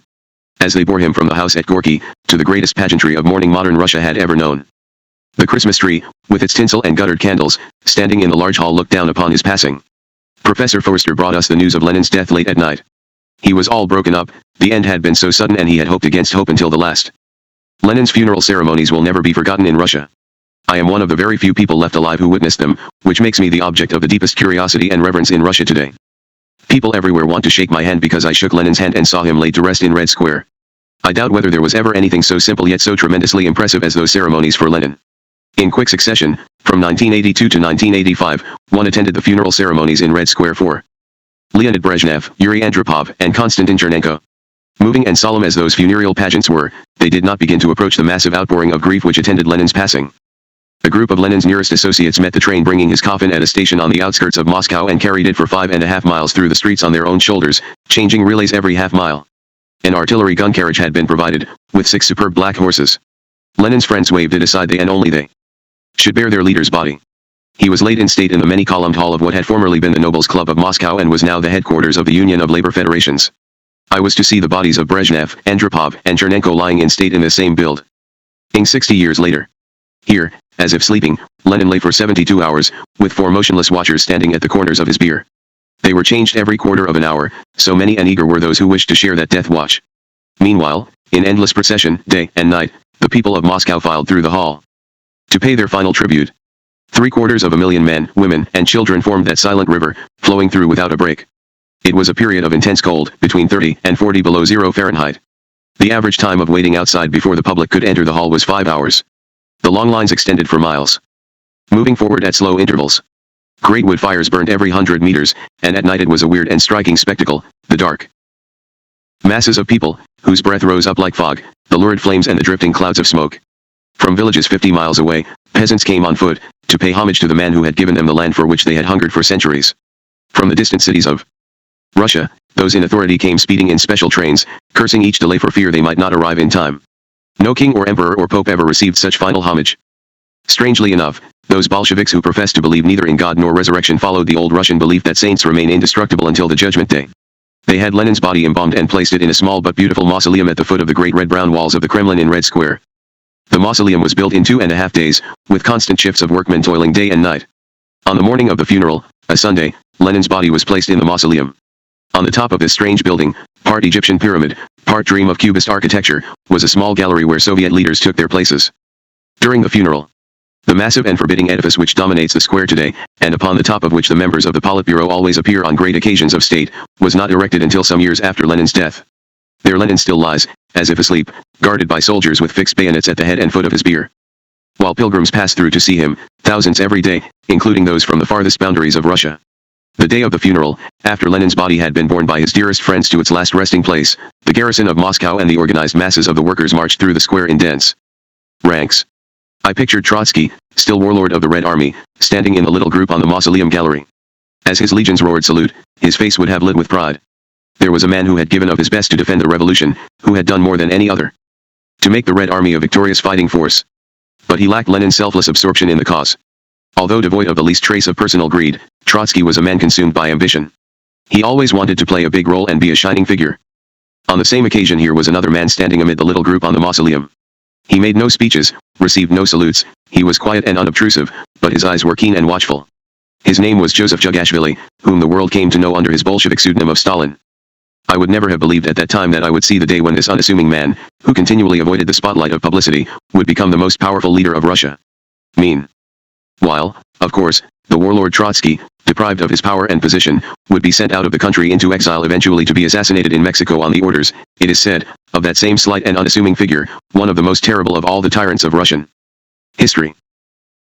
Big Business and the Soviet In As I See It, John Paul Getty tells a story about me. Like everybody who is reputed to be wealthy, Paul was constantly besieged by people who wanted to snatch a piece of his fortune for themselves, or to learn the magic formula for instant riches. It made him impatient to be nagged by people who insisted that there must be some secret by which he had made his fortune rather than the more obvious qualities of hard work, ingenuity, resourcefulness, and care. Paul remembered that I had once been approached at a party by somebody who had asked me to tell me the secret of making millions question. According to his version, I furrowed my brow and said, actually, there's nothing to it. You merely wait for a revolution in Russia. Then you pack all your warm clothes and go there. Once you've arrived, you Start making the rounds of the government bureaus that are concerned with trade, with buying and selling. There probably won't be more than 200 or 300 of them. At this point my questioner angrily muttered something and turned away. My answer was not entirely a joke. The 9 years I spent in Russia in the 20s were packed with the most strenuous and taxing efforts, with 12 business ventures which, like all businesses, had their ups and downs and their successes and failures. I have gathered together here a chapter of stories about my business activities and experiences in that time. Dull it wasn't. In the winter of 1922 I made a second visit to the mines at Alipovsk, accompanied by my brother Victor. At that time trains ran only every 3 or 4 days between the mainline stations of Ekaterinburg and Alipovsk, 100 miles to the north. We arrived in Ekaterinburg to find that we had just missed a connection, so I decided to make the trip by sleigh and we engaged 3 sleighs with 2 horses each. A wonderful journey ensued, traveling day and night through the snowbound forests, with 3 relays of horses en route. Often there was no regular track, and the sleepy driver left it to the horses to find their own way. The driver sat in front and we lay back, swathed in furs on a couch of hay. Night traveling was a weird business. The forests echoed with the howling of wolves, and from time to time we could see their eyes gleaming as they kept pace with us among the trees. Like so many American boys, I gained my first knowledge of Russia from a story that I had read in a primer about a pack of wolves pursuing a Russian family driving in their sleigh through the woods. As the wolves grew more daring and leaped up at the horses' throats, the unhappy father threw first one child, then another, to the ferocious pack, thus finally saving his own life and that of his wife and his eldest son. That story came back to me as I saw the fiery eyes of the wolves in the forest and occasionally glimpsed a dark shape slinking between the trees. Suddenly Victor grabbed my arm. "Where is our driver?" he cried. I looked up. The driver's seat was empty and the reins were hanging limply on the trotting horses' backs. We turned the sleigh around and retraced our steps. The wolves, it seemed to my anxious imagination, were closing in upon us. A few hundred yards back we found our driver, a Tartar, who had evidently gone to sleep and fallen from his seat when the sleigh struck a root. He was the most terrified Tartar you ever saw, quite certain that the wolves were going to eat him. He leaped back into his seat with cries of thankfulness and lashed the horses to a gallop. Some years later, in Moscow, I met the managing director of a New York fur corporation who had spent 20 years of his life in Alaska and northern Siberia. As we were speaking of furs and pelts, the conversation turned to wolves and I told him of that dreadful night ride through the Ural forests. He grinned sarcastically. "So I suppose they ate you," he said. "Or maybe you threw them the Tartar." "Well," I said defensively, "it was a close call." He laughed aloud. "In all my experience," he said, "I've never known a case where wolves attacked human beings unless they were wounded or dying. And mind you, I'm not speaking of your little wolves in European Russia, but the gray Alaskan or Siberian wolves, which sometimes are as big as a Shetland pony. They are, all of them, cowardly, and all these stories are bunk. Neither you nor your Tartar were in the slightest danger at any moment." I was rather indignant. "The Tartar was scared enough," I said, "and he ought to know. He had lived in those parts all his life." "Tartars," the furman jeered. "They don't know anything. I tell you all those stories of wolves attacking sleighs are nonsense. Of course, a mad wolf and they do go mad sometimes is as dangerous as a mad dog, or worse, but that's all. What's more, wolves don't hunt in packs never more than 4 or 5 together, and then it's just the sire and dam and the pups of the last litter." Whether or not he was right about wolves, I certainly met something extremely dangerous on that trip, namely, samagon, real Russian firewater, a 60-proof spirit distilled from grain or potatoes by peasants to replace vodka, which was, for a brief time, forbidden after the war. Samagon is not clear like vodka, but a pale, cloudy fluid with the kick of a mule. When we stopped to change horses they gave it to us to keep the cold out. It certainly did that job. It went down like liquid fire and made me gasp for breath. White lightning is a reasonably apt name for this demonic potion. I haven't come across samagon in Russia for 60 years, but I'll bet it's still being distilled out in the backwoods. The Ural town of Alipovsk, near which our asbestos concession was situated, was previously known to me only as the scene of a tragedy where a number of the highest figures of the Romanov regime met a terrible death during the worst terror period in the summer of 1918. They included at least 2 members of the Romanov family and a number of nobles formerly connected with the court. As with the Tsar and his family, the reason for their execution was the rapid advance of the Siberian White forces westward. Their bodies were found in the same deserted mine which we had taken over, by the Whites, who gave them a public funeral at Ekaterinburg, exacting terrible reprisals from the local population. Our concession included a large area of wood and meadow land covering several hundred acres. There was excellent fishing in streams and lakes and hunting in the woods. The asbestos mine was a large open hole about 1,000 feet in diameter, graded in terraces down to the bottom, which was about 100 feet below the surface. Never in my life have I seen anything so old-fashioned as the way this property was worked. The workers used to pick away at the ore with cumbersome hand drills, usually taking about 3 days to bore a hole deep enough for a dynamite charge. Then the fragments of ore would be carried up in baskets on the men's backs to a higher terrace, where they would sit in rows with little hammers, chipping away to remove the stone from the ore. When the ore was cleaned, it was transported by peasant carts to the railroad station, 10 miles away. Of course, during the time when the peasants were busy or bad weather made the roads impassable, the ore was not transported but just piled up at the mine. Labor conditions, prior to the revolution, had been atrocious. The workers were herded in filthy barracks, like animals. They worked 12 hours a day 6 days a week, for an average wage of 15 rubles a month, then about $7. The foremen used whips to drive these cattle, and cases of violent assault or even murder were not uncommon. On Sundays everyone got drunk. That was the only relaxation. In pre-war days the mine had been a government property, and under the tariff conditions then in force ought to have been most profitable. In point of fact, a privately owned competing enterprise in the same neighborhood had arranged by a little judicious bribery to prevent the exploitation of the richest ore. Thus, buildings were erected over one vein so that it could not be worked, and another equally rich section was chosen as a dump for the waste stones and hidden by hundreds of tons of debris. The mechanical methods we introduced were a 9-day wonder. Peasants came from 50 miles away to see our compressed air drills at work, but the greatest success was our power driver sawmill. Until it arrived, local people had laboriously sawed planks by hand from a tree. It took 2 men a full day to make a single plank. Our 4-blade automatic saws cut a tree into planks in a few minutes. That sawmill proved a godsend to the whole neighborhood. Peasants would haul logs from miles around, although they could have bought the planks direct from us at a trifling cost, just for the pleasure of seeing them sliced, as one put it, like a knife cuts butter. We installed electric power and light for the whole community, which caused a sensation since none of the local people had ever seen an electric bulb before. At first, they tried to light their fires with bulbs unscrewed from their fittings and were totally mystified to get no result. Other people journeyed from hundreds of miles to see this modern miracle. We quickly substituted mechanical crushers for the old system of nicking away stone from the ore with little hammers and put in a narrow-gauge railroad to transport the ore from the mine. According to the terms of our contract, we were required to build houses for the workers, provide schools, and a hospital and dispensary and certain other facilities.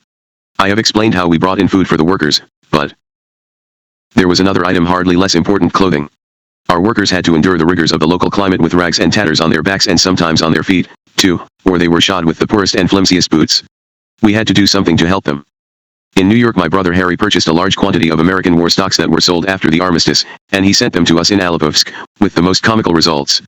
There, in the heart of Soviet Russia, a visitor would find one man dressed in a full uniform of the Marine Corps, another would have an American tunic above his baggy Russian breeches and felt boots, a third would wear an American Army cap that contrasted strangely with his sheepskin coat. They even cut up coats and made them into clothes for the children, and although much of the material would not have been considered first quality in the United States, it made a tremendous impression in Alapayevsk, where everyone thought the American Army must all be millionaires if they could wear clothes like that. Victor remained at the mine when I returned to Moscow. I told him that I wanted him to learn all about the business and be my main contact there. In fact, my main motive was to keep him out of the clutches of the Black Panther, a Moscow woman for whom he had fallen head over heels, regardless of her well-known ability to eat boys like him before breakfast. Victor labored duly hard at the mine and put up with his exile without too much complaint for about 18 months. While he was there, not long after Lenin's death, a reporter from Pravda visited the mine, interviewed Victor and Leo Wolf and wrote a long and vitriolic attack on us, bitterly portraying us as rapacious American capitalists. The reporter might have made a convincing case if he had gotten a few facts straight. For a start, he thought Victor was me. Pravda would never have dared to print this attack while our patron, Lenin, lived. Its appearance shows how much more difficult our position became after Lenin's death. The asbestos proposition did not prove as successful as we had hoped. There was a big fall in world prices of asbestos, owing to overproduction in Canada, whose mines had been greatly developed during and immediately after the war. As business conditions in Russia improved, however, the demand for low-grade asbestos as insulating material for boilers, pipes, and refrigerating plants and for fireproofing generally began to grow, so that by the end of 1925 our concession, which covered a period of 25 years, did at last begin to show a profit. I also had something less than a success when I purchased an export bank in Revel, Estonia, to handle the accounts of our asbestos concession and other trade with the Soviet Union. I believed that it would be a good way to avoid the complications of handling our business through American and European banks, and would allow us to avoid the stigma of being represented by Soviet banking institutions. The bank was called the Harju Bank. I put my uncle, Alexander Gomberg, in charge of it. He was an excellent businessman, but he had no previous experience of banking. He didn't notice when officers of the bank colluded with some of its customers to make loans of the bank's money. I wasn't able to keep an eye on the bank's business day to day, and it rapidly got out of hand. By May 1925 we were faced with a considerable emergency, with a raft of bad loans drifting helplessly in a financial tempest of embezzlement and misappropriation. The only recourse was to take the loss and close the bank. Corruption was always rampant in Russia. Greasing palms and scratching backs was part of the daily routine of life in Tsarist Russia. Even after the revolution, especially after Lenin's introduction of NEP, one of the worst aspects of the corruption was dishonesty and the readiness to accept bribes on the part of some state officials and businessmen. As a relatively naive and inexperienced young man, I was rather surprised and perplexed when I first came across corruption among certain civil servants. After a short time I developed a nose for graft which was as sure and reliable as a hound dog's. In the spring of 1923, for instance, a state trading department called the Gostorg was organized, and we, as importers of American machinery, had close relations with the department. We also suffered from its constant obstructiveness and an endless succession of difficulties, often on the most trivial pretext. I decided to get to the root of the matter and made an appointment for Boris Michel and myself to see the director of the Gostorg, whose name was Kagan. He kept us waiting for nearly an hour in his anteroom, but finally received us quite affably, and instead of proceeding to business began to talk about the difficulty of getting things from abroad, and the fact that I or some of our people were constantly crossing the frontier. My father-in-law is a doctor, he said, but he can't get rubber gloves for operating. Can you have a few pairs brought in? Why, yes, I said. That's easy enough. We will be happy to help you. This seemed to me a simple courtesy, but he at once began to hint pretty strongly that our difficulties would vanish if we showed ourselves a little more accommodating in other respects. Hello, I thought, this smells like graft. So I replied vaguely to Mr. Kagan, as if I had failed to understand him, and he did not press the subject further. Our difficulties continued, however, and I knew that we had gained nothing by our interview. I wrote letters and tried to get satisfaction but without success. Then one day I heard that Kagan had been arrested by the OGPU, the secret political police, and his apartment searched. I was told they found no less than £100,000 in English currency. In addition to his work in the Gostorg, Kagan had had power to charter freight cars for the transport of goods. He had, it appeared, run a regular business of moving freight for private speculators at a time when transportation was urgently needed to bring food supplies to the hungry populace, hence his wealth. Investigation showed that he had arranged to visit Germany on a purchasing mission for the Gostorg, where he would have been able to settle and live comfortably on his ill-gotten gains. He was tried on a charge of treason under an article of the Soviet Penal Code concerned with abuse of position for personal profit by state officials, and he was condemned to be shot. When it was known that his appeal for clemency had been refused, and while he was waiting for the sentence to be carried out, his wife was allowed to visit him in prison. She brought him poison and he cheated the firing squad. In those days, perhaps even more than now, it was necessary to watch your step most carefully if you were doing business in Russia. Another story illustrates this point. One day in the summer of 1923, a rather well-dressed young man, speaking excellent English, came into my office in Moscow with a letter of introduction to suggest that we interest ourselves in building houses in the city or repairing damaged buildings. He said that his brother, who was the president of the new Commercial and Industrial Bank, would supply credit for the scheme at nominal rates so that it would not be necessary to bring in valuta foreign exchange from abroad. The plan sounded fine. He gave facts and figures to show a large annual profit, but there was something about him and his project which did not seem quite right to me and, after some consideration, we refused. 2 or 3 years later he and his brother were arrested on a charge of misuse of funds and condemned to 5 and 3 years imprisonment respectively. We had been lucky. The brother of the man I met had made quite a success of his banking operations. The charge on which he was convicted was mainly of a technical nature. What he had done was to lend money at a nominal rate of interest for such building operations as had been proposed to me. If he had lent to a state or even a foreign organization at such rates, he would not have committed a crime, but to have benefited his brother in this way was a punishable offense. Moreover, the man was a communist and had behaved in a way which shocked the moral conscience of the party. He had a nice villa in the country, valuable horses, and a carriage which had formerly belonged to a nobleman, and gave parties where pretty ladies from the ballet were very much in evidence. In any Western country this kind of behavior is far from a crime, but in Russia communists were and are supposed to set an example of modesty and propriety, although party officials have always been permitted to indulge their tastes for luxuries as long as they do it discreetly and don't exceed the level of perks permitted for their particular station.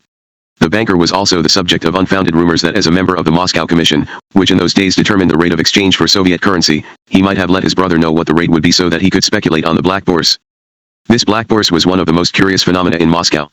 Theoretically, private dealing in exchange was forbidden, but actually one of the passages in the big gum department store buildings on Red Square was reserved for money changers. It was done quite openly. There were even soldiers to guard the large sums being exchanged. My brother Victor was our representative on the black bourse. He would offer stacks of new bills in all denominations in exchange for the rubles that we needed for our current operating expenses. There was always a better rate for a new $100 bill, probably because it was less bulky than smaller bills and easier to hide. A man would have a bag of gold coins, for instance, perhaps 300 pieces worth 10 rubles each. Without any attempt at secrecy he would offer to sell them for Soviet rubles or American dollars or English pounds. Representatives of the state bank used to attend these meetings and buy or sell their own and foreign currency as the occasion demanded. The area in the passage where they conducted these operations was barred off by a sort of fence from the public, and one had to pay the equivalent of 50 cents to enter. The woman who sat at the little wicker gate, selling the entrance tickets, used to keep a loaded revolver lying on the table in front of her. In those days the possession of money was still dangerous in Moscow. The black bourse actually served a valuable purpose in the stabilization of Soviet currency which, although the world may not realize it, was one of the miracles of modern finance. It is customary to talk about the recovery of the mark after its slump in the 20s as an exceptional achievement, but Germany was a modern industrial country and enjoyed the all-powerful aid of American banks, whereas Russia accomplished her stabilization alone. The credit is due to two men, M.R. Grigory Sokolnikov, then Minister of Finance, who later became head of the All-Russian Oil Syndicate, and M.R. Schneemann, then President of the State Bank. In the winter of 1921, after our asbestos concession had been signed, I went to see M.R. Schneemann, who had just been appointed to his position as head of the newly formed bank. I found him in a small room in a building on the Kuznetsky Most. The place was being reconstructed and I had to pick my way carefully through wheelbarrows of bricks and mortar. In these modest circumstances M.R. Schneemann was busy engaging personnel for what later became a truly gigantic enterprise. He seemed surprisingly young for such a post, but impressed me greatly by his optimism. We talked for a time about the possibilities of transferring funds from America to Russia. Then he said, smiling, "I heard, Dr. Hammer, you are the first American concessionaire in Russia. Don't you think you would also like to be the first depositor in the Soviet State Bank?" It so happened that I was just beginning to feel the need of Soviet currency, so I produced my letter of credit and opened an account in dollars. I forget how many millions of rubles my first deposit of $5,000 was worth and received a passbook numbered I. At that time the total value of Soviet currency, which was depreciating rapidly, could not have been worth much more than $30 million in terms of foreign valuta. By an ingenious system of buying and selling on the black bourse, in addition, of course, to the rapid growth of prosperity which followed NEP, the State Bank was able by the middle of 1924 to replace Sobzniks, as the depreciated notes were termed, by an issue of Chervonets, gold rubles, worth the pre-war figure of 52 American cents. By the end of 1928 the total currency issue was approximately 1,800 million rubles with a value in valuta of more than $900 million. On my next trip to America I arrived in New York aboard the White Star liner Majestic, on June 13, 1923, to be greeted by newspaper reporters who had heard of my dealings with Lenin. They gathered round me in a very excited crush, shouting questions and talking over one another, like the great fraternity of journalists the whole world over. I wasn't accustomed then, as I am today, to facing the babble of the news media and I had to make an effort to control my nerves and try to speak calmly. Looking today at the report of this press conference, which was carried in the New York Times the following day, I don't think I did too badly for one who had just turned 24. I said to the reporters, when I conferred with officials of the Soviet government, I told them that I was a capitalist, that I was out to make money, but entertained no idea of grabbing their land or their empire. They said, in effect, we understand you didn't come here for love. As long as you do not mix in our politics, we will give you our help. And that is the basis on which I conducted negotiations. It is curious for me to read these words today and see that I have been explaining myself, in exactly the same terms, in answer to the same kinds of questions for over 60 years. Western reporters are always asking me how I describe myself in Russia, and I always reply that I tell the Russians that I am a capitalist, that I believe our system is better than theirs and that I want us to coexist peacefully in order that history may decide which of our systems is better. If my words haven't changed much over 60 years, neither have the reporters. In the summer of 1923 a great agricultural exposition was held in Moscow, in the grounds of what had formerly been the Sanssouci Palace which Catherine the Great had given to her lover, Count Orlov. Our company made a great effort at this exposition and I am proud to remember that the American flag floated over our pavilion. By this time we had arranged to represent a considerable number of American firms, in addition to the Ford agency, so we displayed all kinds of American-made machinery as well as the Fordson tractors and Ford cars. There had been some trouble about our Ford cars in connection with Henry Ford's allegedly anti-Soviet attitudes and the strongly anti-Semitic tone adopted by his Dearborn Independent newspaper. A shipment of 200 cars intended for our company was held up at Riga as the Soviet officials declined to give permits routing it to Moscow. The reason they gave was that the cars were not made strongly enough to stand up to Russian roads. Since these cars were consigned to the War Department, I appealed to Trotsky to help us. He immediately gave instructions to have the shipment released and said curtly that whatever might be Henry Ford's attitude with regard to the Bolshevik question in general, and anti-Semitism in particular, no true Marxist would allow sentiment to interfere with business. His words startled me at the time, but they wouldn't surprise me today. Throughout my many years of dealing with top politicians around the world, I have usually found that the ones who are supposed to be prisoners of a rigid ideology are the most flexible and coolly pragmatic in their judgments, a very strange paradox, but a fact nonetheless. Sometime later in America I told Ford himself about this incident, and he very firmly declared that he had no anti-Semitic prejudice. I have lots of excellent Jewish workers and some of my best agents are Jews, he said. But I have the strongest feelings against a certain group of Jewish bankers who tried to take advantage of me when they thought I was in need of their assistance. I do not like bankers as a class, but this particular group of bankers I abhor. That is the true story of my so-called anti-Semitism. His reply contains an unpleasant echo of the standard anti-Semites line, some of my best friends are Jews, but all I can say is that he always dealt straightforwardly with me, and with my uncle Alexander Gomberg, and leave it at that. On July 14, 1923, we signed a concession contract for Allied American Corporation with M.R. Frumkin, acting commissar of the Foreign Trade Monopoly Department. The commissar, Leonid Krasin, had told me that I could obtain the contract on condition that I guaranteed to export from Russia the equivalent of our annual imports from America. The minimum sum of export and import which we guaranteed was $1,200,000, making a total turnover of $2,400,000 per annum. The contract was yearly with a clause providing for renewal. In the 2 years, 1923 to 1925, we had a total turnover of $12,500,000. Imports chiefly consisted of machinery, automobiles, tractors, and other means of production. Our exports included a great variety of products, but our main trade was in furs. We established a network of fur gathering stations across huge areas of the Urals and Siberia and conducted a trade which was like the old days of the West and the Hudson's Bay Company. Trappers and hunters came to our stations in the late fall to collect advances in credit for their work, which were paid in the form of food, clothing, rifles, and bullets. In the spring the hunters returned to the station with their haul of pelts and negotiated the balance of their settlement in cash. In this way we acquired vast stores of beaver, mink, and sable, which eventually found their way onto the backs of the elegant ladies of New York, Paris, and London. Something changed in 1925, however. Before the termination of the second year of our agreement, I went again to see Leonid Krasin in his office on the Ilinka. He explained to me, cordially but quite firmly, that the development of Soviet trade abroad through their own agencies such as Arcos and the newly formed Amderg made it henceforth undesirable to do business through foreigners. However, he added, that did not mean that the Soviet authorities were blind to the great services we had been able to render in building up Russian-American trade during the difficult period of organization. He expressed the hope that we would find other but no less profitable fields of enterprise in Russia. Krasin's main target was my contract with Henry Ford. He wanted me to step aside so that the Soviets could deal with Ford directly. They had already approached Henry Ford with this suggestion and he had turned them down, saying, do all my business with Armand Hammer. He is my authorized agent. Now Krasin was determined to get me out of the way. He expressed his determination in the form of a blandishment. You can have any concession you desire, he said, if you will surrender the Ford agency. I said that we had been approached by an English shipbuilding corporation with a view to the sale of shipping to the Soviet. Krasin frowned. No, he said. We hope to build our own ships at home. What is needed now, Dr. Hammer, in this country, is industrial production. Why don't you interest yourselves in industry? He went on. There are many articles which we have to import from abroad that ought to be produced here. I said that I would consider the suggestion and let him know as soon as possible if I had any proposal to make. I gave the question a lot of thought but I found it difficult to make up my mind. The problem was soon solved by an accident. I went into a stationery store to buy an indelible pencil. The salesman showed me an ordinary lead pencil that would have cost 2 or 3 cents in America and, to my astonishment, he said the price was 50 kopecks 26 cents. Oh. But I want an indelible pencil, I said. At first he shook his head, then he appeared to relent. As you are a foreigner, I will let you have one, but our stock is so limited that as a rule we sell them only to regular customers who buy paper and copybooks as well. He went to the stockroom and came back with the simplest type of indelible pencil. The price was a ruble. Then worth 52 cents. I made further inquiries and discovered that there was an immense shortage of pencils in Russia, as they all had to be imported from Germany. Before the war there had been a small pencil factory in Moscow run by some Germans, but it had ceased production. Plans had been made to remodel and enlarge it as a state pencil factory of the Soviet but, at that time, in the summer of 1925, they had not advanced beyond the project stage. I decided that here was my opportunity. I arranged an interview with Yov, vice president of the Central Concessions Committee under Trotsky, who by that time had already been removed as commissar of war because of his opposition to Stalin. Yov was one of the ablest of the Bolshevik leaders.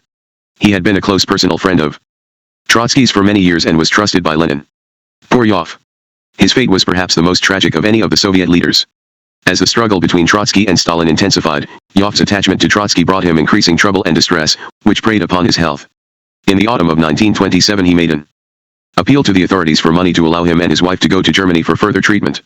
His request was denied, though he was offered treatment in a Kremlin hospital. The expulsion of Trotsky from the Communist Party proved the final blow to Yov's nerves, already shattered by months of terrible suffering which not even morphine could alleviate. In November he shot himself, leaving a pathetic letter to Trotsky, which was seized by the authorities but afterward published in the monthly Bolshevik. One of his friends told me that he chose that moment for his suicide to enable Trotsky's group to make speeches at his funeral and thus get access to public opinion which was denied them in the official press. Stalin was too clever. Although Yov was buried with military honors, the hour chosen was 12 o'clock the day after his death, when the people of Moscow were at work. Although Trotsky, Kamina, and other opposition leaders were allowed to make speeches, there were no more than a few hundred people present, nearly all of them confirmed oppositionists already. All of that lay 2 years ahead when I met Yov, who was a short, thick-set man with keen dark eyes and one of the quickest minds I ever came across. He most warmly welcomed my suggestion for a pencil factory, but asked at once whether pencil making was not largely a German monopoly and whether I would not have difficulty getting the business started. I said cheerfully that I would cross that bridge when I came to it, but in the meantime I wished to work out with him details of a concession. I said that we were prepared to put up a cash deposit of $50,000 as a guarantee that we would begin production within 12 months after signature of the contract, if the concessions committee would agree to our conditions. Further, we would obligate ourselves to produce $1 million worth of pencils in the first operating year. Yoff looked rather surprised, but he said that on that basis we could be assured of the most sincere cooperation on the part of the concessions committee. He was as good as his word. The concession agreement was worked out in the record time for Russia of 3.5 months. A concession for the development of the Lena goldfields took nearly 2 years to negotiate, and the Japanese fisheries concession in far eastern Soviet waters required almost as long.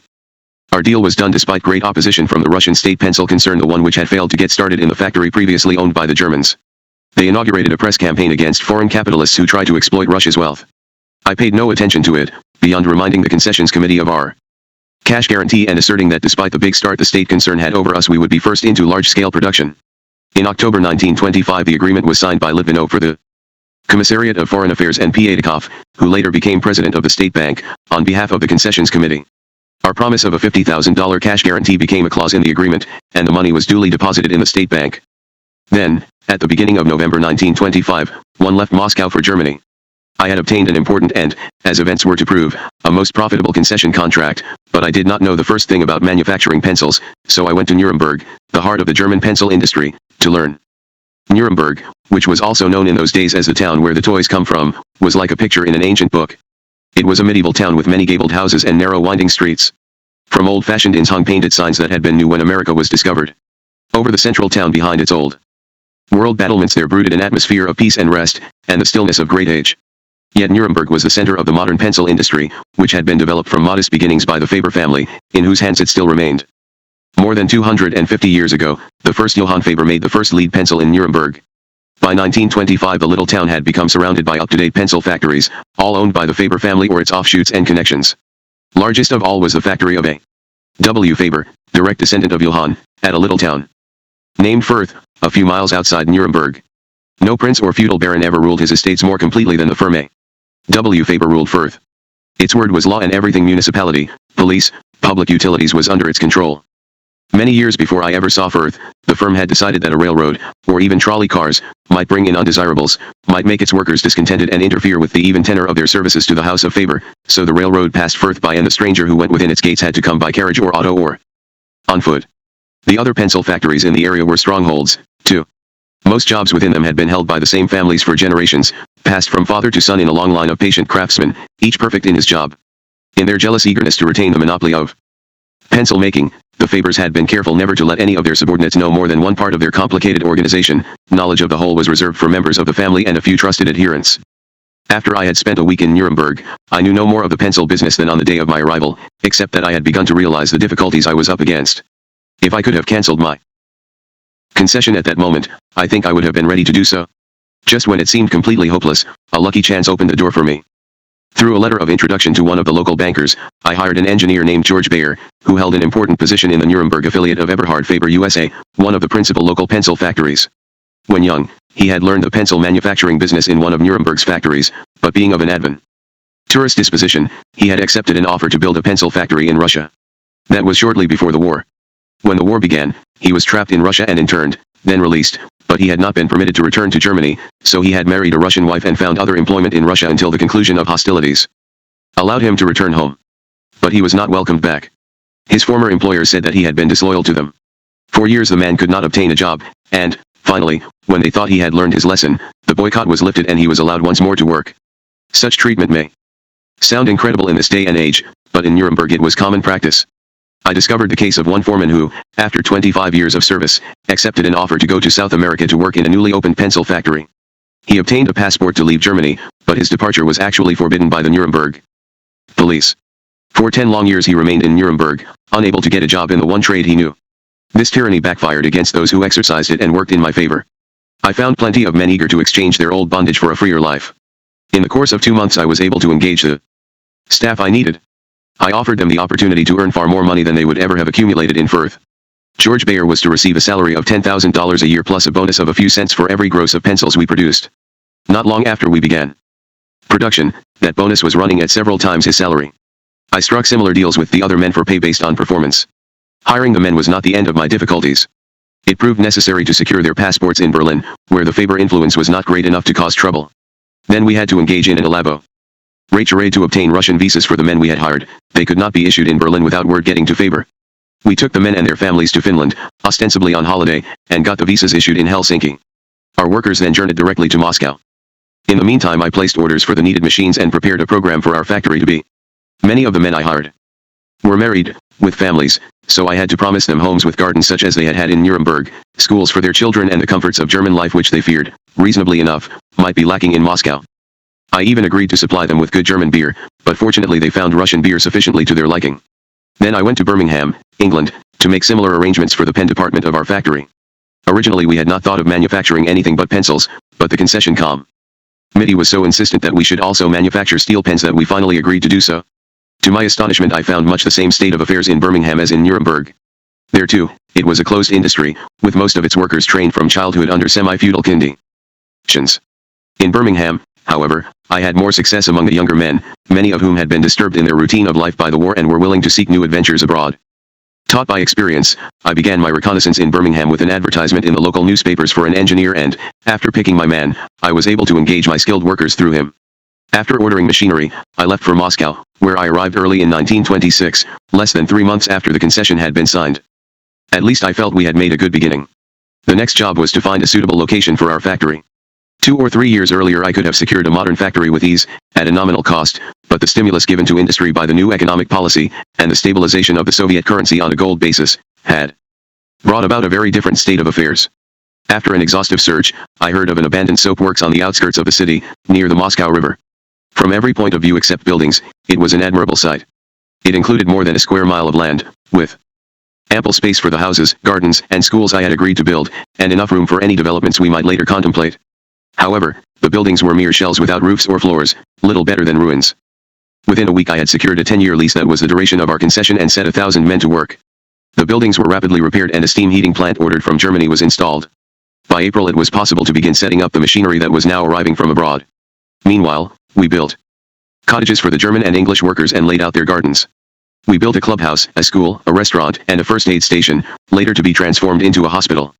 It was a regular little city. The school I built is still in use today, laboring under the unwieldy nomenclature of the 647 kindergarten and creche of the Moscow writing appliances plant.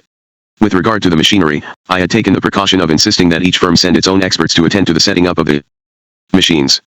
Each piece was numbered and the whole program had been worked out beforehand to the minutest detail.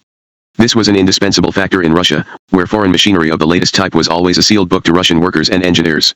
The Soviet government lost countless hundreds of thousands, one might almost say millions, of dollars by attempting to install foreign machinery without proper technical advice, and by expecting it to function on a 100% scale with only Russian workmen to handle it.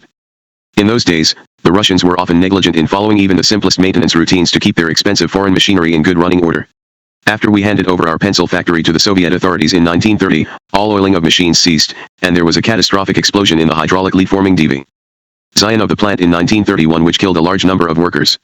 By the 1st of May, almost exactly 6 months after the signing of our contract, the factory was a going concern and the first pencils had been produced to salute the great Soviet holiday. We had agreed to produce pencils within 12 months, and had given a bond of $50,000 to back our pledge. We had done the work in 6 months, to the amazement of the concessions committee and be it said of the Soviet organization which had opposed our concession on the ground that it would soon be producing pencils without need of foreign help. Many months were to elapse before our rivals were able to justify their boast. In the meantime our deposit was returned with thanks and congratulations and we were able to secure a predominant position in the Soviet market. Most of our German specialists were wholly unfamiliar with Russia, indeed many of them had never been outside of their native Bavaria. Imagine then my anxiety when one evening soon after the workers arrived I received a message from the factory that a German had gone for a walk before supper and had not returned. It was then about 10 o'clock, and I immediately phoned the militia headquarters, asking them to instruct their local stations to look out for a middle-aged man who spoke no Russian and who had doubtless lost his way. At midnight there was no word of the missing man. By this time his wife was so frightened that I went over to the factory myself. I found the entire German group on the verge of panic, only a few days in Moscow and already one of their number had mysteriously disappeared. No doubt, they said, he had been shot or fallen prey to bandits in this terrible country. Some of them were talking of returning home. I consoled them as best I could but I, too, had begun to feel really anxious. I phoned the militia 2 or 3 times more during the night, but they had no news. When I reached the factory in the morning, the Germans were in a terrible state of distress.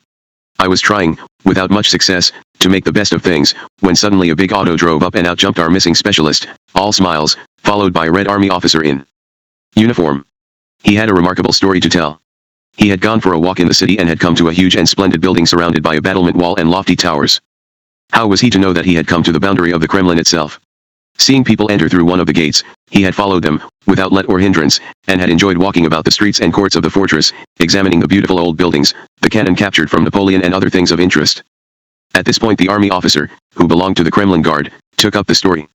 About 9 last night, he said, a man was observed wandering about the Kremlin in a strange and suspicious manner. He was followed at a discreet distance and finally made his way to one of the gates. Here he was challenged by the sentry who demanded his pass to enter the Kremlin. He replied in an unintelligible manner and was unable to produce a pass. He was accordingly arrested and confined in the guard room for the night. Once the door was barred upon him he began to raise a terrific uproar, something no one could understand, and beating and kicking at the door. At last the commandant was summoned, who procured an interpreter and found the man was a German mechanic employed by you. He protested most loudly against his imprisonment, saying that he was a peaceful German worker who had done no harm to anyone. The documents in his possession seemed to substantiate this, so we asked him how he had obtained access to the Kremlin past the guards at the gate. I just walked in, he replied. Others were going that way, so I followed them. No one tried to stop me. This also proved correct, the officer concluded. Apparently the sentry had thought that he must be a delegate to the session of the Central Executive Committee meeting in the Kremlin and, when he walked boldly by, had not thought to challenge him.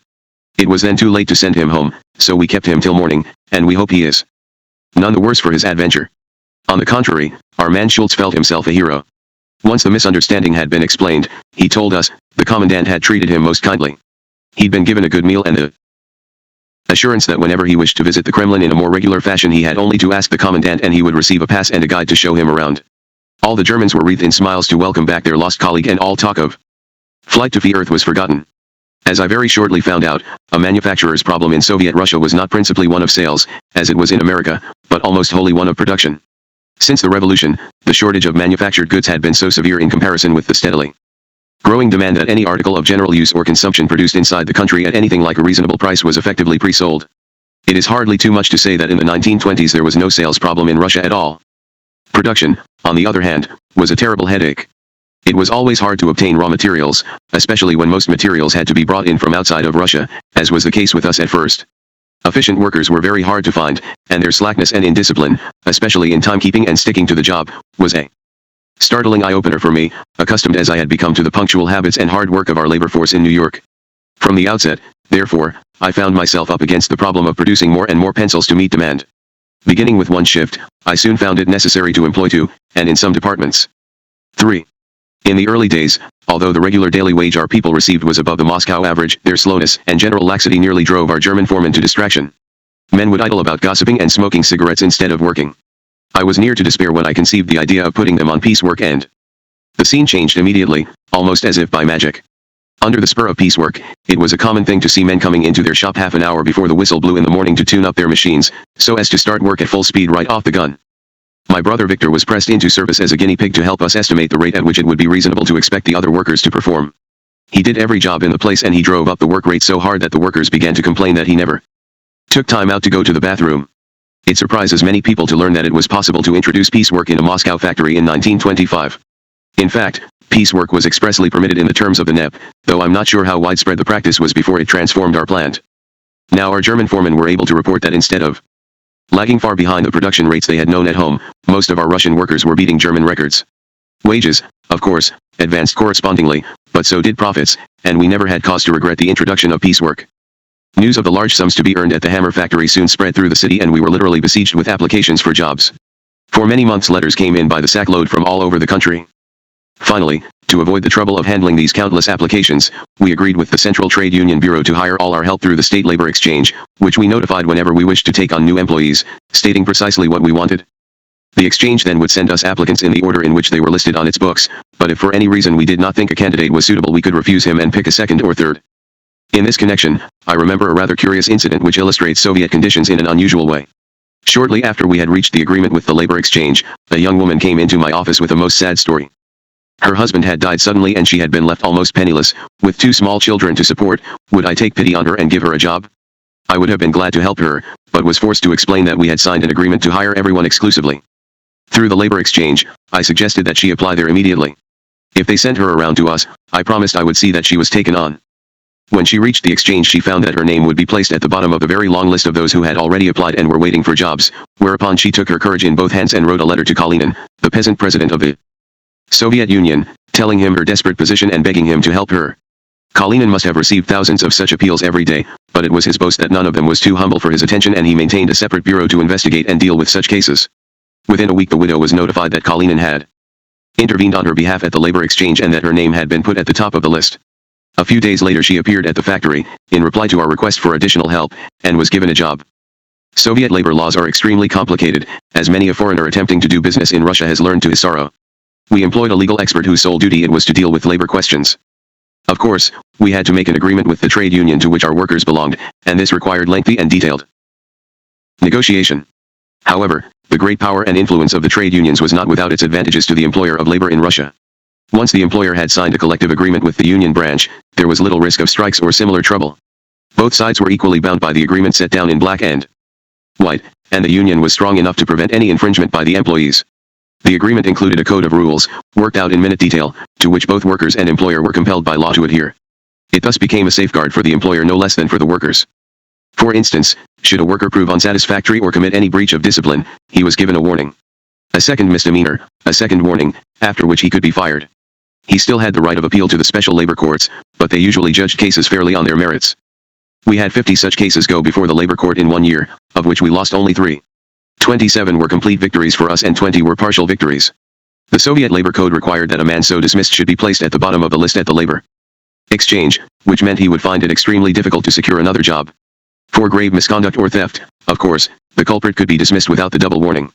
This did not usually apply to petty theft, however, where the goods stolen were worth less than $2.50. On one occasion, not long after we had begun work, I was informed that our pencils were being sold on the Moscow markets, which clearly pointed to a leakage somewhere. I applied to the police, who put a couple of detectives into the factory, ostensibly as workers. After a few days' investigation, they brought a worker into my office and ordered him to take off his boots.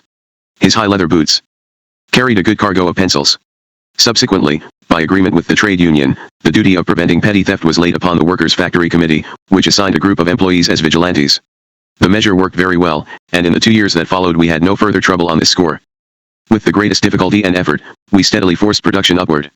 During the first year, instead of the $1 million worth of pencils we were pledged by our concession agreement to produce, we managed to turn out $2.5 million worth.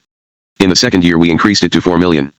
In the first year we cut the retail price of pencils from 50 cents to 5, and import was henceforth forbid. Which gave us a further stimulus, as we were enjoying a virtual monopoly. The greater part of our output was taken by state organizations and cooperatives, but we were not precluded from doing business with private dealers, whose number, however, had been continually diminishing under the burden of taxation and other restrictions. Our production in the year 1927 increased from the previous years from 51 million pencils to 72 million, and production of steel pens rose from 10 million to 95 million. The number of employees mounted from 450 to 800, and the average monthly wage from 122 rubles to 154 rubles, about $77. By the end of our time in Moscow, in 1930, we were producing nearly 500,000 pencils a day and employing 1,000 workers. We were not only able to supply the entire pencil and steel pen requirements of the Soviet Union, but also exported about 20% of our production to England, Turkey, Persia, China, and the Far East. Our pencils and pens were used in every school and educational institution in the Soviet Union, and the name Hammer, stamped on each one, became familiar to every Russian. Our stationery and promotional papers were emblazoned with the Statue of Liberty, and our most popular brand of pencils was called Diamond and was distributed in green boxes marked A. Hammer American Industrial Concession. They were tremendously prized objects. When I met Nikita Khrushchev in 1961 he told me with great glee that he had learned to write using our pencils, and the same story has been told to me by a succession of Soviet leaders, including Leonid Brezhnev and Konstantin Chernenko. I still regularly receive letters from old people all over the Soviet Union who tell me how they received a hammer pencil on their first day in school 60 years ago. We suddenly found ourselves eulogized in the Soviet press. In 2 years we had turned Russia into an exporter of a manufactured product, one which even before the war had been imported for millions of gold rubles. We received daily visits from workers' delegations, student classes in engineering schools and government commissions. Each visitor went away enthusing about the efficiency of the Amerikansky methods. However, we came in for our share of criticism and abuse as well as praise. When our balance sheet was published in the newspapers and it was shown that our net earnings after tax for the first year were over 2 million rubles $1 million, articles appeared in the local press stating that our prices were too high and calling on the government to do something to develop their own pencil industry and prevent the foreign capitalists from pumping so much gold out of the country. I was somewhat disheartened by these attacks, and it was some time before an event occurred which helped me to take them more philosophically. In 1928 a delegation of American college presidents and professors, headed by Professor John Dewey, was visiting Russia. Many of them were my guests during their stay in Moscow.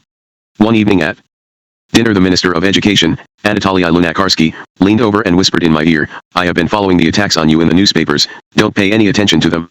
You know, some of the comrades have to let off steam periodically, and since they haven't local capitalists to train their guns on, you have to be the goat." "Why?" said Lunacharsky, "haven't you seen the way the newspapers have been attacking me? Even we Bolshevik ministers get plenty of abuse in our own press." Nevertheless, we took the hint and reduced our prices, although thanks to increased production and efficiency, our profits in the succeeding years remained the same or more.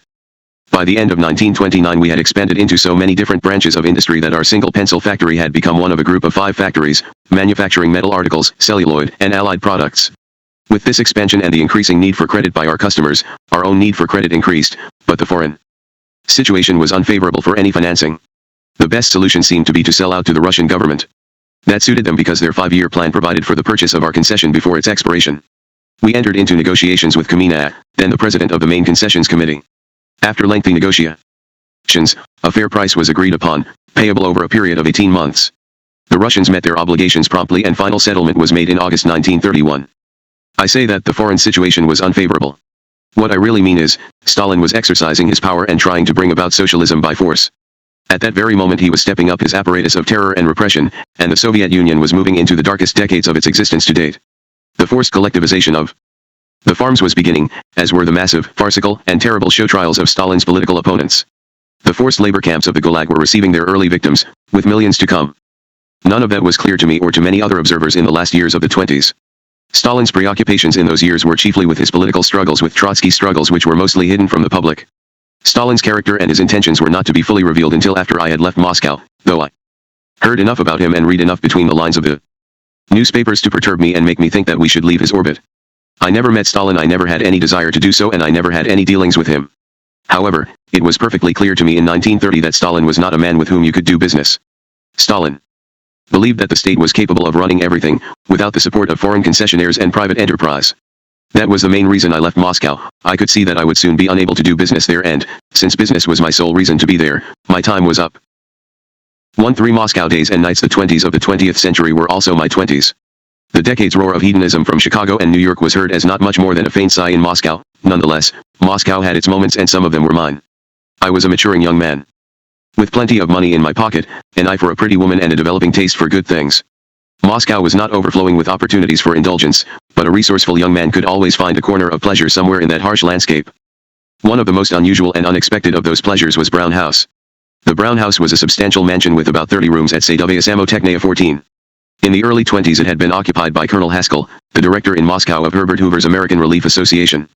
When Colonel Haskell vacated the house in 1924, the Russian authorities suggested that I should take it, at an irresistibly modest rent.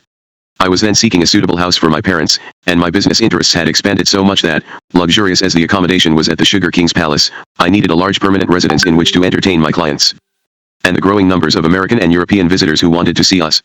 The Brown House seemed perfect. The trouble was that it contained not a stick of furniture, not a carpet or a picture. I asked my brother Victor to come from Alipovsk, where he had been looking after the asbestos concern, and help me out. Thus began our interest in collecting and trading in works of art and antiques, which developed into a major business and a lifelong passion.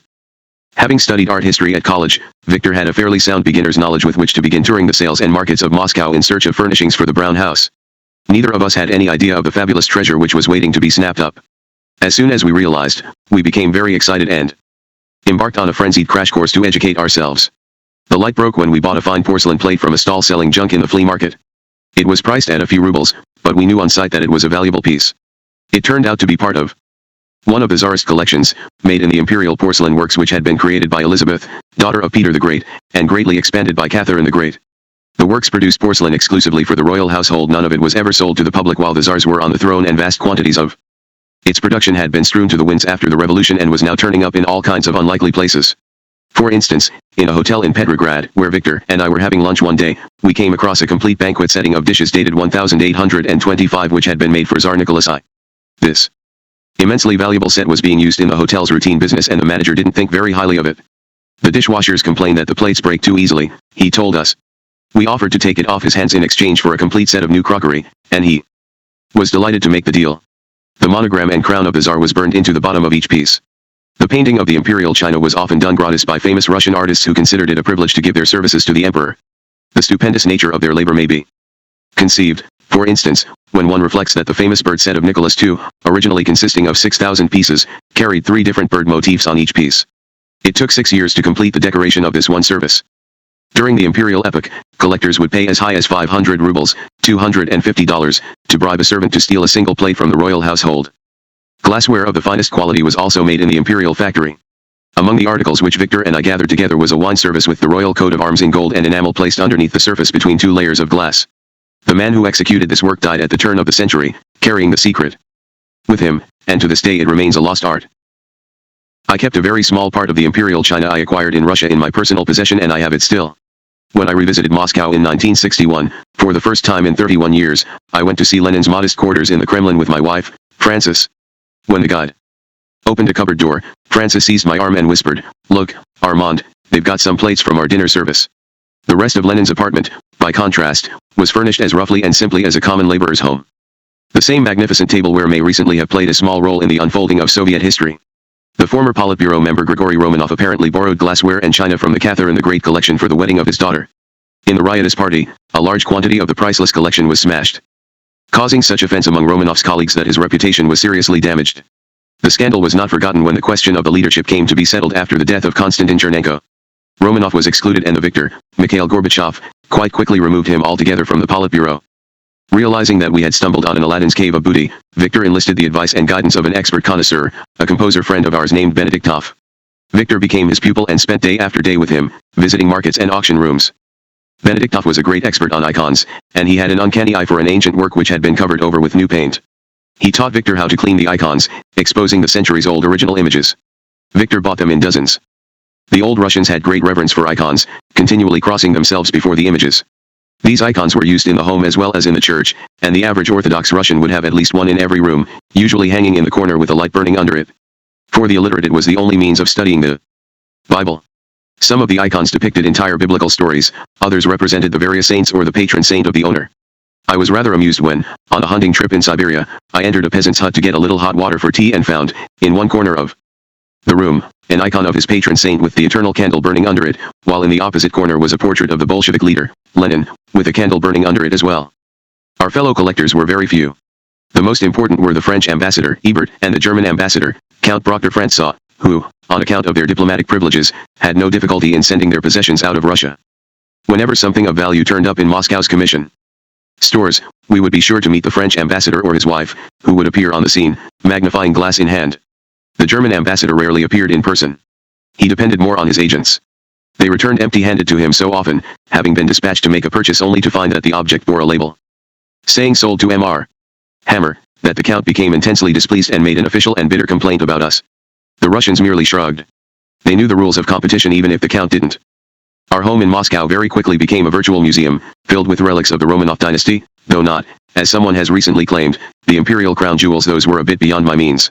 From china, icons, antique furniture, and objets d'art, we moved rapidly onto the collection of paintings. Benediktov explained to us that the market in fine art in Moscow at that moment presented a unique opportunity without precedent in the civilized world. The Russian nobility and aristocracy had always been renowned for the quality of their collections of paintings. From the time of Peter the Great, when Russia first began to look westward and to see itself as a European state, many of the finest works of art had been acquired to decorate the great houses and castles of Russia. From Titian to Picasso, the canvases of the masters had been sucked into Russia like snowflakes in a blizzard. After the revolution, when the aristocracy fled the country with little more than the clothes they stood up in, nearly all their collections had been left behind. Though the Soviet authorities were trying hard to bring the collections together for public exhibition in museums, hundreds upon hundreds of great pictures had fallen into private hands and were now available for sale, either officially or on the black market. I knew next to nothing about art at that time, and I have to admit that my first interest in assembling our collection in Moscow was monetary and material. Besides being able to furnish and decorate the brown house with good things at bargain basement prices, I saw that we had lit upon a sound investment for the mountains of rubles which were growing in our accounts and for which there was very little to buy in Russia. It was always in the forefront of my mind that a good collection of treasures from the imperial palaces and paintings and drawings by famous masters might make a fluidly convertible commodity in the West if we could manage to get it out of Russia.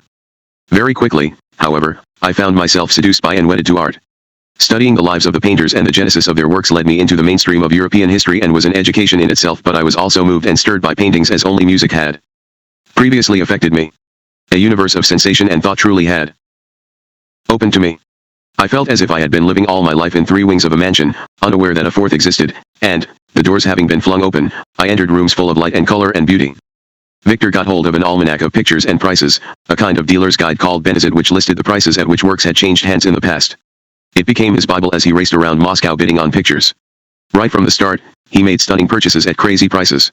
The first pictures he bought were a Casper Net's share, a Gerard Doe and a Terberge, all at a fraction of their value on the international market. None of these works was a masterpiece, but they were all good pictures of soundly proven provenance and we were very thrilled with ourselves and our luck. Naturally, as raw beginners, we were bound to make some mistakes and we offered a tempting target for the con men who can always be found hanging on to the art world. We made our biggest and most salutary error over the circumcision of Christ by Rembrandt.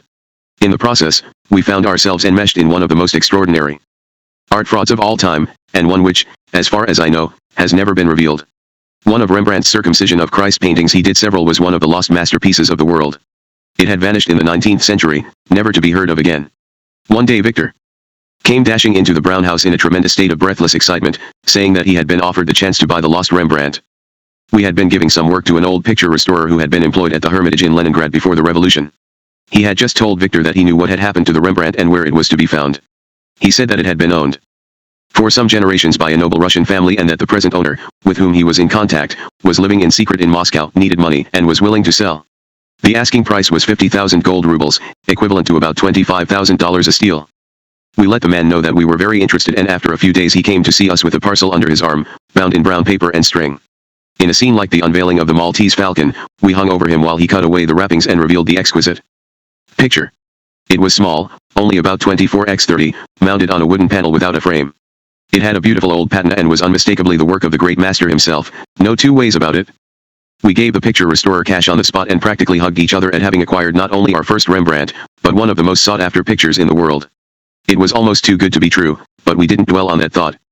A couple of months later Victor was going to Germany on business and we agreed that he should take our Rembrandt with him to show to Professor Max Friedlander, the director of the Berlin Museum, who was one of the outstanding art authorities in the world.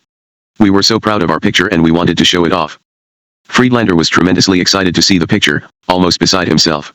He summoned all the members of his staff into his room to see it and started to give them a long lecture about its history and its special qualities. He was treating it as one of the major art finds of the century. While he was talking, one of his assistants took a little piece of cotton wool soaked in alcohol and started rubbing at a corner of the picture. To his horror, the paint immediately started to dissolve. He interrupted Friedlander. "Look at this, sir," he said. "The paint is coming away." "What?" said Friedlander, spinning around to look at the picture. "My God, it's a fake. A patent fake."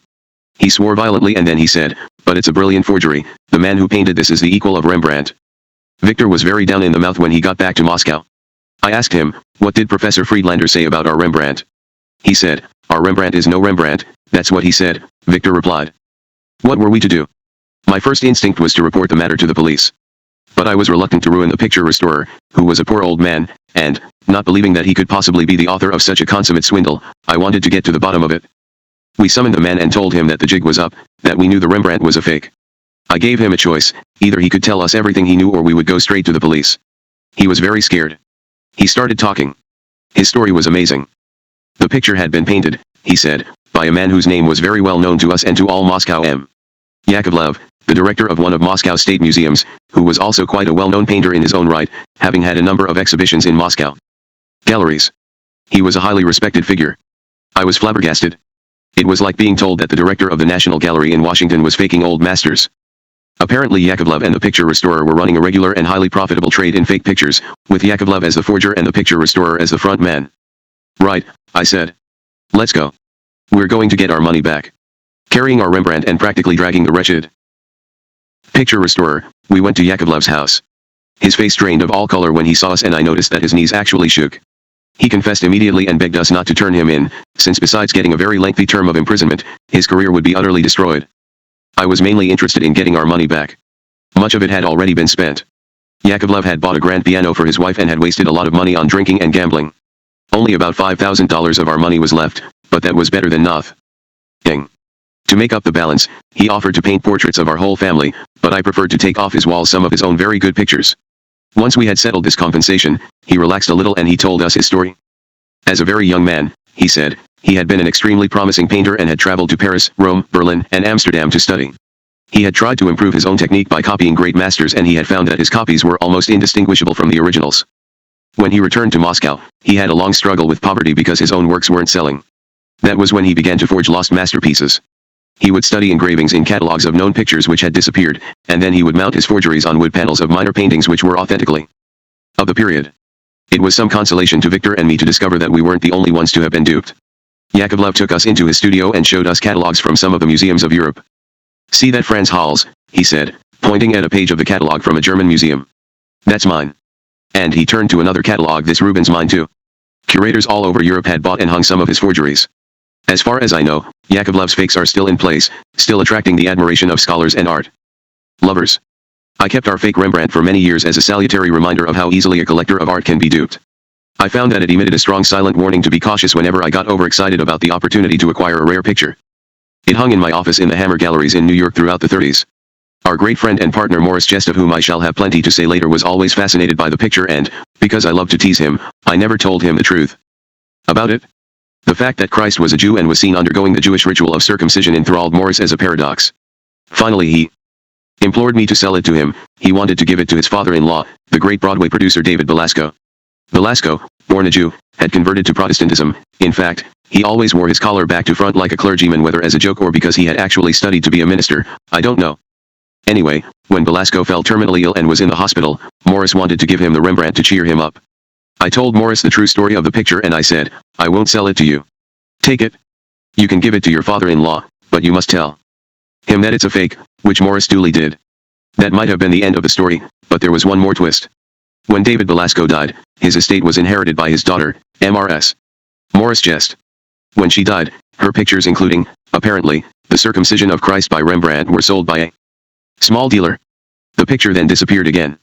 Many years later, Victor and I were in a small museum in this country when he seized my arm and hissed, "Look, Armand, look. There was our Rembrandt." The museum was very proud of it. I am not going to name that little museum or any of the others in which Yakovlev told me that his pictures were hanging. If his forgeries are going to be unmasked, somebody else will have to do the job. Moscow wasn't only a repository for great art in those strange days, anything could be had for a price. As I have said, the magic of Lenin's net produced a flood of consumer goods from all quarters. Restaurants and bars began opening up all over town, and some of the entertainments of city nightlife appeared.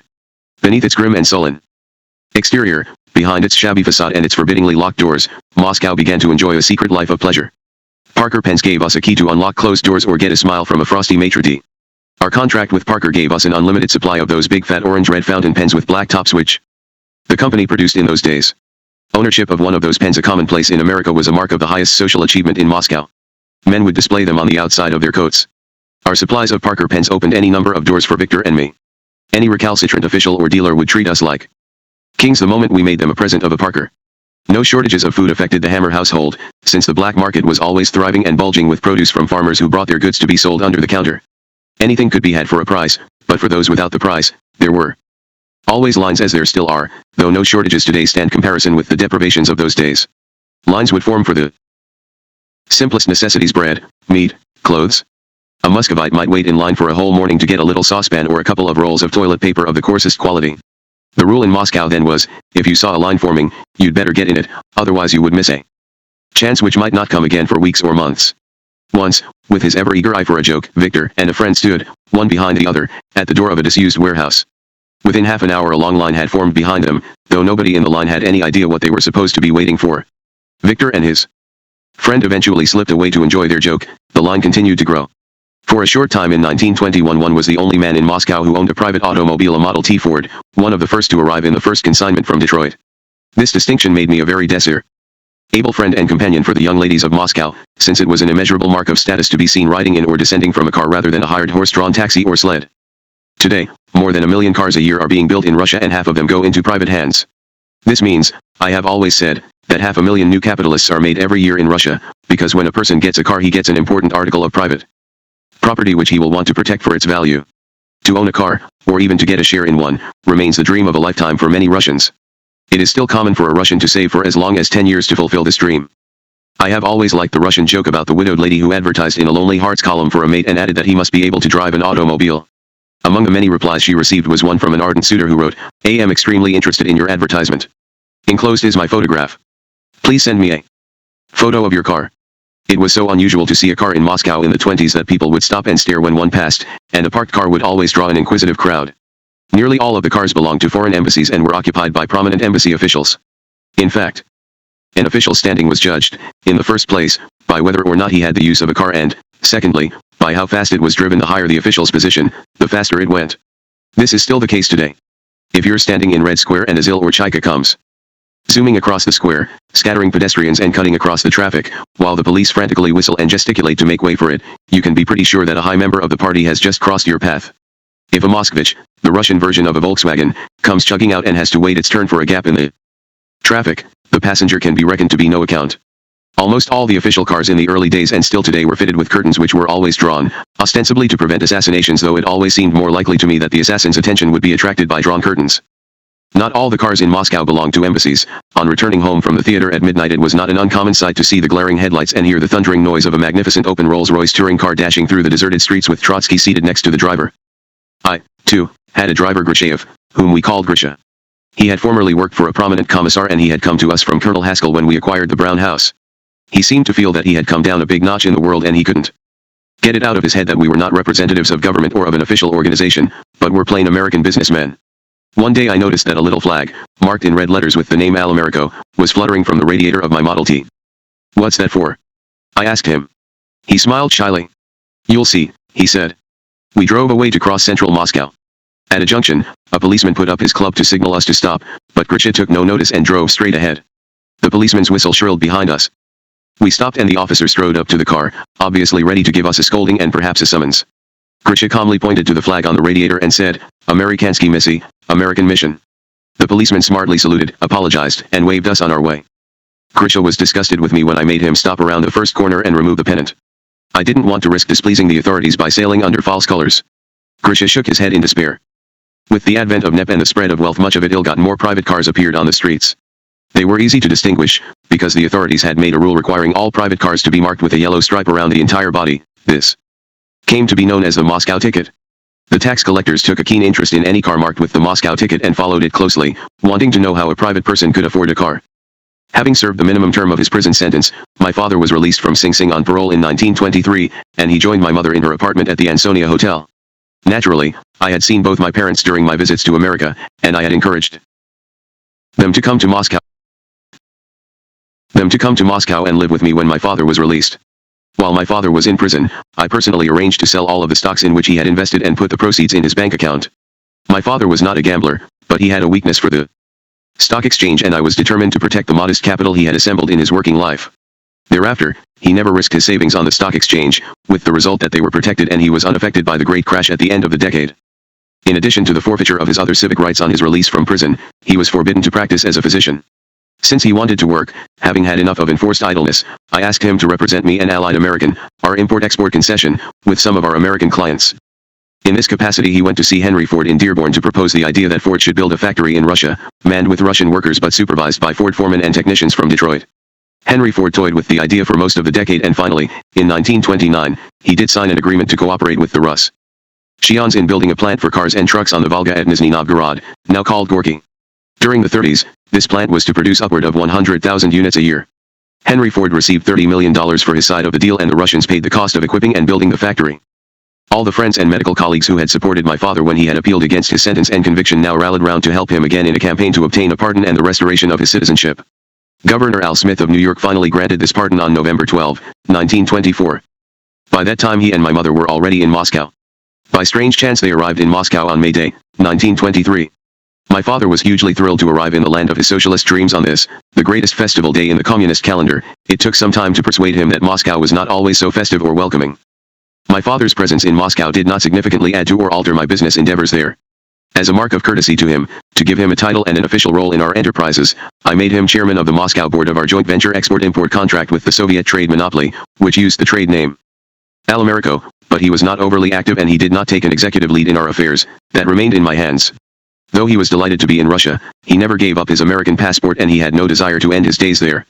In fact, though his belief in socialism never wavered, he became increasingly disillusioned about communism while he lived there, and, in the end, witnessing the growth of Stalin's terror, he began saying that he did not intend to be used as fertilizer for the next generation. At first, however, both my parents took to their new lives with great pleasure.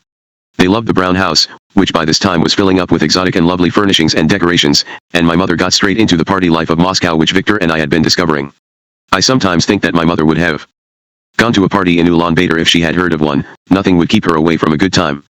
A story which completely typifies my mother was told to me by Professor John Dewey, who stayed with us for a while in the brown house when, in 1928, he led a delegation of professors on a tour of Russia. One morning he came down to breakfast to find my mother seated at the table spooning caviar onto her plate and washing it down with little glasses of clear liquid. "May I ask what you're drinking?" he said. "Vodka," she said. "Vodka for breakfast?" "Why not?" she replied. "It's made out of cereals, isn't it?" The brown house became a haven for visitors to Moscow from the West, particularly for visiting Americans who treated it almost as an unofficial embassy and the most reliable place in town to get a good meal. Visitors and guests poured in over the years of our occupancy. Unfortunately, I was out of the country on business when Douglas Fairbanks and Mary Pickford came to visit, but my parents were very proud of having entertained the two most famous movie stars of the time. I was in Moscow, however, when Will Rogers came as one of our most entertaining and memorable guests. He arrived, completely unannounced and unexpected, on one of those afternoons at the pencil factory when everything was going wrong. My secretary called me on the telephone and said, "There's a man called Will Rogers here to see you." "Will Rogers?" I said, with my jaw dropping. "Did you say Will Rogers?" My younger readers probably can't imagine how stupendous this news was. At the time, Will Rogers was probably the most famous man in America, after the president. When George Bernard Shaw visited America in 1929 he said of Will Rogers, "I had no idea, until I came here, how important he is. He's almost as important as I am." The first thing he said to Victor and me when he came into our office was, "What on earth are you two fellows doing in this place? Why don't you go home?" Victor quickly assured him that nothing was further from our minds. He was looking for Walter Durante of the New York Times and he'd heard that we might know where to find him. Durante was the dean of foreign correspondence and a close personal friend of mine. We offered to drive him across to the other side of the Moscow River. It was a hot July day. As we crossed the bridge, Will let out an Indian war whoop. "What's the matter?" we said. "Don't you see what I see?" he said. "There are women bathing stark naked down there and men right alongside them." We explained to him that there wasn't a bathing suit to be had in all of Russia. So that's where he got the title for the book he wrote about his trip, called There Isn't a Bathing Suit in Russia, to which he added the line that if there was one, somebody was probably using it as an overcoat. He stayed in Moscow for a short while, writing his articles about Russia, and no man was ever better company or better natured. He made us laugh all the time. He had a lovely, simple way of putting things. After he'd been in Moscow for a while, trying to get to understand communism, he finally decided what he thought of it. "Communism's like prohibition," he drawled in that Okie accent. "It's a fine idea, but it won't work." He was right. Will was given an early clue about the likely outcome of the developing power struggle between Stalin and Trotsky when he went to see Trotsky but was put off with the chilling statement that Trotsky was no longer of any importance. Not long after my parents arrived in Moscow, there was another addition to our household, when I met my first wife. In the summer of 1925 I went with some friends on a holiday to Yalta in the Crimea. One night they took me to a concert of gypsy songs featuring a famous singer, Olga Vatina. We had seats in the front row because my friends were friends of hers. The moment I saw her, I felt as if I'd been struck by a bolt of lightning. She knocked me out. She had an extraordinary combination of dark skin and light blue eyes, with honey blonde hair and a glorious figure. Was I smitten? All through her performance I sat with my mouth opening and closing like a fish out of water. While she sang romantic gypsy ballads in a low, sexy voice, she stared straight back into my eyes and her smile was like fire. I just had to meet her. Our friends played Cupid. After the show they took me backstage to meet Olga in her dressing room and, though I felt tongue-tied for once in my life, I managed to get out the words in my garbled Russian to invite her to join us for supper. After that, we were inseparable. Olga was married to her manager. He was in Moscow at the time but nothing was going to get in our way. In a matter of days she decided to divorce her husband and marry me. When we went to the station to take the Moscow train, our friends gave us a send-off as if we had already married and were setting off on our honeymoon. Our compartment was filled with carnations, which we both loved. They were strewn in piles across the cushions and woven around the luggage racks and couches. Olga's story was like something out of a novel. She was a baroness, the daughter of a general, Baron von Root, whose younger ancestors had been brought from Germany to join the armies of Peter the Great. Educated at the Smolny Institute in Petrograd, she had had a childhood and upbringing of the greatest luxury and privilege. Her mother's maiden name was Kosciuszko and she was descended from the famous Polish general who had helped George Washington defeat the British in the American Revolutionary War. When the Russian Revolution broke out, her father had commanded White Russian troops in the Civil War and had moved his family from Moscow to Kiev, in the middle of the battle zone. Olga went to work singing her gypsy songs in cabaret clubs to support her mother and young sister and brother. Kiev was constantly changing hands as the war surged back and forth, and one day, while the city was in the hands of the Bolsheviks, Olga was caught in a roundup of suspected White Russian sympathizers and sentenced to be shot by a firing squad. She was actually in the line waiting to be led to the wall, hearing the fusillades of execution, when she was spotted by a Bolshevik colonel who had heard her sing and decided to rescue her. He took her to her home, only to find that he also had to rescue the rest of her family. A Bolshevik search party had been working through the building where the family was living and had just arrived at Olga's mother's apartment. In her panic, the mother had mistaken them for White Russians and, to show where the family's sympathies lay, she had pulled out a photograph of her husband, the Baron, in one of his dress uniforms, all glittering with Tsarist decorations. The Bolshevik soldiers had decided to execute the whole family on the spot. Again, the colonel interceded, dismissing the soldiers, and then offered to help save Olga's father. He sent him a message to say that if he would defect to the Red side, he would be granted an amnesty. The father made his way across the lines and was given a job as an instructor in the Soviet military academy in Kiev when it finally became a permanent part of Soviet territory. By the time I met her, Olga had become one of the biggest stars in Russia. She sang with a throaty, smoky voice like Dietrich, and she looked quite like Garbo, though she radiated a lot more passion and vivacity than either of them. Like many Russian women, she was as temperamentally volatile as a racehorse, a real prima donna, but I wasn't complaining. I knew that I had taken on a very exceptional woman. Somebody recently suggested that Olga might have been an agent of Jertinsky's secret police. Heaven knows where this idea got started, but it certainly made me laugh. The police force hasn't been made yet which could contain and discipline a character like Olga. She could no more have been an agent than she could have sat at home working on a needlepoint tapestry. I set Olga up in an apartment with her mother, and she and I lived together as common-law man and wife. My experiences with Benny, the nurse who had deceived me, had soured me on marriage. Then, one day, recognizing that I was in love with Olga, I realized that I would regret it bitterly if anything happened to her after I left Russia. I decided that the best protection I could give her was marriage. We were married on March 14, 1927. The reception party at the Brown House was an absolutely typical Russian affair. It began with vodka and it ended with vodka. There were about 300 people in the house when the party began at 6 in the evening, and at least the same number, maybe more, were still in the house when we left the party at 5 in the morning. Gangs of Olga's friends from the theater came to the party and they sang and danced all night. One thing you've got to say for Russians, they know how to toast a wedding. We were both eager to have a child as soon as possible. Months turned into years, and still Olga did not conceive. I consulted a specialist in Moscow who said I was okay. We became very concerned and, at length, Olga went to Switzerland to consult an eminent specialist.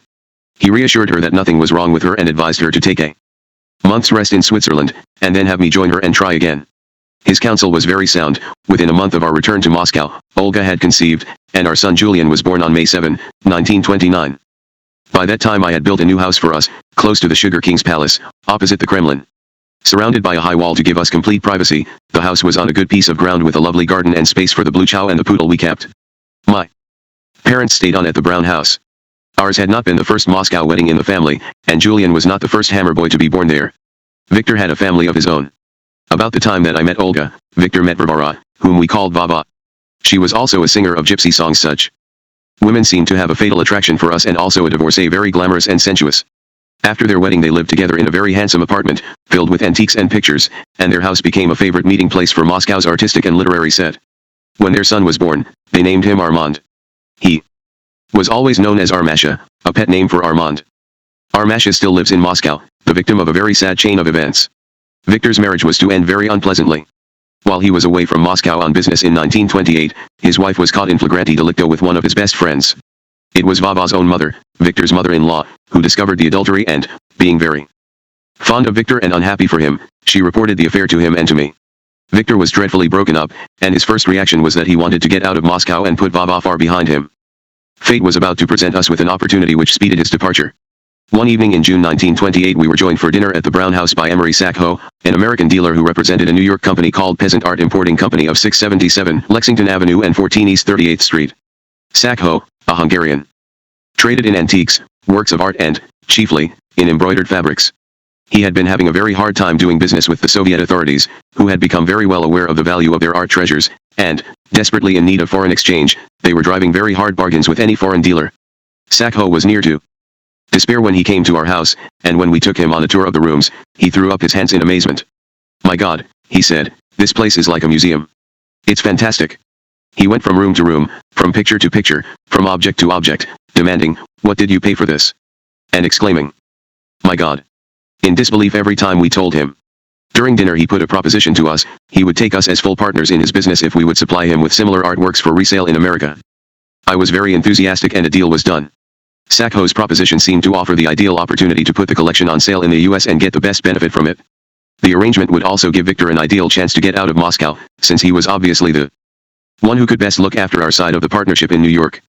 A year later, when we were negotiating with Kamina for the sale of our factories, we made it a condition of the sale that there should be a clause permitting us to take out of Russia all our household effects, including our collection of antiques and works of art. By that time it had expanded to fill several warehouses. Although we were never sure that we would get permission to export everything we had acquired, we believed that the art market offered such bargains that, especially in view of the falling ruble, we were better off to have our money in art. In July 1928 we directed our New York lawyers to incorporate a company to handle this business. Registered in Delaware, it was called Antique Importers, Inc., and it was owned 50% by Sackho and 50% by me.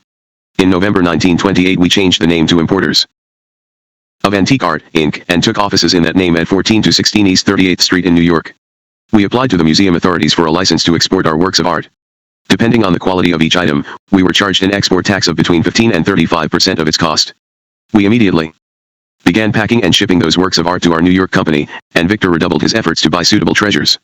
Our partnership with Sackho ran into trouble from the start. Sackho could not live up to his promise to handle the selling side of our partnership.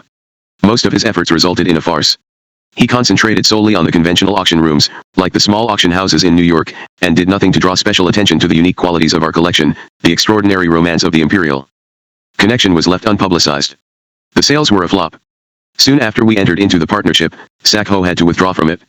His limited fortune had been invested in stocks, and he had speculated on the market in the lunatic fever of speculation which infected America in the late 20s. He was constantly being called for margin and he was desperately short of cash. Sackho had not been especially stupid or bad, he had simply, along with millions of Americans, succumbed to the collective fantasy of easy fortunes to be gained by nothing more than a timely call to an astute Wall Street broker. The crash of 1929 wiped Sackho out. He went to Harry and asked him to tell me that he was no longer able to continue his side of the deal. In fact, he pleaded with us to buy him out. We didn't seem to have a lot of choice. Such a substantial part of our profits from our years in Moscow was invested in pictures, Fabergés, objets d'art, fabrics, jewels and antiques that we had to find a way to negotiate their sale, even if it meant becoming full-time professionals in a trade in which we had previously acted only as enthusiastic amateurs. At that point, M.R. Morris, just theatrical impresario, friend, and rogue, took a hand in our affairs and, as was his way, shook them by the scruff of the neck and turned them upside down. He stepped in to buy Sackho's share of the business, acquiring a 50% interest. We were very glad to have his cash, and he was very glad to have ours. Morris Jest and I set up a gallery to exhibit and sell our collection and called it L'Hermitage. It was located at 3 East 52nd Street, and Harry and Victor were to manage it. Morris's participation didn't greatly improve the trading position of the company, which rapidly went from bad to worse. Poor Sackho had been only one of a legion of lemmings who had gone hurtling into Wall Street's abyss. I received an unending stream of cables from Harry and Victor telling me how impossible they found their task, in one of which Harry said, "How can we be expected to sell Fabergés and Tsarist treasures when stockbrokers are jumping out of windows and former chairmen of corporations are selling apples on street corners?" By ingenious and energetic salesmanship, some items were sold, but when I examined the trading records my brothers sent me, I found no cash returned to the company for these sales. When I asked my brothers the meaning of these entries, they replied, "Oh, that's Morris." That explained everything. Morris Jest was as inventive in finding ways not to hand cash over as he was in making it. Morris Jest had first zoomed into my orbit in Moscow, when he visited me with Sol Hurok, one of the greatest of the American impresarios who took Russian productions to America, a business in which Morris himself was very interested. I was immediately taken with Morris, his boundless energy and sense of fun. I loved to see him. Whenever I visited New York, and he always showed me off to anybody we met, insisting that I tell them the story of my Russian experiences. He once roped me into a press conference he was giving in St. Paul, Minnesota, where he was drumming up a stage show, and I found myself splashed across the pages of local newspapers as Morris Jest's friend, the pencil king of Russia. When Morris became a partner in the L'Hermitage venture, he offered to sell items of Tsarist treasure from the gallery to friends and acquaintances. Morris's approach was a typically simple combination of guile and browbeating. Visiting friends for dinner or for the weekend, he would compliment the hosts on the refinement of their taste and the beauties of their home. Then he would spot a small flaw or gap and say, "I know exactly the picture/fabric/objet d'art/bauble which would fill that gap and complete this room. Trust me. Let me bring it to you. If you don't like it, I'll be amazed. I've got access to a store of the greatest Tsarist treasures the world has ever seen." Morris was turning a handsome little sideline in this trade. He would have been a very valuable partner in the enterprise if only he ever let us have the proceeds of his sales. Getting cash out of Morris was harder work than breaking rocks. It wasn't that he was actually dishonest or desperately poor. On the contrary, Morris had substantial personal means. The trouble was that he also had 101 schemes going on for which he always needed ready money. Most of Morris's bigger speculations were not on Wall Street, but on that other thoroughfare of a million broken dreams, Broadway. He was like a kid about big shows, and he was never happier than when he was bringing on a new production. Over the years he had had some spectacular successes such as Chu-Chin-Chow, Mecca, and Aphrodite, and he had been the first to bring to America the Bolshoi Ballet, the Moscow Art Theater, Eleonora Duse, and Falcon. But he had some titanic failures, two the most monumental of which was his passion play. Victor loved Morris, as did we all, and they often went to the theater together. One day Morris persuaded Victor to go with him to a town in the Midwest to see an open-air production of a passion play. Now, Morris's education had been a very informal affair, mostly gathered in the World School of Hard Knocks, and while he knew a good show when he saw one, his critical faculties were not oversupplied with historical or literary learning. After the first act, Morris was in rapture over the passion play. The acting, the script, the production, all entranced him. He made up his mind right then that he would buy up the show and transfer it to a big theater on Broadway. He only stayed for the first act, that was all he needed to see to make up his mind. He didn't know what happened at the end of the play. He had been brought up as a Jew, how should he know that the climax of every passion play is the crucifixion of Christ, with Pilate and the Jews getting the blame? When the play opened on Broadway, it was picketed by hundreds of New York's outraged Jews. The theater was empty. The production closed in a week and Morris lost his shirt. I don't like to think how many of his sales of our works of art contributed to that fiasco. It certainly strapped him for cash, and we had to make repeated demands of him, some of which stopped only just short of formal action. He kept promising to repay us out of the proceeds of his next show, for which he had typically astronomical expectations. It was called The Miracle, and he was developing it in theaters out of town. When The Miracle comes to Broadway, he said, I'll repay you twice over, you'll see. The Miracle never happened. But it was impossible to be cross with Morris for long. He was so charming in his roguishness that we never seriously fell out with each other and always remained good friends. Comical misfortune was always dogging Morris's heels. His life was a catalogue of bizarre reversals which he overcame with irrepressible sense of humor. The story of his parents' plight in Russia was typical. Born in a village in the Ukraine, Morris had made his own way to America as a youth. When he began to achieve some success in business, he started planning to have his parents join him, but the Bolshevik Revolution made it much more difficult for them to leave Russia and they were effectively cut off.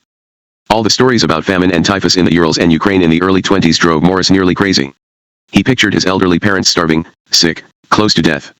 He made everybody share this picture. At this time it was possible to send food parcels to Russia. Mama Rose and me, aged 2. The suntanned Hammers, Harry, the tallest, then me and Victor with Mama Rose, about 1906. Dr. Julius Hammer and Rose Hammer, 1910. Victoria Hammer, about 1909. Little Grandma and Willie Robinson. Jacob Hammer, about 1909. ER with her father, IA, about 1912.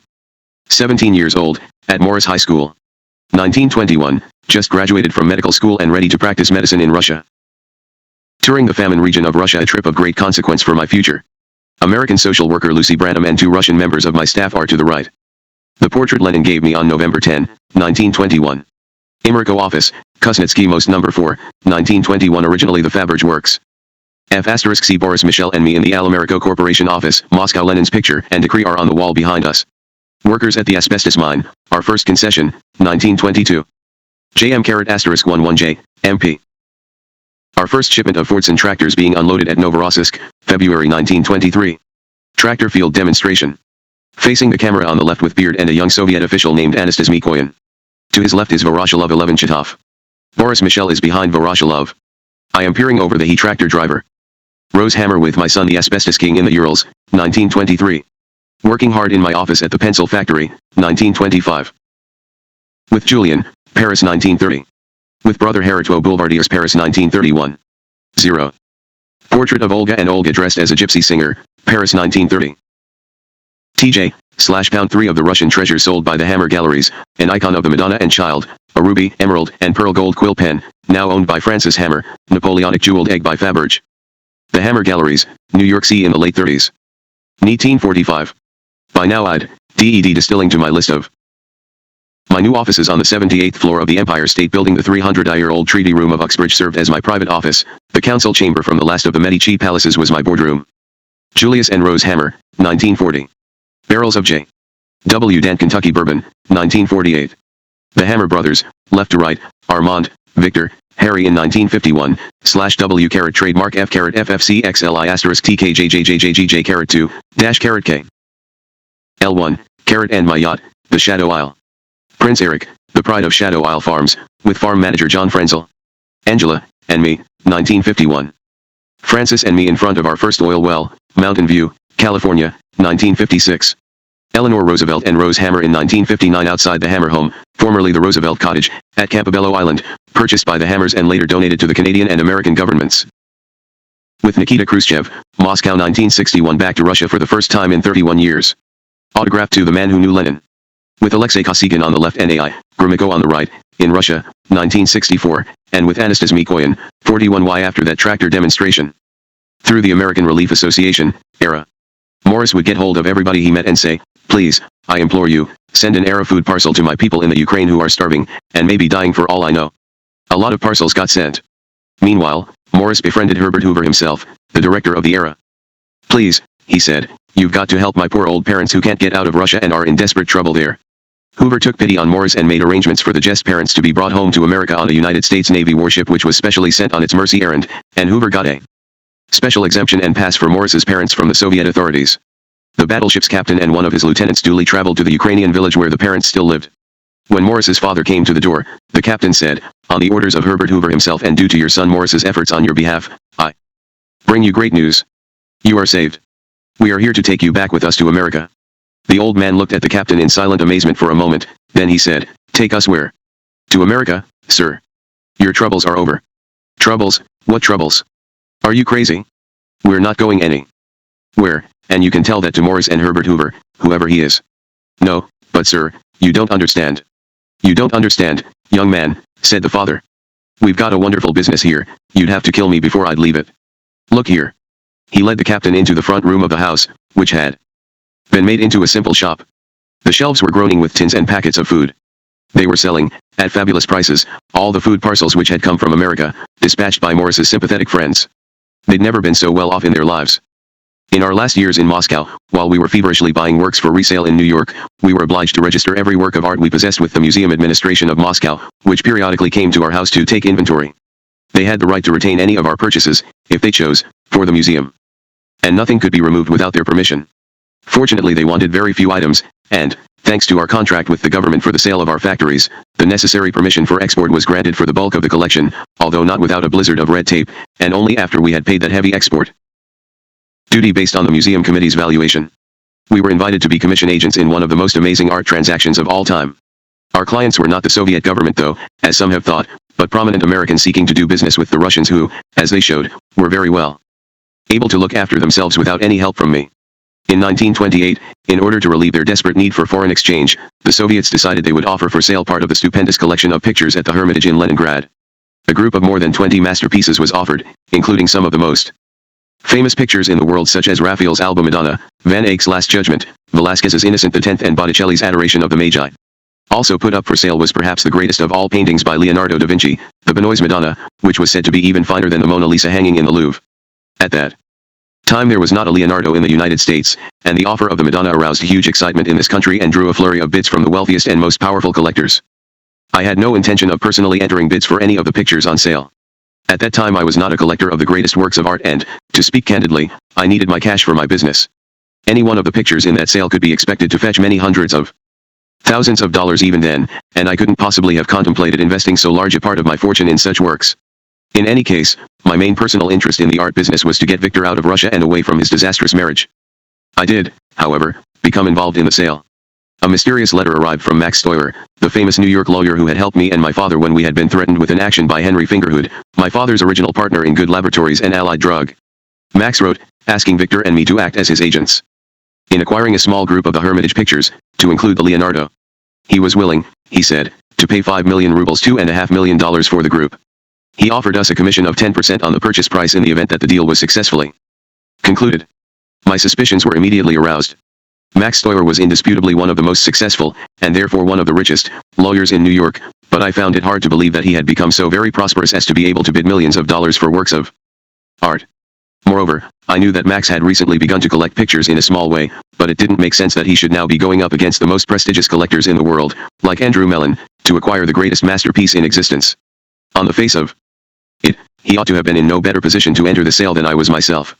I guessed that he must be acting for another party, presumably one of the great collectors who wished to preserve his anonymity. Nonetheless, Max's offer was obviously good and we stood to make a hefty commission, so I approached Anastas Mikoyan, who was in charge of the Foreign Trade Ministry, the agency conducting the sale. Mikoyan, who knew the price of a button let alone a Leonardo, dismissed the bid out of hand, calling it ridiculous.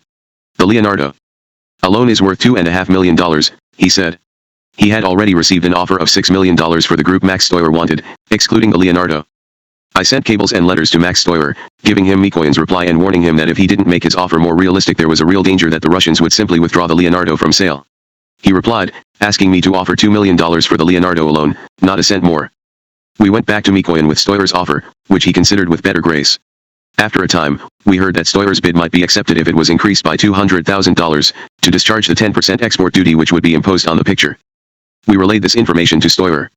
By this time we had heard from our brother Harry in New York that Stoyer was definitely acting for a third party and, having tired of indulging him in his pretense that he was acting on his own behalf, we advised him to tell his client, whose name was still unknown to us, that the Russians would not budge from their price. Max's reply let the cat out of the bag. His client, he said, would go no higher than $2 million, but, if the bid should be accepted, he would open an irrevocable letter of credit with a New York bank and send Bernard Berenson to Moscow to seal the picture for its journey to America. Once we heard Berenson's name, we knew that Max Stoyer must be acting on behalf of Sir Joseph Duveen, the most famous art dealer in history. Bernard Berenson was on Duveen's payroll and the only man in the world whose opinions on art Duveen respected more than his own.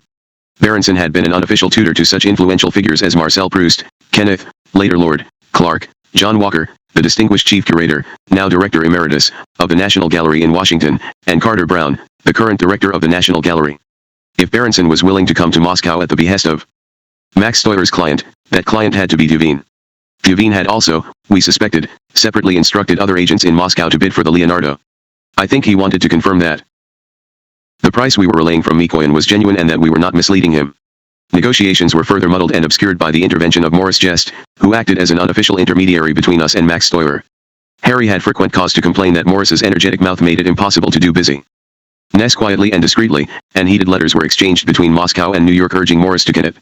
All of Duveen's labyrinthine maneuvers over the Leonardo Madonna came to nothing, however, because as I had predicted the Russians were not to be moved from their price, and they all Timatelli withdrew the picture altogether from sale. Thus Sir Joseph lost the Leonardo he coveted so much for the second time. Before the revolution, the picture had been offered to Duveen by its then owner, a female relative of the actor Peter Ustinov. Duveen called in Berenson, who confirmed the picture's genuineness and told Duveen that he must buy it without fail. Under Russian law, however, the owner was required to offer the picture to the Tsar for the Hermitage Museum for the same price. To Duveen's measureless chagrin, the Tsar bought it. Thus Peter Ustinov's relative got a Berenson verification of her Leonardo for free. The bulk of the Hermitage collection was, of course, acquired by Nodeler Galleries in New York on behalf of Andrew Mellon, and became the most outstanding acquisitions in one of the greatest personal collections of the century. It was bequeathed to the National Gallery, where it is presently housed. By one of the chances with which my life is filled, my connection with that historic sale was renewed, 30 years later, when the Hammer Galleries acquired the Nodeler Galleries, the oldest and one of the most respected art houses in America, suppliers of masterpieces to every important collector in the country from Mellon to Frick to Rockefeller. By the time we acquired the Nodeler Galleries, I had a few masterpieces in my own collection. Back then in 1929, however, I was content with lesser artistic ambitions and glad to be competing with Nodeler using somebody else's money. The possessions in our Moscow collection which had most enthused Sakho when he asked to go into partnership with us were not our pictures, but our objects of art and precious rarities. Among the articles in our collection were very many bales of 18th century fabrics, shimmering with genuine gold and silver threads, formerly used for copes and chasubles in the private chapels of the Tsar. Victor had come across these fabrics one day when he was foraging in the basements of the Winter Palace in Leningrad. A gang of workers was ripping through a mountain of the fabrics, stripping them of their glittering threads and burning the vestments. He told me about it, and I bought the whole pile for $60,000. Little more than the gold and silver value of the threads. Later, in America, these fabrics were to return several $1 million to us when they were made up into evening wraps, piano throws, handbags and exotic evening slippers. Among the priceless jeweled articles we had been able to obtain by paying little more than their intrinsic value in precious stones and gold was a collection of fabulous Easter eggs. These had all formerly belonged to members of the imperial family, who had commissioned them and exchanged them as gifts. They had been ordered from the court jeweler, Karl Faberge, who was rightly known as the Cellini of the North, and many of them had been executed by his foremost master, Perchin.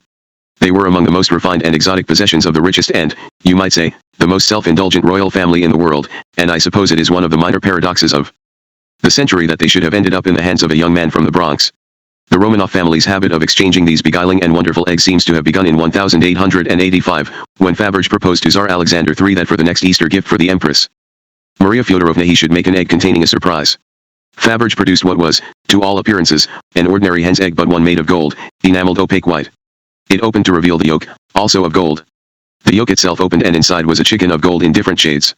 Within the chicken was a model of The imperial crown, identical in all respects to Catherine the Great's stupendous original. And inside the crown hung a tiny ruby egg. Some surprise. Alexander was so delighted that Faberge received a standing order for an egg every Eastertide, and a bargain was struck between emperor and craftsman. Faberge was given carte blanche to make whatever took his fancy, and the Tsar was to ask no questions, on condition that each egg should contain some unprecedented surprise. Alexander's son, Tsar Nicholas II, continued the bargain and the tradition, adding to it by commissioning 2 eggs every year, one for his wife, the Empress Alexandra Fyodorovna, and the other for his mother, Maria Fyodorovna.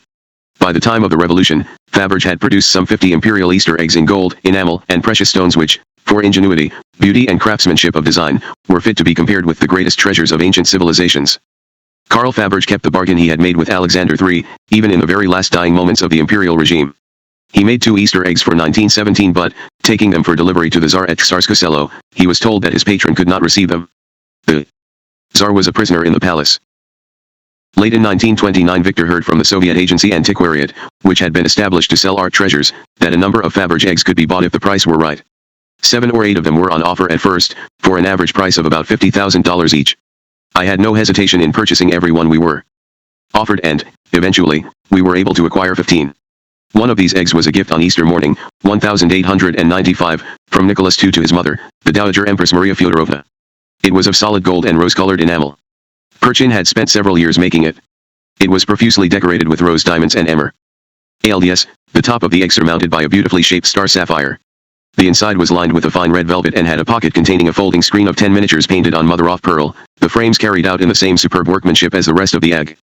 The miniatures, which were the crowning beauty of that work of art, were painted by the famous Russian miniaturist Krajitsky, and depicted the various Danish abodes and palaces of the Empress, formerly Princess Dagmar of Denmark. It was known as the Danish egg. This same egg would now sell for more than $1 million, 20 times what I paid for it. A second egg, even more lavish, was the famous diamond and lapis egg. It was made of the finest lapis with gold mountings. The design included several double-headed eagles, each surmounted by a crown. The top had a rectangular flat diamond which showed the initials AF surmounted by a crown and the date 1912. Those were the initials of Alexandra Fyodorovna. The bottom was also set with a large diamond. Inside the egg was a double-headed Russian imperial eagle, entirely set with diamonds and mounted on a lapis lazuli base. On the breast of the eagle under the crown was a miniature of Tsarevich Alexis in a sailor suit, showing both front and back view. Nicholas II had presented this egg to his wife, Tsarina Alexandra, on Easter morning of 1912. It was also signed by Faberge, who had spent 3 years making this little intricate gift which was found in the collection of crown jewels in the Alexander Palace. These eggs were to form the dazzling centerpiece of the exhibitions and sales which we mounted in America. Many years later, a large group of these fabulous Easter eggs was acquired by Malcolm Forbes. Some at $1 million prices, and are now housed in the Forbes Museum at the publishing headquarters of Forbes magazine in New York. Thus I began one of the most unusual and interesting episodes of my business career, as an art dealer and super salesman in department stores. That story is for another chapter, another decade, another continent, and, after 9 years, home at last. Home free as the train which bore me and my family away from Moscow in the early fall of 1930 slowly clattered over the points outside the station and then pulled onto the tracks, bound for Warsaw and Paris. I leaned my head against the cushions and closed my eyes. I did not see Moscow as it slipped away. I had reason to be relieved. I found myself home free. My ambitions had been realized, despite the gathering difficulties of recent years which had threatened to thwart them. Ever since the death of Lenin, I had felt Stalin's oppressive hand tighten its grip on the country, promising to squeeze the life out of my business endeavors. By following Stalin's activities in the press and in conversations, I had seen clearly that he meant to undo Lenin's NEP and rid the country of foreign concessionaires. I had taken my leave just in the nick of time. My parents were to remain at the Brown House to ensure issuance of the notes and transfer of the cash due to us under our final settlement. They would also supervise shipment to New York of our works of art. Otherwise, few tangible marks were left of my long sojourn in Moscow. Not even the name of our pencil factory remained. On our departure, the Soviets promptly renamed it after Sacco and Vanzetti, the anarchist martyrs of the Red Scare in America in the late 20s, and it still bears their names today. No longer would the catalog of the factory bear the symbol of the Statue of Liberty. Hereafter it would be the hammer and sickle. Paris seemed to invite me with the rich promise of everything that had been missing from my life for the previous 9 years: comfort, elegance and ease, the dignity of a business career in a society which honored business, and, most appealing of all perhaps, a release at last from the incessant suspiciousness and secretiveness of communist Russia. Olga was almost beside herself with happiness to be leaving Moscow. In Paris she could expect to resume the life which had been hers in Moscow before the revolution, a life filled with parties, fine clothes, servants, good food, and entertainment. Olga also had very definite bohemian tastes. In Moscow she had surrounded herself with the young Artists and writers who had briefly until the iron-handed Philistinism of Stalin's Soviet realism descended made Moscow a vibrant center of the living arts, but the magnet for all the artists of the day was still the Paris of Hemingway, Joyce, Fitzgerald, Pound, Gertrude Stein, and Picasso, to which we were heading. Olga couldn't wait to plunge into this society. She was like an exotic tropical bird who had been confined for years in a cage, muted and clipped, and was now suddenly released, soaring and singing.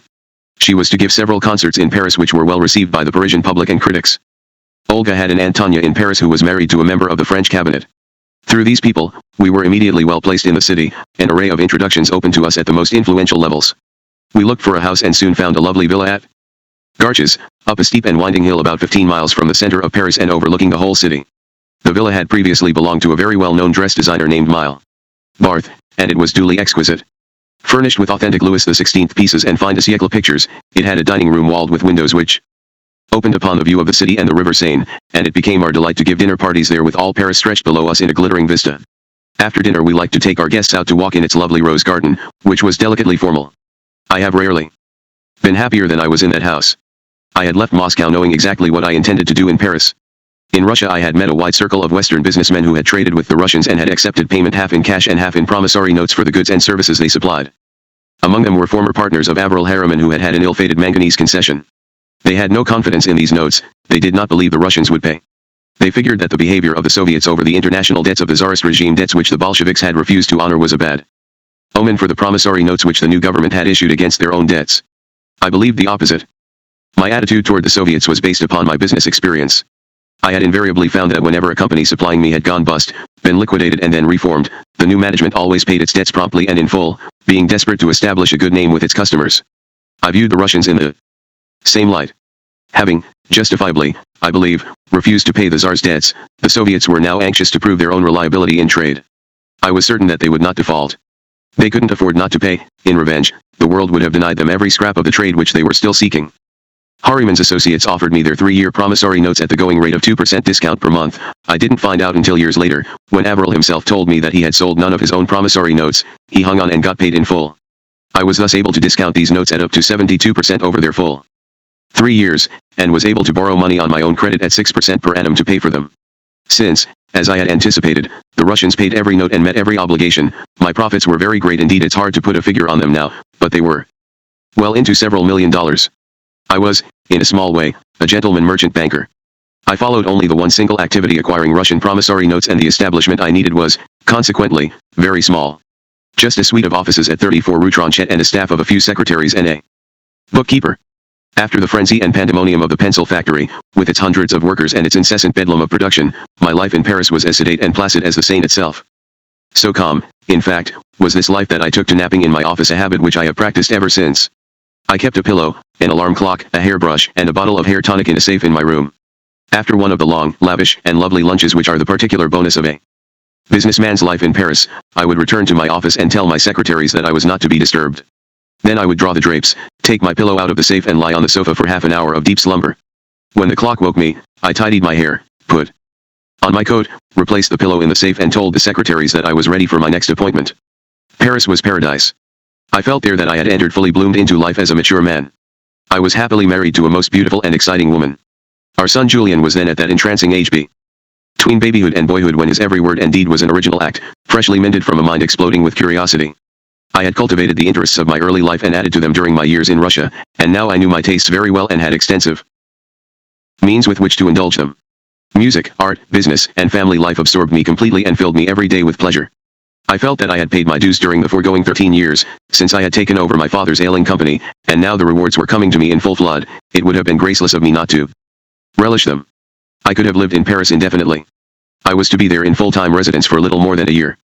Our venture in selling Tsarist art treasures was giving me cause for serious concern. L'Hermitage, the gallery we had opened, was losing money in alarming amounts. The only successes in selling our collection had been racked up by Maurice Geste, and, as I have said, his efforts were about as profitable to us as throwing our treasures in the East River. The letters and cables I received from Harry and Victor were unremittingly gloomy and despairing. They couldn't see any way for us to make a success of our undertaking. Through the winter of 1930 to 1931, I sat in my office in Paris reading these dispiriting communications and hoping for the best. My replies to Harry and Victor encouraged them to be optimistic. The crisis couldn't last, I told them. Rich people always managed to hang on to some of their wealth, and the stock market was bound to pick up. But as The figures for the gallery continued to show no trade to speak of. I became seriously worried and, by the early spring, I had made up my mind that I should go to New York myself and take the business in hand. Meanwhile, still in Paris, my path crossed briefly, and for the first time, the shining comet's tail which Franklin Roosevelt was to burn upon the history of the 20th century. I count myself privileged to have lived in his era, and I shall always be proud that he and his wife, Eleanor, called me their friend and acknowledged the small efforts I made to support their great work. FDR was still governor of New York at that moment, and his close friend, former U.S. Senator Henry French Hollis of New Hampshire, had opened a legal practice in Paris. Henry became my own lawyer in Paris and a good friend as well. He was intensely interested in my experiences in Moscow and encouraged me to think that I could give useful counsel to FDR, who was then running hard for the White House. If elected, FDR intended to normalize diplomatic relations with the USSR and grant the formal recognition which the United States had always refused. Of course I believed such a plan was of paramount importance. Anything that might retard or reverse Russia's retreat into the wintry isolationism which Stalin favored was greatly to be encouraged. I thought, even then, that it was terribly dangerous for the world that so vital a state as Soviet Russia should be disconnected from the community of trading nations, and in the forefront of my mind as it has never been far from it was Benjamin Franklin's aphorism that trading nations seldom make war. Roosevelt's rational and healthy attitude to the matter would have been enough on its own to earn my support, but there was so much more which drew and held my admiration. In him was everything noble and good about American liberalism. FDR believed with every atom in the American system and defended it passionately, but at the same time he understood that the wealth of America needed to be harnessed and directed not only for the good of all Americans but for the good of the world. He never questioned that America was and could be a force for the betterment of all humans. That was the meaning and the impulse of the New Deal which he offered with such eloquence, wit, glamour, and compassion. If it sounds as if I was starstruck, I was. Roosevelt seemed to me to have arrived on the world stage at exactly the moment when only he could give the leadership the world so desperately needed. Henry Hollis urged me to contribute to FDR's campaign and to lobby other businessmen in France to do likewise. I didn't need much urging. On July 28, 1932, I sent a cable to Governor Roosevelt, heartily favoring the recognition of the Russian government, based upon my 9 years business experience in Russia as an American citizen. 2 days before that, I wrote a letter to Henry Hollis, strongly declaring my support for FDR, and he in turn forwarded it to Louis McHenry Howe, confidential advisor, unofficial campaign manager and close friend to Roosevelt. With it, he enclosed a letter of his own, enthusiastically describing my credentials and background, and graciously referring to me as one of the most remarkable men I have ever known. The advice of Dr. Hammer, he went on, regarding affairs in Russia and the best way to deal with the present government would be extremely valuable. As it turned out, I didn't have time to do much more for Roosevelt. In 1932 then donate money to the campaign and encourage my friends to do the same, though Roosevelt's path and mine were to cross many times in the years to come. Throughout that summer and for many summers to come I was up to my armpits in the extraordinary work of selling Tsarist art treasures to the Middle America whose prosperity Roosevelt did so much to revive. When I landed in New York, after yet another of those Atlantic crossings I had come to dread so deeply, Victor and Harry met me with very long faces and a gloomy outlook. There was no point in continuing to try to sell our treasures through Hermitage, they said. We should close the gallery, take the choicest pieces from our collection for our own personal enjoyment and store the rest until such time as the economy picked up and people began to spend money again. Looking at the full records of their work over the previous year, I saw their pessimism confirmed. They had managed to sell next to nothing. Most of our property was still unpacked from the boxes and crates in which it had been shipped from Russia, and was running up a big dead loss in storage expenses in a warehouse on the Upper East Side, where it filled many rooms. However, Morris Jest's successes in selling our Tsarist treasures proved that there was at least some demand for it. We just needed to find a more efficient and cost-effective way to reach our market. More RISs was the kind of success which no business can afford. I told my brothers that we weren't just going to lie down and take a beating. After all, an investment worth several $1 million was locked up in these works of art and we needed to find a way of unlocking it. Listen, I said to Victor and Harry, not everybody can have lost their money in the crash. There will always be people who will like the idea of owning something which belonged to royalty and having it in their homes. I couldn't see why the art business should be any different from any other. If you had something to sell which other people wanted, and if you made them aware of your product and offered it at a good price, how could you go wrong? What was so special about art? I've always said, there is no such thing as a bad business, just bad businessmen. Our first task obviously was to inventory our collection. At that moment we didn't even have a complete list of all the objects filling the warehouse. How could we offer it for sale when we didn't know exactly what it was? Victor set to work and drew up a detailed inventory in a very short time, putting a price on every object he catalogued. For the most part, he was guessing. There was no established market for the goods we had to sell. Who could say, for example, what a housewife in Poughkeepsie might pay for a pair of 19th-century Russian candlesticks which had formerly belonged to the Tsar? The solution to our marketing problem came to me by chance, but, then, chance is not entirely a matter of chance. If you work hard and concentrate on your problem and pay attention to any possible solution, you can make your own luck to a large extent. My luck came when I heeded the wisdom of a very intelligent man named S. L. Hoffman. Samuel Hoffman was an immensely wealthy dress manufacturer. An entirely self-made man, he like so many other American entrepreneurs of that age had been born in Russia and had fought his way out of New York's Lower East Side. He made his greatest fortune during the Depression, when the garment trade as a whole was taking a terrific beating. Recognizing that people had to have clothes, no matter how adverse the economy, Hoffman hit on a way to sell ladies' dresses for $1 apiece. He installed huge machines in his factory's capability of cutting and sewing the shapes for scores of dresses in simple movements. Then he supplied the garments to department stores all across the nation. His $1 dresses were among the most famous marks of that desperate economic time.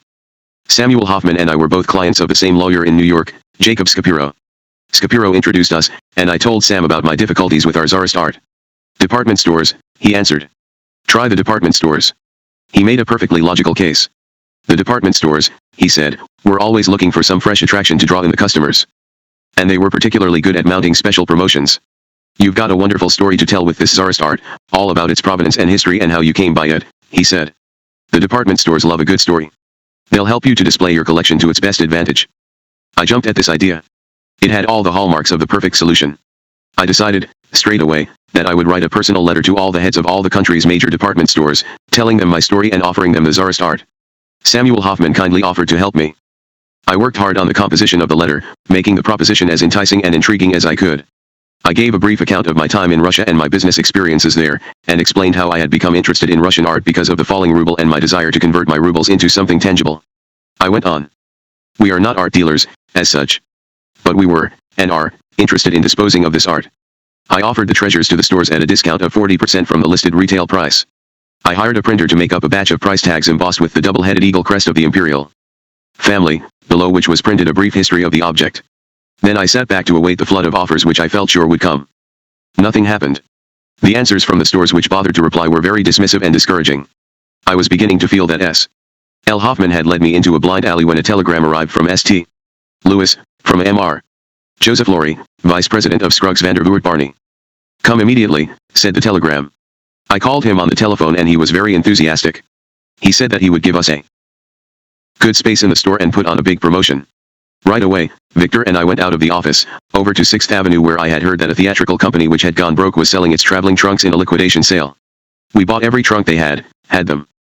Sent up to the warehouse, packed up a good selection of our treasures and put them on a train to St. Louis. Leaving Harry in New York, Victor and I went on the train with our trunks filling the luggage cars. A friendly railroad conductor let us check them on our personal tickets, so we got free haulage. In St. Louis, I met Mr. Laurie and said that I believed the success of the venture depended on getting good coverage in the newspapers. I wanted them to treat our exhibition not as just another department store promotion, but as a solid news story. I told Mr. Laurie that I wanted to meet the publishers and editors of the local newspapers and I asked him to go with me to make introductions. Naturally, no newspaper likes to give free advertising space to a department store or any other regular advertiser, but I felt that our story might get their journalistic juices flowing. The editors saw the news value of our story. I gave them pictures of our fabulous Faberge eggs and various other treasures and told them the full story of my years in Russia. The story was prominently carried in both of St. Louis's daily papers. Next day, about 5,000 people were lining the sidewalk, waiting to get into the store. They swarmed all over our exhibition, snapping up bargains as quickly as the sales slips could be written out. During the first week of the promotion, our special display room was visited by an average of 2,000 people a day, and sales soared into hundreds of thousands of dollars. It turned out that Victor's pricing had been pretty astute. Some quirk or fancy had put it in his mind. Whenever he was unsure of a price, to round it up to the nearest dollar or hundred and deduct 1 unit, so he priced a bead at $9.99 and a bangle at $99. As far as I know, that marketing device had never been employed before in the selling of art, and I have yet to come across a Rubens offered on the conventional market for $999,999. Our show was a smash. Before the end of our first week, Mr. Laurie was writing to me at my hotel in St. Louis, asking me to extend the exhibition for another week and get fresh supplies from Harry in New York. The trunks were duly freighted back to the warehouse and refilled from our stocks, shipped back to St. Louis and emptied onto our tables and counters in time for Monday morning's opening of the new week. As part of the promotion, Victor had agreed to give a lecture in Scruggs Vandervoort Barney's music hall, introducing our collection and giving some stories of our experiences in Russia. It was a typically knockabout performance and, in front of his biggest ever audience, Victor was in his element. His talk was such a hit that Mr. Laurie wrote specially to me to arrange to have Mr. Victor Hammer deliver another lecture in our music hall because so many have expressed great disappointment at not hearing him today, February 2, 1932. As soon as they read about our success, the other big department stores came running. Marshall Fields in Chicago, which had not bothered to answer my original letter, sent a vice president named Ray Schaffer post-haste to check us out, and he wrote such an enthusiastic report that the store booked us in for a 3-week appearance after our stay in St. Louis. In Chicago I made the same approach to the local newspapers, with even more spectacular results. The store was literally jammed, day after day, with eager customers. The 3-week booking at Marshall Field turned into 3 months, and I had to leave Victor there to run the main show while I took a smaller traveling exhibition on the road to Bullock's Wilshire in Los Angeles, Halley's in Cleveland, J. L. Hudson in Detroit, the Emporium in San Francisco, Kaufman's in Pittsburgh, Hutzler's in Baltimore, Woodward and Lothrop's in Washington, and so on backwards and forwards across the nation. In the 15 months between February 1932 and June 1933, we staged 23 exhibitions and sales in different cities. I got to know every attendant on every sleeping car on all the great trains of the time. I covered almost as many miles by rail that year as I do by jet today. I loved every aspect and detail of our new business. It was such a refreshing change from all my earlier ventures. Manufacturing businesses are intensely absorbing, but the management of large staffs of workers with all their labor problems and the difficulties of arranging distribution of the products, to say nothing of the complexities of dealing with state bureaucracies and labor unions, can exhaust even the keenest enthusiasm after a time. Our new art business had all the razzmatazz and immediacy of a traveling circus. Having arrived in a city, we put up our tent, figuratively speaking, in a department store, laid out the wares, sent out the publicity and waited for the paying customers to arrive. If they didn't like what they saw, they didn't pay. My job was simple. I had to make the show captivating and irresistible. I was the circus barker and ringmaster. I couldn't get enough of it. I particularly enjoyed writing the copy for our advertisements, which I did without professional help of any kind. Getting across the special excitement of our collection called for a style of writing which, I found, was like writing a telegram, where every word had to do the work of 10 because it costs so much. Being completely in charge of press and public relations for the business, I quickly discovered that an inch of editorial copy in a newspaper was worth a foot of paid advertising, and that a photograph on editorial pages was almost beyond price. When our exhibition arrived at William Hanger's department store in Buffalo, a local photographer had the bright idea of photographing a couple of young society ladies posing in the czarist robes and chasubles from our collection. Since the girls were well-known stars of Buffalo society, the picture made the front page and brought in crowds of customers. I took this lesson to heart and, from then on, I made sure that some local celebrity was invited to pose with articles of the collection wherever it traveled. The pictures always got a good show in the papers. At Marshall Fields in Chicago, we had a terrific stroke of luck when a niece of the dead Tsar Nicholas II came in to see the exhibits and touch the possessions of her lost family. I couldn't have prayed for a better piece of publicity. During one of his talks, Victor was asked about the Anastasia affair, which was then enthralling the world.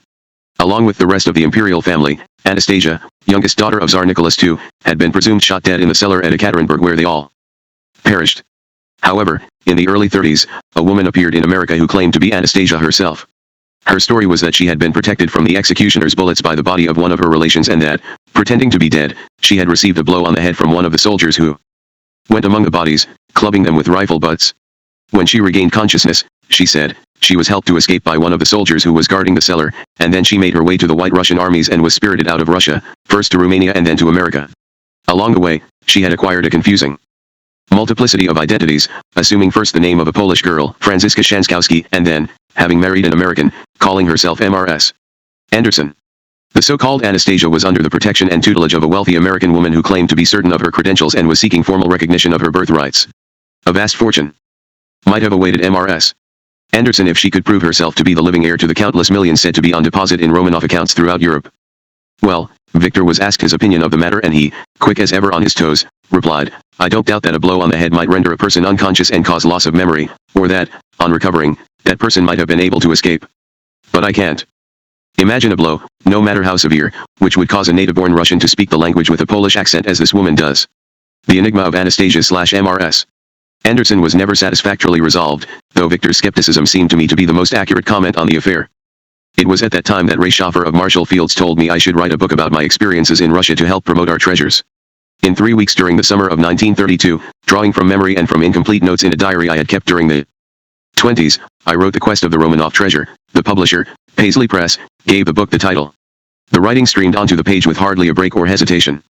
I was painfully aware of the inevitable shortcomings of a book written at such speed. The finished manuscript seemed patchy and incomplete, but the book received favorable reviews, and various of my friends, such as Walter Durante, said that I had missed my calling and that I should have been a journalist. Some people might take this as an insult, but I knew they meant to be kind. In January 1933, Lord and Taylor in New York invited us to open a short engagement with our collection, inaugurating an association which was to last 2.5 years. Lord and Taylor was run by probably the only woman managing a major department store at that time, a brilliant executive named Dorothy Shaver. When I went to see her in the winter of 1932, and told her all about our success around the country, she immediately offered to give us a 3-week exhibition. The sales of that show were so tremendous, and the promotion brought so many people into the store, that she said, "Why don't you stay here indefinitely?" On April 5, 1933, Lord and Taylor opened an icon gallery on the 7th floor of the store, entirely supplied with our collection from the Winter Palace and other imperial palaces. It was, without question, the biggest single exhibition for sale of Russian icons in New York since the Russian Revolution, and it brought us attention from serious art critics around the world. One of the most eminent men to visit the gallery was Professor Paul Muratov, who lived in Paris, had lectured at Oxford, Cambridge, and the Courtauld Institute in London, and was recognized as the world's leading authority on icons. Professor Muratov made a thrilling discovery at our gallery. One of our icons turned out to be a major masterpiece by Stroganov, one of the greatest of all icon painters. It was a field altar or Camp's church from the private chapel of the Winter Palace, and it had last belonged to Tsar Nicholas II. It depicted the Trinity, the favorite saints of Russia and the miracles of the New Testament. We had acquired it believing it to be an 18th century work, and it was displayed thus in our collection. Muratov scrutinized this icon minutely, returning to it over and over again. Finally he declared his belief that it had been repainted as many icons were during the reign of Peter the Great and was much older than we supposed. He offered to supervise cleaning the icon and we readily agreed. The process revealed the accuracy of the professor's instincts and the glories of the original work, a depth and warmth of color and a fineness of line which had been obscured in the repainting.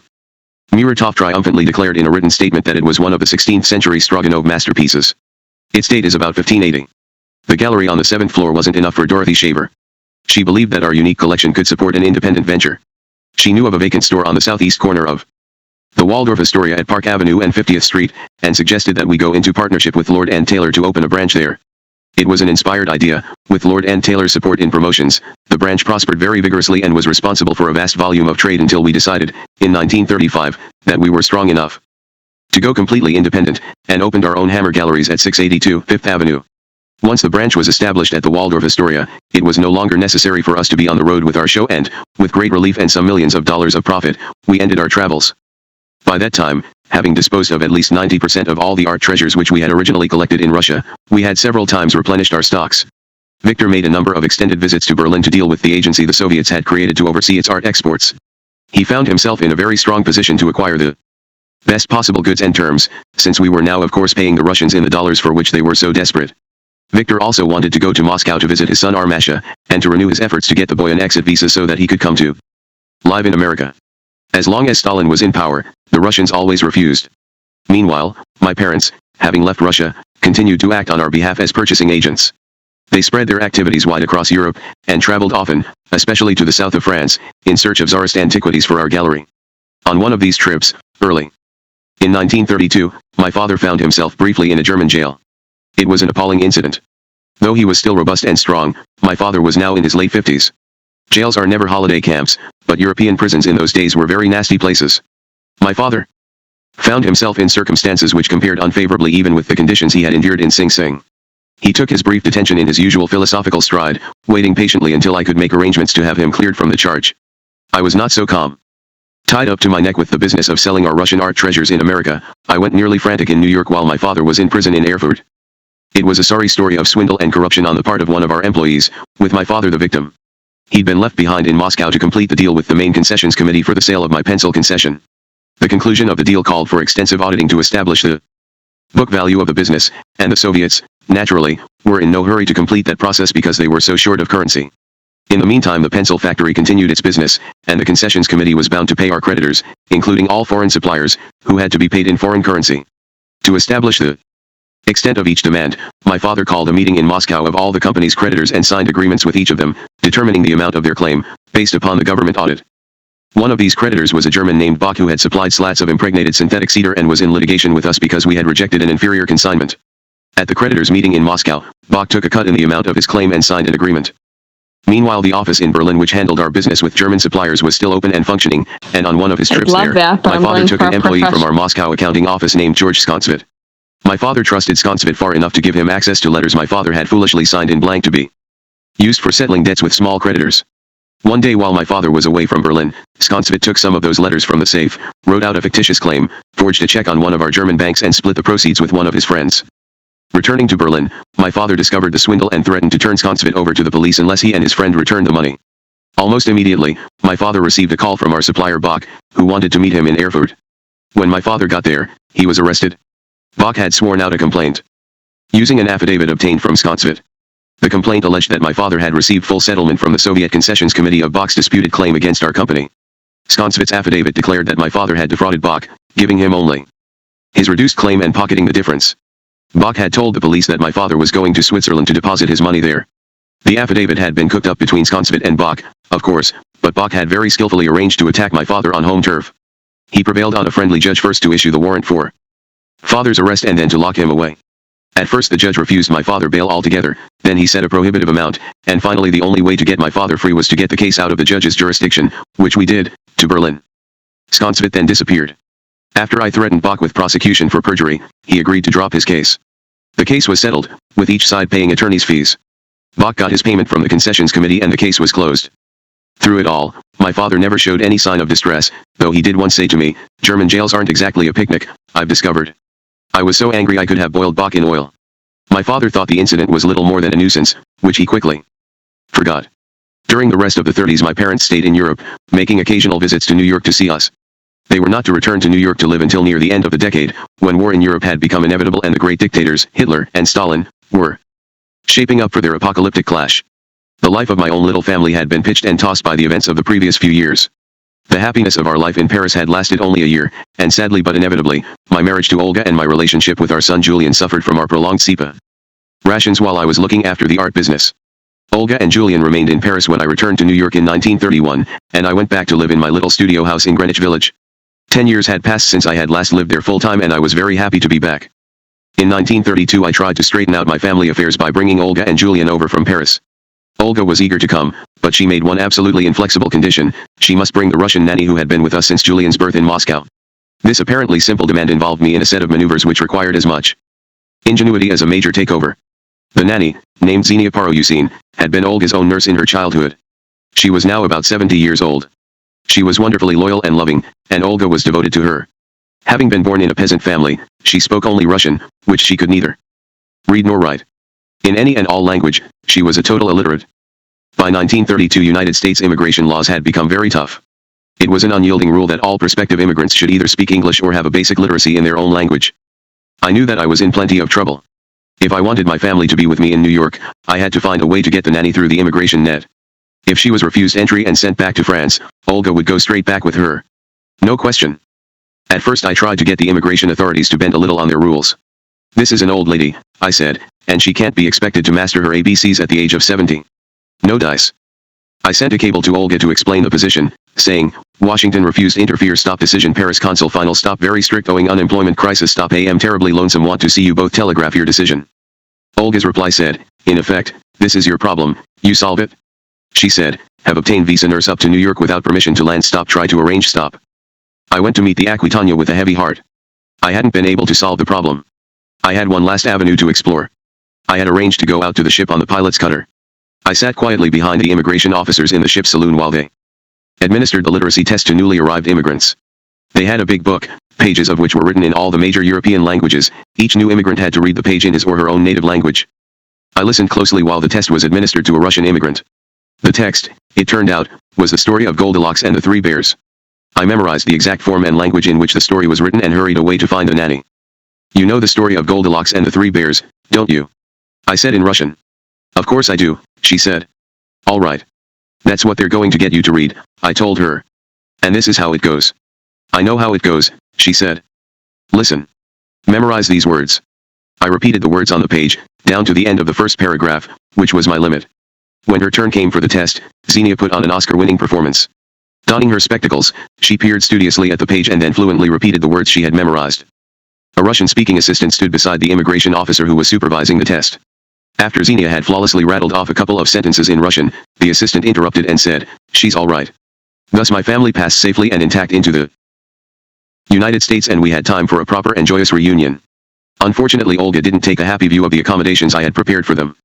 She took one look at my little house in Greenwich Village and uttered the Russian equivalent of "Armand, you must be kidding. We can't live in a doll's house." So we took a large apartment on Fifth Avenue not far from the Metropolitan Museum. That was more to Olga's liking, but it didn't make her happy. Unable to speak English, she was lonely in New York City, especially when I was away as I was most of the time. Her difficulties made things worse between us and seemed to bring into focus the fact that we had very little in common. She wasn't interested in business. I didn't care much for the kind of light entertainment that was her passion, big band music, for instance. She, quite naturally, wanted to spend a lot of her time with the expatriate Russian community in New York, talking about the old days, and often went to the Russian restaurants and nightclubs. The incessant nostalgic talk in those places bored me. I was interested in the America of the day. We began, slowly and without great rancor, to drift apart. Effectively, we separated. Olga decided that she would be happier in a house in the country, and we bought a spread up in Highland Mills, a suburb of Monroe in upper New York State, where there was quite a large group of Russian expatriates. It was a lovely house, with nice grounds and a menagerie of pets, but I was only rarely able to get there, and, within a couple of hours of arriving, I would be bored out of my mind, drumming my fingers with nothing to do, eager to get back to my work. Things between us picked up a bit when the Hammer Galleries opened a branch in Palm Beach, and Olga and I took a villa down there. Since Palm Beach was one of the hottest spots of personal disposable wealth in the world, and since the goods we had to offer were luxury items with a particular appeal to the rich, Palm Beach seemed like an obvious place for us to try our luck. On a seasonal basis, from January to March or April of every year from 1934, we rented a store in the Everglades Club on Worth Avenue, the snootiest address in the snootiest street of that most class-conscious of all towns in America. Our biggest trade there was in trinkets to be given as gifts. A guest would present his host with a cigarette case made by Faberge for the Tsarina, for which we would charge him $300 as a birthday present. One society lady would send another a little Romanoff snuff box, price $175. These prices should be multiplied by 10 for today's values. A name in every society column and a face in every newspaper picture of Palm Beach parties those days was Prince Mikhail Gounduroff. He lent, or rather, we hired, his princely tone to our business, acting as a noble presence in our store and attending openings of our traveling exhibits. Prince Mikhail had swept into our New York galleries one day, ostensibly to look at our Tsarist treasures, but actually hoping to pick up a crust or two. His family was distantly related to the Romanov imperial family and lived, it seemed, in a castle in Germany. Mikhail, however, being the second or third son, did not stand to inherit any of his family wealth, and, despite the grandeur of his connections, he was looking for a job. He was doing his best to cut a dashing figure in New York, impressing hostesses and eating as many free dinners as he could, but he was hampered by being stone broke. I thought that a genuine Russian prince might add a certain eclat to our ventures, and I gave him a nominal function at a modest salary. He didn't have to do much more than hang around looking princely and give an occasional word of advice to potential customers, and these duties he performed with an exquisite sense of dramatic opportunity. When we sent him to Chicago for one of our shows at Marshall Fields, we arranged to have him met at the station by a squad of police motorcyclists who gave him escort, sirens wailing, to the store. With a true professional's eye for a good headline, Mikhail halted the CAV Alcade en route when he spotted a hot dog stand. He explained to the panting reporters that his chief delight in America was a good hot dog and that he could never pass one by. They loved that. Having Mikhail's name connected with the business also helped to dilute some of the hostility we encountered from other aristocratic Russian émigrés in New York.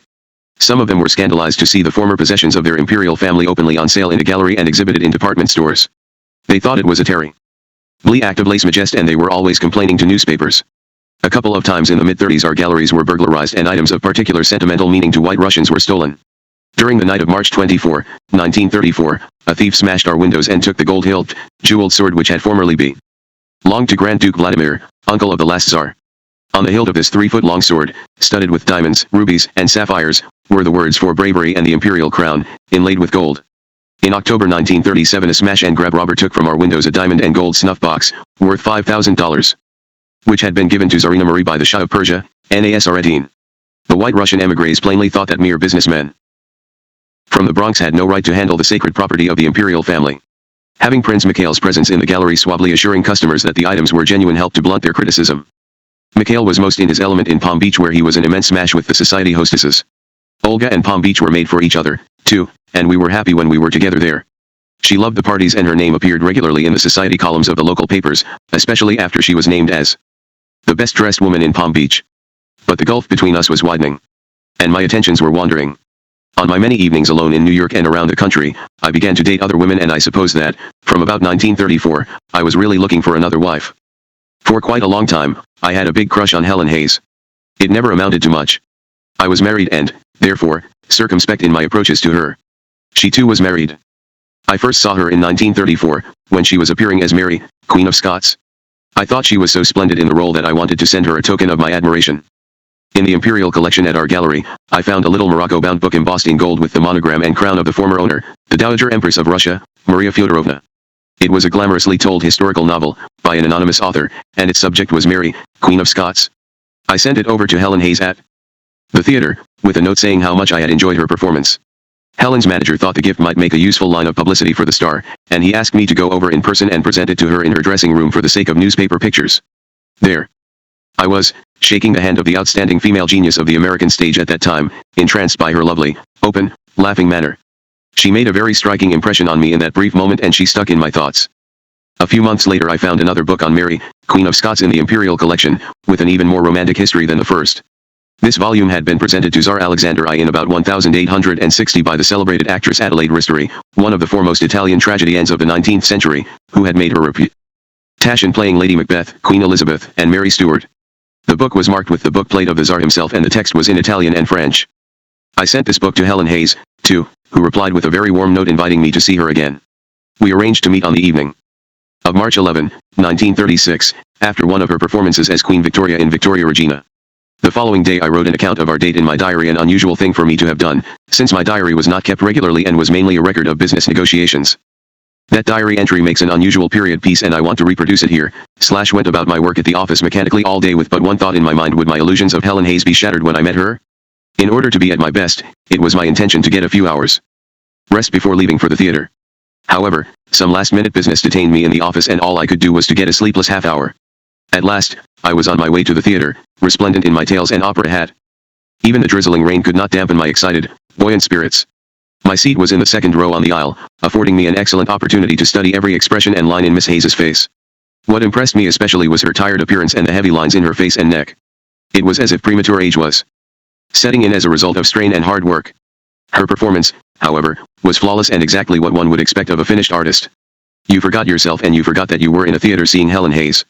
It was Victoria herself who was appearing before you, and you were carried along with this courageous little figure, enjoying her naivete, delighted by her piquancy and charm. Now and then, Helen Hayes's eyes scanned the faces of her audience in the first few rows, and I found myself secretly hoping that I was the object of that search which seemed to end when her eyes rested on mine. The scene with Disraeli proved my undoing. It was so full of tenderness and beauty that the tears just seemed naturally to roll down my cheeks. A work of art was being created in which two great souls drew out the best that was in each other.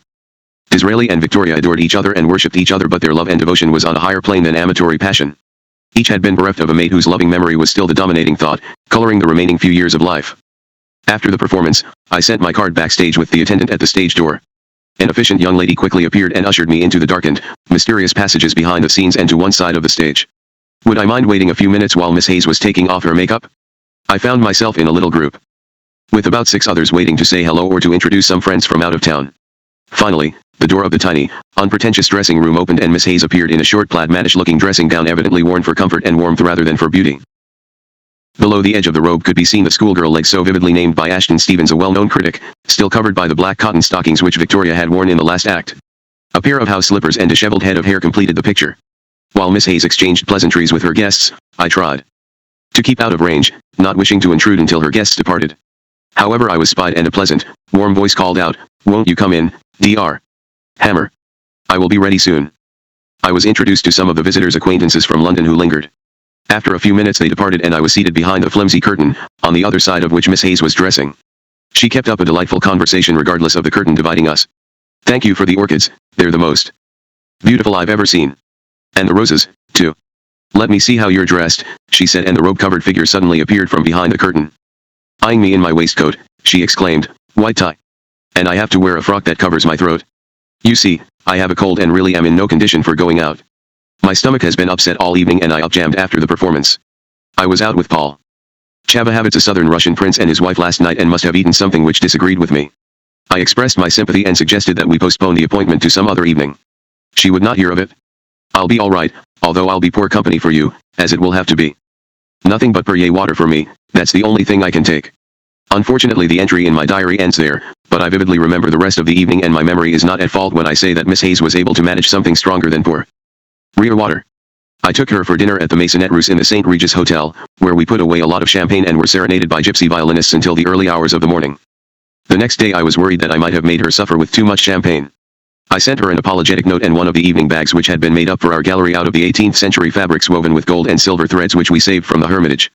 She wrote back to say, "I have wanted one ever since I used to stand like an urchin outside your window at 50th and Park Avenue admiring your treasures."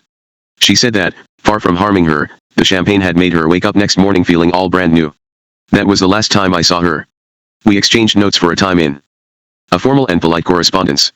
The faint heart did not catch the fair lady. The crush waned, as crushes often do, leaving only the mildest memory of a charming and very exceptional woman. Through my art business, another lady's path briefly crossed mine.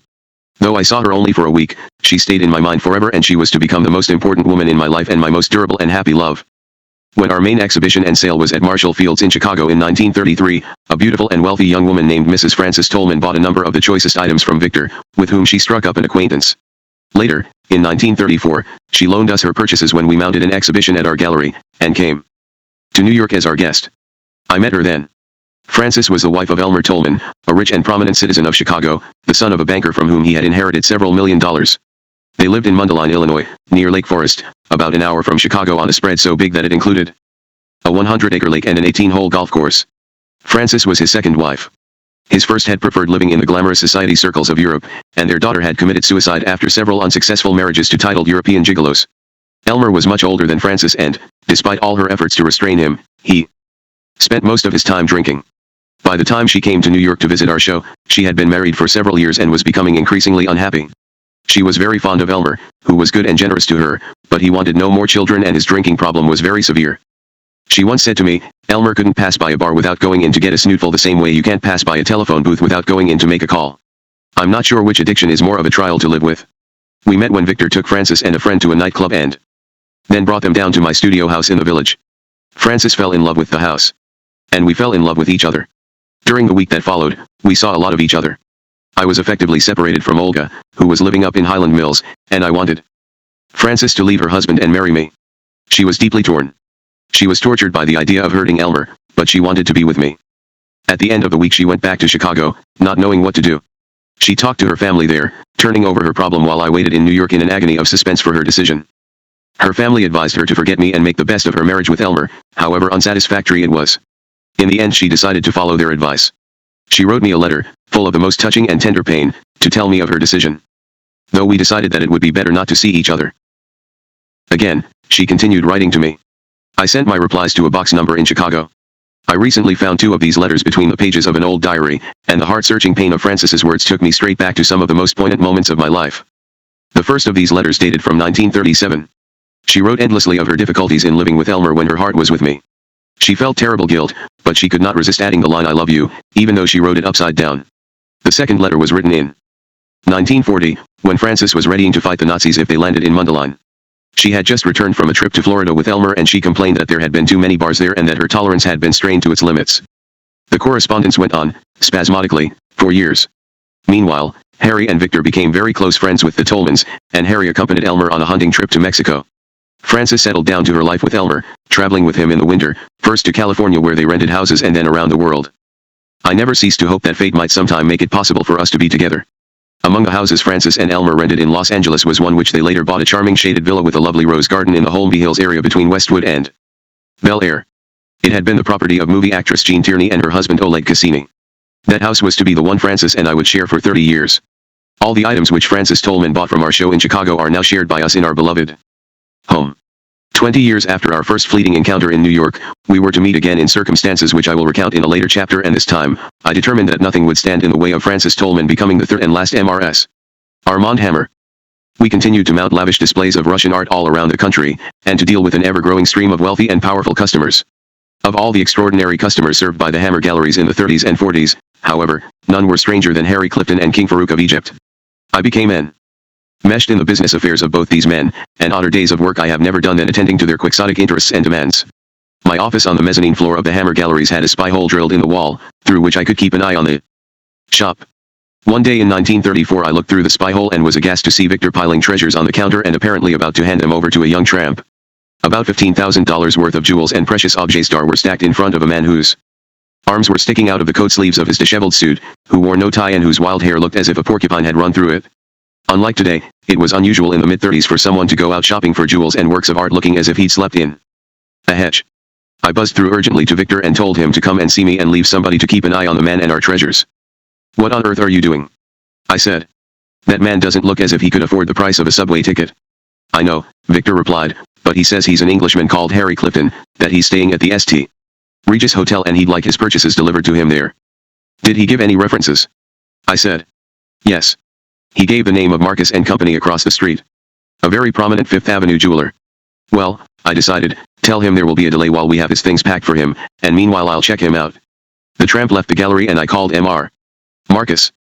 Do you know Mr. Harry Clifton? I said. We certainly do, he said. Well, he's just bought about $15,000 worth of goods here and I would like to know if his credit is good. Is Harry Clifton's credit good? Incredulity vibrated down the telephone line. He's good for everything you've got in your store and everything in ours as well. He's one of the richest men in England. His family owned the whole city of Blackpool, and he has tremendous holdings in real estate on which he gets an income of $10,000 a day or more. Ah, I said, trying to conceal my amazement. Well, that rather alters the picture. I'm much obliged to you. I told Victor to get Mr. Clifton's purchases packed up without delay and we hurried together to the St. Regis Hotel to deliver them personally, along with a few other items which we hoped might interest him. Harry bought the lot with scarcely a second look. Then he got interested in the story of our Russian experiences and we stayed talking with him and struck up the beginnings of a good friendship. After that he invited us often to lunch with him at his favorite Chinese restaurant, where he would consider his investments between courses. His style of decision-making was about as random as a one-armed bandit. After he had marked out a few stocks, he would summon the Chinese waiter and say, "Waiter, should I buy or should I sell?" The mystified Chinaman, who could hardly speak English, would gaze uncomprehendingly at Harry. "Just tell me," Harry would insist. "Buy or sell?" The man would finally give it his best shot. "Buy," he guessed. "All right," said Harry, and he would go to the telephone and call his broker and say, "I want you to buy 10,000 of this stock and 10,000 of that." That was Harry's normal way of conducting his investments, and it caused dismay on Wall Street. Some of the stocks he picked out had never traded that much in a whole year. The authorities suspected that some fiendish criminal mind was working a dastardly system, and the SEC investigated Harry's dealings. When they discovered the truth about Harry's methods, they were dumbfounded. Harry used to place his orders through a brokerage house called Carl Loeb Rhodes, which kept a small office in the St. Regis. Harry took to one of the salesmen there so much that he offered to buy him a seat on the New York Stock Exchange on Wall Street, an offer worth $500,000 today. The poor man, whose career expectations were those of a modest salesman, didn't know what to say in reply, and he felt that he should get the permission of his firm. By the time he had got the answer, Harry had changed his mind and had moved on to the pleasure fields of San Francisco and Los Angeles. I am told that the man almost went berserk thinking of the fortune which he had lost by his procrastination. Harry wasn't exactly careless with his fortune. He felt that he should look after it, but it didn't greatly interest him. He was only in his mid-20s when we met. His father had died only a few years before, leaving Harry his huge fortune. Harry wanted to see America and the world and to enjoy himself. Before he left New York for the West Coast, he decided to appoint me his financial agent. He said, "I'm notifying my banks that if any checks come through for large amounts, they are to ask you before they pay out, to make sure that there are no forgeries." Taking power of attorney to one of the richest men in England was no stranger than any other of Harry's commissions, and I accepted it unquestioningly. The most trying side of the job was attempting to keep track of Harry. We hardly knew where he was at any particular moment and he certainly never knew where he was going next. It was completely fruitless to bother to write to him, because he always threw all his letters, unopened, into a suitcase. From time to time he would send a suitcase to his secretary for the letters to be dealt with. She would find months-old unopened correspondence and letters which she had sent to him in the first place. Tracking him down by telephone was like trying to follow the white rabbit through its burrows. One day the Chase Manhattan Bank called me to say, "We have a check here, drawn on Mr. Harry Clifton's account, for $150,000, which we have just certified because the signature is genuine and there are more than sufficient funds on deposit. However, we have misgivings about the check, because it is written out to Mr. Bryce, whose name and reputation you may know." I certainly did know Mr. Bryce's name. He was the brother of Fanny Bryce, the great comic actress, and he had a terrible reputation as a card sharp who played with marked cards. I said to the bank, "Don't pay out until I have spoken to Mr. Clifton." I had to do the work of a Pinkerton man to trace Harry, who had been meandering aimlessly around California. I finally tracked him down in Los Angeles at the house of a lady mystic and gospel tub-thumper named Violet Greener, for whom he was building a temple. Called Abajeg Temple. Why, I never knew. He seemed to be having too good a time to be bothered over a check for $150,000. His first response was to tell me to authorize the payment and quit worrying. Finally I caught his attention. "Did you know that this man Bryce has a reputation as a card sharp?" I said. "Well, no, I didn't know that," he said. "And I did lose this money to him in some games of cards. I met him on the ship coming over from England and I ran into him again here where he invited me to join his game. Nonetheless, Armand, it is a debt of honor and I have to pay it." "I don't believe you do, Harry," I said. "This man is renowned for running crooked games. And he has been playing with ES which he could never have paid because he hasn't got any money. I think you've been defrauded. My advice is not to pay." Well, Armand, he said airily, I'll leave it all up to you. You do whatever you think best. I notified the Los Angeles police of my suspicions. They raided Bryce's game, caught him red-handed with marked cards and arrested him. I told the bank to withhold payment on the check. At first the bank refused. They had never before stopped payment on a certified check. I told them that I would hold them responsible for my client's losses, and I gave them the alternative of being liable for the $150,000 or accepting my indemnification if Mr. Bryce ever sued them. Of course he did not. The next time Harry Clifton was in New York, he strolled into my office and walked up to a little picture by Franz Hals which was hanging on my wall. He asked if it was for sale. I said that the price was $100,000. Then he spotted a small Rubens priced at $50,000. I'll take them both, he said. I would gladly have cut the prices substantially for a serious buyer. I had owned the pictures for some time and had never had a serious bid for either of them. I said, I'm more than willing to give you a discount, Harry. I offered you $150,000. If you won't sell it to me for the price I'm offering, I shall never speak to you again. I apologized. Harry wrote out his check for $150,000, made a crack about having it certified, took the Franz Hals and the Rubens off the wall, put them under his arm and strolled out of the galleries. No man ever carried the burden of a great fortune with more charm or less anxiety. Personal charm was not one of King Farouk's outstanding characteristics, but, like Harry Clifton, he was not racked with guilt and anxiety about his fortune. In fact, Farouk of Egypt was of a type which the world may be glad to have seen the last of the absolute monarch, who treated the world as his personal nursery and all the things in it as his toys. It was my peculiar fate to become chief supplier of toys to the king. The parade of customers passing through the doors of the Hammer galleries was so exotic and flamboyant that I grew blasé about the extraordinary transactions I often glimpsed through the peephole in my office wall. Even so, I was intrigued, one day in 1939, when I glanced through and saw Victor showing some of our fabric pieces to a small, slender man of Arabian appearance, impeccably dressed in starched linen, sober suit, and gleaming shoes.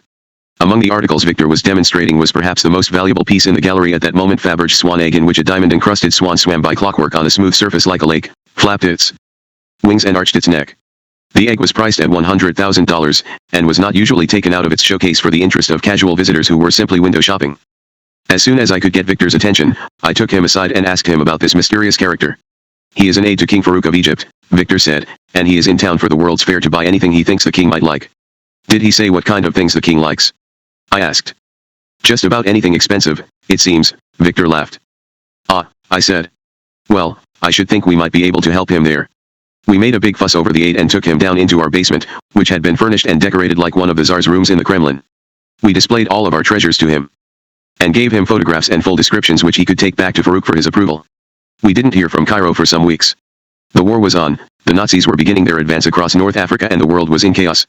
Then came the message from the Abdin Palace, which amounted to, His Majesty desires to purchase the swan egg. Please deliver same and anything similar you might recommend. We were eager to comply, but Egypt was not the easiest place in the world to reach at that moment. Rommel's blitzkrieg was bearing down on the borders of the country, and the Germans were blockading sea routes in the Atlantic and Mediterranean with their U-boats. I couldn't possibly leave my businesses for a trip of indeterminate length, but Victor thought it would be fun to see a king in his palace, especially as I had done some research and discovered that Farouk had a passion for tricks, magical illusions and practical jokes. He seemed like a customer tailor-made for Victor. We went up and down Broadway together, visiting joke shops and buying mechanical tricks. Then we loaded Victor up with a satchel full of these tricks and another satchel full of jewelry, which I told him never to take off his shoulder. He set off on his hazardous journey by seaplane. When he arrived in Cairo, he was greeted by an aide and a squadron of troops drawn up in his honor for his inspection, like a visiting head of state.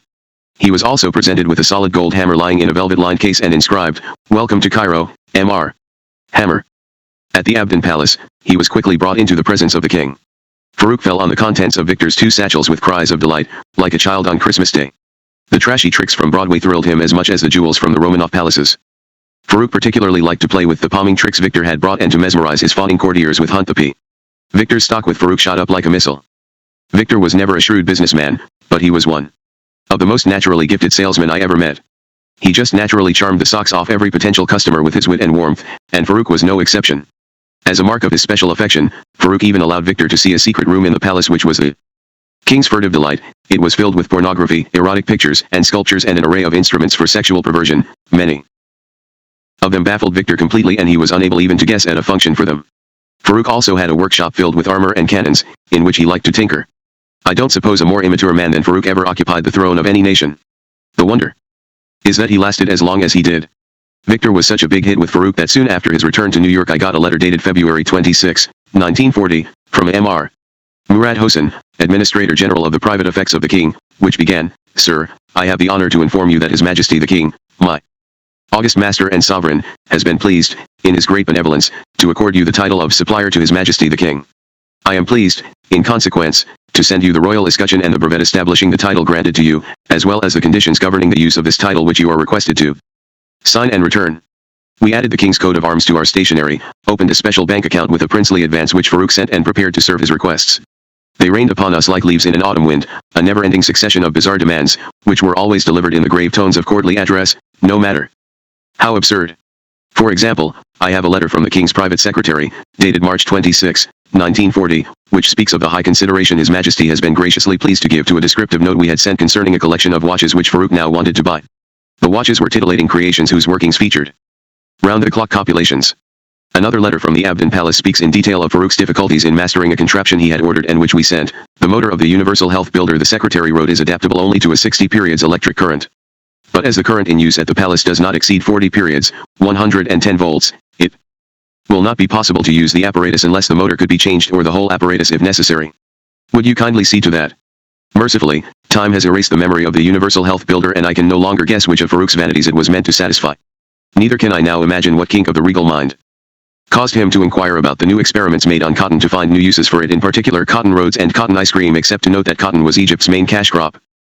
Of all the purchases I made on Farouk's behalf, none was more absurd than the Continental Clipper. This incident was so ridiculous that I would hardly expect to be believed in telling it.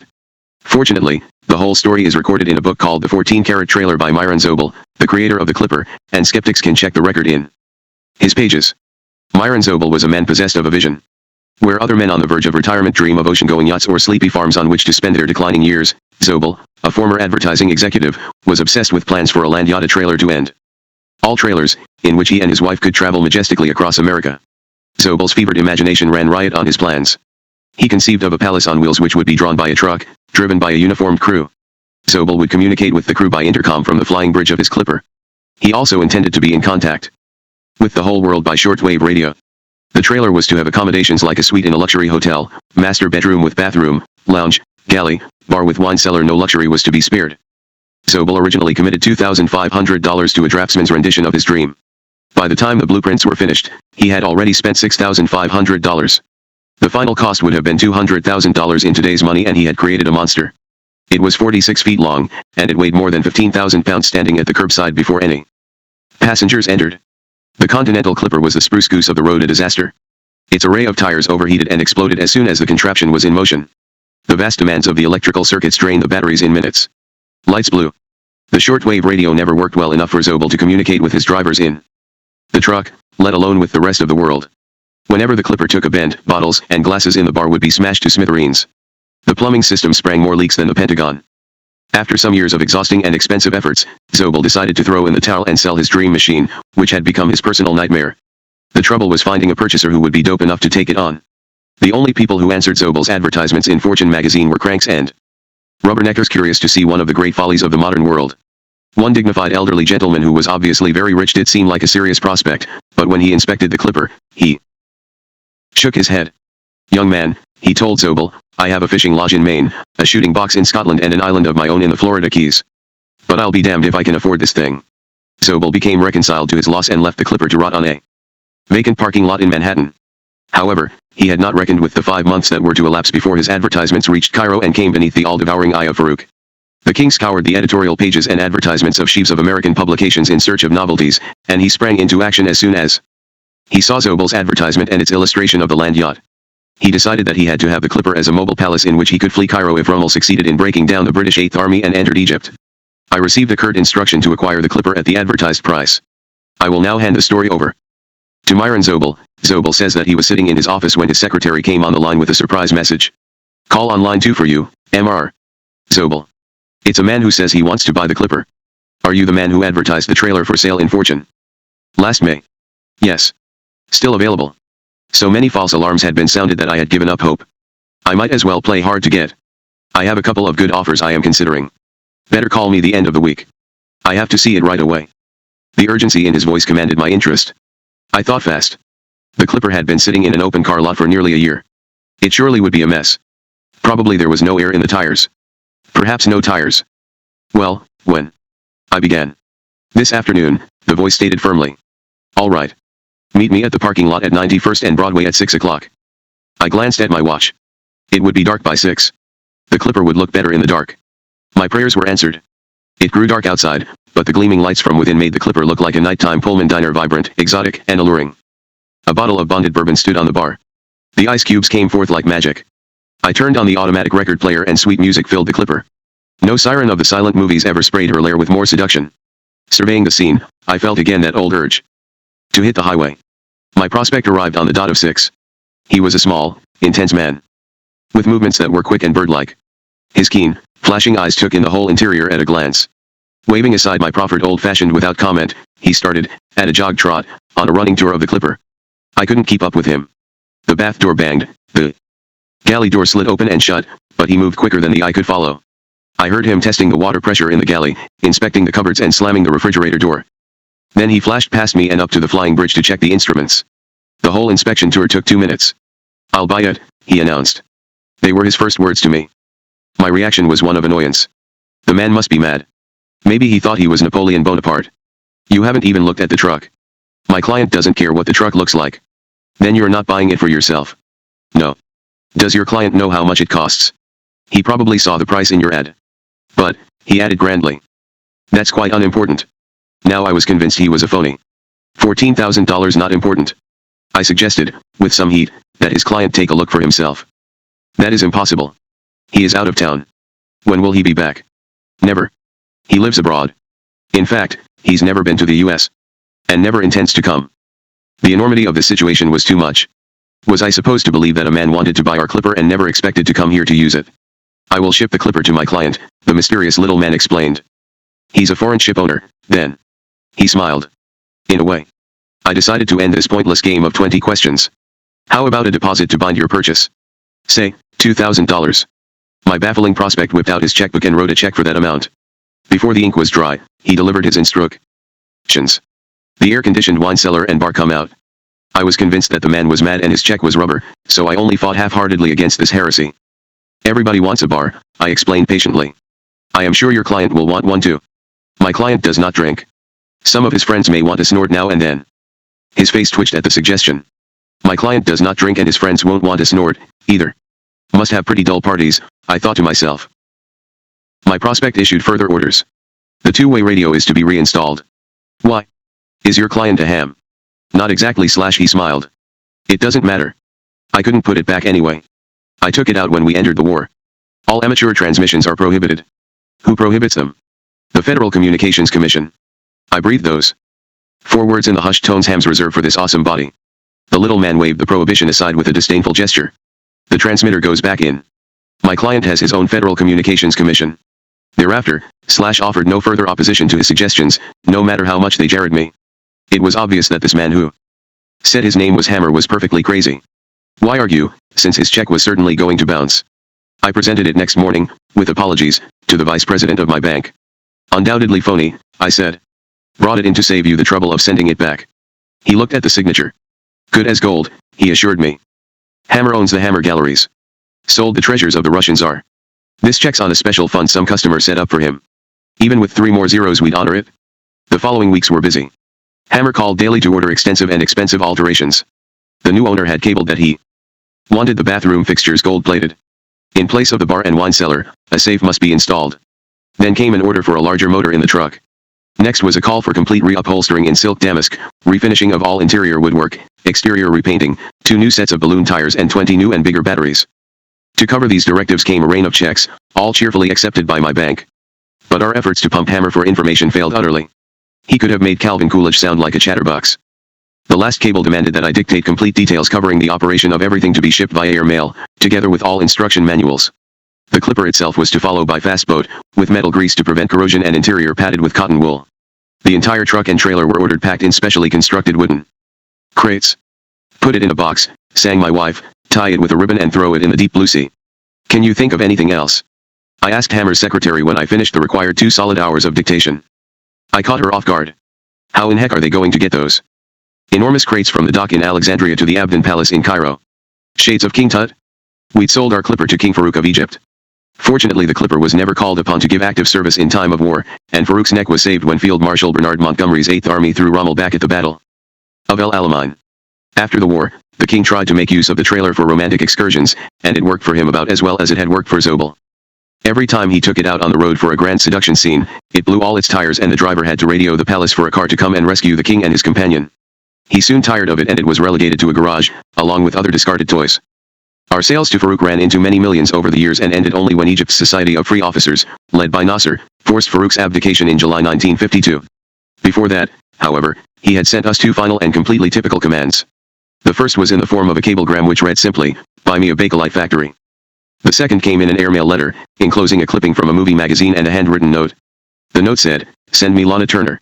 We managed to comply with the first command, but the king's second request was, alas, beyond our powers. 15 An American emperor in Gimbals. One thing led to another. That has been my reply whenever I have been asked to explain how I came to be involved in so many different businesses, from pharmaceuticals manufacturing to asbestos mining to pencil manufacturing to merchant banking to department store art sales, to distilling to cattle breeding to oil. I always add that I have done my best to ensure that one thing should lead successfully to another. Seize the opportunity by the forelock and see where it leads you is one of my favorite mottos. In the case of my department store sales of the Romanov treasures, one big thing led to something even bigger. Our successes in disposing of the artistic and domestic properties of the Russian emperors led to my doing the same kind of job for an American emperor, the legendary William Randolph Hearst. Bizarre as Harry Clifton and Farouk were, the work I did for them was small potatoes compared with selling the contents of William Randolph Hearst's treasure houses. Set beside Hearst, Harry Clifton was a pauper and Farouk was a minor collector of trinkets and baubles. Only the czars of all the Russias themselves stood comparison with Hearst, in the majesty of their spending and the insouciance of their collecting.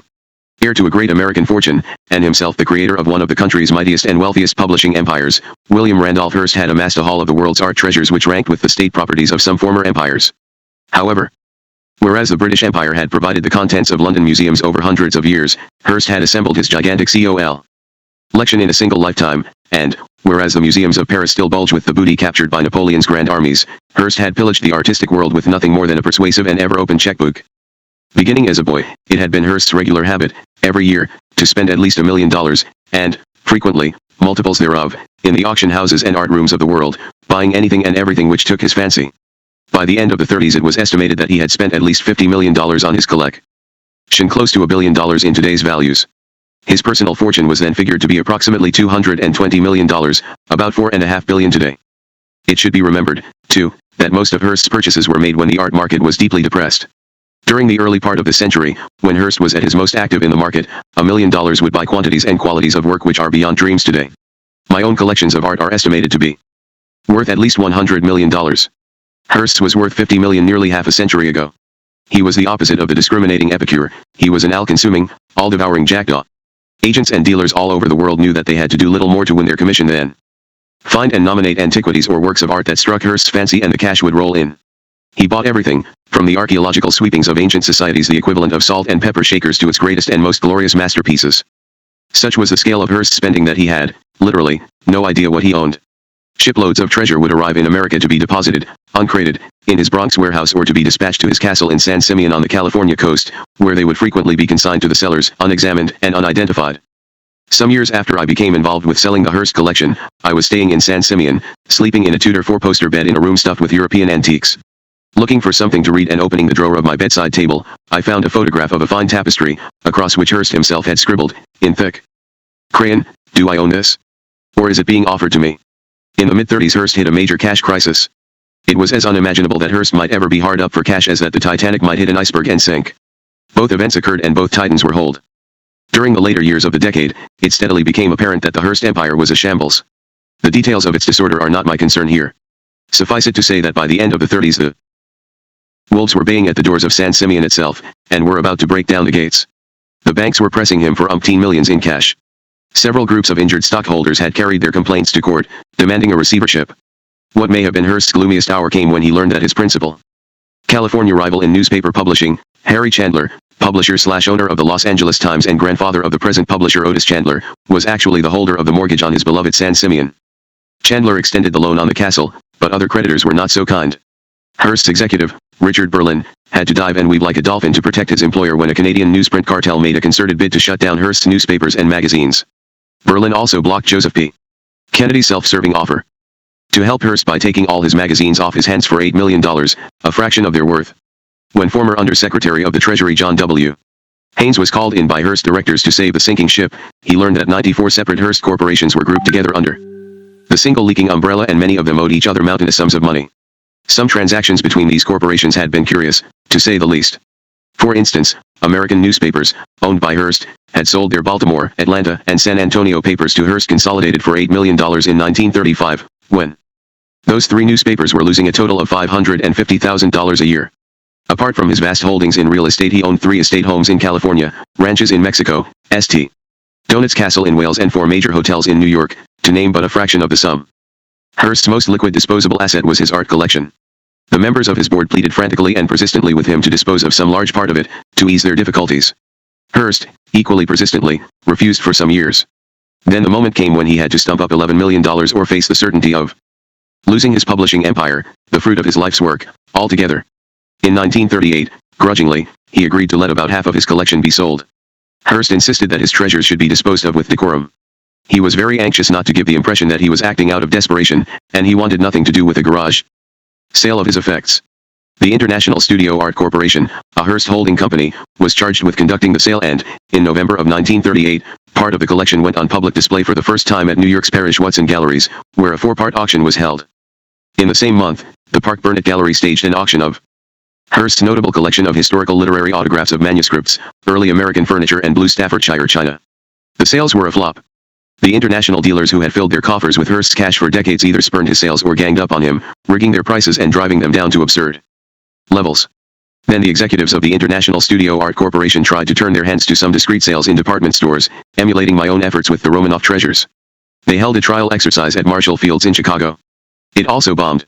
Less than $200,000 was raised, and considerably more than that was spent in advertising, salaries, and expenses.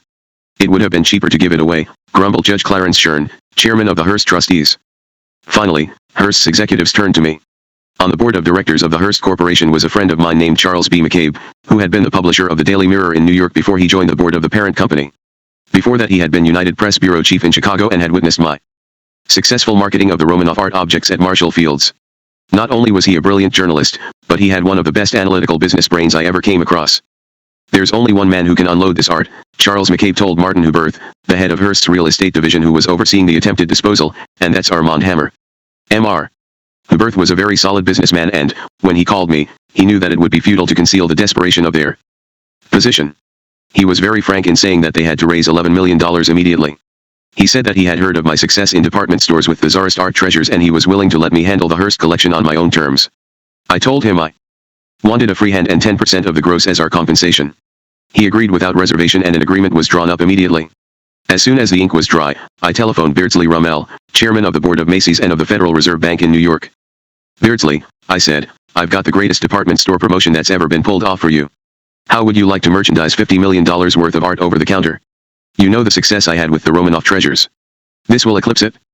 This will make department store history. Come right down, said Beardsley. While you're on the way, I'll talk to Jack Strauss. The Strauss family owned Macy's. When I got to Beardsley's office, I found that he had assembled a roomful of the company's top executives to hear my story. It didn't take me long to convince them that this was a unique opportunity. By the time I left, they were all glowing with excitement. That was my best moment with Macy's. Beardsley and his executives turned the proposal over to Macy's legal department, and, for the next several weeks, while the whole Hearst empire was trembling on the brink of final catastrophe, I was engaged in daily meetings, picking lint with inside lawyers and outside lawyers. I never saw so many lawyers in my life. No lawyer represented me.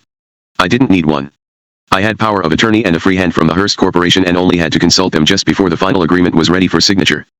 Macy's lawyers were tied up in a net of terrors and wanted impossible guarantees. They were worried about the authenticity of all the works which were going to be offered for sale. What if they were fakes and the purchaser sued for reimbursement? This apparently reasonable question occupied unreasonable eons of time in negotiation. The other sticky question between us was in the setting of retail prices for the collection. I insisted that we should have the last word. We knew about this business, Macy's didn't. From the moment that I had signed the agreement with Martin Huberth, Victor had gone to work and done a heroic job inventorying and pricing the objects in the Bronx warehouse of the International Studio Art Corporation. This astounding edifice at 387 Southern Avenue in the Bronx occupied an entire city block. It was 4 stories high. Nobody on earth, knew how many items it contained, but 50,000 pieces was one guess. A crew of experts retained by Hearst had spent Years cataloging the collection, and the work had not nearly been completed when the first, failed sales attempts began. Victor examined all 152 volumes of their catalog, rummaged through thousands of photographs and compiled price tags and descriptions for more than 20,000 items. Finally, Macy's lawyers were ready to present their draft of the agreement for signature. It was 3 inches thick. Mr. Huberth and the Hearst executives signed, but I held back, insisting on the right to cancel if we could not agree on the question of prices. I was beginning to fear that we were riding the wrong horse. I suspected that Macy's wasn't competent to handle the sale, and they soon proved it. I decided to test Macy's experts on the pricing of the collection. I arranged with the Bronx warehouse to pull out a big selection of china, lamps, and furniture and display them on long tables in the warehouse, all bearing Victor's price tags. Then Macy's buyers came down. There must have been 20 of them, half men and half women. They had all been with Macy's for years. They went up and down the tables and made lists of their own suggested prices on each subject. We didn't agree on anything. Not one object. They were marking objects at the prices they were used to commanding in the store. They had no idea of the value of the objects they were scrutinizing. In misery and exasperation, Victor and I watched them working. We stood there shaking our heads. The last straw came when they priced a pair of black Chinese hawthorn vases from the 17th century for which Mr. Hearst had originally paid $20,000. The Macy's price was $29.95. For the pair. Victor protested. Do you have any idea what was originally paid for these? The Macy's buyer was unimpressed. Doesn't make any difference, she said. $29.95 is all our kind of customers will pay for them. We were disgusted. I went to see Martin Huberth and told him what was going on. Try somebody else, he said. Macy's hadn't anticipated trouble with the Hearst Corporation. They figured that, being such big advertisers in Hearst newspapers, they had an unbeatable hand. It was greatly to Martin Huberth's credit that he wasn't going to let his arm be twisted. At that moment my invaluable colleague Chance intervened again. Fred Jimble of Jimble's department store in New York had been a small customer of the Hammer Galleries and, liking him at first sight, I had struck up the beginning of a friendship with him, which was to last until he died. One day while I was in the throes of the struggle with Macy's, Fred walked into my office at the Hammer Galleries.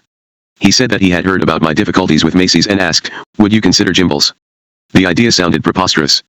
Jimble's was best known for its bargain basement, which contained every second-rate item not sold on any of the other floors, marked at knockdown prices. The store's reputation for quality was, to be polite, less than excellent. It was the least appropriate place to display and sell $50 million worth of the finest art collection in America. However, Fred Jimble had an entrepreneurial spirit which was close to genius, and he was immensely persuasive. I'll clear a whole floor for you, he said, suggesting their 5th floor, which could be reached by elevators as well as by escalators. We'll bring experts from Hollywood to design the lighting and the sets. We'll put the art tree shores of each country in a fitting setting. I'll make $100,000 available right away just for that purpose. And you and Victor will have complete control of setting the prices. You'll run the whole show. I was very taken with Fred's enthusiasm, but I guessed that some opposition might come from within the Hearst group to the idea. I was right. It came from William Randolph himself. When he got word that his great art collection, his pride and joy, was going to land at Jimble's, he said, oh, my God. Macy's was bad enough, but Jimble's basement, my God. He was adamant that the deal should be stopped. Martin Huberth was very apologetic, but he was sure that Hearst's mind was made up. I had to find a way to change it. I went back to the Jimble brothers and said, look, you own Saks Fifth Avenue, one of the most prestigious names in New York. Let me take some space there, as well as at Jimble's, for the Hearst collection. I'm certain Mr. Hearst will accept that.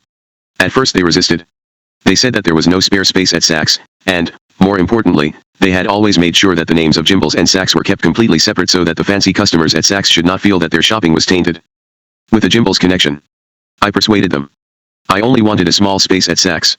If we could put on a small show of some selected pieces, I argued, we could intrigue and encourage the customers at Saks to visit the main exhibition at Jimble's. Fresh money would thus be brought to Jimble's. The key argument, of course, was that if the Jimble brothers turned me down and refused space at Saks, they would lose the whole deal on which they stood to make a fortune. They consented. Hearst was mollified. Now the way lay clear to stage the show. True to his word, Fred Jimble brought in the best Hollywood designers to remodel the 80,000 square feet of the store's 5th floor. More than 20,000 items were displayed here, including a regiment of medieval armor, of which Hearst owned one of the world's finest collections, Tudor paneled rooms, Florentine silver, carved Gothic doorways, stained glass windows, and so on. 20,000 square feet on the 3rd floor was converted to display the hundreds of paintings in the collection. In a press release describing the sale, I said that it was like the contents of the Louvre and the British Museum combined. And, as I told the New York Times on December 29, 1940, the collection ranges from everything to everything.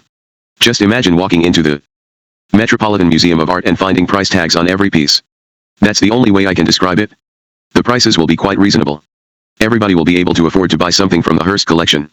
One of my pleasures in running the Hammer Galleries had been to entice into its rooms people who would normally feel out of place in snooty art galleries. I felt that the Hammer Galleries did something genuinely useful in giving ordinary people a taste of buying artworks of high quality which were easy to appreciate and enjoy. They might then go on with more confidence to browse in other galleries. This democratizing instinct also gave me pleasure in staging the Hearst shows. I loved the idea of a housewife from Queens popping into Gimbel's to buy a kettle in the basement and then going up to the 5th floor to pick up an Egyptian bead for 99 cents or a figurine for $9.95. We were offering all kinds of small treasures at prices accessible to wage earners. For $325, for instance, you could buy a pair of Benjamin Franklin silver-rimmed spectacles, engraved with his name.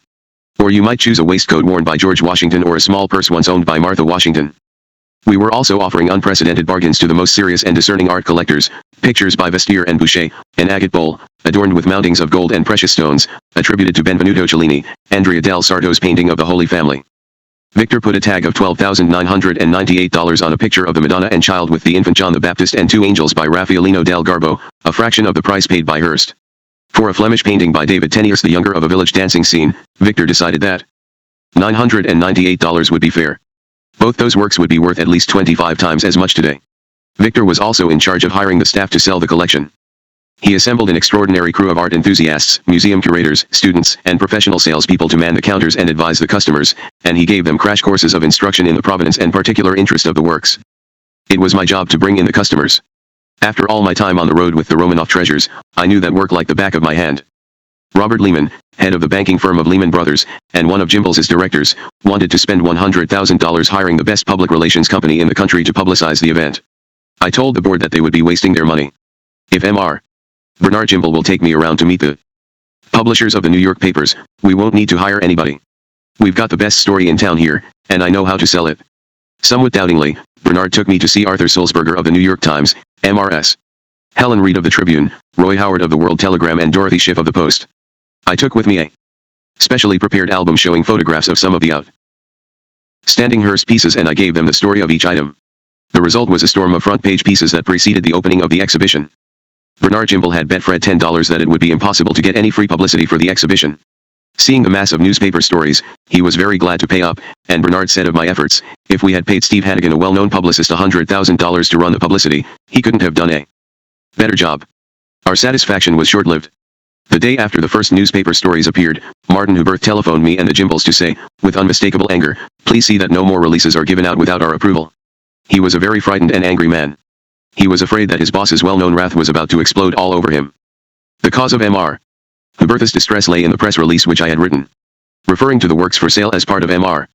Hearst's collection, I had said that their total value had been estimated at around $50 million. The statement was true, but Huberth was worried it would both very gravely offend the old man and cause him to cancel the whole deal. Hearst's purpose in commissioning his International Studio Art Corporation to oversee the sale was to put himself at a dignified distance from it. The last thing Hearst wanted was for the public to think that he was so personally hard up that he had to sell his own property. As for the figure of $50 million, it was hard to see what Mr. Huberth was upset about. I had taken the figure from the International Studio Art Corporation's own publicity when they had launched their failed show and sale at Marshall Field. Nonetheless, when he called me, Mr. Huberth said, this $50 million story may get us into trouble. Likewise, there must be a clear distinction that the sale does not include Mr. Hearst's personal collection. If we get a blast from the coast, it is going to embarrass you. As well as us. The Gimbel brothers deeply feared that Hearst would not only pull out of the deal altogether, but sue them for breach of contract, misrepresentation, and perhaps even libel. All hell broke loose. I was terribly depressed, feeling that I had pulled a real boner. I had a really sticky time with the press in a conference on December 28. A reporter from The Sun named Hayden had got hold of the story that Hearst himself had tried to kill the Associated Press story based on my release, even though it had been picked up and run by the Journal, Hearst's own paper in New York. I did my best to isolate Mr. Hayden during the press conference and afterward, while champagne and highballs were being served. I took him aside and made friends with him, giving him a glass of champagne and patting his back and reassuring him. At length he departed, saying, I guess everything is okay, marking the peaceful conclusion to what might have been a disastrous episode. The next evening Martin Huberth got the series of irate calls he had been dreading from his master in the castle at San Simeon, and he asked me to go and see him at his office at 3:30 p.m. on December 30th. I went with a very heavy heart, expecting the worst, expecting to be told that I was fired. Huberth's expressionless face, as I walked into his room, did not help to lift my spirits. I felt like a sack of lead as I sat down. Then Mr. Huberth began, we have had a very narrow escape, he said, But I have calmed down the old man. The publicity in the Times and the other papers was wonderful. We have never seen anything like it in our newspaper experience. However, for God's sake, let's be careful from now on. Control your impetuosity. The old man woke me up the first time at 1 a.m. I told him we were being blamed for something that had originally been said in connection with the Marshall Field sale. The old man said, "What imagination to compare the things you have to the British Museum and the Louvre combined." Then he said, "Tea like the brochure of the Hammer Galleries. That's the kind of publicity to get." I exhaled a long sigh of relief. Huberth went on, "The real reason for the old man being upset is because way down deep he does not want to sell anything. He is irritated and resentful. However, I want to show him we were right. I believe a department store is the best way to sell this. If only you had not said 50 million, there would have been none of this trouble." It was like waving a red flag in front of a bull. Looking back on this brouhaha, I think I can see more clearly now than I could at the time. Huberth and his colleagues lived in awe and dread of the old man, and they were excessively nervous of his sensibilities. No doubt William Randolph Hearst did have a wayward and whimsical temper, but I don't believe that he was nearly as thin-skinned and delicate as Mr. Huberth imagined. The understandable fearfulness of the employee toward the boss frequently results in a stifling of executive imagination and an unhealthy degree of conservatism in action. Anyway, this tempest in a teacup having subsided, we were now ready to go for the grand opening. To help to bring in the big spenders, I wrote and sent out to Saks Fifth Avenue's 100,000 charge account customers a fancy embossed invitation to a 3-night black tie preview and sale at both stores. No place on earth sees more first nights than New York, and, having seen it all, no citizenry is harder to impress. The Hearst collection seemed to dent their complacency a little. Police had to be called out to control the crowds of guests and rubberneckers on each of the 3 preview nights. More than 30,000 people besieged the stores each evening, causing Gimbels to remark, in a triumphant advertisement in the New York Sun on February 8, 1941, that it was a greater attendance in an evening than New York's 3 principal art museums drew in a week. Edward Alden Jewell, the art critic of the New York Times, from whom a guarded response might have been expected, wrote, "Only an experienced toughened specialist wearing blinders could, we cannot but decide, fail to be staggered by the sheer inclusive heterogeneity of this vast congeries of art objects of all periods and from all parts of the world. The impact is amazing." Once launched in such a firestorm of attention and curiosity, the sale never slackened. The $5 million mark of sales was passed in late fall of 1941, and the items which had been assigned to Saks Fifth Avenue were moved across Manhattan to Gimbels without incident or a sales recession. By this time Mr. Hearst was so contented with the results of the sale that he made no protest. The department store democratization of art sales produced some nice moments. A housewife named Klotz wrote a penny postcard to Gimbels, which said, "Dear sirs, please send me a Benvenuto Cellini bowl, as advertised. Kindly choose a good color to go with a blue dining room." She had seen a newspaper photograph of John D. Rockefeller standing with Bernie Gimbel, examining the Cellini bowl on exhibit. Gimbels replied to Mrs. Klotz that there was, alas, only one such bowl and Victor had put a $25,000 price tag on it. A reporter from the Washington Daily News described the casual way in which average people bought fairly expensive items. A woman from St.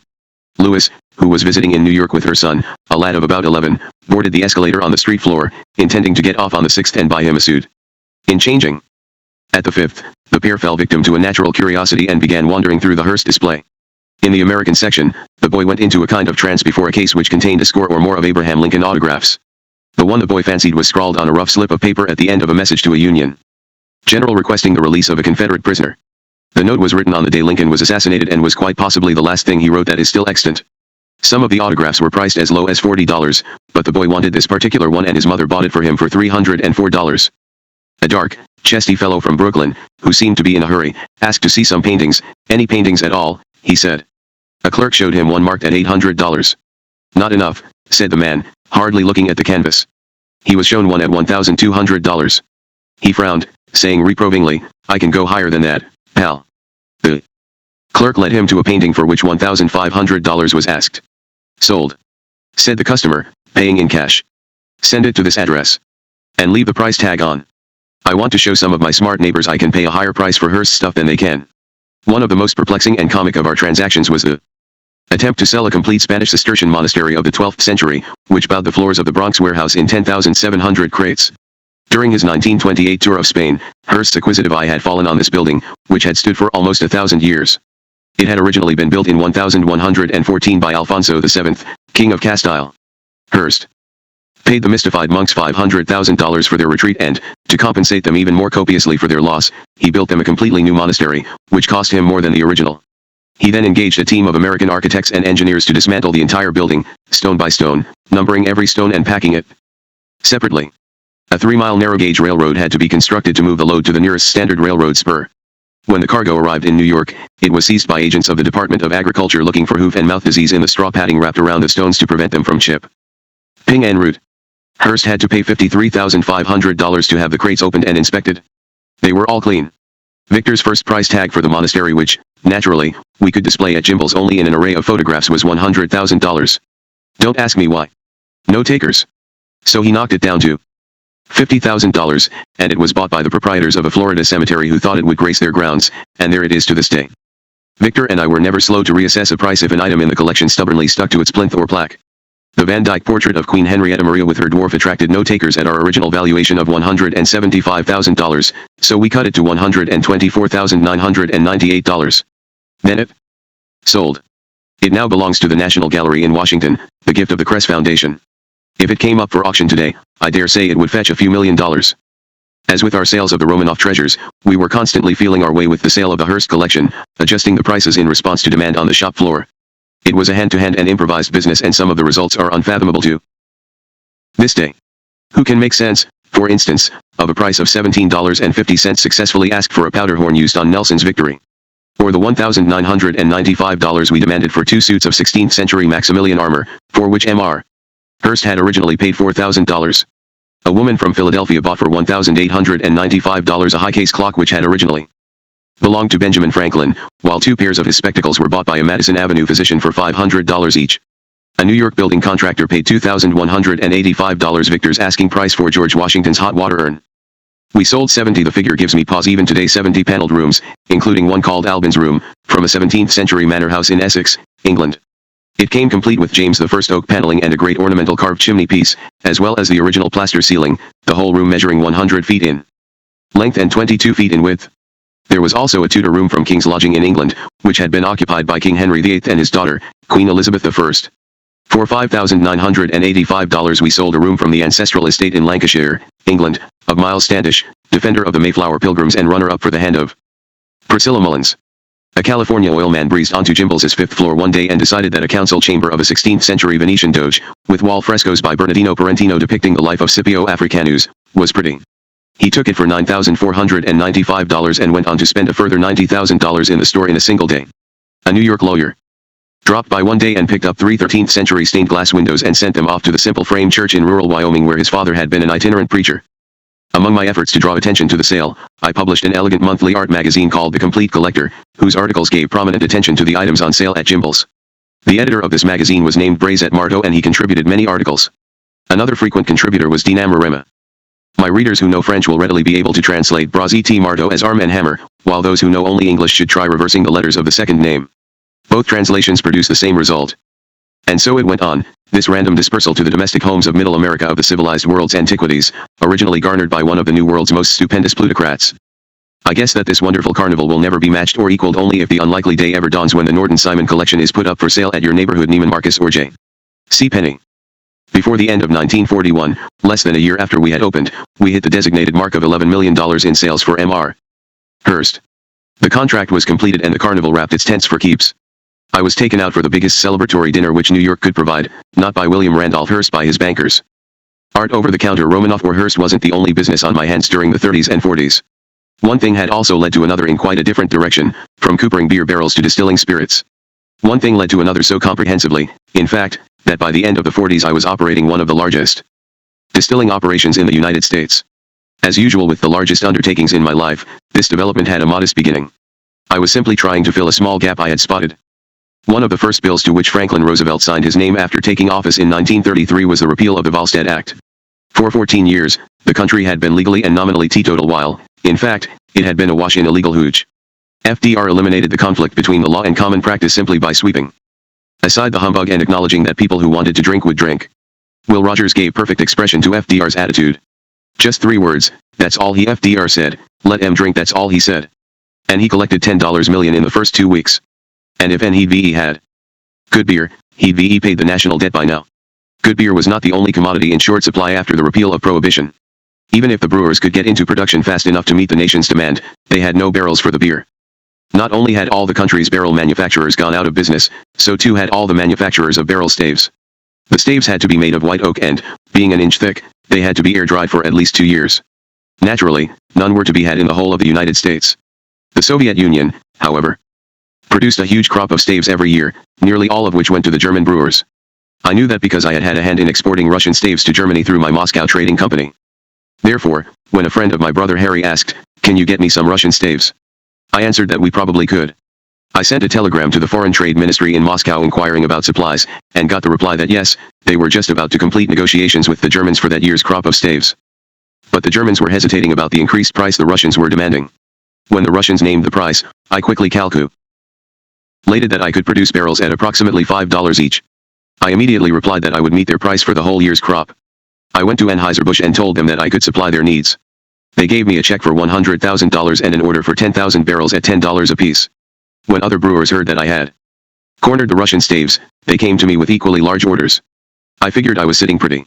I had not anticipated one snag, however. The Russians sold their staves to the Germans in blocks, unshaped. The Germans looked after the shaping themselves. I hadn't realized that the ships from Russia would be bringing unshaped staves. I could not find a shaping mill in the entire United States to do the work. I was in plenty of trouble. I had paid the Russians with the American brewers' money, which I had received for finished, shaped staves. There was only one solution: I had to create my own stave shaping plant. As a temporary measure, just to be able to begin deliveries, I set up a plant right on one of the piers of the New York Dock Company in Brooklyn where the Russian ships berthed. It was easy to find plenty of experienced stave mill operators who had been unemployed during Prohibition and were eager to get jobs in their old trade. At that plant, we worked 3 8-hour shifts around the clock and produced 1,000 barrels a shift for many months to meet the ever-increasing demand of the American brewers. Everything looked to be going beautifully when my bank hit me with an outrageous demand. Its timing was extremely deft. If I hadn't acceded to it, I would have been ruined. The Trust Company of North America was financing my shipments of staves, allowing me to pay the Russians as soon as a ship arrived. One day in 1933, while a consignment was actually on the high seas in a ship named Albert Bowlin, an assistant vice president of the bank came to see me in my office. He had a letter of agreement in his hand, and told me that the bank insisted I establish a line of credit of $100,000 for 1 year, for which they wanted a $50,000 bonus, payable in advance. If I didn't sign the agreement they had prepared, they would not honor the drafts for the shipment on the Albert Bowlin, and all my credit at the bank would be withdrawn. "What about this shipment which is already at sea?" I asked. "We will have to return the unpaid drafts to Amberg, the seller," he said. "That would mean the cancellation of my valuable contract, and Amberg would be free to sell the staves to someone else. I would be ruined." I read the letter of agreement through and then I looked at him and said, "You left something out." "Oh," he said. "What?" "The arsenic. I might as well take if I sign this," I said. I signed. I had no choice. After the Albert Bowlin shipment had arrived and the Russians had been paid, I immediately went looking for another bank.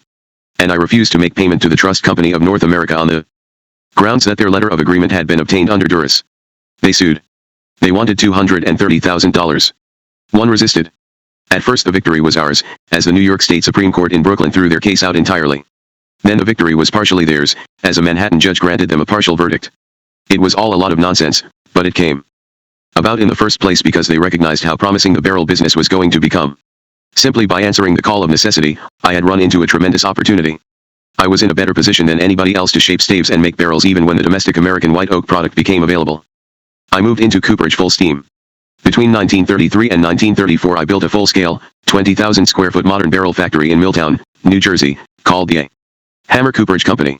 It was large enough to take care of demand for beer barrels throughout the entire United States and, in its first 2 years alone, it made a profit of about $1 million. After a time I also started making whiskey barrels in Milltown. When U.S. brewers began to resort to aluminum barrels, toward the end of the 30s, and the distillers started to make their own whiskey barrels, my profits started to taper off and I gradually liquidated the cooperage business as I moved into the distilling business itself, as I shall describe in a moment.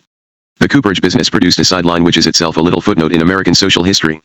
The insulating properties of the white oak staves were so great that I produced an object called the ice saver from whiskey barrels which were sawn in half and fitted with a tight white oak cover. The ice saver could be used as a cold picnic box or as a cooler in the home. It was made obsolete, of course, by the arrival in every home of refrigerators and plastic picnic boxes, but it was a very popular item for a time. While my business life was active and my working days full, my personal life was, sad to say, something of a mess. My marriage with Olga was virtually through. We hardly saw each other and our occasional meetings were far from successful. I tended to compensate for my dissatisfaction by working still harder. During the 30s, when I was looking after the Hammer galleries and the cooperage business, I often worked so late at night that I fell asleep at my desk and woke with a start in the small hours, to drive through the empty streets to my house in Greenwich Village. The gathering success of my businesses was, I am afraid, partly at the expense of my relationship with my young son, Julian. He would sometimes come down to New York City from his mother's house in Highland Mills to spend a weekend with me. He loved to go to the movies and he had a trying taste for seeing the same movie twice straight through in a single sitting. I simply didn't have the time or the patience to indulge this enthusiasm. Only my father Julius had the time on his hands to accompany Julian to his 5-hour viewings. One weekend in 1939 Julian was coming to New York with a party from his school to visit the zoo. He called me at my office, very excitedly, to tell me of his plans, and we arranged to meet at the entrance of the zoo on the Saturday afternoon at 2 p.m. I arrived a little late. There was no sign of Julian or his party. I was gripped by that terror which every parent knows, fearing that he was lost and feeling that I had let him down.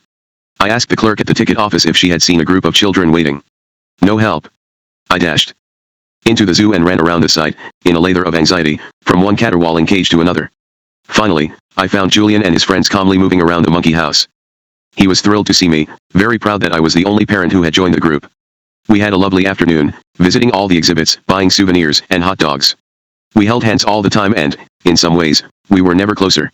As the bus left the parking lot, I stood beneath a tree waving to Julian, who waved and waved back, until the bus turned the corner and was out of sight. I remained there, under that tree, for some time with a great weight of sadness on my heart that he and I had had so few close moments together. I made myself a promise that in future we would see more of each other. It was not to be. Olga decided that she wanted to go to California to live, to resume her singing career and take her chances in Hollywood. Naturally she took Julian with her. They lived together in Los Angeles. I saw Julian even less, and I am sorry to say that he suffered from his divided, difficult circumstances. His adolescence was even more uneasy than most and there were constant worries with his schools. It wasn't Olga's fault, she cared very lovingly for Julian, and, in her way, I believe she loved me. It wasn't really Julian's fault or mine, come to that. It couldn't be helped, that's all. It didn't make things easier with Julian when I fell in love with Angela Zivley. She and I met in 1938, shortly after Francis Tolman decided to return to Elmer. I was on the rebound, I guess, but I was mightily smitten when I saw Angela at a literary party in Greenwich Village. Within a very short time I knew that ours was going to be a serious affair. She was separated from her husband, who had deserted her, vanished completely, leaving her penniless.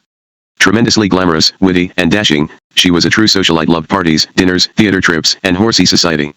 Her husband's family had bred hoof-bred race horses, one of which, called Zev, was the winner of the 1923 Kentucky Derby. When I met Angela, she was dating a prominent book publisher who was proposing marriage, but Angela was still married, hence not free. The Hammer brothers seemed to have a weakness for singers. Angela was a singer too, and she occasionally appeared on a radio show sponsored by the Canada Dry Ginger Ale Company. It was always a complete mystery to me how she could even whistle a tune, let alone sing a complicated melody in front of a big band, because she was almost stone deaf and had been from birth. However, she did have a fine voice. She fought the handicap very bravely and did everything to conceal it. She could read lips with miraculous fluency, and, being vain as well as brave, she refused all artificial aids because they were unsightly. My father persuaded her to try a hearing aid and took it to Angela's home to show it to her. She ripped it from her head and threw it across the room, saying that the volume of sound was unbearable. Soon we were living together while she tried to find her husband and get a divorce, and then, after a year in New York, we decided that we both liked the idea of a peaceful life on a farm in the country. Angela loved to be in the country, surrounded with farm animals and horses and country people. She had always longed to own a farm. A friend of ours who dealt in real estate encouraged us to look at some properties in the area of Red Bank, New Jersey, and we drove there with him one fine winter's day in 1939. Toward the end of the day, when we had seen and rejected several farms, we drove across a causeway to a property on the edge of Shadow Lake. As soon as we saw the place, we were in no doubt that it was for us, even though the house and its surrounding 9 acres were badly run down. It looked exactly like a Currier and Ives print of a typical early American farmhouse and surrounding barns. Angela stayed out there at the farm, hiring crews and fixing up the property, while we lived in a couple of rooms. Then Angela got her divorce on grounds of desertion. Olga and I divorced, and Angela and I were married. Among her presents to me were a couple of jolting surprises. The first occurred on our wedding night, when she made it clear she wanted no children. I was thunderstruck. More than anything in life, I wanted more children. More than any other single reason, I had married Angela to have children with her. She never tried to explain herself. I suspected that she believed her deafness to be a congenital defect and she did not want to pass it on to children. I had always made it clear to her that I loved children and wanted to father many more, and she had never demurred. What was I to do? I could have applied for an annulment of the marriage, I suppose, but I hoped that, if I worked on her, I might be able to change Angela's mind. As the years were to prove, I was mistaken. Angela's other big surprise which she revealed early in our marriage was that she was an alcoholic. I had known that she liked to drink, but her drinking then had seemed part of the general excitement and celebration of our romance. When I discovered how grave her addiction was, I tried to help her overcome it. I persuaded her to get treatment from special doctors and in clinics and hospitals. Nothing worked. She would go to any lengths to deceive me into thinking that she was dry. She hid bottles on lengths of string hanging out of windows. She concealed little flasks in her clothes and her purses. Any time that she was in the city alone on business or shopping, she would make long detours into bars. Few marriages can survive the strains of such constant anxiety and deception. It is a wonder that ours lasted as long as it did. Apart from the sale of the Hearst collection, my main business interest and my biggest success during those years was in distilling. Fred Jimble again played a decisive role in the earliest, small beginnings of my entry into this business. Fred was my best man when I married Angela. After the ceremony, as we were getting ready to leave for our honeymoon in Mexico, he gave me a stock market tip, though he knew that I had never gambled on Wall Street. The great crash of the stock market impressed upon me a lesson I already knew. I have never believed in easy money. However, Fred Jimble was a serious man and he understood everything there is to know about business. If he gave you a tip, you'd be a fool not to listen. You should buy some American distilling stock, Fred told me. There's no risk to you. They're going to give a barrel of bonded bourbon as a dividend to everybody who buys a share of their stock. We Jimbles will buy the whiskey from you, any amount you want to sell us. The law did not allow retailers to own shares in a distilling company. I bought 5,500 shares at $90 each on the 10% margin and left for my honeymoon. When I got back to New York, a glad tiding awaited me. Stock in American distilling had jumped to $150. I had made $330,000 while I was on holiday. And I still had 5,500 barrels of bonded bourbon to sell to Fred Jimble. Or, at least, I should have had my bourbon. The American Distilling Company had not delivered any of the barrels of bourbon it had promised to new shareholders. Someone had brought suit against the company to prevent them from distributing the whiskey, and the court had appointed a receiver. This receiver had plans of his own for the whiskey. He wanted it for himself and his friends. I went out to the company's headquarters in Peoria to meet him. Why aren't you distributing the whiskey? I demanded. Well, he said, I am afraid that under the law I would be liable for the tax on the whiskey if I distributed it. I see, I said. All right. You tell me how much the tax will be on my 5,500 barrels. He gave me a figure. Very well, I said. I will put up a bond for that amount to indemnify you for the taxes. The man's face turned white at the offer, and then I knew he was up to something. That same day there was a meeting of all the shareholders, the largest of whom was the state of Virginia, with 20,000 shares. I was among the biggest of the individual shareholders.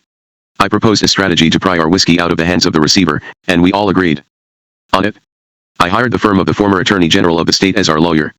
Then we went to see the receiver and gave him notice that we would see him in court, where we would hold him personally responsible for our losses and sue him for millions upon millions of dollars.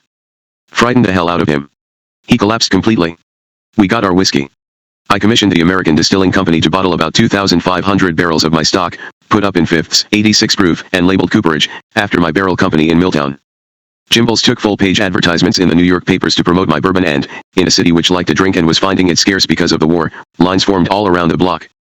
I had very good cause to give thanks to Fred Jimble for his tip. We had both done extremely well, and no doubt we would have continued to make terrific profits on bottling and selling the remaining 3,000 barrels of my bourbon, and that would have been the end of my little foray into whiskey baronage, except for a chance encounter which led me still further into the distilling business. One day at my office at the Hammer Galleries, my secretary announced that Mr. Eisenberg had come to see me. I was slightly impatient to be interrupted on what I took to be a social call, and then Mr. Eisenberg came in and immediately launched into an excited account of some discovery of his. I hardly paid him any attention, just tried to keep on working at my desk, while I kept half an ear open to his story.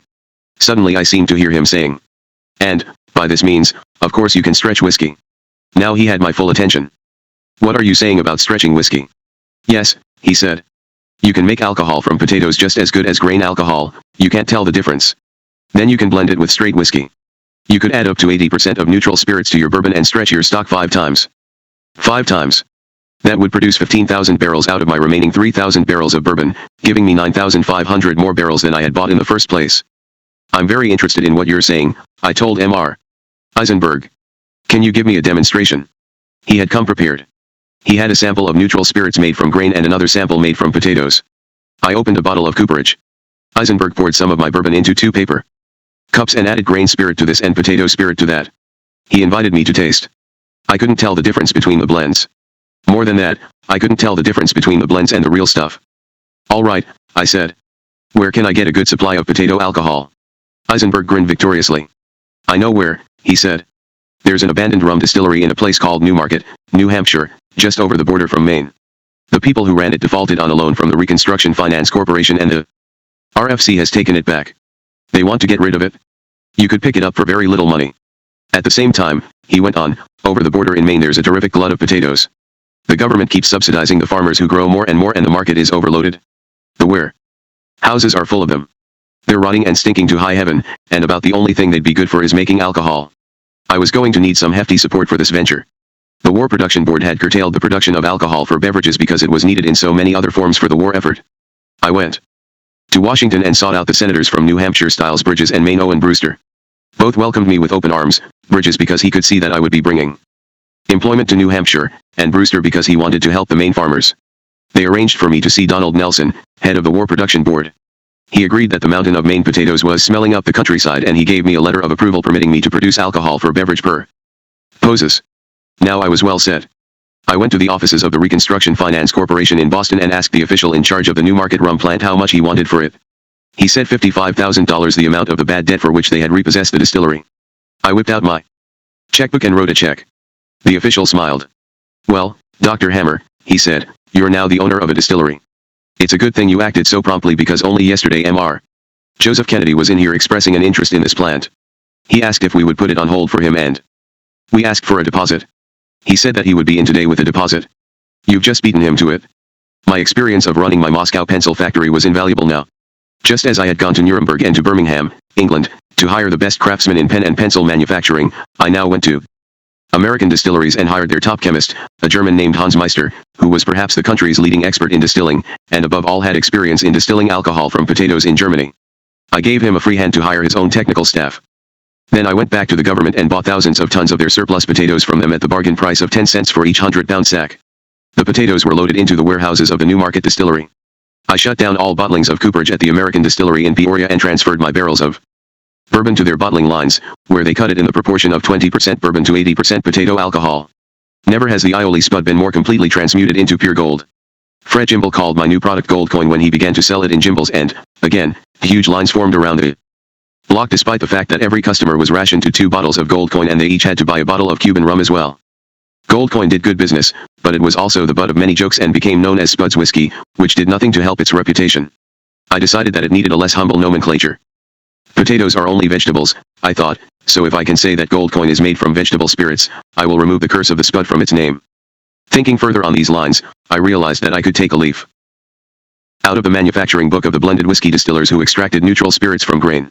They didn't have to declare the kinds of grain they used, whether rye, barley or wheat. I went to the alcohol tax unit in Washington and said, suppose I were to mix my potatoes with other vegetables.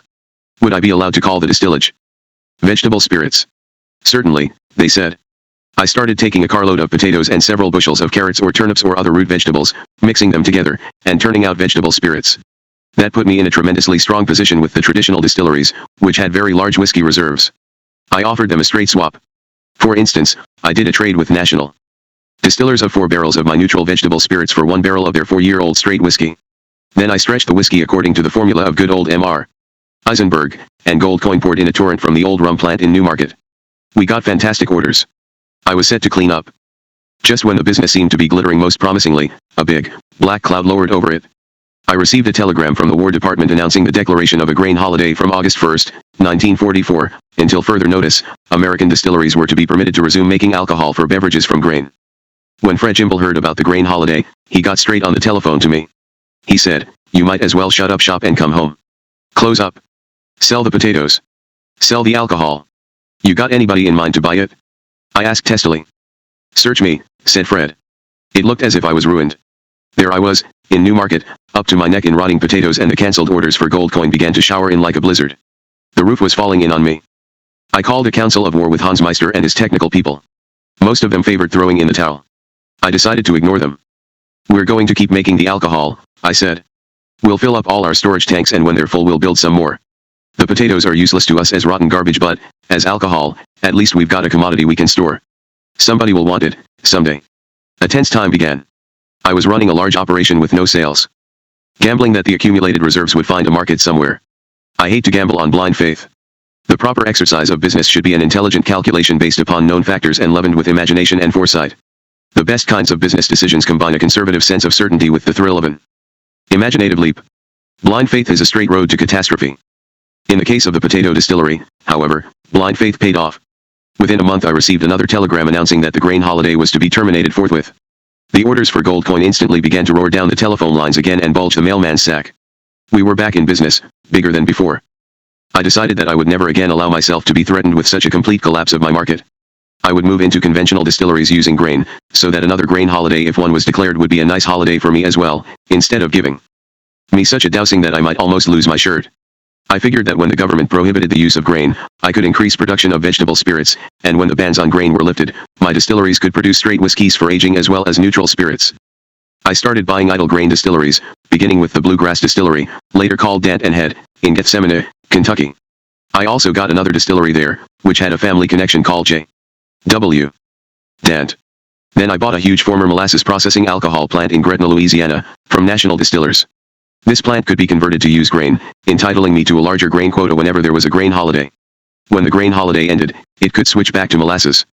By the end of the war, I owned 9 grain distilleries and was second only to Seagram's in the production of bulk whiskey in the United States. All because of a single tip from Fred Jimble. I united all my separate distilleries under a single corporate banner called United Distillers of America Limited, which owned the Baltimore Pure Rye Distilling Company.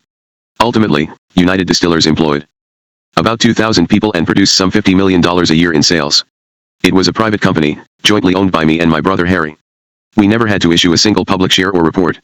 In those days I used to feel that shareholders were a nuisance I could do without. That was before I started running a global business with responsibilities for billions of dollars of shareholders' money. The little J.W. Dant Distillery was one of the smallest of my acquisitions, but I remember it fondly because, small as it was, it turned in a whopping performance. When I bought J.W. Dant, it was producing only about 20,000 cases a year of sour mash bottled in bond bourbon, priced about the same as the much better known brands like Old Granddad, Old Taylor, and I.W. Harper. By the time I sold the company, along with all the companies in the United Distillers Group, J.W. Dant was selling 1 million cases a year. The transformation was wrought, again, partly in response to government action. After the end of the war, when the government again permitted continuous grain usage for the manufacture of beverages, there was, naturally, an instantaneous slump in demand for my blended brands. The public wanted straight whiskey at least 4 years old, bottled in bond and bearing an old, established name. I decided to make J.W. Dant bourbon the flag bearer in our assault on the new market. The 20,000 cases of the distillery's normal production retailed at $7 a fifth, which was netting me just under $20 a case. I decided to slash the price to $4.95 and make J.W. Dant's bonded bourbon an irresistible bargain, competing directly with blended brands. My vice president, Newt Cook, agreed to this plan reluctantly, and only after I had let him know that it was going to happen, whether he liked it or not. Nobody sells bonded Kentucky bourbon so cheap, he said. Nobody. Watch me, I said. Just as we were about to launch the advertising campaign for the $4.95 Dant, my brother Harry happened to be buying a bottle of bourbon in a New York liquor store. He asked, loyally, for J.W. Dant. The store didn't carry the brand. Instead, the storekeeper reached under the counter and fished up a bottle of something called Heaven Hill, a Kentucky sour mash bottled in bond. Have a shot of this, he said. We only sell it to our best customers. Harry thought it tasted as good as J.W. Dant. How much do you charge for this? He asked. The storekeeper whispered, $4.49, the same price as Seagram's 7 Crown blended whiskey. Harry ran home to the telephone and called me. I called Newt Cook. Change all the ads, Newt, I said. The new price will be $4.49. You can't do that, he protested. Who says I can't? I replied. The drinkers will say, hey, if I can get straight whiskey for the price of Seagram's 7, why the hell should I buy a blend? Why drink something made of 65% alcohol when you can get the real aged stuff for the same price? Newt changed the ads. Profiting from the lessons we had learned with our department store sales of art, we launched a full-blown campaign of publicity for J.W. Dant. We stamped a crown into the shoulder of the bottle and called it the crown jewel of Kentucky bourbon in newspaper and magazine advertising. Victor got hold of a Habsburg crown and some jewels and we sent them out on a publicity tour to promote the whiskey. Exactly as I had done with the Romanoff treasures, I organized charity functions with the Habsburg jewels and invited prominent local ladies to model for photographs in tiaras and crowns. Those pictures always got a good spread in local papers. In only 3 years, J.W. Dant jumped from a tiny sale, virtually confined to Kentucky and southern Illinois, to national acceptance. The other distillers were going crazy. When sales of J.W. Dant hit the 1 million cases mark I had set, I got a call from Louis Rosenstiel, the chairman of Skenley's. He said that he wanted to talk some friendly business. I sold him the J.W. Dant distillery and inventory for $6.50 million in cash. What he really wanted was not the inventory but the brand name. For the same property, I had paid $100,000 only a few years before. Newt Cook graciously acknowledged that he might have been mistaken. The rapid expansion of United Distillers' business during the war years put a great strain on the offices we were occupying at the Hammer Galleries, and we were in desperate need of new premises. However, office space in New York, especially in prominent and central locations, was as hard to find and as good bourbon. I sent out scouts to hunt all up and down the canyons of central Manhattan, to find a good-sized place for the company. They returned with nothing to show except their morose expressions. The answer to my problem came literally out of the air, and under most tragic circumstances. On July 28, 1945, a U.S. Army B-25 crashed into the uppermost heights of the Empire State Building during a fog, killing 14 people and virtually demolishing the 78th floor. The floor was then occupied by officials of a Catholic charity, who were, of course, forced to evacuate the premises. I guessed that the former occupants would not be eager to return to the scene of the disaster. On the day after the accident, I called the agent for the Empire State Building and said, "If the tenancy of your 78th floor should become available, I want it." I got it. Restoration and remodeling of the floor took the best part of a year, and it was only in June 1946 that United Distillers of America Inc. was able to throw a big party to warm its new home. For the pleasure of our guests, we had some office furnishings to show which were, for a time, the talk of New York and, come to that, of London. In 1945, Victor had received a message from an English art and antiques dealer that a rare treasure was about to become available. It was called the Treaty Room of Uxbridge. Measuring approximately 21 feet by 18, the room was paneled in oak, 11 feet high from floor to ceiling. Over the centuries, the oak had acquired a deep reddish-brown patina, and the carving upon it suggested that the room had been created during the reign of King James I, not long before it became the setting for one of the most momentous encounters in English history. In 1645, 16 commissioners for King Charles I and 16 for the nation Oliver Cromwell's Puritans met in session in the house of M.R. Carr in Uxbridge in the county of Middlesex, some 20 miles from central London. Many of the mightiest lords and nobles in England met there. The King's commissioners were led by the Duke of Richmond, the Marquis of Hertford and the Earl of Southampton. Leading the nation's commissioners were the Earl of Northumberland, the Earl of Pembroke and the Earl of Salisbury. Their business was to settle terms for a truce in the English Civil War. After 3 weeks, negotiations broke off in complete failure. Charles was ultimately to lose both the war and his head, but forever after, the room was known as the Treaty Room of Uxbridge. The largest of the neighboring rooms, to which the commissioners had retired for their private conferences, was called the Presence Room. It was also magnificently carved and wainscoted. I bought both rooms. The sale of the precious antiquities to an American businessman caused an immense hue and cry of protest in England, heated editorials and indignant questions in the Houses of Parliament. I had not at all expected that. The Treaty Room was installed as my personal office. The Presence Room became the tasting room of United Distillers, and a third room, which had been the council chamber from the last of the Medici palaces in San Donato, Italy, which was not far from Florence, became the boardroom of United Distillers. But I was uneasy. I said to my brother Harry, "You know, it would be a nice gesture if someday we could find a way to give the Treaty Room back to England, if ever an appropriate occasion arose." The right moment came in 1953 with the coronation of Queen Elizabeth II. I offered the rooms as a coronation gift, and they were very graciously accepted by Prime Minister Winston Churchill on behalf of the Queen, who gave instructions for them to be installed at the Victoria and Albert Museum in London. Finally, the old glories made their way back to their ancient and historic home in Uxbridge.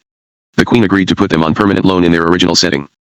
Allied Brewers, which now owned the old Treaty House as a public house, arranged very handsomely for their reinstallation, and I was thrilled to see the rooms restored to their historic place on one of my visits to England. My experiences with the Treaty Room taught me a lesson which I have followed ever since. Great works of art should not be held in the private and exclusive property of rich men. They should be shared with and enjoyed by everybody, for the education of the young and the enrichment of the lives of all humans. In the later part of my life I have been fortunate to acquire many of the world's greatest masterpieces, from which I derive immeasurable personal delight and interest. However, I take as much pleasure and satisfaction from showing my art collections in museums and galleries all around the world, and I feel certain that I can say that nobody's private collections have been exhibited in more places or seen by more people. But I am getting ahead of myself. In fact, I must backtrack several years. Long before I bought the Treaty Room, long before I became a distilling king, long before I remarried, something happened that dwarfed all business and personal concerns, not just for me, but for the entire globe. The world went to war. 16 FDR. Throughout the 30s I watched the rise of Hitler's Nazis in Germany with mounting horror, dread, and rage. Though I had never been an actively practicing Jew, my ancestry was Jewish, multitudes of my friends were Jewish, and, of course, that was where my instinctive sympathies lay. Like all Jewish children of my parents' immigrant generation, I was brought up on stories of the Tsarist pogroms and the institutionalized anti-Semitism of old Russia. Nobody with that history in their veins could fail to mistake the menace of Hitler's rabid anti-Semitism. As early as 1931, when I was working and living in Paris, the stories I heard from my friends about the rise of the National Socialists across the border in Germany chilled my blood. During the 30s, as New York increasingly became a haven of refuge for German Jews, I became certain that Hitler had to be stopped. The Munich Agreement of 1938 appalled me. Unlike many Americans of that time, I was against an isolationist policy for the United States. I thought it was folly. Hitler's unmistakable ambition was the mastery and enslavement of the whole world. Of course he was insane, of course the Nazis' world picture was unbelievable and grotesque. Many Americans thought that Hitler should not be taken seriously, however, merely because he appeared to be a dotty house painter suffering from a terminal dose of megalomania. I was not one of those. I joined and gave very active support to every reputable organization and committee I could find which supported the Allies' war effort against Hitler and opposed America's isolationism. Prominent among them, in the early years of the war, was the Committee to Defend America by Aiding the Allies, which had been organized by William Allen White, the distinguished author and political commentator. Another was Bundles for Britain, which, through private hands, supplied immense quantities of essential provisions to Great Britain. Because of my work in the distilling business, I was appointed chairman of the Wines and Spirits Division. Bundles for Britain came to me for help when J. P. Morgan very generously donated all the fittings of his fabulous yacht Corsair for sale for the organization's benefit. I was asked if I would conduct the sale through the Jimble brothers, with whom the Hammer Galleries had a management contract. The Corsair, of course, was best known for Morgan's line when he was asked how much it cost to operate it. If you have to ask, he replied, you can't afford it. In May of 1940 the 343-foot yacht had been turned over to the British and had gone into war service. All the fittings and furnishings had been stripped out of it, and, when we put them on sale at Jimble's, we arranged the exhibit to look like the deck of a yacht. Prices ranged from $7.50 for a chair to $250 for a salon rug, and tens of thousands of dollars were raised for Bundles for Britain. Irving Berlin and his wife Ellen were very active participants in Bundles for Britain as well, and when Ellen's father, Clarence Mackay, died, Ellen wanted to sell his art collection, which she had inherited, to benefit the British war effort.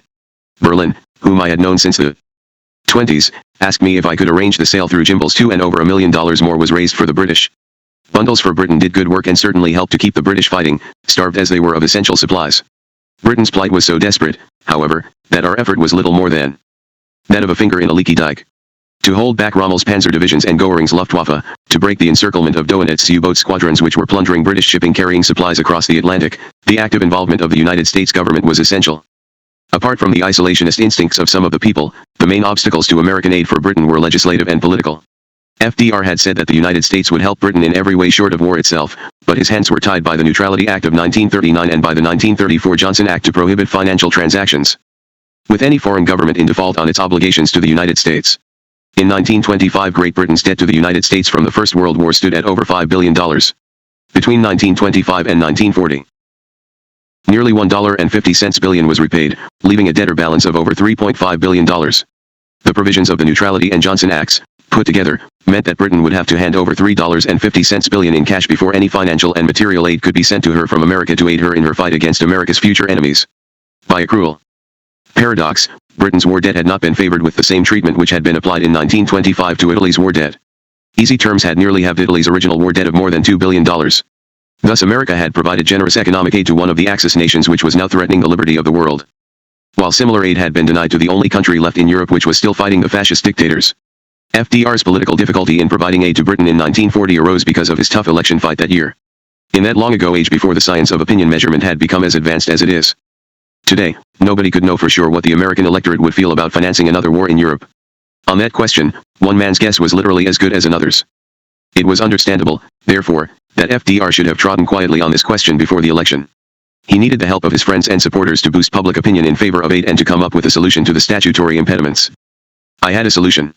It was a businessman's solution but none the worse for that. Britain owed massive cash debts to America.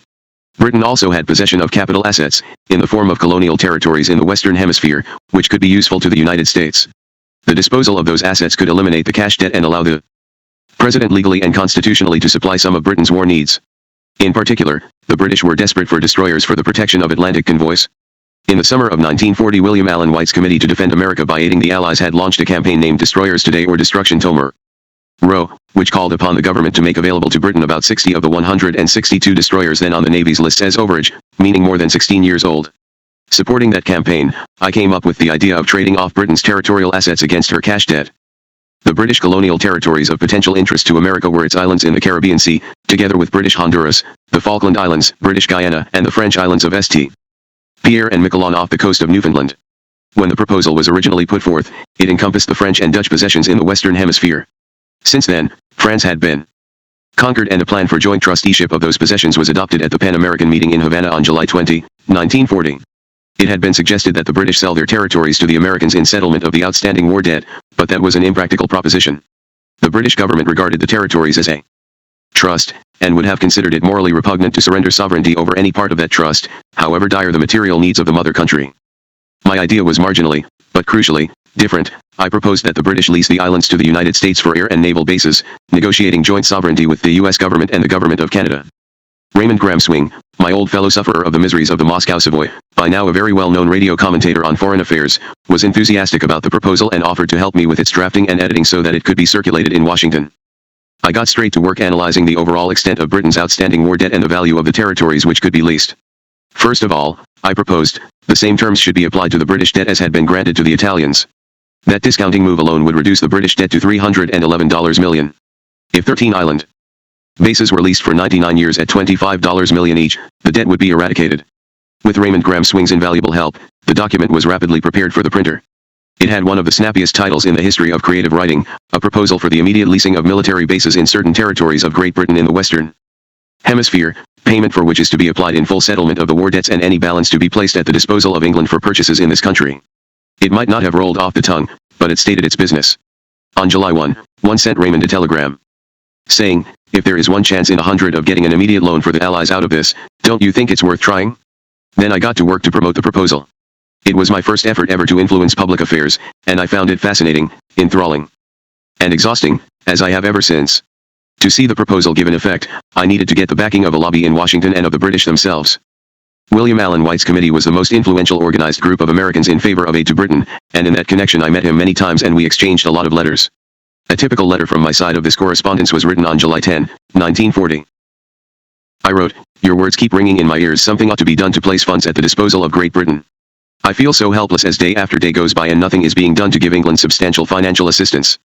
It is pitiful when one reads in this morning's newspaper that the English government is asking housewives to surrender their pots and pans to supply the country with much needed aluminum, or to read that the English people are being put on a restricted diet of badly needed fats because of the necessity of economizing on foreign exchange, and these people are fighting our battle.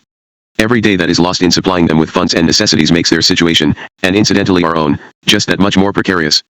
I heard yesterday that one of the reasons more English children are not being sent over here is because of lack of ships. If England had $1 billion or more from the sale of leases for military bases in her Western Hemisphere possessions, she could utilize the boats taking supplies purchased with this money to carry children to this country on their return trips. If England did not have the boats, she would have enough money to purchase some of ours." William Allen White gave me invaluable help with introductions in Washington, where I wanted to get the proposal put before Congress as a bill. The British themselves were less positive. The British embassy in Washington was in an official dither over American aid. They wanted it, but they didn't want to look desperate for it. The country was scratching at the bottom of its coffers to finance the war, but the proud British didn't want the world to think that they were paupers parading their begging bowls. Any suggestion that the British Empire could not afford to wage war against Hitler was greeted with gleeful triumph by Dr. Goebbels' propaganda machine in Berlin. So obsessed were the British about this question of appearance that they couldn't even be very active behind the scenes in Washington. During the summer of 1940, I went several times to the British Embassy in Washington to see Mr. G.H. S. Pinsent, Chief Financial and Economic Advisor to Lord Lothian, the British Ambassador.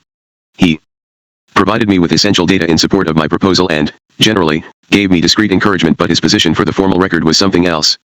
In a typical letter, he wrote to me on October 18, 1940, "Think I must be completely candid with you on this subject and tell you that we do not feel that any public ventilation of this question at the present time would be of assistance to us, perhaps even the contrary. We have rather regretted the discussion which has taken place as the result of the introduction of Senator King's bill, and elsewhere, and we would prefer that the question should not be developed until after the elections at least." I still find this letter incredible. It expresses the obverse and frustrating side of the British character. The sense of decorum, justice, and fair play which finally led them to stand up to Hitler can also produce a self-defeating preoccupation with being proper. In that hour of direst plight, the British could have done with a healthy injection of brash American assertiveness. Finally, on September 30, 1940, through the good offices of my old friend Senator William King of Utah, my proposal was introduced as a bill in the U.S. Senate which would authorize the President to enter into negotiations for the acquisition by lease or otherwise of Great Britain's island possessions, to make loans or extensions of credit to the British government through the Export-Import Bank in Washington, and to apply to Britain's war debt the terms which had been allowed to Italy. I'd like to say that it breezed through with nary a dissenting vote. That wasn't the case, however. The bill immediately got bottled up in committee, and it never even got to the floor of the Senate for a vote. So much for my proposal. But I wasn't through. Somehow we had to get aid in Britain, and I was determined to demonstrate that the bulk of America agreed. During October 1940 I commissioned a survey of American newspapers to analyze editorial comment and opinion on the question of aid to Brit. N. A professional clippings bureau was hired to gather all editorial comment published that month and my own office staff did the work of analysis. The results were impressive. 92% of editorial comment in newspapers bought by over 34 million Americans and read by probably 3 times as many was in favor of aid. On November 28, 1940, Thanksgiving Day, I was given an appointment to see the President at the White House and present him with the results of my survey. It was only in 1986 that I discovered that FDR shunted his own son aside to see me that day. At a meeting in Toronto in March 1986, Franklin Roosevelt, Jr., laughingly remembered that he had been scheduled to see his father in the Oval Office that afternoon, only to get a call to say that the President had to see Dr. Hammer on urgent business. There was a long delay before I was ushered into the Oval Office. Also waiting to see the President was John Cudahy, former U.S. Ambassador to Poland and Ireland, whom I knew slightly. We waited in the office of Major General Edwin M. Watson, the President's appointments secretary. On his desk was a pair of oversized wooden dice, a gift to the White House from the builder of the Panama Canal, General G. W. Goethals. The dice were made of lumber taken from railroad ties used in the canal's construction. When I admired the dice, Pa Watson said, "Well, let's have a crap game while we're waiting."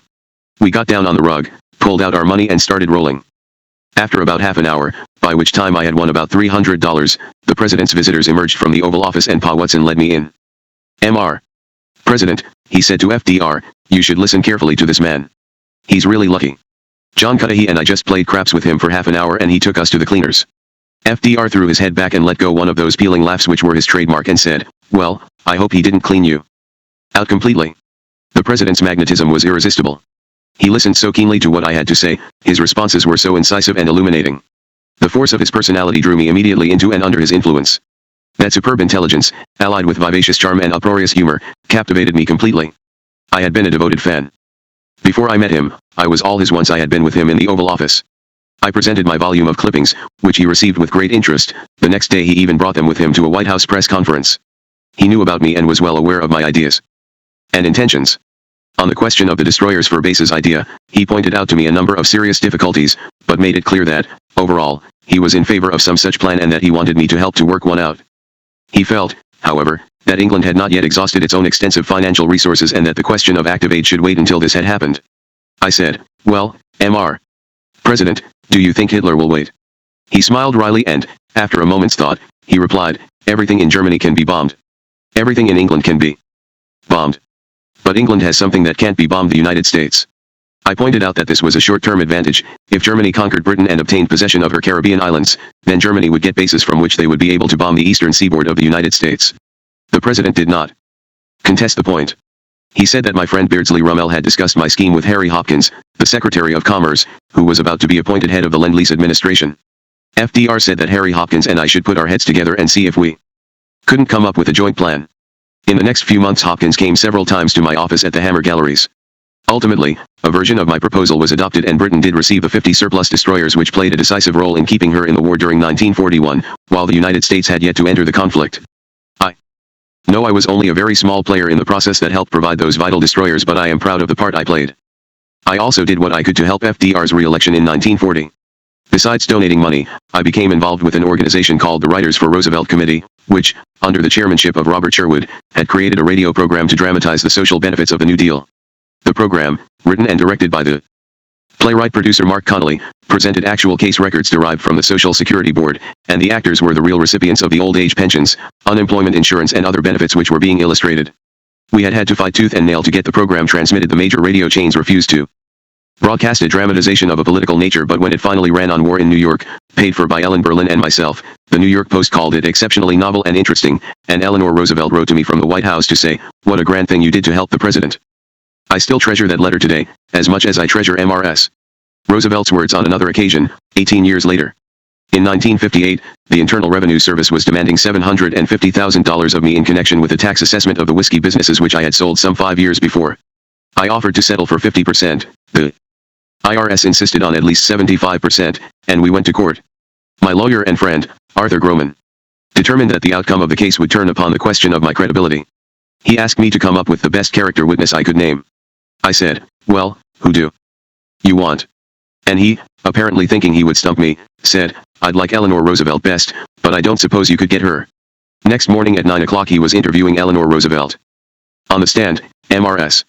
Roosevelt was, in Arthur's words, the greatest witness in my 40 years in court.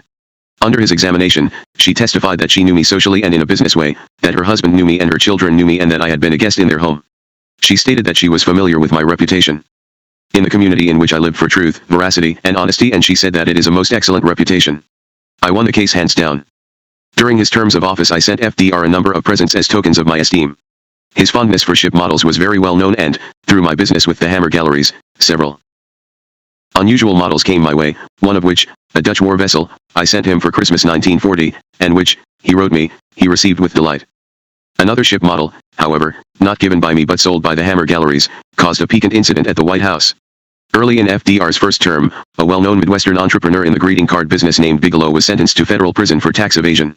There, he was befriended by a fellow inmate named Charlie Ward, who looked after his rich new friend and protected him physically from the other inmates. Mr. Bigelow was so grateful that he promised, when he got out, that he would take care of Charlie for life.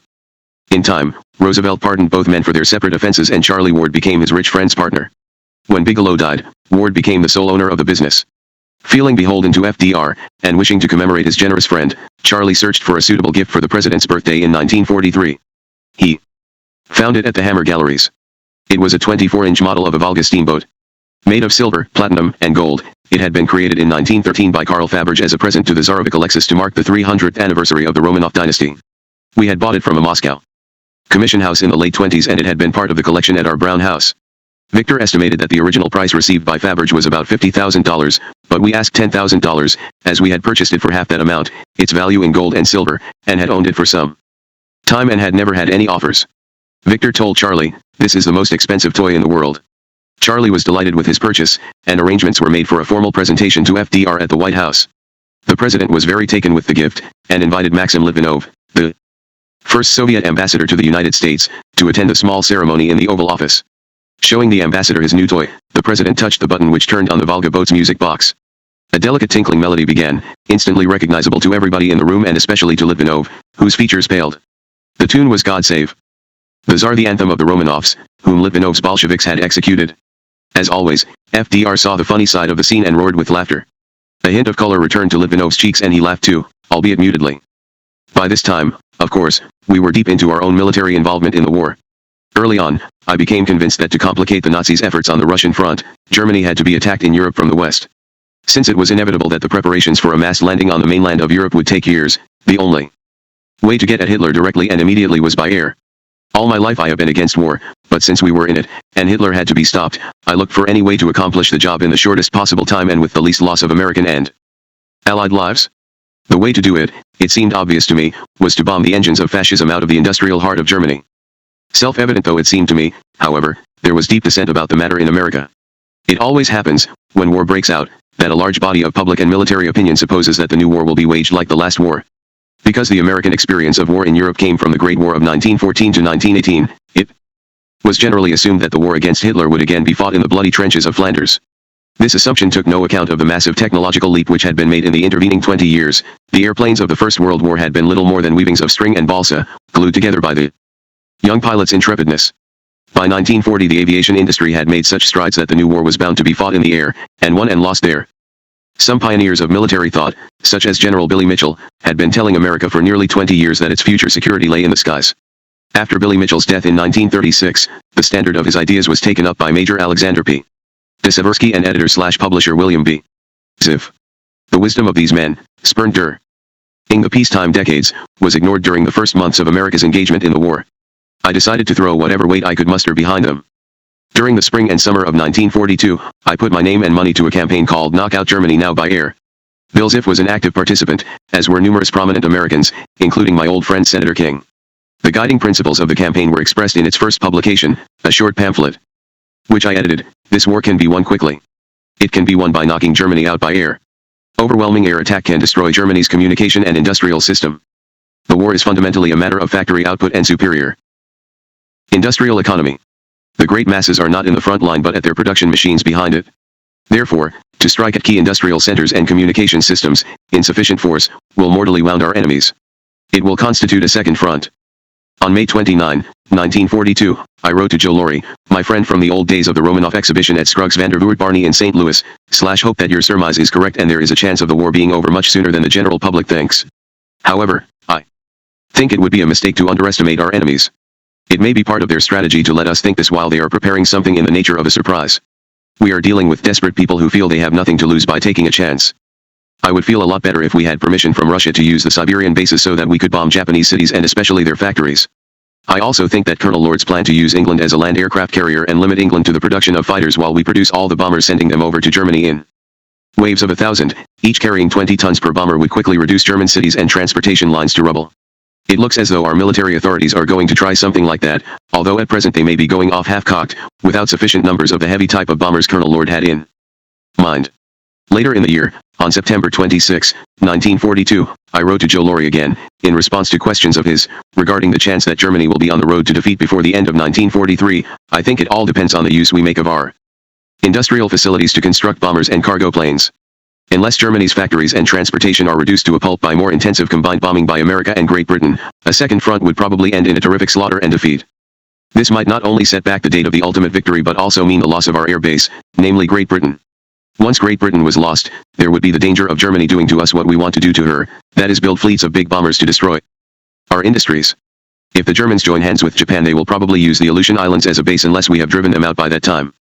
All in all, I think the only hope for victory in 1943 would be the ZIF plan and that is why I am so interested in furthering it.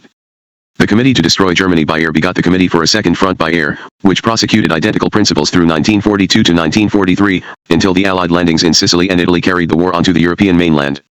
Again, I think we had some part, however small, in converting orthodox military opinion to our cause. And I think we helped to accelerate the building of the gigantic fleet of heavy bombers which pulverized Germany in the later years of the war. The destruction of Germany's cities by Allied bombing was one of the saddest and most painful aspects of that dreadful war, particularly for me. As a young man, I had known and loved the Hamburg, Berlin, and Nuremberg that few Americans had seen, before the Gestapo's jackboots descended upon them. It was misery for me to know that they had to be reduced to rubble. But war calls for intolerable decisions to be taken and unspeakable actions to be committed. War is not a continuation of political relations by other means, it is nothing so nice. It is hell on earth. I was also concerned about what would happen after that hell had subsided. On January 14, 1942, I made a speech to the National Resources and Planning Board, part of the Executive Office of the President in Washington. Part of the board's brief was to prepare America's strategy in the post-war world. At that moment in 1942 it was obvious that the war would last at least another 2 or 3 years, so it was prudent and sensible to give some detailed attention then to the world which we wanted to create out of the rubble of war. Most obviously to me, the United States had to take the lead in organizing political and military power and the distribution of wealth, to try to avoid another armed conflict between nation-states. The cardinal errors of the Versailles Treaty after the First World War were to punish the defeated Germans by exacting economic tribute, thereby humiliating and impoverishing them and driving them into the hands of the National Socialists. As I put it to the board, our first goal should be to organize the world so that reason and justice will replace force and violence in settling disputes between nations. Parallel with this objective, we should also strive ultimately to bring about an economic New Deal for all nations and to help to raise the standard of living of all peoples of the world, so that they may achieve social security with freedom from fear and want, as well as the other freedoms enjoyed in a true democracy. I sketched to the board a plan for a world organization, guided by a declaration of world independence and with a new world constitution. The obvious umbrella organization for this body was the United Nations, to which I suggested that the nation-states of the world should be federated, after the model of our own United States. The central message of my speech was, after the war is over we must not return to the old political and economic order. We must not shirk our duty as a member of the family of nations. The world cannot be mismanaged any longer by 60 self-centered and unconnected governments, without any responsibility to the world as a whole. In setting up an international organization, let us restate the fundamental truth contained in the American Declaration of Independence, namely, that just power derives only from the consent of those subject thereto. Any international decision and the carrying out of such decisions should be in the hands of men who recognize their responsibilities for the general welfare and owe allegiance to the entire community of all nations as well as to their own nations. In the question and answer period afterward I was asked where I saw Stalin fitting into my plan. I answered that he was precisely the kind of man who did not and would not owe allegiance to the entire community of all nations, and that his ambitions for Soviet expansion needed to be firmly checked by the Western powers. I said that our alliance with Stalin and our sympathies for the dreadful suffering of the Russian people in the war should not blind us to Stalin's ambition to extend Soviet-style communism around the world. The president's uncle, Frederick A. Delano, ran the board, and took me up quite hotly on my warning about Stalin. He said that I was unjustly running down a good and brave ally and that the picture of the Soviet Union's relations with the Western democracies would be very different after a war in which they had fought with us. I said that my long experience in Russia and my observations since had convinced me that, having secured socialism in the Soviet Union and having enjoyed military success in the war against Hitler, Stalin would not be content to rest his armies and his expansionism on the territorial line which marked the end of hostilities with Germany. Sta. Lenin's own ideological dogmas showed, as clearly as Hitler's declarations in Mein Kampf, that he believed in a kind of manifest destiny of socialism for all industrialized countries. Sadly, in the years to come, he proved the truth of my words. My thoughts about a world organization to regulate the peace of the world might seem utopian today, now that we have endured a further 40 years of conflict, armed and unarmed, between nation-states around the world, but they were not so unusual in those days, when many people felt an idealism for profound change. The idea of a world government was quite widely shared then. In the closing years of the war, when the peoples of the free world were yearning for a new world without war, it might just have been possible to create such an order. If the United States, then the only power on earth in possession of nuclear weapons, had put its might behind such a plan, who knows how the post-war world might have been different. As it happened, the post-war world was a ghastly mess. Final victory over Germany had left all Europe in a chaos which exceeded even the horrors of 1919. The economies of all the warring nations were in ruins, and governments were unable to provide basic necessities to their people. Refugees and dispossessed homeless people streamed across Europe in millions, jamming temporary camps and creating monstrous administrative confusion. Early in 1946 I heard Drew Pearson describing these dreadful scenes over the radio and I was very moved. I felt as if I were back on that train running through the Urals in 1921, seeing the bloated bellies of the starving children and hearing their cries. I immediately sent Pearson a telegram, offering to put up 1 million pounds of grain from my allocation for my whiskey distilleries. Grain was still subject to rationing controls then. It was Pearson's idea that I should make my 1 million pounds of grain available to the United Nations Relief and Rehabilitation Administration, UNRWA, which I promptly did. Pearson then put me in touch with Fiorello LaGuardia, mayor of New York, who was Director General of UNRWA. LaGuardia, who was an irresistible bundle of drive and energy, asked me, "How can we persuade the other distillers of America to do what you have done?" "I can only think of one way," I said. "You've got to embarrass them into it. Get President Truman to invite the chairman and chief executives of all the distilling companies to the White House and tell them that there is a need to get 100 million pounds of grain. And ask each of them to give up a percentage of their grain allocation proportionate to their size in the industry." That's how it was done. We were all summoned to the White House by Herbert Lehman, a leader of UNRWA, former governor of New York and former partner in the Lehman Brothers investment banking firm. He put to us exactly the message I had recommended to Fiorello LaGuardia. When Lehman was through speaking, I answered him first. "My company receives 6% of the total distilling allotment of grain for the whole United States," I said. "Therefore, I will give 6% of the total. You want 6 million pounds. This was in addition to the 1 million pounds I had already contributed. Stifled choking sounds seemed to come from the throats of some of the other chief executives in the room, but they were all over a barrel. And they knew it. If any of them refused to cough up their share, they and their companies would look like skinflints. They also ran the risk that their entire allocation might be cancelled. 100 million pounds of grain was thus made available to UNRWA. After that, Harry Truman appointed me a member of his Citizens Food Committee, which was chaired by Charles Luckman, head of the prestigious architectural firm of Luckman Associates. Through the committee, I had a hand in organizing a 60-day shutdown of distilling production across the nation to release more grain for food production and for the people of Europe. Needless to say, the plan was not well received by all of my brother distillers or by the members of the labor union movement. Two of the industry's giants, Seagram and Skenley, along with the smaller firm Heaven Hill, stood out against the shutdown, and it took a lot of persuasion and some tough talk to bring them around.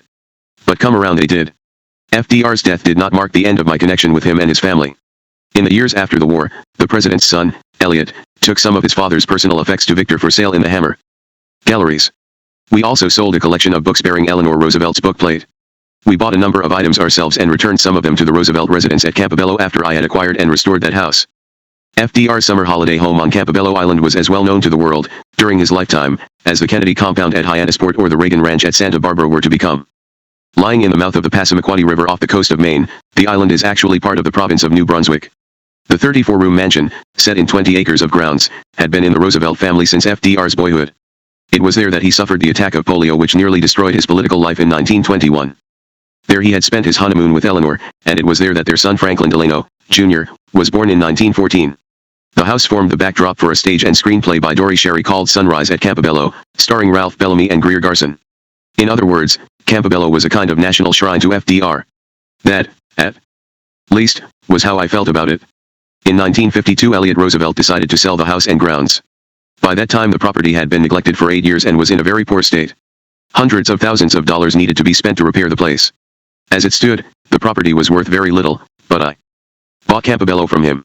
I wanted to restore the house completely in memory of my great hero, and to make sure that it was always available for Eleanor and her Family during her lifetime. We put in a new roof, supports, floors and windows, plumbing, and electrical wiring. Then Victor and Eleanor worked together to restore the interior of the house in keeping with its appearance as it had been when Eleanor first visited.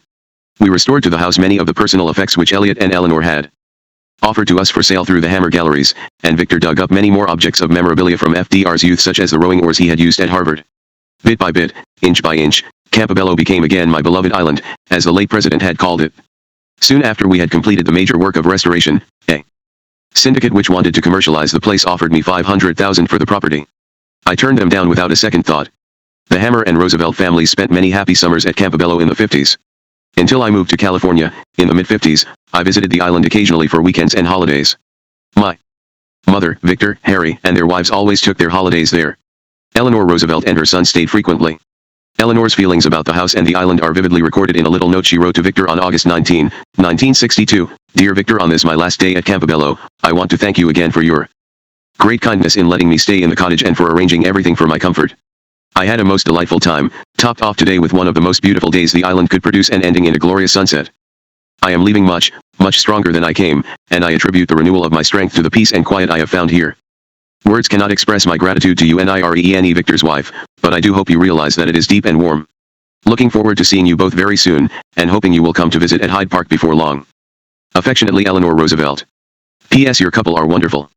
They could not have been more kind, and, of course, Linnea the housekeeper was as good as gold. She was never to see Campobello again. She died on November 7, 1962. The death of my old friend caused me to consider anew my stewardship of Campobello. I was, by then, completely attached to life in California. The island was underused and deserted most of the time. The time had come to make a change. During the same month of August 1962, when Eleanor had been enjoying Campobello for the last time, President Kennedy had arrived in Maine to dedicate a short causeway bridge to the island. In his speech, JFK said that he thought a park in the vicinity of FDR's old haunts would further strengthen the bond of friendship between the two countries. The idea stuck in the back of my mind that winter and popped up. Fully grown, the following May when I overheard a radio news report of a meeting at Hyannisport between President Kennedy and Canadian Prime Minister Lester Pearson. According to the radio, the president had mentioned his idea for a park to the Prime Minister. I promptly called the senator from Maine, Edmund Muskie, and told him that I wanted to give Campobello to the people of the United States and Canada, and create an international park in memory of FDR. Mr. Muskie was all for the idea. Then I called Jimmy Roosevelt, who was not only my best friend among the children of FDR but also my congressman, and asked him what he thought. He was very enthusiastic, and said that he would relay my offer to the president. For confirmation, I wrote the offer out in a telegram which I sent to Jimmy. I heard almost immediately from the White House that President Kennedy wanted to discuss my offer in person, and that he would be calling me at my home early next morning, a Sunday. It was a great and historic moment for me and my household and, to treat the occasion with its due ceremony, I arranged to have the president's call put on loudspeaker so that it could be heard by my family and staff and be recorded. The equipment was set up in the library of our home in Westwood and, just before 9 a.m. 12 noon EST, we all assembled. The call came. The president was speaking from Hyannisport. JFK said that he was calling to check that my offer, relayed by Jimmy Roosevelt, was true. Yes, I meant it, I said. That's a very generous gift, Doctor. The Prime Minister is here with me at Hyannisport. We wanted to get your confirmation before we released it to the press. Have you received the telegram I sent to Jimmy Roosevelt last night to show to you? I asked. Mr. Kennedy said that he had not, evidently there had been a delay in transmission. Would you mind holding the phone while I get a copy of it to read to you? I said. He said that he would hold on. I ran out of the library up the stairs to my bedroom to search for the paper. Now, I pride myself on being a man of reasonably orderly mind and habits. It is impossible to run a business of any size, especially a great corporation, without establishing and respecting a system for the flow and retrieval of information. My office is, I think, a model of systematic arrangement. My bedroom is something less than perfect in this regard. Many of my most personal papers and records are kept in my bedroom, filed under a system which is my own invention and which would make no sense to anybody else. The room also contains thousands of books, hundreds of current journals and newspapers, 4 television sets and racks of recorded films and TV programs. Nobody ever lays a hand on these papers except me. It is not, I must admit, the most highly organized and efficiently run archive imaginable. Sometimes, to tell the truth, papers go astray, occasionally they turn up under my bed. The telegram to Jimmy Roosevelt had vanished. I turned over piles of papers in my bedroom, but I couldn't put my hand on it. I looked under the bed. Nothing. The minutes were ticking by and Mr. Kennedy was still hanging on the telephone. Finally, I ran downstairs to the library again. I can still hear the sound of my slippers flip-flopping on the hardwood floors and the voice of my wife Frances as she scolded me, "Do you realize that you've kept the president of the United States waiting on the phone. I apologized to Mr. Kennedy and said, "This is what I said in my telegram, Mr. President." Then I repeated my words to Jimmy Roosevelt from memory, writing them down as I spoke. When I later compared this note with the copy of my original telegram, I found that, luckily, I'd managed to get it completely right. On May 12, 1963, the President directed the State and Interior Departments to enter into negotiations with their counterparts in the Canadian government to implement the Campobello Memorial. 2 days later, the Senate and House of the State of Maine passed a resolution commending the Hammer family's generosity. The following January, 2 months after Mr. Kennedy was assassinated, President Lyndon Johnson invited Harry, Victor, and me to lunch at the White House for the signing of the Intergovernment Agreement. On August 20, 1964, after Queen Elizabeth II had added her signature to the agreement, the First Ladies of the United States and of Canada, Mrs. Lyndon Johnson and Mrs. Lester Pearson, officially opened the Roosevelt Campobello International Park. It was a glittering, gusty, glorious day typical of the rugged beauties of the place, a very good day for me and one of my proudest. In her short speech, Lady Bird Johnson spoke well when she said, "Both Franklin and Eleanor Roosevelt knew the meaning of courage sustained by compassion in every day of their lives. This landmark is an inspiration for all future generations. This island off the northeastern coast of our continent will always turn its face towards the sunrise of world events, the sunrise at Campobello." She kindly went on to praise my family for the gift. Campobello is often in my mind, and it fills a powerful place in my emotions. It is my permanent connection with FDR, and my permanent memorial in honor of the greatest man of my time, whom I am proud to have known and to have served. The Campobello connection continues. Only last year, on October 22, 1985, President Reagan appointed Francis Hammer to be an alternate member on the Roosevelt Campobello International Park Commission. I hope that my family will sustain our connection with Campobello forever. 17 The tough years. My middle age was tough going. Many accounts of my life make it look as if it was roses all the way, and to some extent that is my own fault. When I put on my public face, I try to brush off yesterday's troubles as if they never happened. In private, I try not to dwell upon dark thoughts. What's the use? Regrets and recriminations only hurt your soul. Nonetheless, the full list of my woes in those years of my middle age makes a sorry catalogue. Apart from my business life, nearly everything possible went wrong. My father died. My second marriage broke up in very public and embarrassing circumstances. My son got into deep trouble and narrowly missed going to prison. My health was rocky. It wasn't, to say the least, the best of times. After all the tumult, turmoil, and difficulty of his life, my father's last years were relatively calm and easy. Though his intellectual devotion to socialism never slackened, he became much less active in his political pursuits after he and my mother left Russia. The truth is that he was disillusioned. During his years in Moscow, he had witnessed the beginning of Stalin's terror at first hand. Friends of my father's, loyal old Bolsheviks who had fought alongside Lenin, were removed from office, publicly humiliated in show trials and executed. Some were brutally murdered without trial. Many others disappeared to long exile in Siberia. The full horror of Stalin's regime was not acknowledged in Russia until Khrushchev made his secret denunciation at the Communist Party Congress in Moscow in February 1956. As early as the beginning of the 30s. However, my father understood exactly what Uncle Joe was doing, and he was shaken to the core. Witnessing Stalin's perversion and corruption of the dreams and ideas of socialism, my father was shattered and depressed. Relations between my father and the Soviets were far from friendly during the 30s. As a critic of Stalin, he was not considered a friend of the state, and the animosity felt toward him spread to other members of our family, even to my brother Victor and to my mother. Victor was still trying to arrange to bring his son, Armand, to America, but the Soviets were icily uncooperative. Even though Armand had been registered as an American citizen at the American consulate in Berlin on August 2, 1929, the Soviet authorities refused to allow him an exit visa. They even made it impossible for Victor and my mother to get visas to go to Moscow to visit the boy. Victor finally saw his son only after Stalin was dead and the boy was grown up. When the United States entered the war, and for the first time since his imprisonment in 1920, my father felt very strongly that he ought to practice medicine again. He felt that it was his duty to help free younger doctors for military service. Even though he had been pardoned by Governor Alfred E.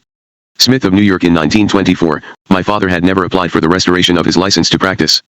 During his years in Moscow he had written articles on medical matters for the English-language Moscow Daily News, and, after his return to America, he worked voluntarily with my old friend Maxie Rosenzweig, who had become an associate in gynecology at the Jewish hospital in Brooklyn. Together they helped to develop the Ash-Haim-Zondik test for pregnancy. So my father had kept up to date on medical matters and was perfectly competent to resume practice. The last hint of a stain on his name would be removed if his license were restored by the Board of Regents. In May 1943 they heard the case. Some exceptional documents were placed in evidence and some unusual witnesses were heard. Lawyer Smith, who had made such a mess of my father's defense, wrote a letter to say that he should have applied for a mistrial when copies of the newspaper reporting the alleged bribery of a juror were seen by the jury. Former Governor Al Smith wrote a letter to the regents which explained the full circumstances of his pardon and said, "An examination quite clearly showed that he had no criminal intent. I feel perfectly free and safe in recommending that he be reinstated to the practice of medicine. A unique contribution was made by James W. Gerard, formerly ambassador to Germany and, before that, the partner of Judge Francis M. Scott, who had argued my father's appeal in 1921. Judge Scott was dead by 1943, but M.R.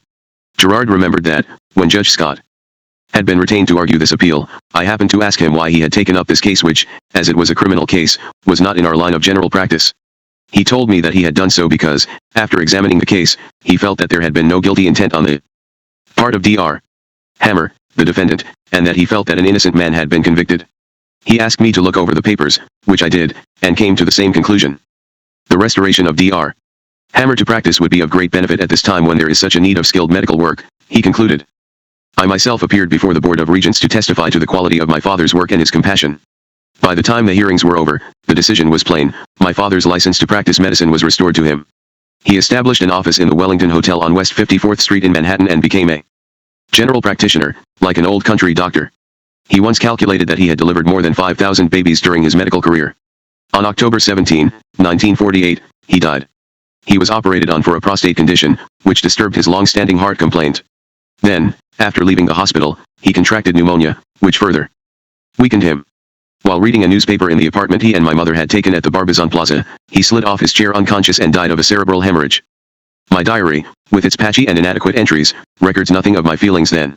There is, however, an entry for my 51st birthday on May 21, 1949. My whole family got together for a cruise up the East River, and the next evening we all had dinner at Jack Madden's, a famous restaurant in New York. Mama Rose got up to make a toast, and said, "7 want you children to know that I'm going to Europe tomorrow because I have some obligations to people there who were good to me when I needed them. I hate to leave you, my children, because I love you dearly. These moments mean so much to me, because I am an old lady of 74. She lived to be nearly 90. Your dad played a trick on me by leaving me at this time, so I must make the trip alone. I shall miss him, because he was a wonderful traveling companion. He was my secretary and wrote all my letters. He was a great man and a wonderful person. You children can be proud of having had such a father. One of my father's most precious legacies to me was spiritual. I learned from him the value of courage and the strength of will. He taught me that despondency and despair can be overcome by determination. During those middle years of my life, when I was often acutely unhappy at home in my marriage and when my business life was so hectic and strenuous that I often felt I had bitten off more than I could chew, I was frequently subject to bouts of despondency. My usual optimism would give way to dark pessimism, hope would be replaced by despair, daring by uncertainty, and courage by defeatism and fear. At those times, I would try to remember the maxims by which my father had sustained his own courage through his troubles. I would try to remember that if I allowed myself to be discouraged, I made myself my own worst enemy. I would tell myself that the only way to defeat those invasions of gloom was to fight back, inch by inch. Every action taken against troubles, no matter how small, may help to roll them back. Kipling's poem If was a great help to me, as were Dale Carnegie's recommendations for self-improvement. I was thrilled when M.R. Carnegie became a customer of the Hammer Galleries and I was able to tell him how influential he had been in my life. For very many years I also carried a small leather pocket-sized copy of the sayings of the Emperor Marcus Aurelius, whose philosophy of life gave me strength. I even suspect that Dale Carnegie himself drew from Marcus Aurelius for some of his prescriptions for success. Sophisticated people might jeer at these old-fashioned remedies for unhappiness, and, of course, I am not suggesting that a serious condition of depression can be relieved by will and determination alone. However, for the ordinary states of unhappiness which enter every life, we often need to remind ourselves that we are not powerless to act. Our lives are our own responsibility. By acting, by doing, by gathering up all our resources of courage and will, we can make a difference in our circumstances and make a dent in our miseries. Every dent counts. It didn't help in my fight against unhappiness that I was usually tired and always in pain with gallbladder and kidney stone disease. There was little I could do to relieve either condition. The work that I had taken on simply had to be attended to, there was no ducking or dodging it. I had responsibilities for the members of my extended family and for hundreds of employees. I slept badly at night and my daytime naps were restless. People who need rest get a form of the blues which only rest will cure. It was not available to me. A terrific pain developed and stayed in my right leg. For months on end in the early 40s the pain persisted, almost paralyzing my leg. I had to hobble on crutches for much of the time, and my car was specially adapted so that I could drive using hand controls instead of my feet. My doctors couldn't explain the paralysis. They suspected it was caused by an infection, but they could not find the site of the nuisance. Finally, I went to a urologist who found the focus of the infection in my prostate, which he massaged, and at last the pain and paralysis disappeared. The urologist felt that he should perform a urethral prostatectomy to make sure that the problem would not recur, and an operation was successfully conducted. The scar tissue which formed after this operation was to come close to killing me more than 40 years later. Gradually, over the decades, the scar tissue formed an obstruction, requiring another operation in 1973 to remove a kidney stone impacted in my left ureter. 12 years later, in the summer of 1985, my doctors came to the conclusion mistakenly as it subsequently emerged that I was in danger of death from uremic poisoning, and a major operation was performed at UCLA to implant the ureters to bypass the obstruction. As for the gallbladder disease, I depended so much on Seidlitz powders that I was practically living on them. The nagging discomfort troubled me on and off for nearly 30 years, until it exploded in 1968. One night in that year I was in Washington, having attended a long session at the Securities and Exchange Commission. Suddenly, in my hotel room, I was gripped by a savage and crippling pain in my abdomen. With the help of my attorney, Arthur Groman, I was able to get to a doctor in a building near the White House. He gave me a pain-killing injection, and somehow I got onto my plane and rested in bed during the flight to Los Angeles.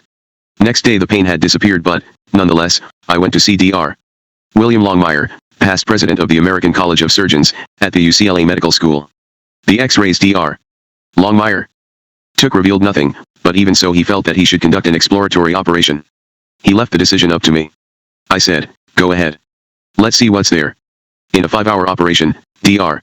Longmire and his colleagues found a large, walled-off abscess full of pus and G. Alstons.Lt could have burst into my abdomen at any time and would have caused instant peritonitis.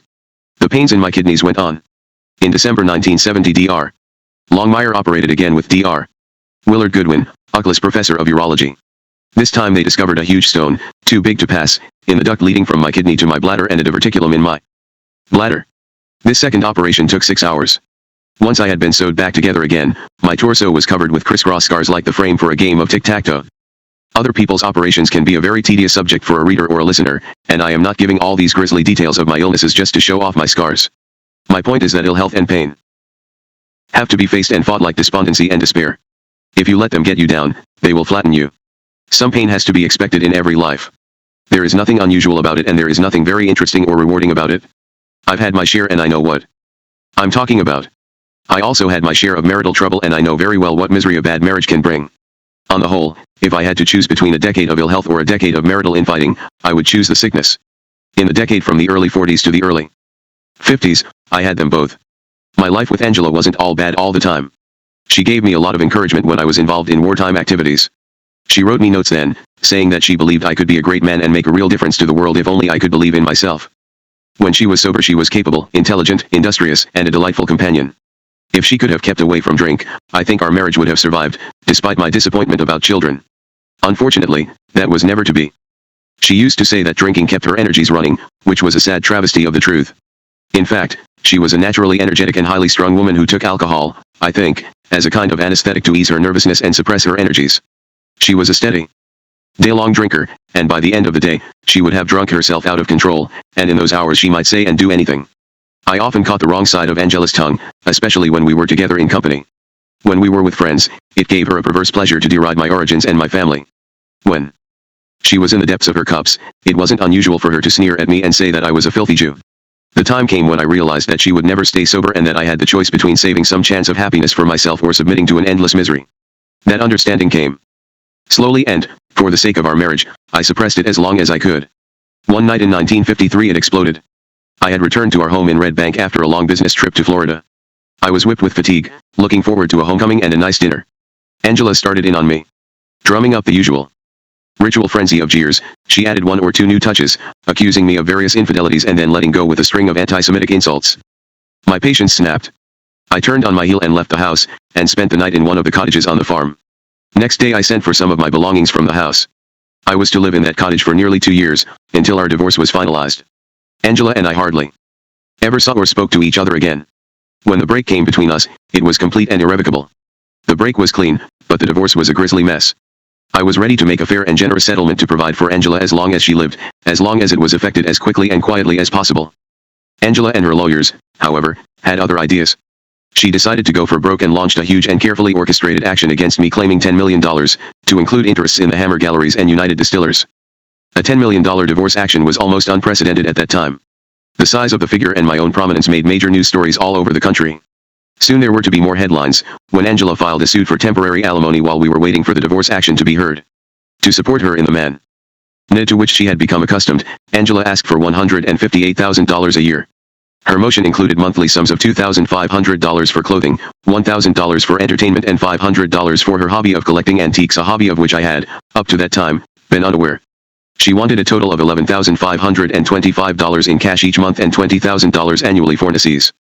Sorry, repairs to the house at Red Bank, which could, effectively, have been rebuilt from top to bottom for that amount. The media, understandably, reacted to Angela's claims with glee. People couldn't hear enough about this high-flying scandal between the socialite and the multimillionaire, as it was billed. Angela and her lawyers piled on every allegation they could dream up, even claiming that my son Julian had kept watch on us in our bedroom and observed events in our marital bed through binoculars, reporting the details to his mother, Olga. That fantasy had the intended effect of upsetting Julian and Olga and further complicating my relations with them.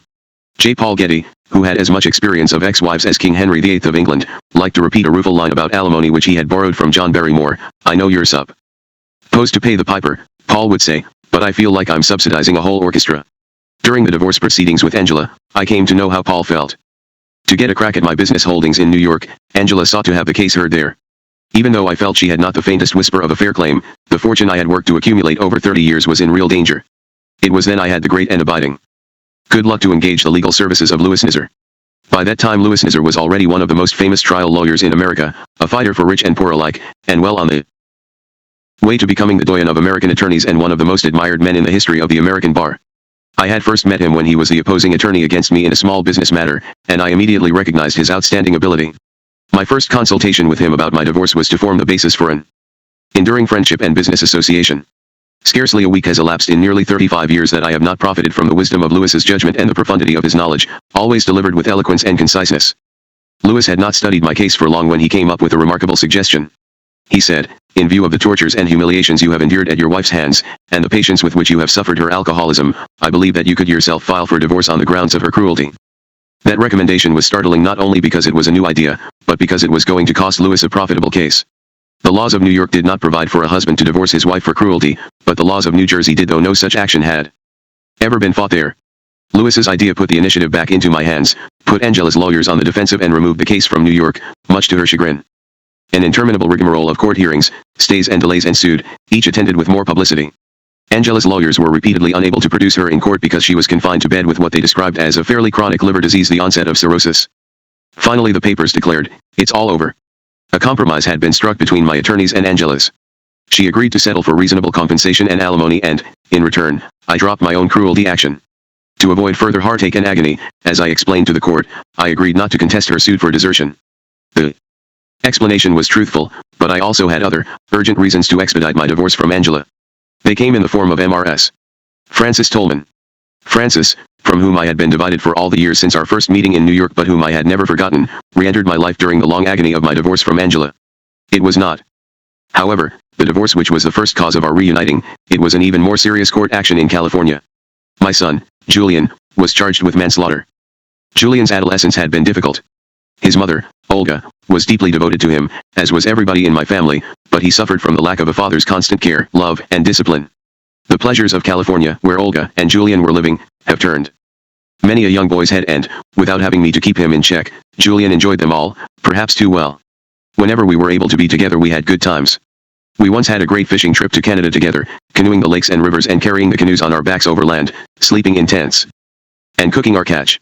In 1950 Julian and Angela came with me in my Beechcraft on a business trip to the Caribbean islands, where I made deals for rum and molasses for United Distillers. We combined my business with family pleasure and had long days fishing for tarpon off the Florida Keys and sailing in the seas around the West Indies.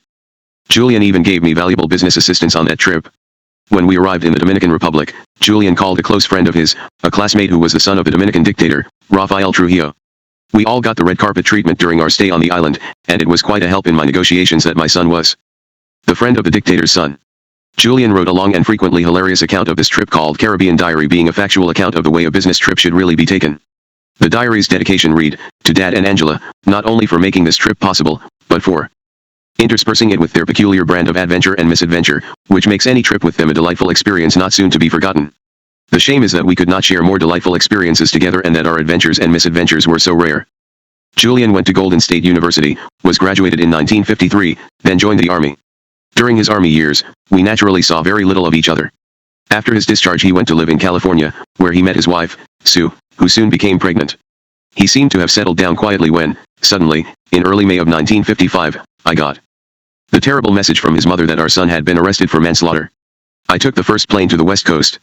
The headlines which greeted us in Los Angeles recalled those grim days, 36 years before, when my own father had been arrested. This time, however, it was not millionaire doctor arrested, but millionaire's son. Kills GI. I quickly got the details of the awful story from Julian and established that, while he had actually killed a man, he had acted to defend his pregnant wife and himself. The dead man had been Julian's buddy at boot camp when they were both recruits. Julian had been assigned stateside duty while his friend who was a former Golden Gloves fighter was sent to Korea. The war separated the young friends and they lost touch with each other, until the buddy turned up in California in 1955. The two men enjoyed a celebratory reunion in a Los Angeles bar, and then Julian took his friend home to meet his young wife, whose first pregnancy was far advanced. Julian's friend drank a lot more. He began to make passes at Sue. A menacing argument started and the ex-fighter grew violent. He threatened to attack Julian with a beer bottle and moved toward him. Julian reached into a drawer and took out a loaded pistol. He warned the man to stand back, but he kept coming forward. Julian shot him. I contacted my friend Jimmy Roosevelt, who put me in touch with Mendel Silberberg, senior partner of Mitchell, Silberberg, and Knupp, one of the most prominent law firms in California. Silberberg said his firm did not handle criminal cases, but, as a favor to me and Jimmy Roosevelt, and in view of Julian's obvious innocence of murder, he would assign his junior partner, Arthur Groman, to the case.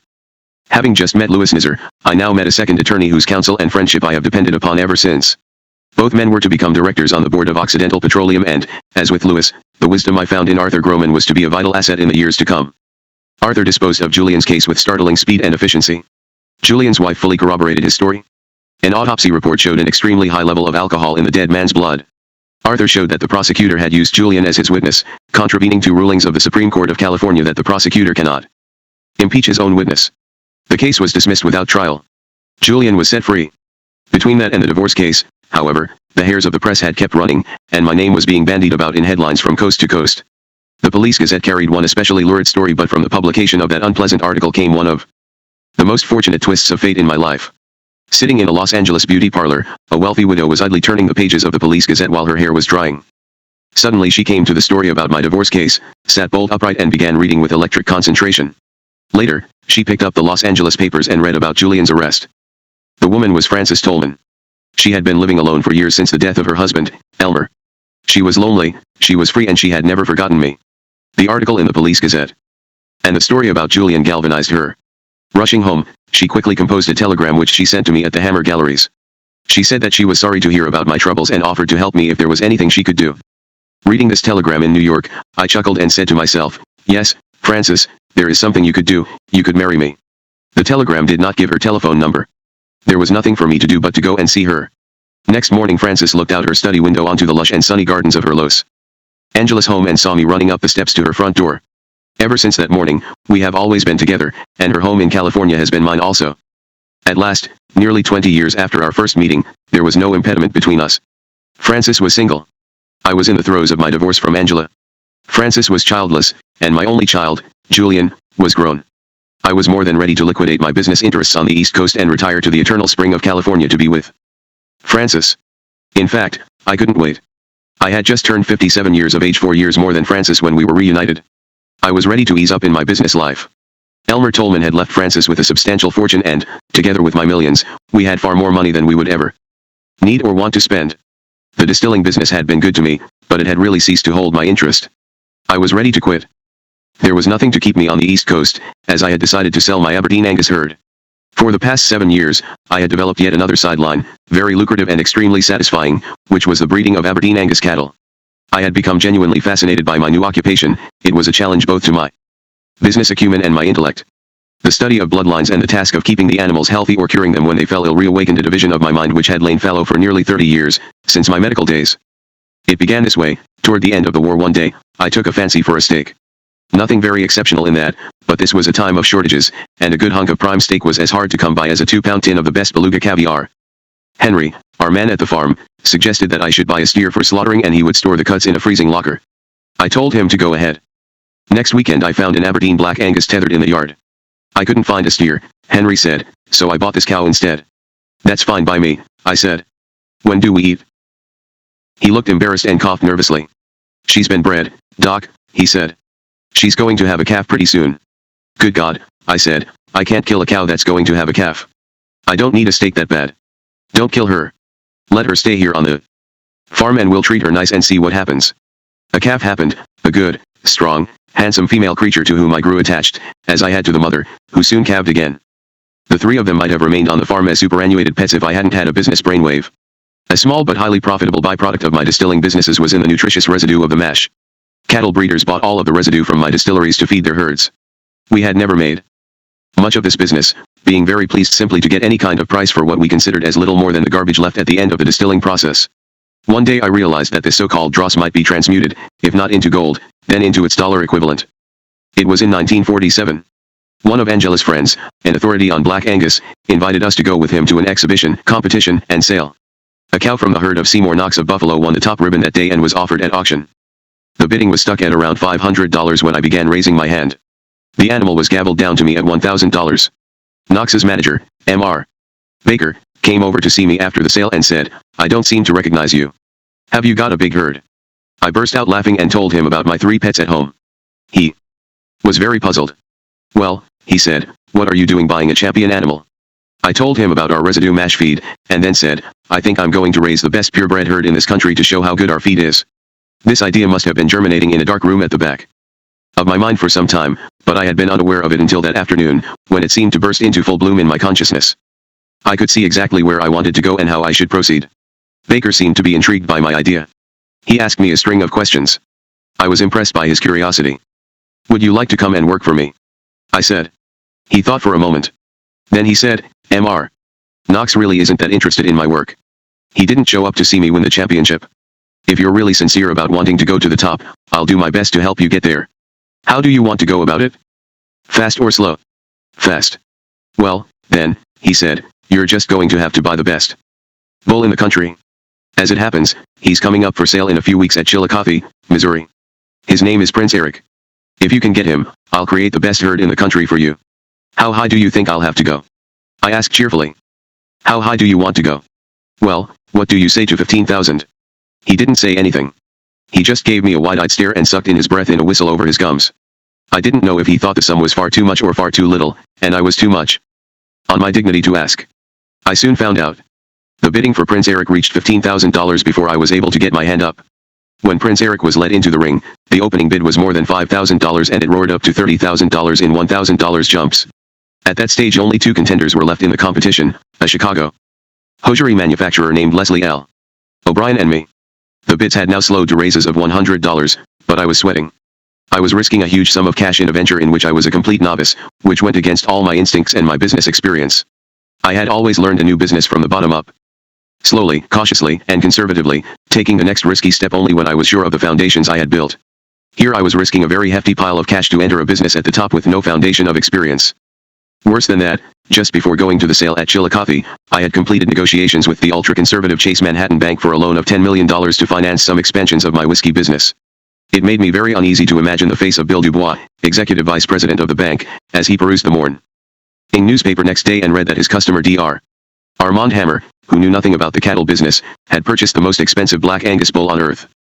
Torn between desire and anxiety, I hung on in the auction and bid $35,000. $35,100, replied O'Brien with the ease of a man who was ready to go double. That was the end. I stopped. But even before I had left the ring, I was cursing myself black and blue for a fool. I abhor indecision. I had always figured that if you enter a competition you must be prepared to pay the necessary price for victory. If you can't pay, stay away. I vowed to myself that it would never happen again. Nobody would ever outbid me on something I had decided to buy. Nobody has. I had lost the best bull in the world, so I had to settle for the second best, called Prince Barbarian of Sunbeam. With Prince Barbarian, the Shadow Isle herd expanded, and sales of Shadow Isle feed grew very healthily. By the end of the 40s, the 2 annual public auctions at Shadow Isle were each grossing about $500,000, and private sales were raising more hundreds of thousands of dollars every year. Nonetheless, the knowledge gnawed at my mind that I would never be better than second best without Prince Eric. Then Dr. Mac Cropsey, an itinerant veterinarian from Crystal Lake, Illinois, who came periodically to Shadow Isle to check my herd, gave me some extraordinary news. Prince Eric had become impotent. What on earth could have happened to make an 8-year-old bull impotent? I asked. My guess is that Mr. O'Brien overdid him, Mac said. He let him run with about 50 cows and that's just too much for any bull. The way I look at it, he screwed himself almost to death. And what made it worse for poor Prince Eric, Mac went on, was that a handler on O'Brien's farm would beat him with a bullwhip if he hesitated about mounting a cow. So he began to associate intercourse with agony, and now every time he's given a cow, he looks the other way. My guess is that his problem is psychological, not physiological. I have a hunch this bull semen would prove as vital as ever if it could just be extracted from him. I went straight to the telephone and reached O'Brien in Chicago. He said he'd be more than happy to sell me Prince Eric. Great, I said. You've got a sale. How much do you want for him? $100,000, came the immediate reply. I felt as if my heart would stop. Are you crazy? I shouted. I just heard that your bull is a non-breeder. So why do you want to buy him? O'Brien asked calmly. He went on, I know what you want to try. I've been told that this bull might be made to breed artificially. So why the hell don't you do it? I'm too busy with my hosiery business to pay proper attention to my herd. I'd just as soon sell him, if the price was right. Well, now, Lay, I'll tell you what I'll do, I said, settling to business. You paid $35,100 for him 3 years ago. I'll give you what you paid, I'll give you your money back. After all, there's no guarantee that artificial insemination will work. I'll be taking a chance. $100,000, he said. Now look, I'll give you $50,000, but 100,000. Let's split the difference, Lay, I said. I'll give you $75,000, providing I can make a test and it checks out. There was a moment's silence on the line and then he said, all right. Come on out. Next morning I flew to Chicago with Mac Cropsey. As we landed on O'Brien's fields, he came out of a barn to greet us and led us to a paddock where Prince Eric was standing. The memory of that moment is still vivid in my mind. I was on the verge of capturing at last a creature of incomparable beauty. It may sound absurd, but when I saw Prince Eric in O'Brien's paddock and thought that he might soon be mine, I felt a charge of excitement which has never been surpassed by any of the great pictures I have bought in the world's auction rooms. I just stood there gaping at him and mentally thrashing myself for having missed the chance to have owned him 3 years before. By this time, offspring of Prince Eric were selling for at least $5,000 each. Mac Cropsey went to work the bull, fitting him with a condom like the Graf Zeppelin, took a specimen on glass and focused his microscope. Then he turned it over to me. Thousands upon thousands upon thousands of sperm were thrashing in a mass under the lens. I saw them all as $5,000 bills. I turned to O'Brien and said, I'm satisfied. Here's my check for $75,000. I accept all your conditions. You don't guarantee him as a breeder. If he drops dead 5 minutes from now, that's my tough luck. O'Brien took the check and held it in his hand for a second, then he gave it back to me. It's not enough, he said. I told you I wanted $100,000. No, you didn't. I roared. I told you I'd split the difference at $75,000 and you said, all right. Come on out. Sure, I said, come on out, O'Brien answered. But I didn't say I'd take $75,000. It's not enough. You son of a bitch. I shouted. I wouldn't buy that bull now if he was the last bull in the world. I turned to the other men in my party and said, come on. Let's get out of here, and we marched off to the plane without a backward look. Prince Eric was not to be mine, or so it seemed. At the next Chicago International Livestock Exposition, I knew I had a world's champion. It was a young cow by Prince Eric which I had bought as a calf, but when the champion was let out, it wasn't my cow at all, it was the most magnificent beast I had ever seen, and it was also by Prince Eric, a full sister to my cow out of the same mother. My own came second, but it was no consolation. I flew out of town on a quick business deal and then came back. I lay on my hotel bed, but I couldn't sleep. The image of that big, beautiful bull kept me tossing and turning. Prince Eric was making a fool out of me. I got up and called Leslie O'Brien. Do you still want to sell Prince Eric? I said. Yes, I do. What's your price now? Still 100,000, he said. If you'll come straight over to this hotel, I said, I'll meet your price in full. And that's what we did. In the remaining 3 years of his life, Prince Eric earned $2 million for Shadow Isle. He produced 1,000 calves, including 6 international champions. I was never happier. One night in August 1953, Prince Eric was overcome by a wholly unexpected burst of amatory passion which must have puzzled him profoundly. A heifer was in heat on the other side of a high, barbed wire fence. Poor Prince Eric gamely mounted the fence in his efforts to reach the heifer, and his stomach was fatally torn by the barbs. He crashed on his own side of the fence and was found in the morning, dead in a huge pool of blood. The day Prince Eric died, my heart went out of the breeding business. He was my champion and my pride, and he was irreplaceable. I continued half-heartedly for a further year, and then, as another casualty of the divorce, tax duties made it imperative I dissolve the herd, and so, in what was billed as the sale of the century, I had them all auctioned off. They brought in $1 million. Later, I entered the business again when I became head of Occidental Petroleum. At the Shadow Isle Ranch outside Scottsbluff, Nebraska, Occidental now owns and runs the biggest herd of purebred Black Angus cattle in the world, numbering over 4,000 head. Having disposed of the Shadow Isle herd, it remained for me only to liquidate my remaining interests in United Distillers. I would never have let go of the Hammer Galleries. I was bound to the gallery, both by sentimental ties and because it was my brother Victor's main work and interest in life. Before the J.W. Dant distillery was sold to Skenleys for $6.5 million in cash, my manager, Newt Cook, had pleaded with me not to sell but to take the company public. The underwriting will produce at least as many millions for you as you'll raise by selling the company privately, he told me, and you'll still own 50%. I'll admit that I was tempted by Newt's reasoning, but I had no experience of running public companies, and didn't relish the prospect of dealing with dissenting shareholders and a bureaucratic SEC. I didn't feel any reluctance in rejecting Newt's advice, though his theory was perfectly sound and would have made me a very much richer man. But it wasn't my intention to cash in and to keep a hand in the distilling business. I wanted out to California and to Francis. I headed west as fast as wings could fly me. In my mind, my business life was largely finished. Ahead, I thought, lay the marriage I had wanted for 20 years and a tranquil retirement among California's palm trees and bougainvillea. As soon as I got word that my divorce from Angela was final, Francis and I drove to Pomona to get married at the home of a local judge. We chose Pomona because Mendel Silberberg had said that we could avoid publicity there, since the announcement would appear only in the local newspaper and there was little chance that it would be picked up by Los Angeles papers or any other. It was January 25, 1956, one of the rainiest days of Southern California's rainy season. The judge's wife, who acted as witness, put on her best dress for the ceremony before the fireplace. I had purchased 2 diamond rings, a 10-carat square-cut solitaire and a wedding band, neither of which Frances has removed from her finger since then. If a fortune teller had told me then that the most hectic, adventurous, and successful decades of my life were only just about to begin, my laughter would have shattered the crystal ball. As though to prophesy the happy years ahead I would share with Frances, we returned from our honeymoon to discover I had made an extraordinary buy in a great painting. To celebrate the wedding, I had wanted to buy a picture to hang above the fireplace in my Greenwich Village house, in place of a Russian painting by the museum director who had faked the Rembrandt circumcision of Christ. Just before the wedding, the Metropolitan Museum of Art had a sale, in which they included a picture called The Best Children, described in the catalogue as being of the school of Sir Thomas Lawrence. Lawrence was the court painter to George III. All the circumstances of the sale suggested that The Best Children was of little value. The Metropolitan does not put its masterpieces up for sale, and the words of the school of frequently mean that the vendors think poorly of a picture. Still, I liked the picture, a very handsomely painted study of 2 little girls, on a huge canvas, about 10 feet by 6 feet. I liked the subject and the size, since the picture would fit exactly in the space above my fireplace. I was determined to have it, despite the experts' doubts. Even my brother Victor tried to talk me out of bidding for the picture. He said, at best, this is a copy. If it was genuine, all the dealers from all over America and from Europe would be after it and offering more than you would want to pay. But if it was genuine, the Met wouldn't be putting it up for sale. Forget it, Armand. Well, it's a weakness and a strength of my character that I don't take anybody's word without doing my own checking. I went to the Metropolitan Museum, and, explaining that I was conducting some research, asked the archivist there for all his records on Sir Thomas Lawrence. He sat me at a large table and brought me a mass of files. Among the documents about The Best Children I found letters from M.R. Pratt to the Metropolitan Museum. M.R. Pratt, it turned out, had originally acquired the picture in England and he had given it to the Met. An ancient, worn, and grubby newspaper clipping recorded that M.R. Pratt had acquired The Best Children for the highest price ever paid for a Lawrence. This was telling information. I knew that M.R. Pratt was a partner of John D.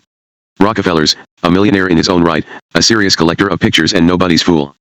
If he had paid a large sum of money for The Best Children, he must have had good reason to believe that it was authentic. Armed with this information, I was even more determined to get the picture.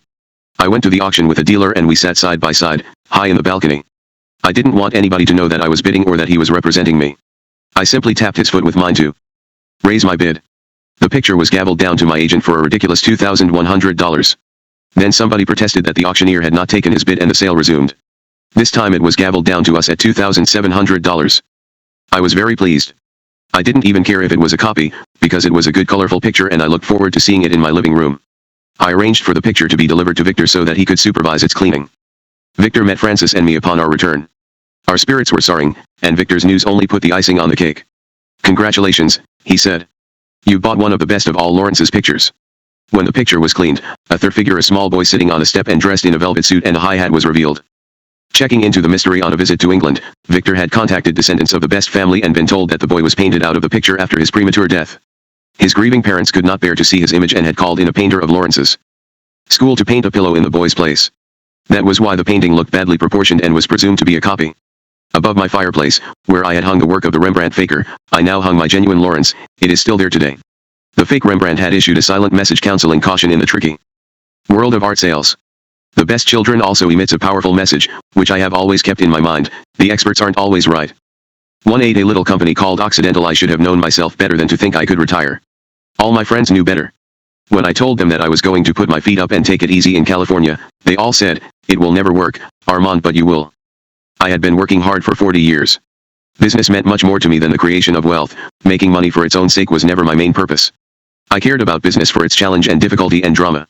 I cared about it because it is an endless puzzle, demanding constant attention to the smallest detail and the biggest plan. I cared about it because business made America and, in a vital sense, the American way of life is business. My error, when I left the East Coast for California in 1955, was to mistake a temporary fatigue for a permanent exhaustion. After all my problems with my health, my family, and my marriage, I was for the first and only time in my life feeling my years. Nearing 60, I began to think that I was getting old and needed a rest. It's funny to remember those feelings now, when I am over 88 years of age, in fine health, full of energy and still as busy as I have ever been.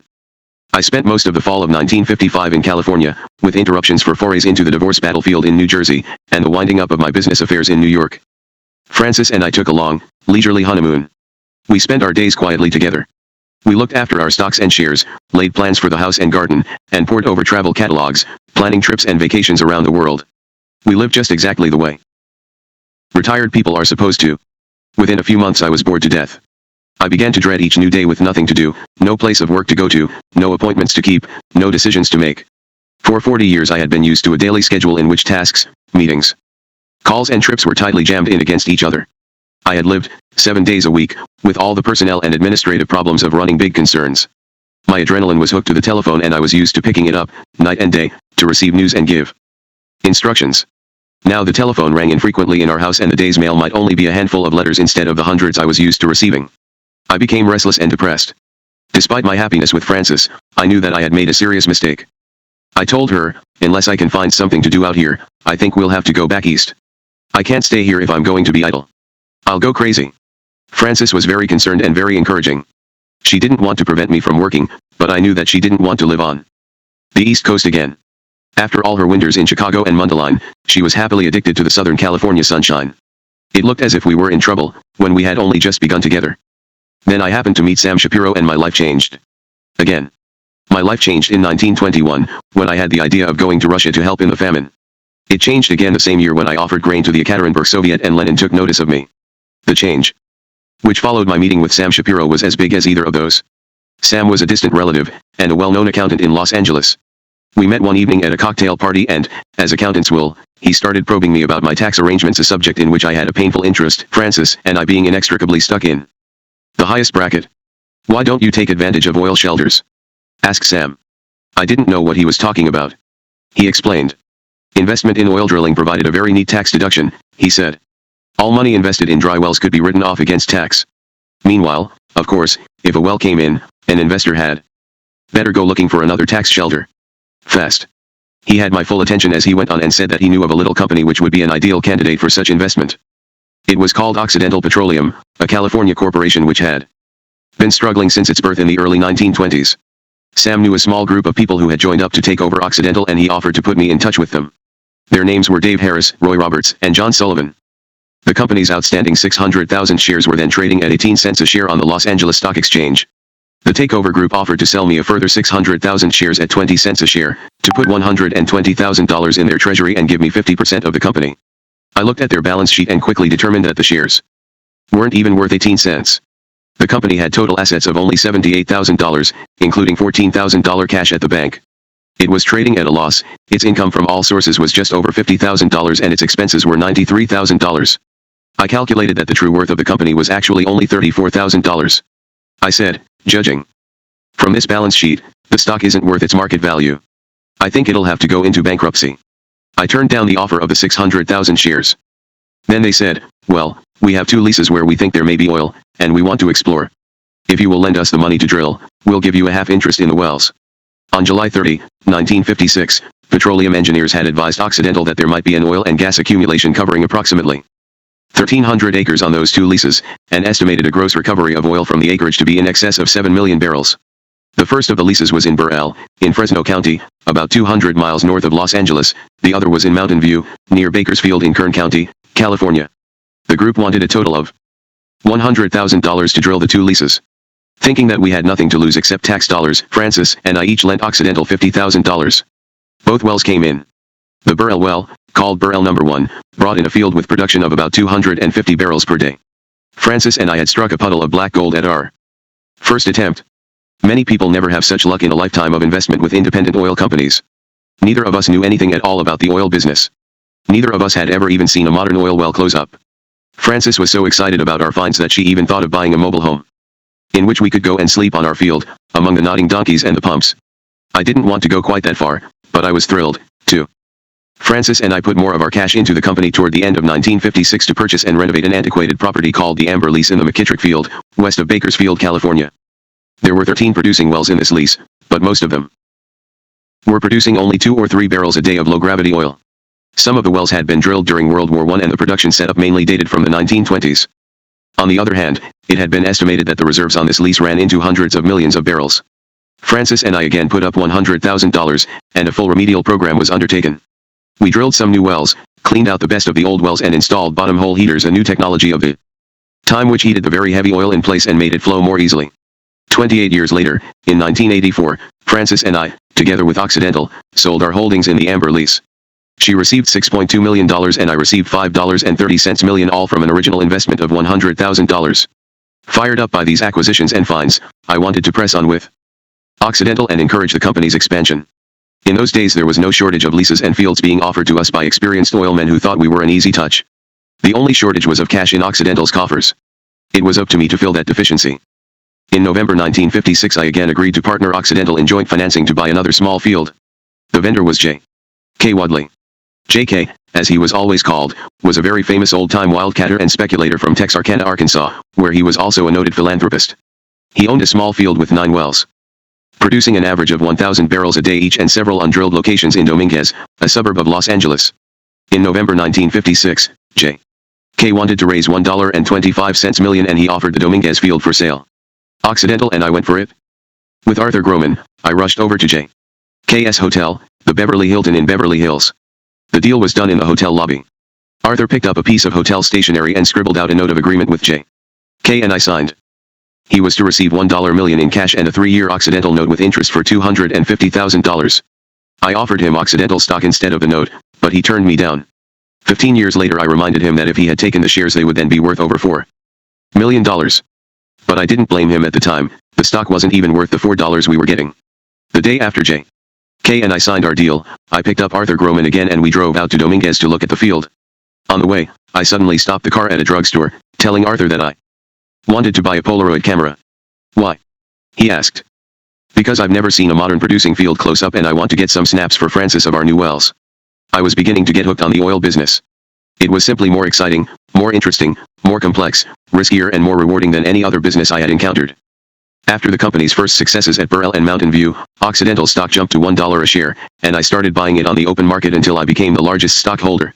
I was then invited to join the board of the corporation and, in July 1957, I was elected president and CEO.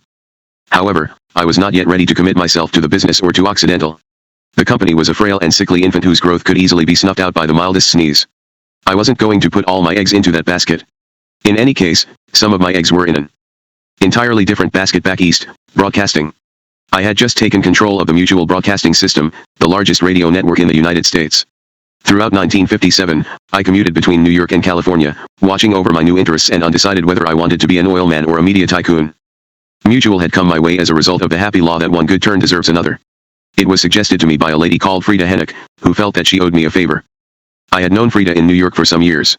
She was a lawyer and her ambition was to become a member of the Federal Communications Commission. A mutual friend, Paul Fitzpatrick, who was Democratic state chairman in New York, asked me if I could help put Frida on the commission. I spoke to my friend Senator Robert Taft, the Republican leader, and he and Senator Barkley, the Democratic Senate minority leader, sank their differences to recommend Frida to the president and she was appointed. Shortly after I became president of Occidental, Frida called me from New York to say, "I've never forgotten how kind you were to me and I want to throw something your way. I think I can recommend something that will interest you." The Mutual Broadcasting System was about to come up for sale. It was then owned by the O'Neill family, which had interests in the growing television industry and in the General Tire Company. After the assumption of its operating liabilities, it cost only $750,000. I bought it for Occidental, to spread the company's interests. Francis and I also purchased a minority interest in the deal, so that Occidental would not have to come up with all the cash.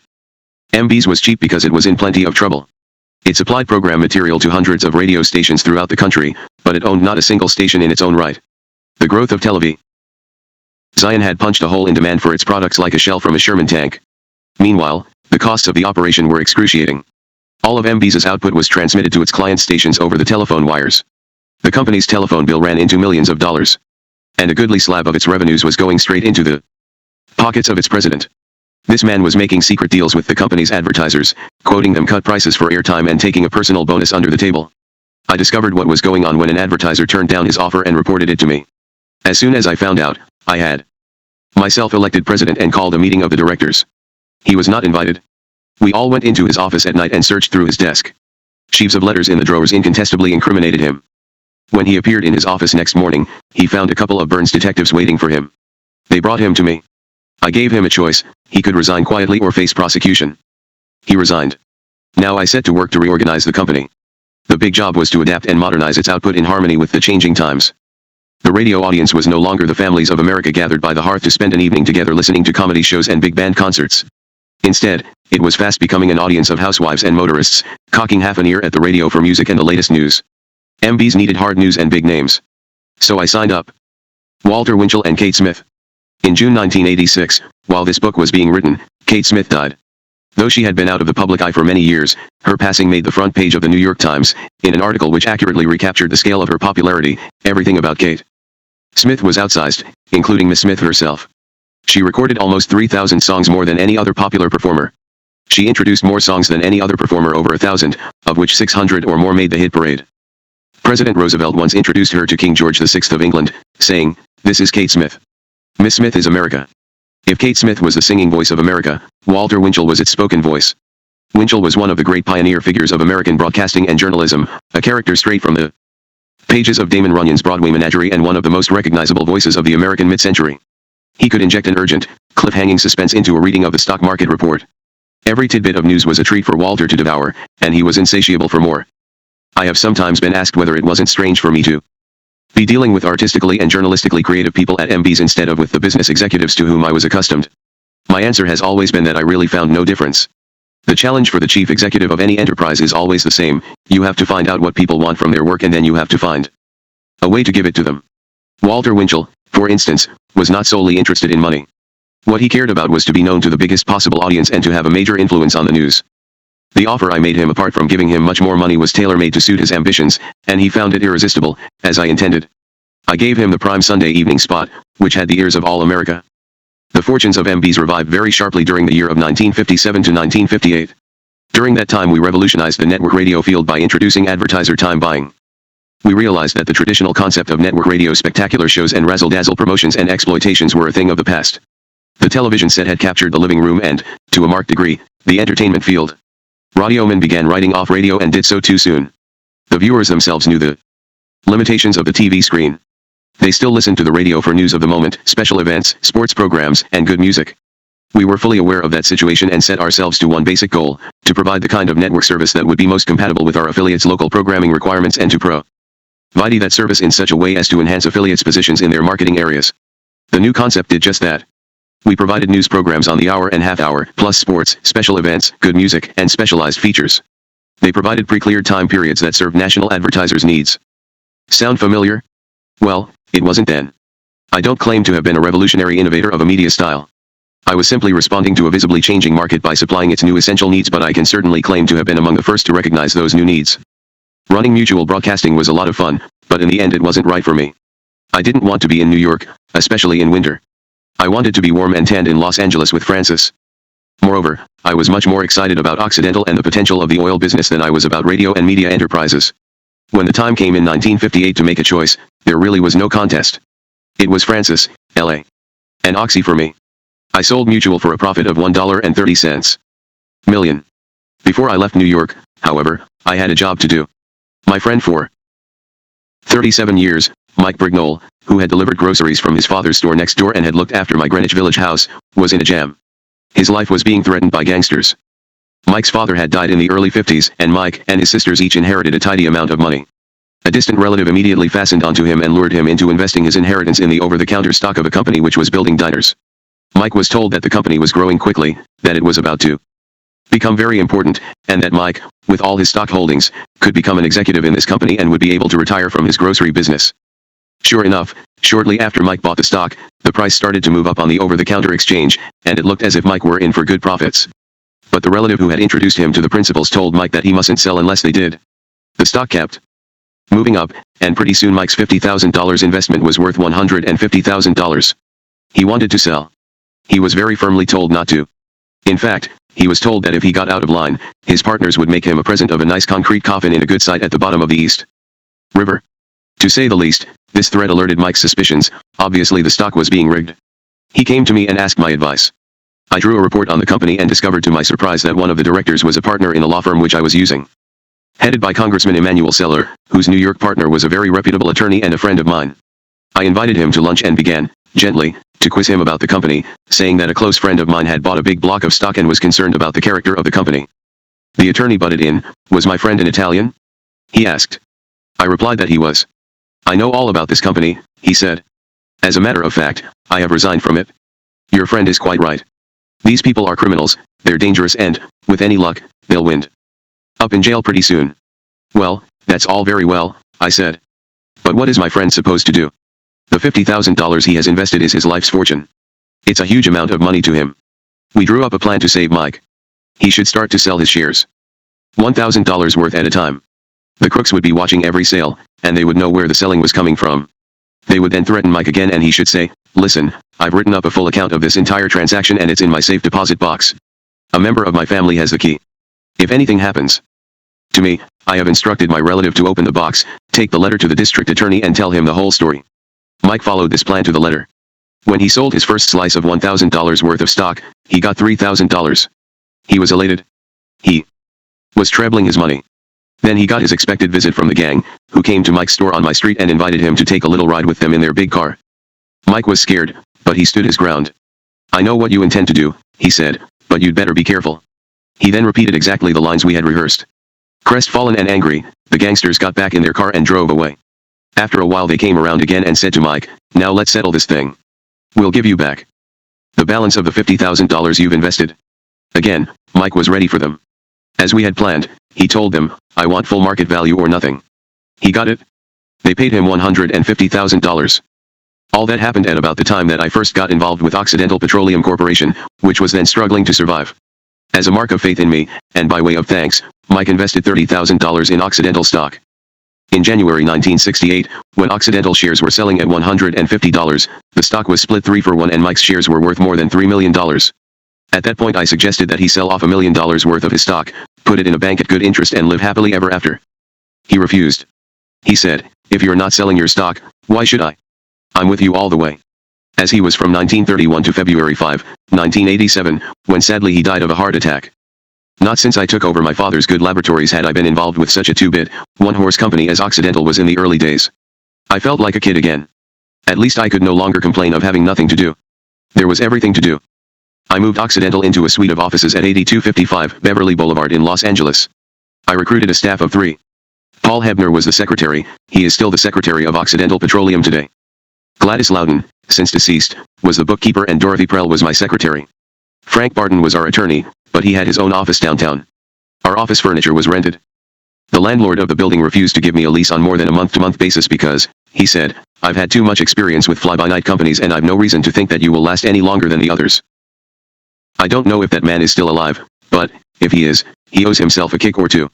30 years later, in 1986, Occidental is the 8th biggest energy concern in the United States and the 12th biggest industrial corporation. Its gross revenues in 1986 were approximately $16 billion, and it employs 45,000 people. Its stock is owned by 350,000 share holders and its interests and activities loop the world. Somebody recently calculated that $10,000 invested in Occidental when I started to finance the company in 1956 would be worth about $4.5 million today. If that landlord had invested only $1,000 in the company in which he had so little faith, he would now be sitting on almost $500,000 in return. Not bad for a fly-by-night company. The story of the most expensive Porsche in the world makes the same kind of point. That Porsche was bought by the son of Albert J. Brown, a very prominent lawyer in San Francisco, who did a lot of indispensable legal work for Occidental in the early days. We couldn't begin to afford to pay Mr. Brown's fees, so he generously agreed to take $10,000 worth of stock when it was priced at $1 a share. He gave $1,000 worth to his son. When the stock hit $4 a share, the son sold out and bought a Porsche.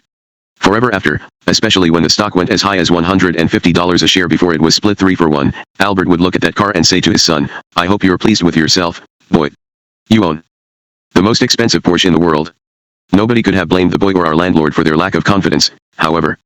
At first, the company's books exuded a decidedly unpromising air.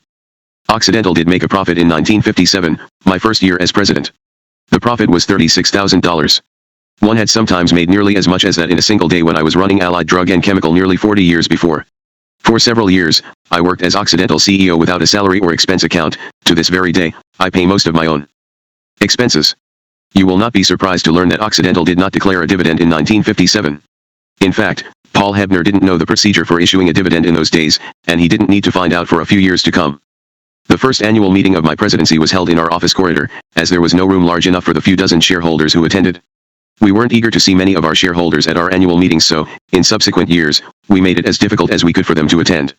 For the first few years of my presidency, we held the annual meeting in a restaurant in Bakersfield, California. The meeting was not a protracted affair. Turning Occidental around was not the miracle of alchemy which has sometimes been suggested in the press. I simply applied to my new interest all the lessons I had learned in my 40 years of business.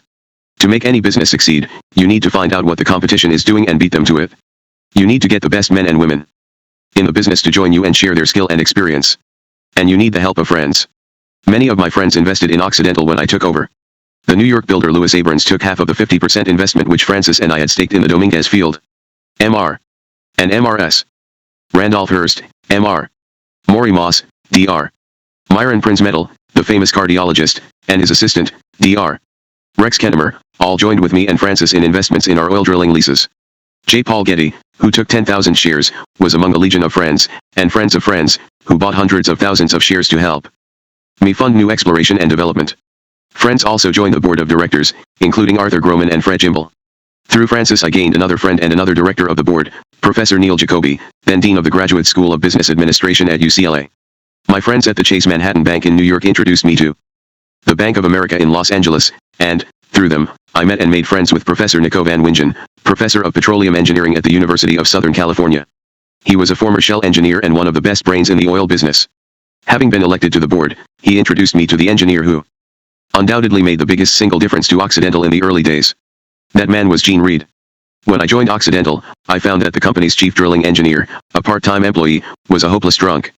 Obviously he had to go, but where was I to find a replacement? Having only just learned to recognize an oil rig, I was not in the best position to interview and assess prospective chief engineers. On top of that, the company couldn't afford to pay the salary of a good engineer. Those men have always been able to command small fortunes in pay. Occidental hardly had two nickels to rub together. I consulted Nico Van Wingen and asked his opinion. He told me, when the majors have drilling problems, they always say, send for Gene Reed. Just as they always send for Red Adair whenever there is a fire at a well today. Nico warned me that Gene Reed was an independent and feisty kind of man who went his own way and didn't care what he said to anybody. I wasn't interested in his manners. All I cared about was to get the best man for the job. I went to see Gene Reed for lunch in his little office at the Gene Reed Drilling Company in Bakersfield. He looked and spoke like Will Rogers. His long, lanky frame folded awkwardly into his chair and under his desk. While we talked he smoked incessantly, rolling his cigarettes with papers into which he tipped a line of tobacco from a bag of Bull Durham. His big fingers and thumbs neatly rolled the cigarette and he sealed it with a good dab of spit which he had ruminatively prepared. My eye kept drifting out of the window, drawn by the amazing spectacle in his yard, which was jammed full of old oil drilling machinery.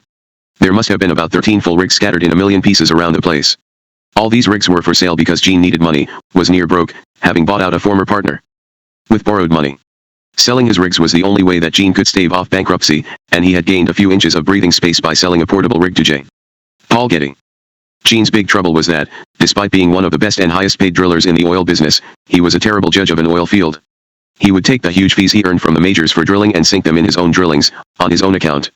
The wells were always dry. Drilling for himself, he had never once hit oil. The man who was one of the nation's biggest successes in the drilling side of the oil business was an abject failure in discovering oil. When I asked him to explain this paradox, he very grumpily replied, "Damned geologists, that's the answer. I've never met a good one yet. Damned mud smellers, I call them." I got so mad with them always failing me, always giving me dry holes, that I took a pack of them into a field one day and I pointed to the ground, and I said, "To hell with all of you. We're going to drill right here." That one was dry, too. He shook his head ruefully. "Can't win. Just can't win. When I met Gene in 1959, he was going to set up a partnership with the one geologist he did trust, his own son Bud, who had just graduated from Stanford University. He was going to capitalize the new company out of the sale of the rigs in his yard. The banks were heavily on his back and his total assets amounted to $400,000, little of it liquid. I had been warming to him more and more while we talked and, suddenly, my mind was made up. I want us to work together, I said. I think we'll make a great team. Instead of going into business yourself, why don't you come in with me and Occidental? We've got a public company here. I can go out and sell shares and raise enough money for you to go ahead and drill. I couldn't pay you any kind of salary which would approach your true worth, so what I propose is that we become partners. You take stock in the company and join the board, and we'll make you vice president in charge of exploration and development. What do you say? He looked at me for a moment with a half smile on his lips and then he said, all my life I've wanted to be a millionaire and I've never come close. But I've got a feeling that, with you, I might make it. He decided that he would take half of his capital and invest it in Occidental, merging his Gene Reed drilling company with us. However, when he consulted his tax attorneys, he was told that he couldn't effect a tax-free merger without investing all of his capital. He barely hesitated before he said, okay, I'll put in everything I've got. Only a few years later, Gene had achieved his lifelong ambition and his shares in Occidental were worth $3 million. At that time, a friend of his who was head of the United California Bank said, Gene, why don't you sell off a third of your shares and then you'll have your $1 million cash safely in the bank and you can gamble with the rest. Not at these prices, I won't, said Gene. He held on to his Occidental stock until he died. By that time I would guess that he was worth $30 million. Bud rejoined Occidental along with Gene and became vice president and manager of exploration. Bud also brought with him one of the brightest geologists in his Stanford class, a young man named Dick Vaughn, who became chief geologist. Again, we couldn't afford to pay Bud or Dick an adequate salary, and so I offered them stock options, which quite soon made them both millionaires.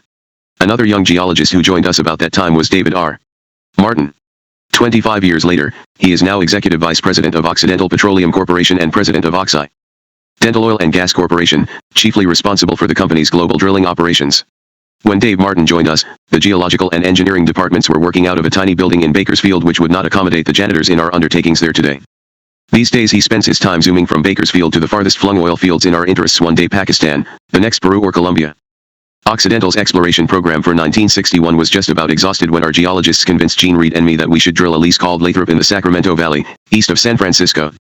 I went round the usual circle of friends and supporters, beginning with Francis, asking for funds to let us drill the Lathrop lease.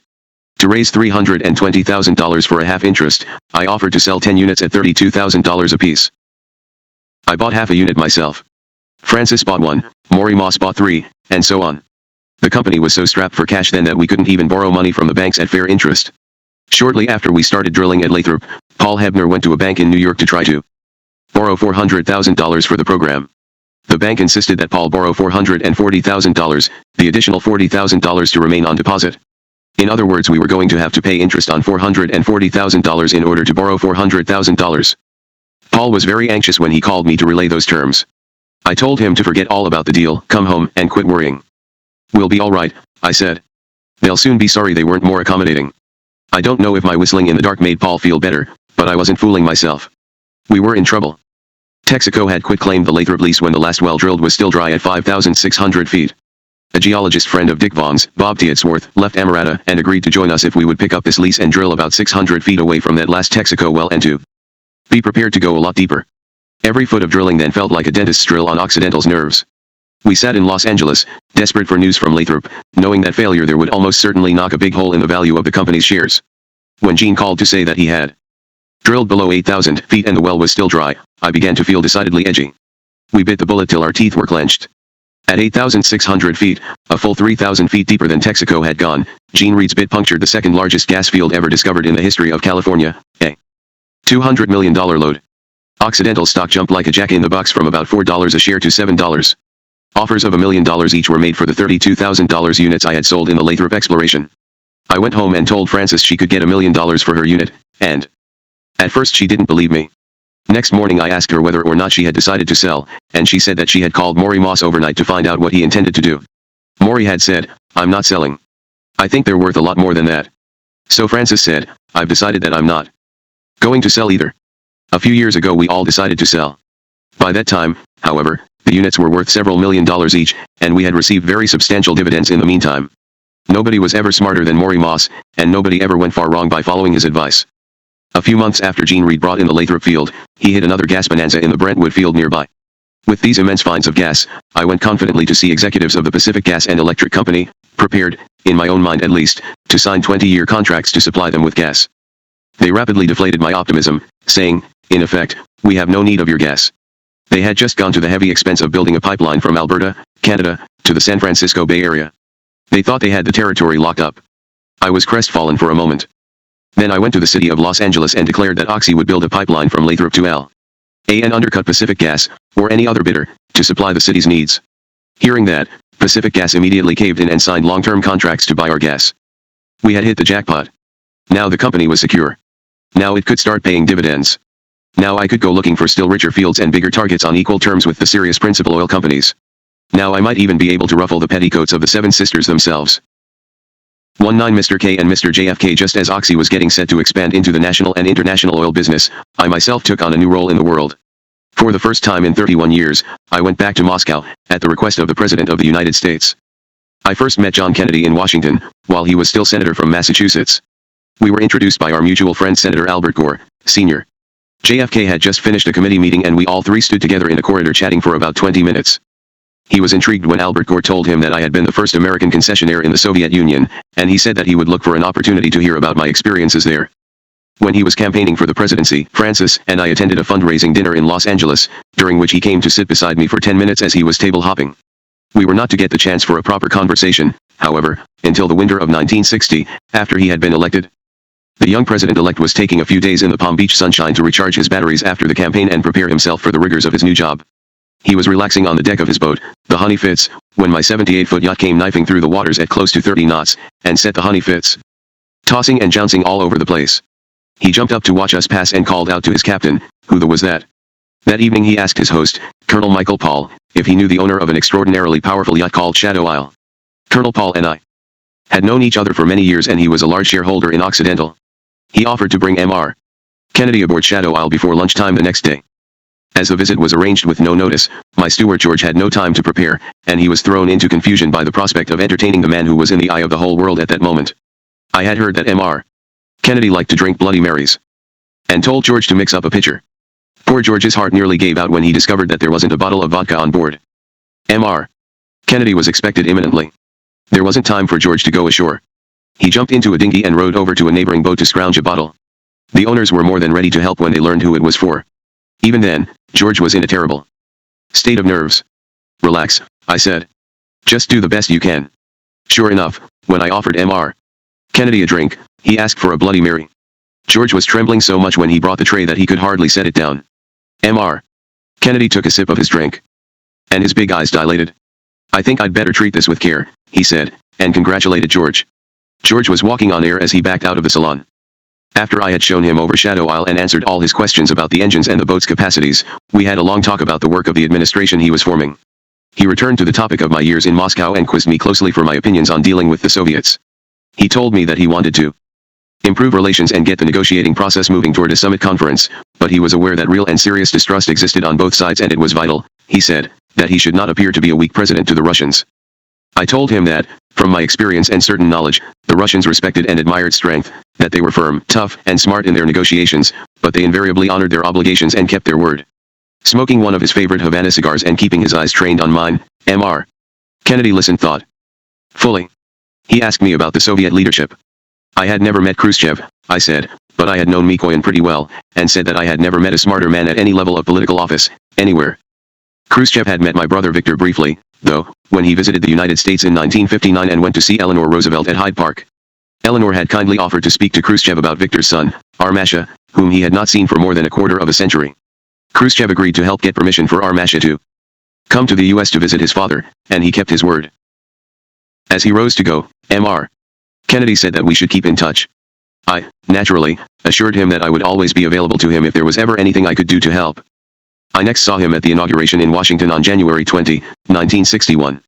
In that brilliant snow scene which was made radiant by the verve and glamour of the new president and his first lady, Frances and I had seats close behind the swearing-in podium. Along with all Americans, I was inspired by the most stirring inaugural address of the post-war era. Especially when Mr.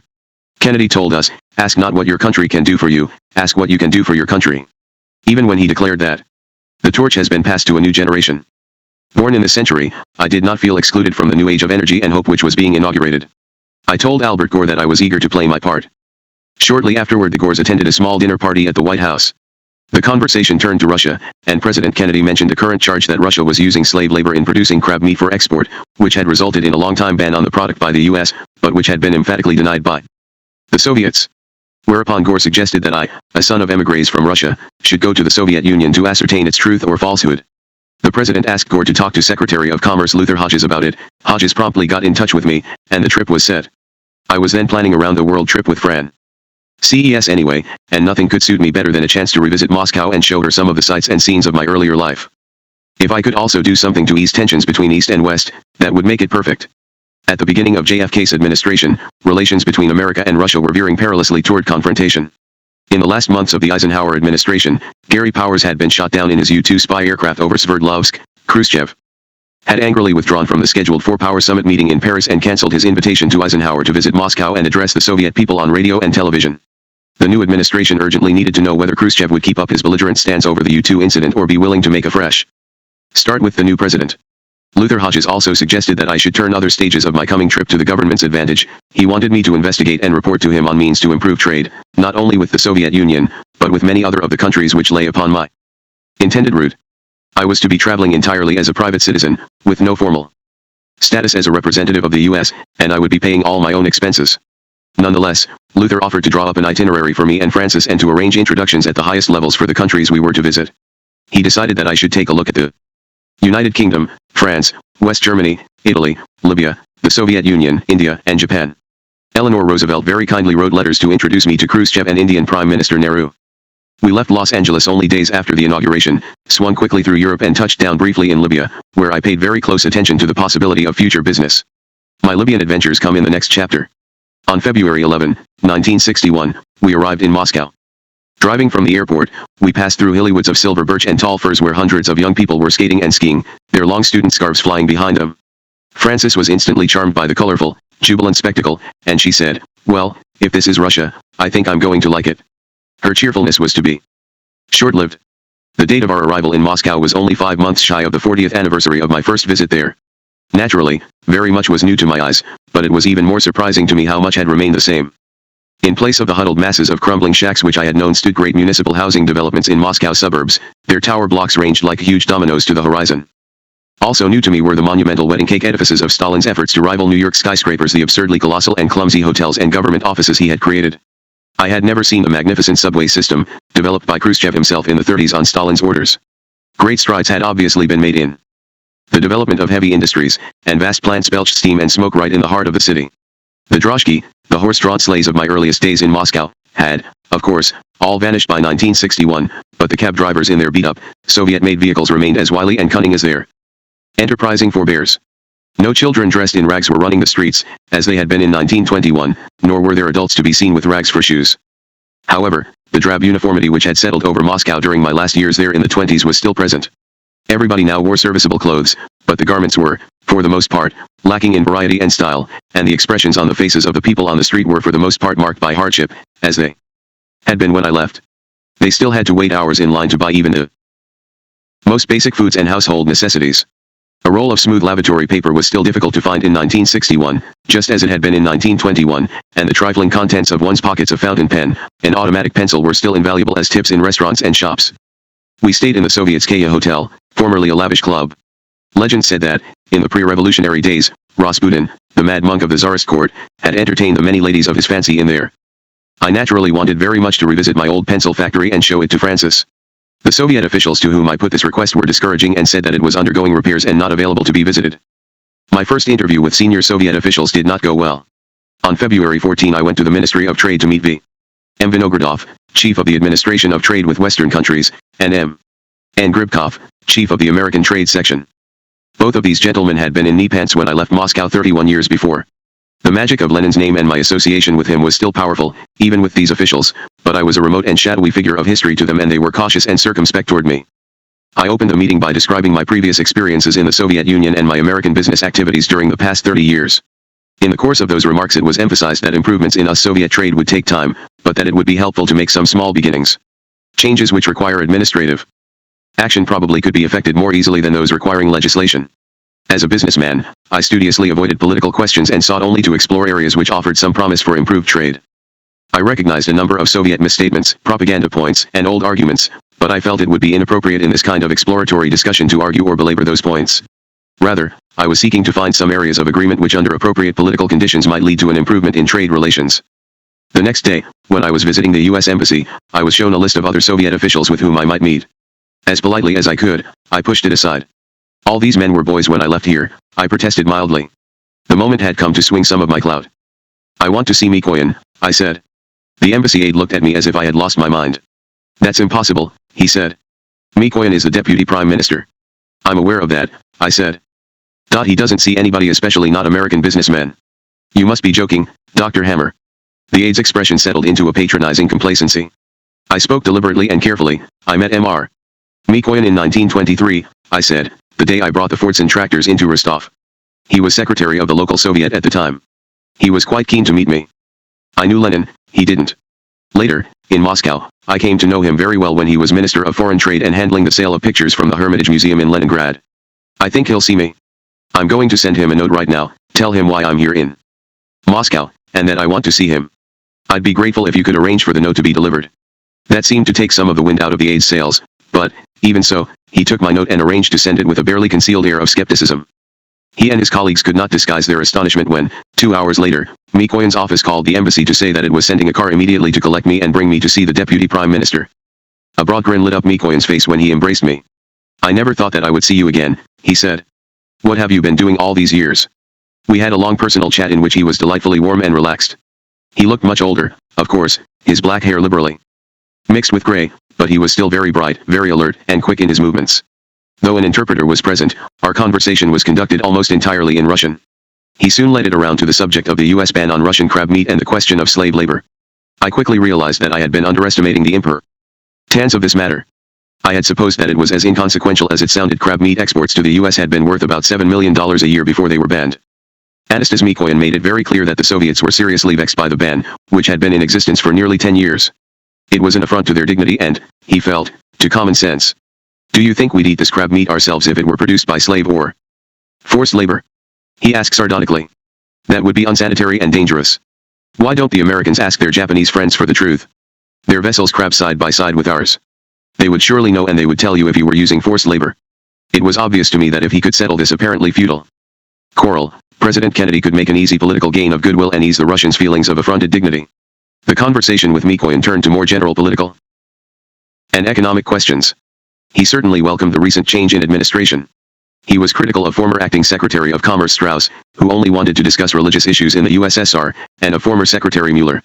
In his opinion, neither of these secretaries was interested in any way in improving trade between the US and the USSR. He had never met Mr. Hodges, but intimated that he would be glad to meet with him and hoped the new secretary would have a more constructive approach. The outstanding unresolved questions of the day were the Soviet Union's unpaid Lend-Lease debt to the U.S. and the refusal of the U.S. to grant most favored nation status or credits to the USSR. Mikoyan stated that major problems such as a Lend-Lease settlement, credits and the granting of most favored nation treatment required legislation and would take time. He believed that before he died, even John Foster Dulles favored the granting of credits, settlement of Lend-Lease and the expansion of trade between the two countries. If Lend-Lease could be settled and credits arranged, the USSR could place orders in the U.S. in the amount of $1 billion. Mikoyan said that these orders would not include military items. In his words, after all, we can make these better than you can. For example, we are ahead of you in rocket development. He added that only a few days previously the USSR placed an order with Sweden for delivery of 135,000 tons of wide-gauge steel pipe, and with the Italians for 240,000 tons. No long credits were involved. Orders like these, he said, could have been placed in the U.S. and would have helped to solve the U.S. unemployment problem. When the U.S. steel industry was operating at only 50% of capacity, I gained the impression that the Soviets were eager to improve relations and that they were clearly anxious to expand US-Soviet trade. However, I pointed out to Mr. Mikoyan that it was my opinion the USSR would have to create a better atmosphere in the U.S. before the new administration would have any chance for success in getting Congress to pass the necessary legislation to permit most favored nation treatment for the USSR and the granting of credits. I told him that goodwill among the American people, which had reached its peak following Mr. Mikoyan's visit to the U.S. in early 1959 and by Mr. Khrushchev's visit in the fall of 1959, had considerably deteriorated. I did not want to get into a controversy over the rights and wrongs of the USSR or U.S. position in regard to the U-2 incident. But the fact remained that if Russian trade were to be expanded to any considerable extent, an attempt had to be made to obtain the support of American public opinion. That would have to be a slow process, and there had to be evidence of goodwill and good faith on both sides.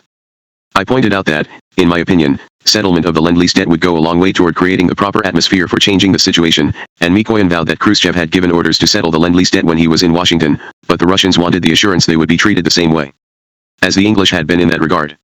Mr. Mikoyan said, how can we make our payments under a Lend-Lease debt settlement, and pay for the orders we would want to place, if we did not receive credits and if we could not sell our goods on the same conditions as other countries which sell to the U.S.? I said that improved relations could be assisted by increasing tourist trade both ways and by cultural exchanges, and suggested that Russia send a representative collection of their art treasures from their leading museums to the United States. The impact of a representative group of paintings from the Hermitage Museum in Leningrad, for example, would be enormous. In order to make it strictly non-commercial and non-political, I suggested that Eleanor Roosevelt be appointed chairman of a committee to supervise the undertaking and that any benefits from admission should go to the Eleanor Roosevelt Cancer Foundation. I said that I believed the first exhibition could be held at the National Gallery of Art in Washington, D.C., and then in the larger cities of the U.S. such as New York, Chicago and Los Angeles. Mr. Mikoyan said he thought it was a very good idea and he would speak to the proper authorities. I showed Mr.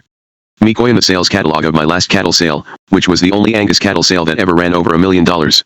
He was extremely interested in the development of the purebred cattle business in the U.S. and wanted to know its significance in respect to meat production and commercial cattle raising. I explained to him that thanks to the pure breeders in the U.S., there had been an upgrading in the quality and a reduction in the meat cost to the American people. With the same amount of feed and care, farmers could now produce much more meat at no greater cost. I offered to send him one of my bulls as a gift which they could use for experimenting. He wanted to know if there was an expert in the U.S. available who could come over and teach them how to use the methods that had been successful in the U.S., and I told him that I knew of several such experts, and that I would be glad to talk to them when I got back to the United States. After that meeting I felt I had made as much progress as I could in Moscow and Francis, and I started to pack our bags for a flight next day to New Delhi, where I had an appointment with Prime Minister Nehru. Next morning we were just about to leave our hotel when a call came through for me from Acting Ambassador Frears. Ambassador Thompson was in Washington. Hold everything, he said. It looks like the big boss wants to see you. Evidently Mikoyan had spoken to Khrushchev about me, and the General Secretary had decided that he wanted to see me in person. An appointment was arranged for the following day, February 17, 1961, in Khrushchev's office in the Kremlin. I sent my apologies to Mr. Nehru and made plans to extend our stay in Moscow. Waiting for me in the General Secretary's office was a tall, portly, and jovial man whom I had never met before, but with whom I was to build a friendship which continues to this day. He was Anatoly F. Dobrinin, then chief of the American Countries Division of the Ministry of Foreign Affairs, later to become ambassador to the U.S., until, in 1986, he was recalled to Moscow as a secretary of the Central Committee of the Communist Party. At that moment, however, Anatoly was very much the junior counsel to General Secretary Khrushchev, who was at the height of his confidence and his powers. Robust in his squat peasant body and rough in his intelligence, Khrushchev greeted me warmly and got briskly down to business. Khrushchev felt that my Russian was sufficiently clear to permit the entire conversation to be held in Russian. He had in his hands the copy of my Angus sale catalogue I had left with Mikoyan 2 days before, and stated that he had spent last evening reading it with the help of an English-speaking member of his staff. He said that meat was a major problem facing the USSR and indicated that Soviet cattle were yielding only about 50% of their gross weight in usable meat. In the US, on the other hand, he understood that we were getting 65 to 70%. He also said that, from his personal experience, the quality of US meat was better. When I was in the States, I enjoyed your large steaks. I ate every bit of them. I'm not going to be happy until the Russian people have steaks like that. He had received a black Angus heifer from President Eisenhower and one from former acting Secretary of Commerce Strauss. I said, you can't do much with 2 heifers. I'll send you an Angus bull, a son of my famous Prince Eric. Khrushchev indicated that his country had learned much from the US and was eager to learn more in the fields where we excelled. Ford, for example, had taught them how to make automobiles. He thanked me for bringing Ford to Russia and enabling the first modern plant to be completed. He continued that although the USSR had made a lot of mistakes, and its workers had broken a lot of machines through ignorance or otherwise, his country excelled over the US in several fields. He said that a group of American engineers had expressed admiration, even envy, of Soviet hydroelectric installations, that his country could now make synthetic rubber directly from gas without first making synthetic alcohol, that the USSR had produced 65 million tons of steel in 1960, would produce 71 million tons in 1961 and from 76 to 78 million in 1962. In 1965, he predicted, they would produce from 86 to 95 million tons, and in 1970, we will beat you in steel output and in 1980 we will produce double what you will be producing. The wisdom of hindsight shows us that Khrushchev was wildly over-optimistic. Far from doubling U.S. steel production by 1980, the the USSR managed to exceed it by only about one-third, nonetheless a notable achievement in itself. He continued, now we want to put more into agriculture than in the past, because we are no longer afraid of the United States. We want to improve the conditions of our people. We want to strengthen our chemical industry in order to provide more clothing for our people. Other countries in Western Europe have no hesitancy in selling us this equipment and giving us credits. If some people in the US think that by not trading with us they can crush us, they are mistaken. We now turn out 3 times the number of engineers you do. We don't want you to sell to us unless it is profitable for you to do so, and profitable for us. We'll buy what we need. Your man Dillon C. Douglas Dillon, Eisenhower's Undersecretary of State, spoke about selling us shoes. I showed him my shoes and said they were better than his, and made in Russia. There are many things we want to buy if we can get them. We don't have to develop our own industries. If we work together, our economies will thus be tied in together. If you give us credit, you should do so because it is to your benefit and not as a favor. You will earn interest, you will make a profit on the goods you sell, and it will keep your plants busy. There has never been a case when we have failed to pay our commercial obligations, and there never will. We will not buy on credit, even for 5 years, unless we know we can pay for it. I repeated to him substantially what I had told Mikoyan, namely that there had been a deterioration of goodwill toward the USSR, both in congressional circles and among the American public, since the collapse of the Paris summit. As a consequence, prospects for improved trade relations had worsened. The process of regaining the support of American public opinion would be slow. Before any new legislation could be enacted, I thought that Lend-Lease must be set. Tled. Khrushchev said, I gave orders to settle it, but US authorities did not wish to treat us as well as they had treated the British. Just treat us as you did the British and we will be satisfied. Khrushchev brought up the subject of the U-2 incident. He stated that US authorities had sent a U-2 across Russia in April of 1960. It was not shot down and the man responsible for that failure was punished. Khrushchev then said, I was awakened early in the morning, May 1, when the second plane was sighted, and was told. I personally gave the orders to shoot it down. This was done with our rockets. I also laid a trap by withholding the announcement to see what the US authorities would say. When they lied, I exposed them. We caught them as you would a thief with his hand in your pocket. He said Eisenhower later admitted that they had lied, but would continue to send U-2s over Russia. This was too much for us to stomach, Khrushchev said. Remember that Mr. Eisenhower had an invitation to be our guest. It was as if a guest in your home were saying, I'm going to destroy you. Khrushchev continued, I believe that while Mr. Eisenhower may have been consulted, and approved the general plan for the U-2, and had known of the flight in April, he was not consulted in advance about the May 1 flight. That was authorized by Allen Dulles or those under him in your CIA. I think their purpose was to embarrass me by showing Mr. Eisenhower that we were unable to defend ourselves. I tried to give Mr. Eisenhower an opportunity to apologize, but when he refused, I would not speak to him in Paris. Mr. Kennedy said, during the campaign, that he would have apologized. This shows that he is an honorable and clever man. However, the matter is now forgotten and we do not require any apology. Both Senator Fulbright and Mr. Stevenson took an attitude similar to that of Senator Kennedy. He added, I also like your ambassador, Thompson. In our talks, Thompson presents the capitalist view, of course, but I understand him and he understands me. We get along as representatives of two great powers should. Khrushchev volunteered the statement that he still had a high regard for Eisenhower who, he remarked, was a noble and dedicated man who sincerely wanted to bring about peace in the world. However, he thought Eisenhower delegated too much authority to others and was lazy. I told Mr. Khrushchev that there should be more cultural exchanges between our two countries and made the same suggestion I had previously made to Mikoyan regarding increases in tourist trade by both countries and the desirability of an art exchange. He said it was an excellent idea and that he would give orders to Mr. Yuri Zhukov, Minister of Culture, to work with the cultural counselor of the American Embassy on the proposal, and he asked me to prepare a plan for carrying this out. When I suggested that it might be desirable for Mr. Mikoyan to consult with the new Secretary of Commerce in light of Mr. Mikoyan's statement to me that he was not able to accomplish anything with previous Secretaries of Commerce, I got the definite impression that it would be welcomed as a step toward improved economic relations. When we touched on the vexing question of the banned crab meat exports, I saw Khrushchev's famous belligerence for the first time. He was almost shouting when he said, there is no slave labor anymore in Russia. Not since Stalin died. There are no slave camps anymore. They've been disbanded since Stalin. I shrugged and tried to calm him with a suggestion. All you have to do, I said, is let us send an inspection team or a representative to check on this and bring back a report that what you say is true. After that, there will be no problem. The ban will be removed. Again, Khrushchev's dignity was affronted. He said, your CIA wanted to send spies, but I'll let you go and look for yourself. I replied that I was leaving Russia and would not be available. He then said I could suggest other people who might do this, to which I remarked that I would communicate that to appropriate persons and asked how I might get word to him. He suggested it might be done through Ambassador Menshikov. Mr. Khrushchev said, if we cannot give our people the same standard of living that you give your people under the capitalist system, we know that communism cannot succeed. However, we are convinced that we can, and our performance over recent years is proof of this, and we are perfectly willing to leave it to history as to which system is the better for mankind and which will survive. I pointed out to him that in my opinion it was necessary to establish peace and order in the world by strengthening the UN, and noted that Adlai Stevenson, who represented the US in that body, was well disposed towards settling disputes with the USSR within this frame work. Khrushchev replied that he had a high regard for Mr. Stevenson and remarked, "We shall see. We too want to settle all matters in dispute in a peaceful way." He invited me to return in the summer when the weather is nice, which I assured him I would be happy to do. From his desk, he picked up an engraved gold automatic pencil, topped with a ruby in the shape of a star, and gave it to me, saying, "This is in return for what you have done in establishing the first pencil factory in the USSR." As I was leaving, I told Mr. Khrushchev that I had tried unsuccessfully to visit my old pencil factory. He turned to Mr. Dobrynin and said, "Arrange it at once." Looking back at the record of this meeting 25 years later, what strikes me most vividly is the continuity of history. Many of the topics I discussed with Khrushchev had been raised in my conversations with Lenin, and they recur today in my talks with Gorbachev and the present Soviet leadership. Khrushchev, needless to say, was not Lenin, beside whose brilliance and charm Khrushchev's peasant qualities of pugnacity and craftiness were relatively dim, but Khrushchev repeated many of the points Lenin had made to me when he drew his chair near to mine in 1921 and spoke of the Soviet need for trade with America.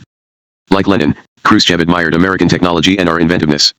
Like Lenin, he believed that American industry could profit from trade with the USSR, and he emphasized that the Russians were willing and able to pay fully and on time for their purchases. The main difference between the two men and between the two interviews, 40 years apart, was in the clarity of their understanding. Lenin knew and recognized unswervingly that a vast gulf of economic and material achievement separated the USSR from the USA. He knew that communism was not working, and he ordered a retreat to state socialism. Khrushchev could never have made the admission that state socialism was not working either. Whether for reasons of pride or fear, his aggressive bullishness led him into foolishly combative and rhetorical declarations. Remember, this was the man who had spoken one of the most chilling and provocative lines of the Cold War, when he told then Vice President Nixon, "We will bury you." Now he was telling me that Russia would humble America in industrial production before the end of the century, and that communism would equal the material benefits of capitalism. Well, as former President Nixon recently pointed out, Khrushchev's style of Soviet communism has lost that battle. We don't have to wait for the verdict of history, the verdict is in. In the years since I met Khrushchev, the Russians have been unable to meet the test he set for them. They have not been able to give their people, as he said, the same standard of living that you give your people under the capitalist system, and the failures of the system in Russia have been many times worse in those satellites, such as Poland and Czechoslovakia, where the Soviet system has been most rigidly applied. Only in the more liberal socialist states like Hungary and Yugoslavia, where a degree of free enterprise has been encouraged, has the general standard of living been remotely close to that of the West. Mr. Gorbachev has shown some positive signs of recognizing the urgent need for change in the Soviet economic system, and, in calling for studies of Lenin's NEP policy, he may be compelled to follow Lenin's lead and allow an injection of capitalist methods and competition. We will have to wait and see, however, if he will ever allow a relaxation such as was permitted the 20s, when an American businessman was encouraged to set up a factory in Moscow, employing capitalist methods and paying piece rates. At present, Gorbachev has advocated setting up joint ventures between foreign companies and Soviet institutions. He has also decided to decentralize foreign trade, permitting some 70 Soviet industrial organizations to seek partners abroad and to do their own trading without going through the bureaucratic foreign trade monopoly. In this way he hopes to modernize the present Russian economy without going as far as Hungary or China have gone. Anatoly Dobrynin acted fast on Khrushchev's instructions. That same evening, while I was at the U.S. Embassy reporting on my interview with the General Secretary, a call came from the Kremlin to say that a car was on its way to take me and Francis to my old pencil factory. When I created the factory, it had been on the outskirts of the city. By 1961 Moscow had grown up all around it. Even so, I found it just as I had left it, 30 years before. The only new thing was the name over the gate, the Moscow Writing Appliances Plant Sacco Vanzetti. Apart from this leaden touch, everything was pure romance. Snow was falling heavily when we arrived, falling on the factory, on the schoolhouse, the recreation hall and all the little cottages I had built there for my German workers.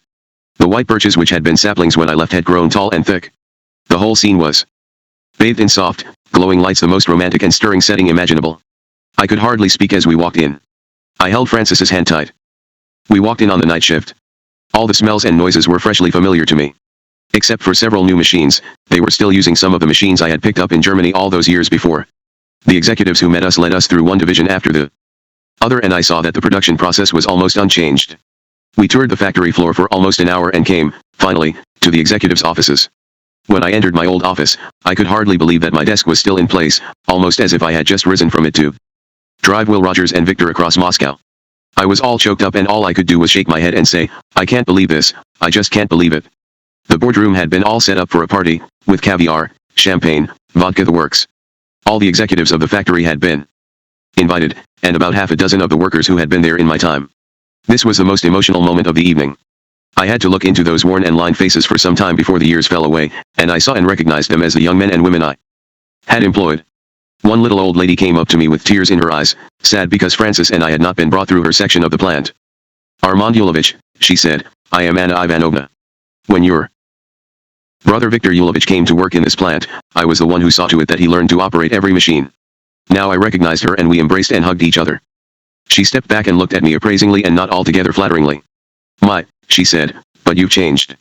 I'm not the only one, I thought, remembering her as a pretty and flighty girl who turned so many heads that she could practically stop production by sashaying through the factory. But I said nothing and smiled at her. The evening went on and more people came into the room. In the end, there must have been about 50 people seated at the table, raising toast after toast of vodka, wine, champagne and, finally, cognac. The prodigal son's reception was cool by comparison. It was a great night never to be equaled. Next day, slightly pink in the eye and sore in the head, I saw Khrushchev again briefly at party headquarters in Moscow, where he was giving a reception to high-level communists from the Soviet Union satellite countries. At that reception I introduced Khrushchev to Francis. He grinned toothily and said, now I understand why you have been hiding her away from me. You were afraid I would steal her from you. We managed to smile. We watched Khrushchev while he moved along the table laden with buffet dishes, and grazed with an intense contentment. He dropped a strawberry as he was eating and nonchalantly kicked it under the table. Later, in a speech which was reported in Pravda, Khrushchev made reference to my visit to the pencil factory. He gave a muddled account of my concession for pencils, saying that I had discussed it with Lenin when, in fact, Lenin had been dead for some years before I got the idea of manufacturing pencils. Khrushchev said, Hammer went to V. I Lenin and said that he had decided to apply for a concession for the manufacture of pencils. V.I. Lenin looked at him with surprise and said, why do you want to take a concession for the manufacture of pencils? Mr. Lenin, said Hammer, you have set a goal that everybody should learn to read and write and you haven't any pencils. Therefore, I will manufacture pencils. Noisy applause in the hall. Some of the old employees were still there to greet Hammer. See how pleased our old boss is with our progress, they said. Laughter and applause. So, you see, V. I Lenin went even further than we by granting concessions to foreigners. Khrushchev had arrived in Moscow, as a junior party apparatchik, in 1929, and it was one of the great disappointments of his life that he had never met Lenin, whom he idolized. My connection with Lenin made me a very important figure of history in Khrushchev's eyes, as he intimated when he autographed a photograph of the two of us together and dedicated it to Mr. Armand Hammer, first foreign concessionaire who conferred with V. I Lenin and Khrushchev. I now felt that the news I had for Washington was so important that I should cancel the rest of my trip and hurry back to report to Luther Hodges. India would have to wait. We arrived in Washington on February 23, 1961, and I went to see Luther Hodges the next day. I gave him a full report of my meetings with Mikoyan and Khrushchev and he related digestive points to President Kennedy. Kennedy asked Secretary of the Treasury Dillon to inquire, as Mikoyan had suggested, as to whether the Japanese knew of slave labor being used by the Soviet crab fleet in Kamchatka. On March 10, 1961, the New York Times carried this news headline, U.S. due to admit Soviet crab meat T-Nyer ban to be lifted. As Senator Gore wrote me, Hodges had called him, said he had personally reported my conversation with Premier Khrushchev to President Kennedy, with emphasis on the crab meat ban, and thereupon Kennedy had contacted the Treasury Department to remove the ban. In the broad spectrum of the struggle to find a way for the East and the West to live in peace on one planet, the senator wrote, this may not appear to some as a major item, but when one considers the dangers to mankind involved in war today, any step that moves towards better understanding and peaceful relations is important. Just as Rome was not built in a day, peace will not be achieved in one cataclysmic event, one major conference or one international concert. Instead, it will come step by step, little by little. In September 1961 I saw President Kennedy in the White House. Congressman Jimmy Roosevelt and I met him in the private sitting room connected with his bedroom in the family quarters. Luther Hodges had, of course, already relayed my full report of my meeting with Mikoyan and Khrushchev to the president and he had thanked me. He now thanked me again for my help in trying to improve relations with the USSR. He was intrigued when I repeated to him Khrushchev's admission that Soviet communism must fail if they failed to provide their people with the same standard of living as America. I said to JFK, in my opinion, since they do not give their people enough incentives, and their bureaucratic ways and lack of competition stifle progress, they will never be able to compete with us in the long run. In my informal mission for President Kennedy, I may have placed a small stone in the foundations of a better relationship between the White House and the Kremlin, a relationship which improved, piece by piece, through the 60s and culminated in the détente of the 70s. Terrible strains and conflicts still lay ahead: the Cuban Missile Crisis, the Vietnam War, the Russian invasion of Czechoslovakia, but still, through all the changes of administration on both sides, the decades of the 60s and the 70s were to see the steadiest peacetime growth in trust, trade, and communication between the two superpowers since the Bolshevik Revolution. By the middle of the 70s I began to feel confident that the close of the 20th century would also close the age of nuclear terror and end the childish belligerence on both sides which threatened to blow the world into oblivion. And then came Afghanistan. I had a part to play, too, in trying to settle that appalling crisis. 2 full decades were to elapse, however, between my quiet mission to Moscow for President Kennedy and the frenzied shuttling between Washington, Moscow, Warsaw, Paris, London, and Islamabad that happened then. They were to be decades full of renewed business with Russia, full of art and oil, political intrigue, and some skullduggery, travel and travail, as Occidental and I extended our interests around the world. The story of those decades lies ahead. 20 Occidental in the big world. I was full of pep when I got back to Los Angeles. My brain was swarming with big ideas for Occidental, and a vision of the company's future on the other side of the world, in North African deserts and Ukrainian wheat fields. The oil developments I had seen in Libya were rich in promise. My conversations in Moscow, especially with Khrushchev, had given me ideas for the diversification and development of Occidental. I wanted the corporation to develop broadly into the extraction of natural resources to supply the burgeoning demand for fertilizers both in Libya and in Russia. I couldn't wait to tell the board and executives and get them to share my visions. They would have looked more cheerful if I had told them I was going to pull out their fingernails one at a time. Many of them were more than satisfied with Oxy's growth in the 4 years since I had assumed control, and they didn't want to push their luck. They felt that we should stick to a steady development of domestic operations and be content with a fair chunk of change as a small independent oil company. Chief of these conservatives was Gene Reed. Having achieved his lifetime ambition of becoming a millionaire, Gene was nervous about seeing Oxy's new prosperity blown on faraway projects in foreign fields, and on business ventures which he knew nothing about from his own experience. He didn't like the sound of oil in Libya or of fertilizers anywhere. I had to fight hard to win Gene over to my ideas. He had already succeeded in talking me out of a venture into gold mining. Not long before, a group of mining engineers had approached me with what seemed like an ingenious idea. They wanted to reopen a number of mines in Northern California which had remained abandoned since the old gold rush days. Their proposal was perfectly sound, in theory. They said that the old claims had been worked with primitive methods, like panning in streams.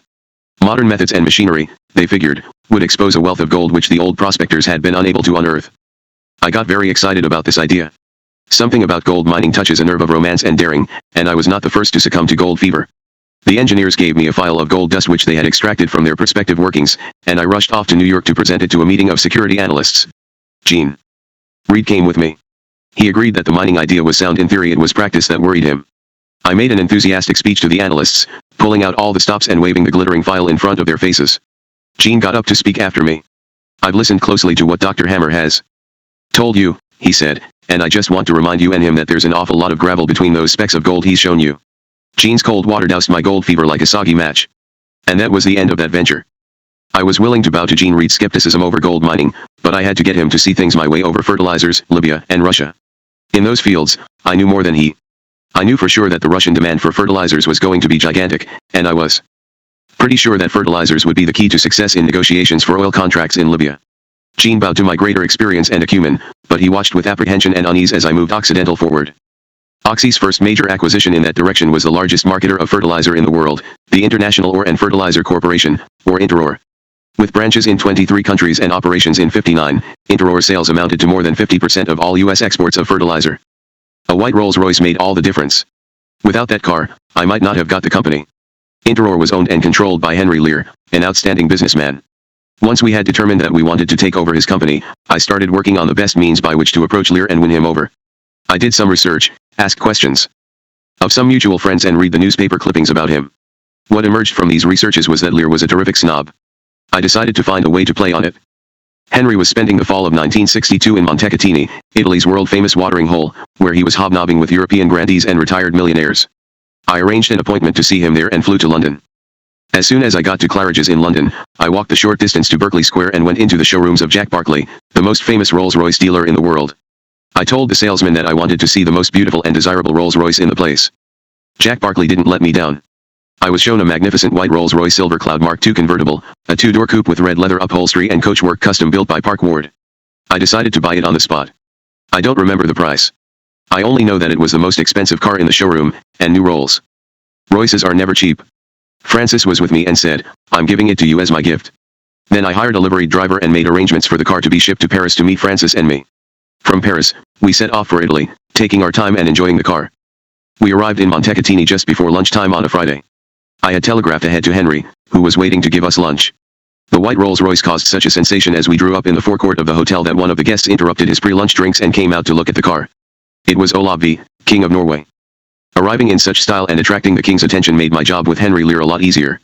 Walking in the hotel gardens with Henry after lunch, I was able to tie up most of the major points for our deal, which we concluded quickly during the rest of the weekend. I couldn't offer him cash. In those days Occidental never had any spare cash, and all its acquisitions were negotiated in exchange for stock.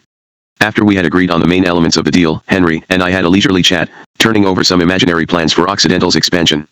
You must never be too familiar with your employees, you know, Henry informed me. My philosophy is, familiarity breeds contempt. You and I should think of ourselves as emperors and our employees are there to serve us. I had a job hiding my chuckles. Interor was an even bigger bargain for Occidental than the Rolls-Royce was for me. If we hadn't had Interor, we might not have been able to offer fertilizers as part of our application for Libyan oil leases. If we hadn't offered fertilizers, our tender might not have succeeded. And if we hadn't gotten Libyan oil, Occidental would probably have remained a relatively small company, dwarfed by the majors. Interor alone wasn't going to be enough for the job, though, and we immediately set out to increase our fertilizer holdings. In 1963, we bought Best Fertilizers in California, with its ammonia plants, and in March 1964, the Jefferson Lake Sulphur Company in Texas, the third largest sulfur company in the United States. Jefferson Lake was a steal. The price of sulfur was very low and the company was in a weak trading position, chiefly because it was pouring money into an unproductive asbestos subsidiary in Canada. We offered Occidental stock worth $15 million to complete the merger and sold the asbestos subsidiary for $1 million. The big boon of the acquisition was in the 70% holding we also received in Jefferson Lake Petrochemicals, a Canada-based company listed on the American Stock Exchange with a market value of about $12.5 million. Very soon after the merger was completed, the market price of sulfur went into a climb which quadrupled the value of Jefferson Lake. We now had gas, ammonia, and sulfur, three essential ingredients for making fertilizer. We still needed potash and phosphates. Potash we purchased from huge low-cost mines in Canada. Phosphates were a problem. The phosphate industry was run as a tight monopoly by a small group of producers in the South Florida area around Tampa. They believed they had a lock on the only significant reserves in North America. If you wanted phosphates, you paid their prices or you went without. A young geologist under contract to Occidental told me that in his opinion great untapped reserves of phosphates still existed in North Florida. The only reason they had never been found, he said, was that nobody had ever looked hard enough. Most of the land in that region was controlled by the Continental King Company, which was solely interested in the timber on the land. Our geologist organized crews to dig exploratory holes along the roadsides in the area, in the few feet of ground which belonged to the county rather than to the King Company. Sure enough, they lifted samples which suggested rich reserves of phosphates there. Armed with the geological reports, I got in touch with Continental King and arranged to take options for drilling on 30,000 acres of their lands. The explorations turned up fantastic reserves, calculated at 100 million tons of high-grade phosphate rock. We were in business except that the production of those reserves called for major industrial developments that over the years amounted to about $750 million in costs. Reproducing that sum in cold print conveys none of the anxiety and excitement which was involved in raising and investing it. A corporation which had trouble raising $100,000 in 1956 was investing $750 million in industrial plant less than 10 years later. No wonder Gene Reed was nervous. I wasn't altogether calm myself. As we leaped up the League of Natural Resources Companies, we also jumped to the big board of the New York Stock Exchange. In the last couple of years we had moved from the Los Angeles Stock Exchange to the American Stock Exchange, and now I decided we were mature enough to go for the big board itself. Trading in our stock began on March 2, 1964, the week after we acquired Jefferson Lake. This was a very big day for us, and Keith Funston, president of the New York Stock Exchange, threw us a thank you party, attended by all the directors of the company, all three Hammer brothers and, of course, Francis. When our quote first appeared, under the ticker symbol OXY at 281/2, before the split of 3-for-1, after the Libyan discoveries, Francis bought the first 200 shares. All Occidental's ventures in diversification and the fertilizer business made good business sense in themselves as independent ventures. Put together, however, they gave Occidental the ace in the hole in the poker game for oil concessions in Libya. That was the biggest game in town and the pot was unimaginable. Libya made all the difference in the world to Occidental, and the world itself was changed by Occidental's success in Libya. Some long-term effects of that change are being felt even as of this writing. In April 1986 U.S. aircraft attacked and bombed targets in Tripoli and Benghazi in retaliation for acts of terrorism said to have been sponsored by Libya. In the summer of 1986 OPEC ministers met in concert and agreed on oil production limitations to control the price of oil, in an attempt to re-exert their almost unrestricted powers of the 70s. Both of these scenes of major import for the world result indirectly from the discovery of oil in Libya in the 60s, in which Occidental had a big hand. If I'd known what a heap of trouble I was bringing on my head by getting involved in Libya, I would have thought twice before beginning. Having thought twice, I still would have gone ahead. Libya was always different, always a special case. Its approach to the development and production of its oil resources was always revolutionary, even before political revolution overtook the country and threw Colonel Muammar el-Gaddafi onto the center of the world stage. Oil was first discovered in Libya in 1959. Before then, the only explorations for oil had been conducted by Mussolini's army of occupation, which drilled a few shallow wells. They were all dry and the venture was abandoned. One trembles to think what difference it might have made to the Axis powers if the Italians had persevered and hit the mother lode of oil which lay beneath the Libyan sands. Geological surveys conducted in the 50s indicated plainly that the country contained recoverable reserves on a gigantic scale, potentially comparable with some of the major oil-producing states of the Middle East. The Europeans and Americans went crazy at the prospect of Libyan oil mainly because of the country's geographical location. It was 1,000 miles closer to the main markets than the oil states of the Gulf and, better yet, oil from Libya would not have to pass through the strategically vulnerable Suez Canal. The major oil companies went for the Libyan prospect like dogs for a bone. I wanted to get in this game from the moment I caught sight of it. In January 1961 Occidental incorporated Oxa Libya, a wholly owned subsidiary, to develop our interests there. The Libyans were determined to break with tradition in the development of their resources. They were not content to become prisoners of the major oil companies as Saudi Arabia and Iran had. In those countries, exclusive concessions had been granted to one major company or to a consortium of majors. The Seven Sisters had thus been able to control prices with absolute efficiency. The Libyans refused to grant exclusive concessions to the majors. Instead, they threw open the land, block by block, to all bidders, inviting tenders. At one stroke the monopoly of the Seven Sisters was smashed. When oil was first discovered in Libya, the country was ruled by King Idris, whose full title was Emir Mohammed Idris el-Senussi. He was the absolute monarch of his tribal lands which, both in their style of governance and in their way of life, remained very much as they had been for thousands of years. The discovery of oil and the arrival of the oil companies slammed Libya in the 20th century with dramatic abruptness. Over the years King Idris has been described as corrupt, gullible, and near senile. I must say that picture bears no relation to the King Idris I knew. I always saw him as a typical Arab of the old world. Deeply devout in his religious observances, modest and abstemious in his way of life, and fatherly in his care for his subjects. I don't believe that he filled his own bank accounts at the expense of his people, and I know for certain that he wasn't an old fool. No man who was a fool could have made the Seven Sisters dance to his own tune as Idris did. It is perfectly true, however, that some strange and exotic characters were crowded in the wings of the Libyan stage, trying to shuffle into the limelight and the money. Many of them claimed either to be related to Idris or to have special access to him. One such fantasist came my way. He liked to be known as the Black Prince because of his family connection to the king, largely imagined I think. He was a giant of at least 6 feet 6, weighing I guess about 300 pounds. Swathed in a turban and silks, burdened with a gold dagger in a jeweled belt, he came to visit me in my hotel room when I first visited Libya in 1961, saying that he would get me a concession if I would give him a couple of $1 million up front. He tried to convince me that this was the going rate of bakshish for the job. When I refused, the Black Prince vanished in a large puff of hot air. By opening his oil lands to bidders, Idris created a commercial pandemonium which was without equal in modern times, comparable with the California and Alaska gold rushes and the oil mania of the old days in Texas and Oklahoma. In the early and mid-60s, Benghazi and Tripoli became cockpits of what Fortune magazine correctly called the biggest floating bazaar and crap game anywhere. Those cities were jammed with oil men, consultants, bankers, con men, politicians, all scrambling for a piece of the action. After the first round of concessions, it looked as if all the gamblers were going to get their fingers burned. The first concessions in Libya were taken by the majors, and they all struck out. Shell sunk about $50 million in non-commercial wells, as did the French National Oil Company. Esso Libya, a subsidiary area of Esso Standard of New Jersey, had also spent many millions, with no sign of encouragement, and they were about to pull out when they hit on their last exploratory well. All the majors had gone to drill in western Libya, up by the Algerian border. They were drawn in that direction because huge quantities of oil had already been discovered in Algeria. The wells sunk there were all dry. Then some wild geologist at Esso came up with the idea that all the majors had been drilling in the wrong part of Libya. He suggested that Esso go east and look in the direction of Egypt, where nobody had thought of drilling. That guess brought Esso Libya its bonanza at Zelton, where the CL6 well tested at 17,000 barrels per day. The Zelton field of some 50 wells was producing about 500,000 barrels a day by the time bidding began for the second round of concessions. That was where we came in. If the first round of negotiations had been a muddle, the second was like visiting day at the Tower of Babel. There never was a more exotic, mixed up, and complicated business carnival. More than 40 companies from 9 countries entered the bidding. Hordes of dealers occupied Libya, all tripping over each other, trying to find the key to a successful bid. The single figure at the center of all this palaver was, of course, old King Idris himself. His signature was the only one that counted. If Idris had been as corrupt as legend suggests, it should have been possible to get a concession by bribing the king. I'm sure that method was attempted by other companies, but the Occidental bid succeeded because it appealed to the king's patriotic instincts for the welfare of his people rather than to any mercenary side of his character. Having been in Libya prior to my mission to Russia in 1961, one had a pretty good idea what the Libyans wanted and what they cared about. I knew that the king and his ministers were determined to make sure that Libya as a whole would benefit from its new oil prosperity. When the oil was all extracted and the dollars no longer flowed, Libya should not return to the abject poverty of former times. That was their ambition.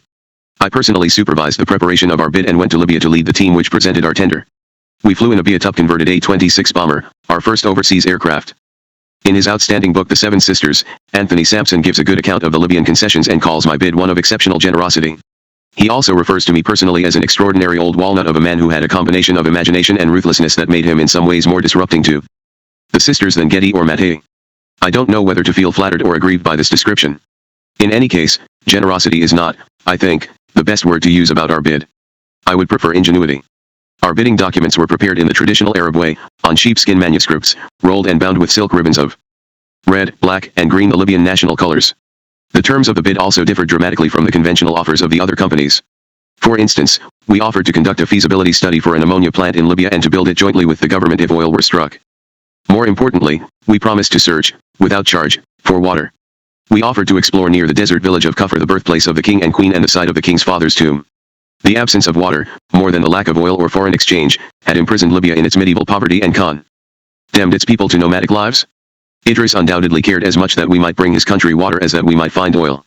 On top of the normal division of profits, I offered the Libyans an extra 5% of pre-tax profits to be used for agricultural developments. When the bids were opened, the oil minister, Fuad Kabeza, complimented Occidental on its bid.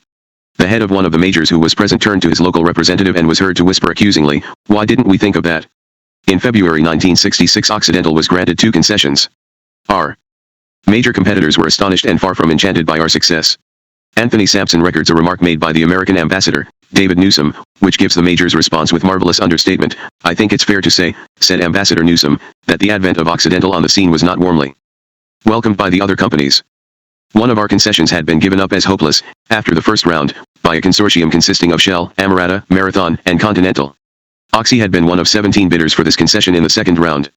The other block we won attracted only 7 bids in the second round. It had been relinquished by Mobil after millions of dollars had been sunk in dry wells. Our geologic reports on both blocks were very encouraging.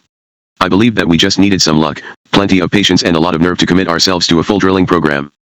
All of Gene Reed's senses rebelled against what seemed to be a huge and potentially catastrophic gamble. "We don't belong in Libya, doctor," he told me during a board meeting. "Only the majors can make it there. It's just no place for a small company like Oxy. We ought never to have got involved and we ought to pull out before we're ruined." In the first stages of the Libyan exploration, Gene's words echoed ominously loud in my memory. The first 3 holes we drilled were all bone dry. They cost $1 million each on top of $2 million we had already spent on seismic research. A dead loss of $5 million was a whale-sized bite out of a company whose net worth, as attested in a letter from the Chase Manhattan Bank, was $48 million. Other members of the board began to side with Gene and, apparently, they started calling our Libyan operation Hammer's Folly. After 7 months of expensive failure, I faced the real danger of uncontrollable boardroom revolt. In November 1966, however, the gamble paid off.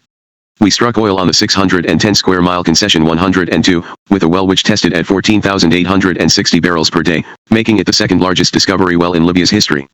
Within a few months 8 additional wells had been drilled on this concession, which was named the Ajala field. They tested at an aggregate rate of 97,500 barrels per day. To give an idea of the value of this field, I need only say that the total oil output of the entire state of California at that time was only 900,000 barrels per day. We had hit not big but huge. The crude oil from this field was of an exceptionally high quality, with a sulfur content of less than 1/4%. At that time, the industrialized countries were just beginning to become concerned about pollution from exhaust emissions. Our sweet oil, as it was called, would reduce smog, and it was obviously going to be sweetly prized in Europe and the US. The spectacular find at Ajala was to be overshadowed by developments on our second block at concession 103, nearby and to the southwest. New seismic techniques, with which we began to explore in November 1966, strongly suggested that Mobil had missed extensive reserves at 103. With the Ajala wells beginning to produce, I found no opposition on the Oxy board to a crash program of exploratory drilling on 103. I ordered it in March 1967. Within 6 weeks the first well drilled there right on the site of the abandoned Mobil camp covered a new field which spouted in excess of 43,000 barrels a day. We had hit what the oil industry calls a reef, a concentration of oil so bountiful that it will flow without the use of pumps. This was the first reef to be discovered in Libya. We were about to hit a second. And then a third. The second flowed at a stabilized rate of 17,600 barrels per day. The third was to be by far the biggest well ever hit in Libya, officially tested at a stabilized completion rate of 74,867 barrels per day. Crude oil was then selling at $3 a barrel. As of November 1967, it was estimated by the engineering firm of de Gaulier and McNaughton that the 4 fields discovered by Occidental would yield producible reserves in excess of 3 billion barrels. Occidental was no longer a small fish, nor even a big fish in a small pool. We were right in there with the big fish in the main pool. One of those big fish had already come gliding out of the depths looking to gobble us up. After our discoveries in the Ajala field, I received a visit from the president of SO Libya, Hugh Wynn. He came bearing commercial instruments in the forms of a stick and a carrot. He congratulated me on Occidental's discoveries in the Ajala field and smiled over Mobil's embarrassment. Then he asked me, here was the stick, how I proposed to market the oil. You have no pipeline and no terminals for shipping, no refineries, and no retail outlets, he said. You are at the mercy of the majors, who have surplus of their own to sell. Even though he was speaking as one of those very majors, his facts were undeniable. Then, to show his magnanimity, the carrot was proffered.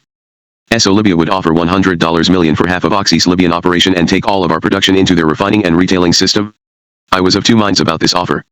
On the one hand, I was reluctant to step into the embrace of one of the majors, especially when we had battled on our own against overpowering odds to succeed in Libya.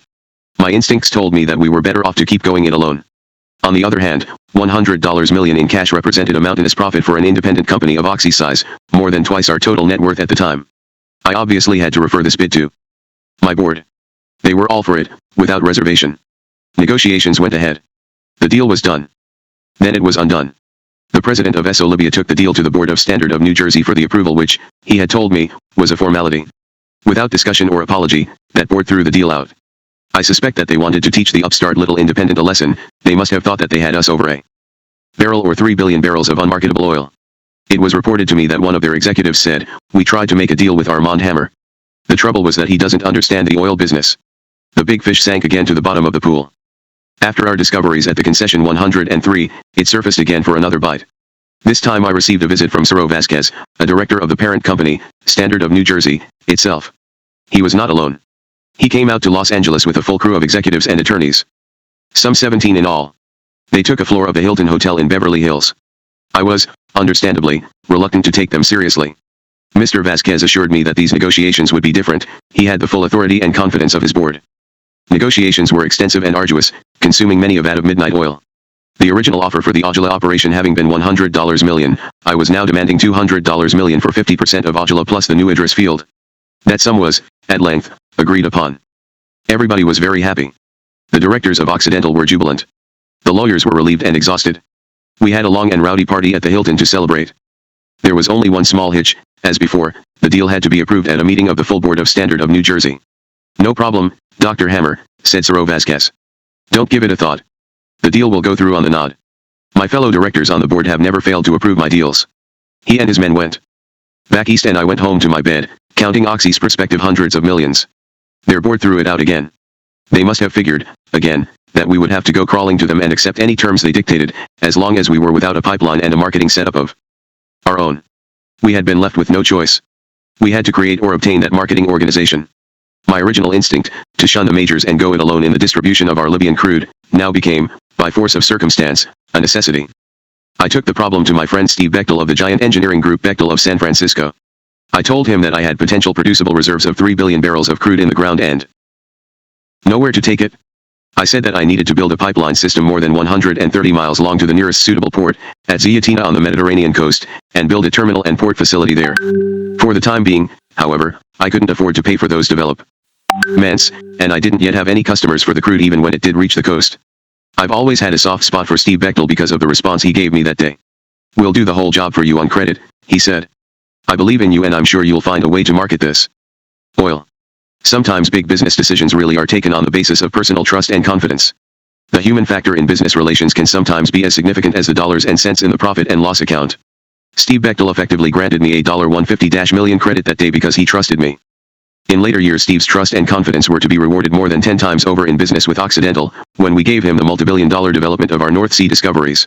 The main pipeline was to be the largest in Libya, 40 inches in diameter and capable of transporting 1 million barrels a day from the Idris field to Ziyatina on the coast. A secondary pipeline, 24 inches in diameter, was to be built along a 40-mile connection between the Ajala field and the Idris field. Bechtel also had to create gathering, separating and metering facilities in the field and build new terminal facilities at Zyatina, including vast holding tanks and docking facilities for tankers capable of carrying 1 million barrels of crude.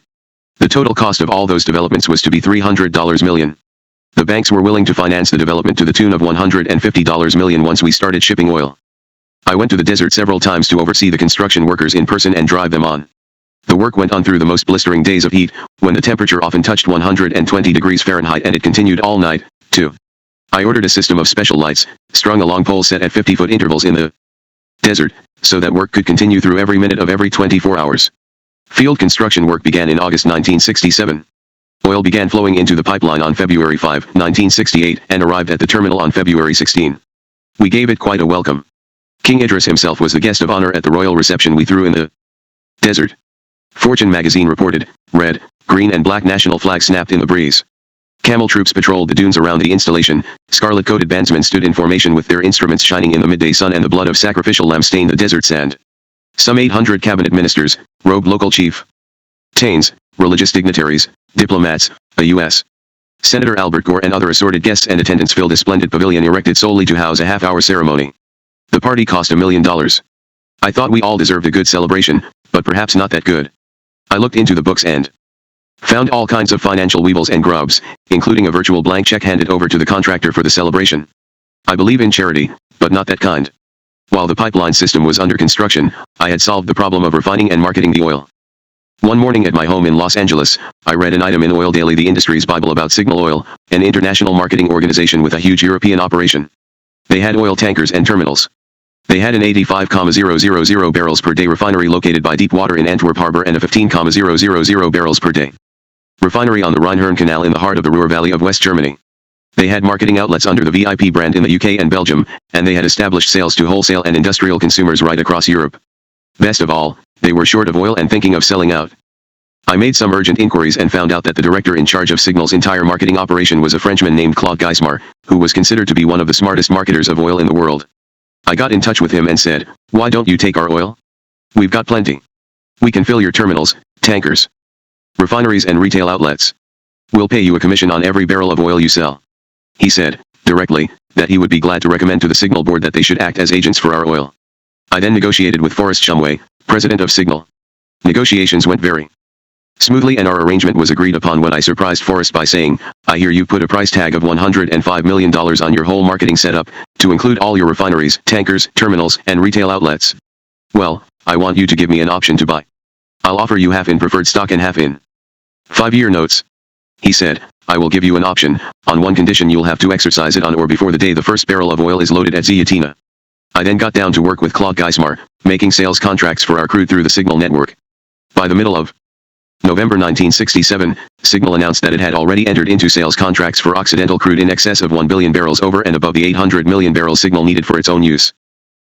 By the time the first barrel of oil was ready to be loaded at Zyatina, the commissions payable on those contracts amounted to nearly $200 million.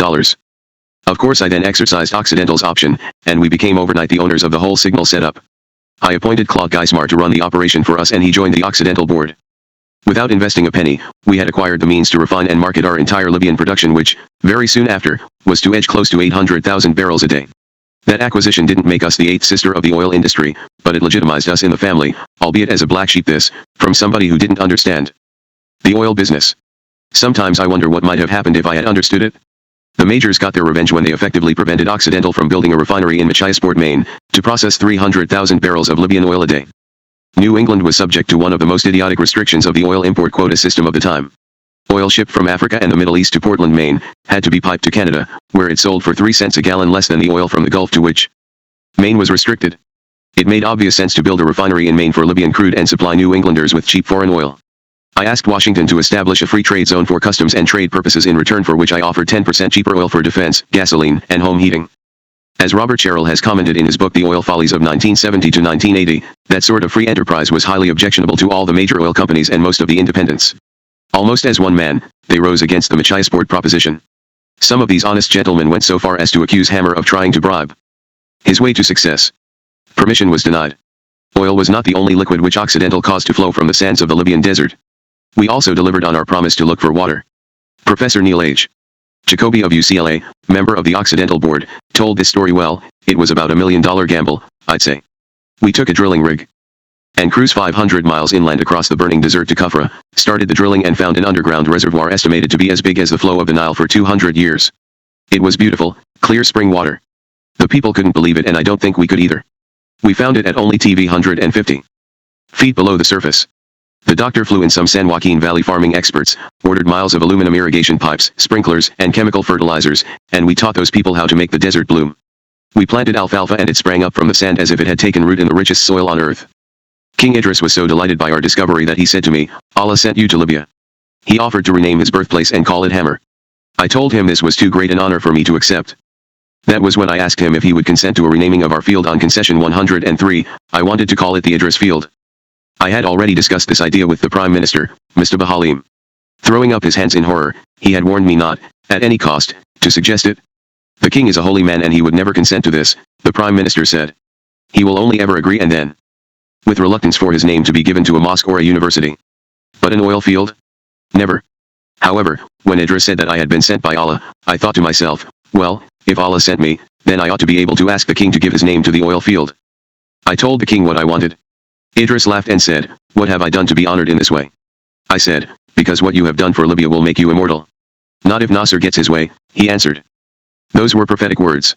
Our great oil field in Libya was not to be called Idris for long. Gamal Abdel Nasser, who had become president of Egypt by overthrowing my old customer King Farouk, and who had become the guiding star of Arab nationalism in the post-war world, made no secret of his hopes for revolution in Libya.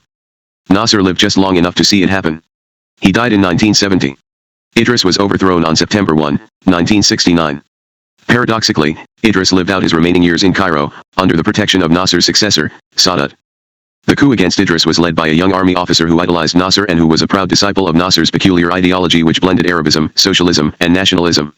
He was a communications officer, only 28 years old at the time. After the Revolutionary Command Council had deposed Idris and declared the Libyan Arab Republic, some days elapsed before we came to know his name as the leader of the revolution. He needs no introduction from me. For 17 years, the world has known and feared Muammar el-Gaddafi's name. When you remember that Libya's population is barely more than 2 million people. It is amazing that Gaddafi has been able to hold such sway over the world's affairs and its imagination. Without oil, Libya would have remained an undeveloped third-world country. Without oil, Gaddafi would have been unknown to the world and, even if he had ever risen to power there, would have been no more than another obscure dictator. One of the earliest acts of the new government was to require the renaming of our oil field. It ceased to be called Idris and became Intisar, as it remains today. Because his own idea of himself is so lurid and dramatic, we tend to think that Gaddafi owes nothing to Libya's earlier regime, from which he likes to say that he made a clean break. In fact, however, Gaddafi quite smoothly and logically succeeded Idris to the leadership of the country, and some of his policies differed from the old king's not in substance but in style. There, admittedly, the difference was immense. For instance, Idris's ministers had always wanted 30 cents more per barrel than the producers were willing to pay. They always felt that Libya was being shortchanged and they said so repeatedly. The producers pretty well ignored them, thinking that their king was effectively powerless. Gaddafi also believed that Libya was not being fairly paid for the oil. He, similarly, wanted between 30 and 40 cents more per barrel. The difference was that, if he didn't get more money, Gaddafi was willing to nationalize the oil fields and boot the companies out of the country. That, you might say, is a difference of style. Gaddafi put the writing on the wall for the whole world to see very soon after his coup. In January 1970, less than 5 months after his takeover, he organized a meeting of oil producers in Libya, at which he told representatives of the companies that he was determined to get 40 cents more per barrel. It is worth noting that James E. Akins of the State Department, formerly U.S. ambassador to Saudi Arabia, later said that this figure was not outrageous and he also calculated that the Libyans could, fairly, have demanded more. The companies, understandably, did not see Gaddafi's demand in the same light. They wanted to offer no more than an increase of 10 cents per barrel. They were concerned that acquiescence in Libya would lead to a domino effect throughout the world, and that they would be held to ransom in every other oil-producing country. They wanted to hold the line in Libya. That was all right for them to say. They had large interests in other countries. Occidental did not. We were totally dependent on our Libyan production which, in 1969, amounted to more than 90% of the corporation's total oil production. Naturally, Gaddafi and his ministers fully recognized the scale of Occidental's dependence and, early on in their campaign, marked us out as the most vulnerable target for attack. All through the early months of 1970, I heard rumblings from Libya about threats that our production would be cut back or curtailed. The formal reason given for these threats was, the Libyans claimed, that the 800,000 barrels per day we were producing was much more than should have been allowed by a good conservation practice. That claim was a guise. The real reason the Libyans were threatening cutbacks in our production was to soften us up. Our vulnerability made us the ripest fruit on their tree, and the company most apt to negotiate an increase in the price per barrel. In the worsening atmosphere of the time, it was imperative that we should reduce our commitments in Libya, and my first response to the Libyans' threats was to cut back on construction of a giant liquefied petroleum gas installation at Ziyatina, on which we had already spent $60 million. Soon after, I closed it down altogether. On June 12, 1970, the Libyans told us that our production would be reduced from 800,000 to 500,000 barrels per day. 2 months later, on August 19, they announced a further reduction to 440,000 barrels per day. Though cuts were also imposed on other companies, nobody suffered as severely as Occidental. Between those 2 dates in the summer of 1970, I had tried to strengthen Occidental's hand against the growing threat in Libya. On July 10, 1970, one went to New York to see Ken Jameson, the new chief executive at Esso. Whisked to the 51st floor of the Esso building on the Avenue of the Americas, I was ushered into the large room, more like a state receiving room, which Ken Jameson called his office. He, tall, cool, reserved, was not warmly welcoming. I put my cards straight on the table, face up. Having nothing to play with, I had nothing to hide. I told him that I could not hold out much longer against Gaddafi. With Occidental's Libyan production already so savagely restricted, I was having serious difficulty in fulfilling contracts for delivery of oil. I would shortly be unable to complete those contracts, and my corporation was in danger of being wiped out. I reminded him, though it was surely unnecessary, that if I was forced to give in to Gaddafi, all the oil companies in Libya would be forced to follow suit. I will be willing to hold the line, I said, if you will sell me the oil I need at cost, plus a reasonable profit such as 10%. Mr. Jameson received my offer in silence, and then he said that he would need time to consider it. I left the building without any indication of how Esso might respond. They took 2 weeks to decide, 2 weeks during which Occidental was, no doubt to their delight, twisting in the wind on the rope which Muammar el-Gaddafi had tied around our neck. Then came the Esso decision. They would sell us the oil we wanted, but only at the going market price. No rebuff could have been more studied. We could do without friends like that. We would have to. The full consequences of Esso's short-sightedness were about to break upon us. One evening late in August, I got a call at my home from George Williamson, our executive vice president and manager in Libya, that we were about to be nationalized. This act was apparently being planned for the celebrations to mark the first anniversary of the revolution. I decided that I must immediately go to Libya in person. I placed a call to my pilot, Fred Gross, and asked him how long he would need to prepare our aircraft for the flight to North Africa. By that time, I was traveling in a Gulfstream 2 jet. A couple of hours, he said. I'll see you at the airport, I said. I asked Frances to help me pack some clothes. She urged me not to go. She said that I was out of my mind. Gaddafi will have you arrested, she said. You're an old friend of the king's, and in their eyes you're a guilty man. They'll probably put you on trial, and they might even have you shot. If anybody has to go, why can't it be a younger man? I have to go, I said. The shareholders would never forgive me if I allowed us to be nationalized in Libya without doing everything possible myself. Well, she said, this is one trip I'm not going on. It was the first and only time she has ever refused to travel with me. We flew all night. In Turin, Claude Geismar met me. We decided to charter a French Falcon jet for the trip to Tripoli for fear the Libyans would confiscate our plane. When the plane came to a standstill, just before dawn, we looked nervously out the windows, half expecting to see squads of police and soldiers sent to arrest us. The airport was deserted, however. Only one man was waiting to meet us, George Williamson, our own colleague. He told me that Prime Minister Abdul Salam Ahmed Jalloud had been told of my arrival and was waiting to see me in his office. When I walked into Jalloud's immense room, he jumped up from his desk and came forward to greet me, smiling broadly. Welcome, Dr. Hammer, he said. You're the first chairman and chief executive officer of any of the oil companies who has come to see us since the revolution. Please be at your ease here as the guest of the government. Quarters have been prepared for you at the King's Palace, which, of course, you know from your previous visits. Have you had your breakfast? We have hot rolls here for you, and coffee. Please, sit. I was momentarily thrown by the warmth of this welcome and further disoriented by Jalloud's first act before we sat down together, side by side on a sofa. He unbuckled the broad leather belt around his waist and placed it on the low table in front of us. Suspended from the belt was a holster containing a very large and purposeful-looking revolver. He smiled. I smiled. Then I tried to compose myself. I had conducted business negotiations in some strange circumstances before, but never over the dully gleaming barrel of a .45. Then we began. I assured him that I had come to negotiate in good faith, that I was open to all reasonable proposals, and that my principal concern was to protect the interests of my hundreds of thousands of shareholders. He replied that the Libyans, too, were men of reason. All he wanted, he said, was a 40-cent per barrel tax increase. The alternative, he said charmingly, was simple: we would be taken over completely. I negotiated with the Libyans for most of a week. I chose not to accept their offer of hospitality. I didn't feel safe in Tripoli. The risk of trouble and possible arrest was constantly in my mind. Instead of staying in Idris's old palace, I flew every night to Paris, usually arriving there about 2 a.m., and taking off again for Libya at about 6 a.m. After the first trip, I used my own plane. This routine was terribly hard on Fred Gross, but he didn't complain. He wasn't eager to sleep nights in Tripoli, either. Finally a compromise was reached at an increase of 30 cents per barrel and an agreement was prepared for signature. I was to sign for Occidental. Mr. Mabrouk, the oil minister, was to sign for Libya. When George Williamson, Claude Geismar, and I arrived in Mr. Mabrouk's office for the signing, I asked him if he had a resolution from the Libyan government authorizing him to sign. I have, he replied. It's here in my desk. I would like to see it, please, I said. I want to make a copy of it and attach it to our agreement. I'm sorry, he said. That's quite impossible. It is a private government document.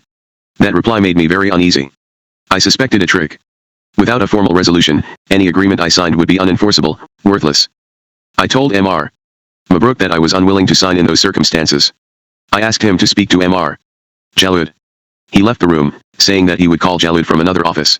I don't know whether he placed the call or not, but, after a few minutes, he returned to say that Jalloud had agreed that I might see the resolution. He insisted, however, that I should neither make a copy nor attach it to the agreement. I'm going to have to think this over, I said. I am afraid I'm not willing to sign right now. You'll have to give me time to consider this development. I left the office. As soon as we got outside, I said to George Williamson, this is very ominous. I don't like it at all. I'm going to leave directly. You have my full authority to sign the agreement in my name if and only if they will let you attach the resolution to it. Otherwise, you are not to sign. Let hell freeze over first. Claude and I drove directly to the airport. It was late at night. The place was deserted. Fred Gross was asleep in our aircraft. I woke him up and said, Freddie, wake up. We've got to get out of here right away. Just start your engines and let's go. But I'll need to get permission to take off, he said. Don't ask, I said. Don't wait for anything. Don't stop if they tell you to. Let's go. Right now. Nobody's got more guts than Fred Gross, and nobody enjoys a touch of adventure more than he does.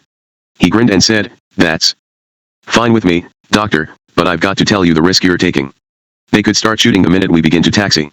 They might even send up fighters after us, but, if we get off the ground, we'll clear their airspace very fast. Let's take the chance, I said. They're all asleep now. We'll be gone before they know. Fred taxied the plane to the runway as if it were a sports car and gunned it down the runway. One of the advantages of the Gulfstream II is that it will take off at a rate of climb like a fighter aircraft. After a few minutes Fred spoke on the intercom and said, clear of Libyan air space now, doctor. Next stop Paris. Safe at the Ritz Hotel in Paris, I got a call next day from George Williamson in Tripoli. The Libyans had been so startled by my sudden departure, he said, that Mr. Jalloud had relented and agreed that the resolution should be attached to the agreement. In that case, I said, go ahead and sign. The immediate crisis was over. We agreed to pay 30 cents more per barrel at once and a further 2 cents a year for 5 years. We also accepted a rise in the tax rate from 50 to 58%. Occidental was saved. Our Libyan production was secure. Now, all hell was let loose.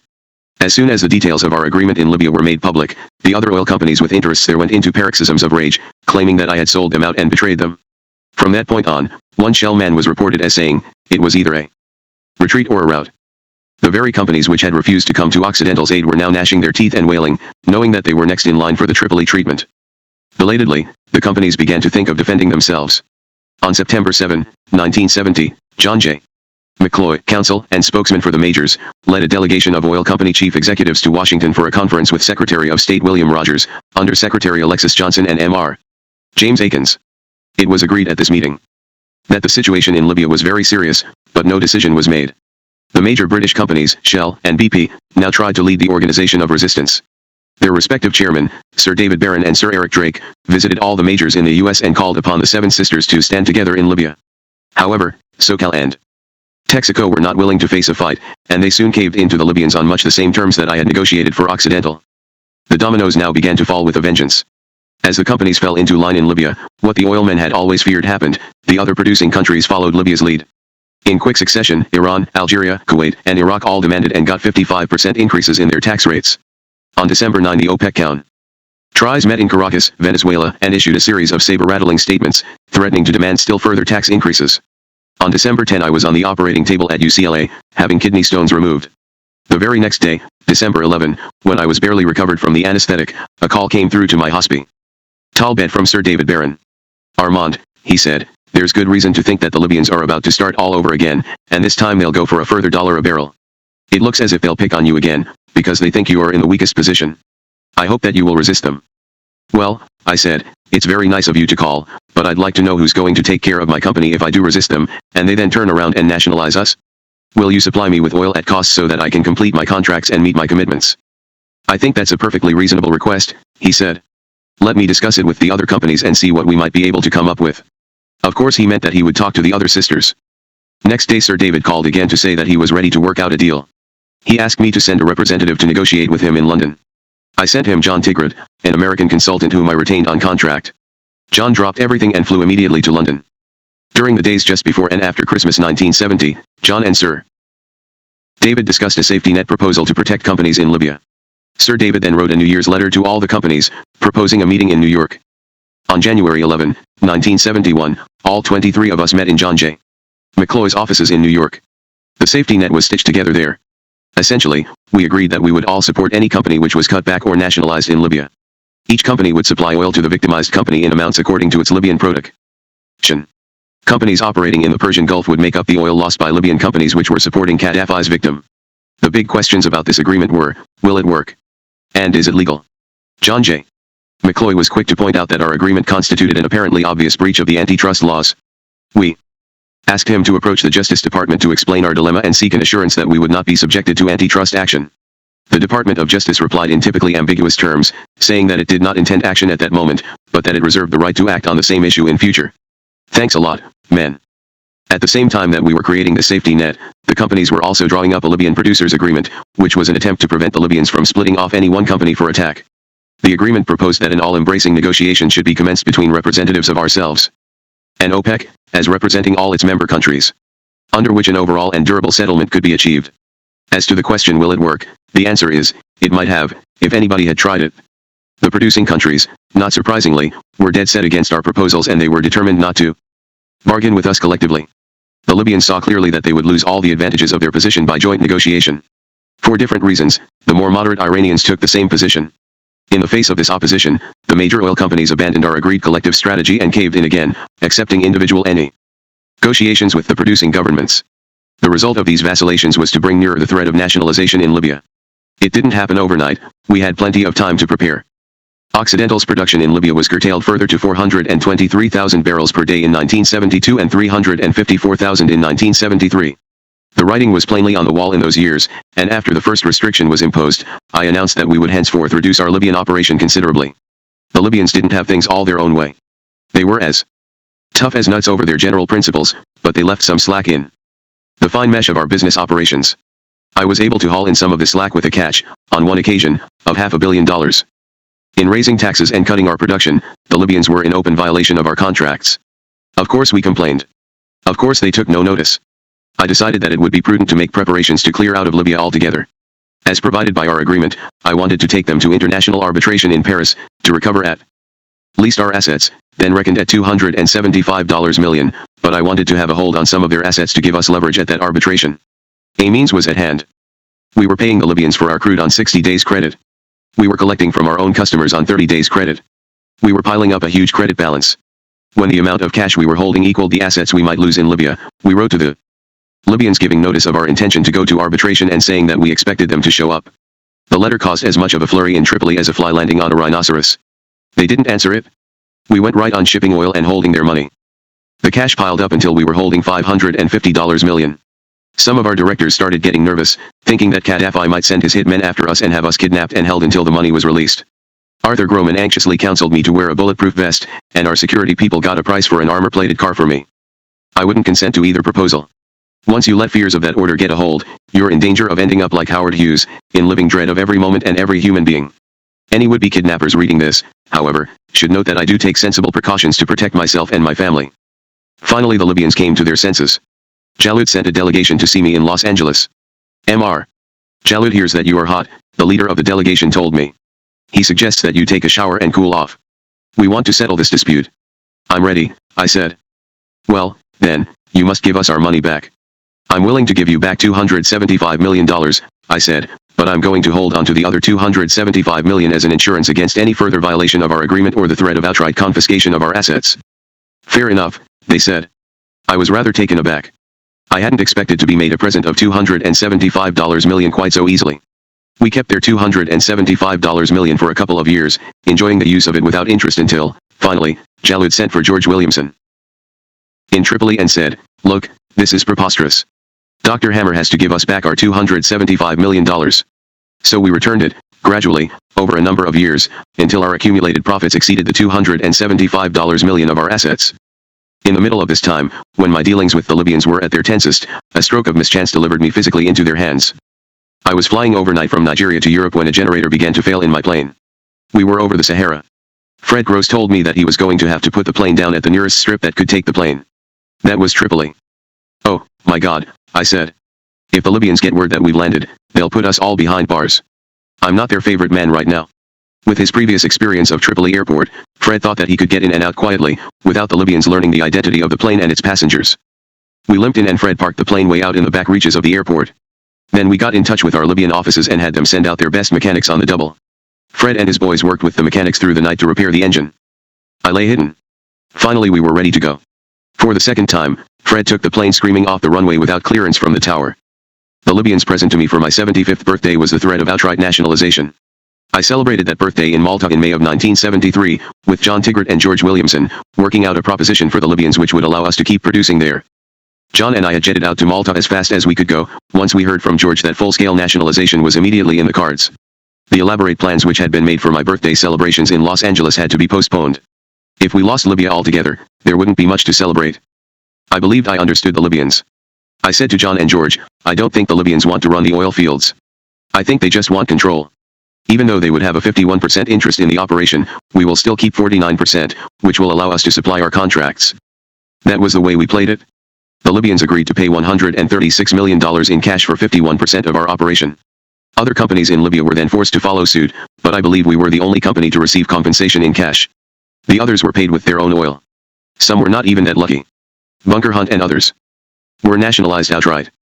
Oxy makes it to the big board, March 2, 1964. Victor is on the extreme right, Harry on the extreme left, I'm in the middle next to Keith Funston, president of the New York Stock Exchange. The others are members of the board and staff of Oxy. With King Idris of Libya at the dedication of Oxy's completed pipeline and facilities, April 23, 1968. Prime Minister Abdul Hamid Bakoush is at the left of King Idris. With President Lyndon Johnson in the Oval Office, 1968. Fruits of the Cultural Exchange, Russian Minister of Culture Furtseva and Hermitage Museum Director Pietrovsky examine my collection on tour at the Hermitage. With Leonid Brezhnev in 1973 and 1980. The interpreters were never needed, although Viktor Sukadrev was present. /E equals 3 asterisk of T plus T // W KC /S4W plus asterisk W with President Jimmy Carter in the Oval Office, May 1978. With Menachem Begin, 1981 with Anwar Sadat in Cairo, 1. His tragic assassination ended plan for a joint American-Egyptian-Israeli industrial pro. A dinner conference with Prince Charles. Bryson, with Margaret Thatcher talking to reporters after touring one of our North Sea installations, September 1980. A North Sea platform, with me at lower right. Bryson, opening up China for Occidental, with Deng Xiaoping, 1981. With old friend Anatoly Dobrinin, September 22, 1982. French President Mitterrand presents me with the Commander's Cross of the Legion of Honor, 1983. With Indira Gandhi in Moscow. Bryson. Reading a eulogy at Brezhnev's funeral, 1982. Senator Robert Dole is at left. Bryson, my second meeting with Konstantin Chernenko, December 4, 1984. Andrei Alexandrovagentov at right. AP. Ilal TM Lul Iliastar. March 13, 1985 Chernenko's funeral. Bryson, the funeral provided me with my first chance to meet the new leader of Russia, Mikhail Gorbachev. Bryson. My first extended talk with General Secretary Gorbachev, June 17, 1985. Bryson, reporting back to President Reagan in the Oval Office, June 24, 1985. Hammer House, the international trade center and hotel we built in the heart of Moscow. Bryson, revisiting the Sugar King's Palace, now the British Embassy, Moscow. Bryson, in Lenin's office. The bronze statuette on the desk was my gift to Lenin in 1922. Bryson. At Hospital No. 6 in the aftermath of Chernobyl. From left to right, Hospital Chief Dr. Angelina Guskova, Dr. Nikolai Fedosov, Deputy Minister of Health Oleg Shchipin, me, Dr. Robert Gale, Dr. Alexander Baranov. With Dr. David Goldfarb aboard Oxy 1 en route from Moscow to New York. With Metropolitan Museum of Art Director Felipe de Montebello, left, Soviet Ambassador Dubinin, right, and Met Resident William Luers, far right, at the penning of the Russian exhibition of French Impressionists at the Met, August 21, 1986. With Jonas Salk of the Salk Institute, 1982. Bryson, student, Anna Leander of Sweden, from the *ST graduating class of the Armand Hammerknight World College, 1984. The Board of Directors of Occidental Petroleum Corporation, seated from left to right, Morier, Moss, Louis Nizar, Dr. Armand Hammer, Dr. Ray R. Irani, Rosemary Tomich, and Arthur Groman. Standing, left to right, R. Paul C. Hebner, C. Erwin Piper, Albert Gore, Arthur B. Krim, Robert L. Peterson, Aziz D. Siriani, Giorgio Nolly, and John W. Kluge. In my office at Occidental. Wallace Ewell. With son Julian, grandson Michael, and great-grandson Armand Douglas Hammer. Few of my well-worn passports. Bryson. Look today. The portrait, by Chinese artist Yao Uxin, is in the boardroom at Entel Petroleum Corporation. Occidental in the Big World 353. During the decade following that deal, I worked continually to reduce Occidental's dependence on Libyan oil. It was just too dangerous for the corporation's health that more than 90% of our oil should come from a country which was so constantly at odds with the rest of the world, especially America. Our people went looking for oil all over the world, and we were to gamble gigantic sums on exploration and development in the North Sea, Peru, Colombia, Pakistan, Oman, the South China Sea and elsewhere. Luck smiled on many of these efforts and on our moves to strengthen our position as oil producers at home in the USA. As a result of those moves, which I will describe in more detail later, Occidental was not threatened with extinction when Ronald Reagan, after his election in 1980, went head-to-head with Muammar el-Gaddafi. When diplomatic relations were broken between the US and Libya in 1981, we abided by the president's instructions to withdraw all our American nationals from Libya, and our operations there were continued by employees from other countries, chiefly Great Britain. In June 1985 we announced that the Austrian State Oil Company, OMV AG, had acquired for cash 25% of our remaining interests in Libya. When President Reagan announced a ban on all U.S. trade with Libya in January 1986, following the terrorist bombings by the Abu Nidal Group at Rome and Vienna airports in December 1985, Occidental was able to comply effortlessly. At that moment, thanks to all our previous efforts, our Libyan operation represented just under 1% of the total value of the corporation's business worldwide. In less than 20 years we had gone from absolute dependence on Libya to complete independence. The whale-sized bite out of a struggling little California corporation in 1966, when we began exploration there, had become a flea bite out of a giant multinational corporation. Over those 20 years I have often been attacked by executives of other oil companies for my role in Libya.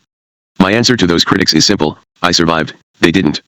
Occidental was many times in danger of complete extinction because of our Libyan operation and the problems it posed. My responsibility was plain and unmistakable: I had to protect the investment of our shareholders. They would have been the ones to suffer from failure in Libya. Because Gaddafi's regime excites such interest in America, some stupendous nonsense has been written and rumored about my dealings there. The most menacing of the myths which nearly provoked a full-scale crisis was that Occidental had secretly offered the CIA millions of dollars to help overthrow Gaddafi. The first we knew of this invention was on a Saturday noon in the mid-70s. Larry Stern, then assistant editor of the Washington Post, delivered the bombshell in a call to the home of Bill McSweeney, president of Occidental International and my main man in Washington. Larry told Bill that he had the story on good authority and intended to run with it.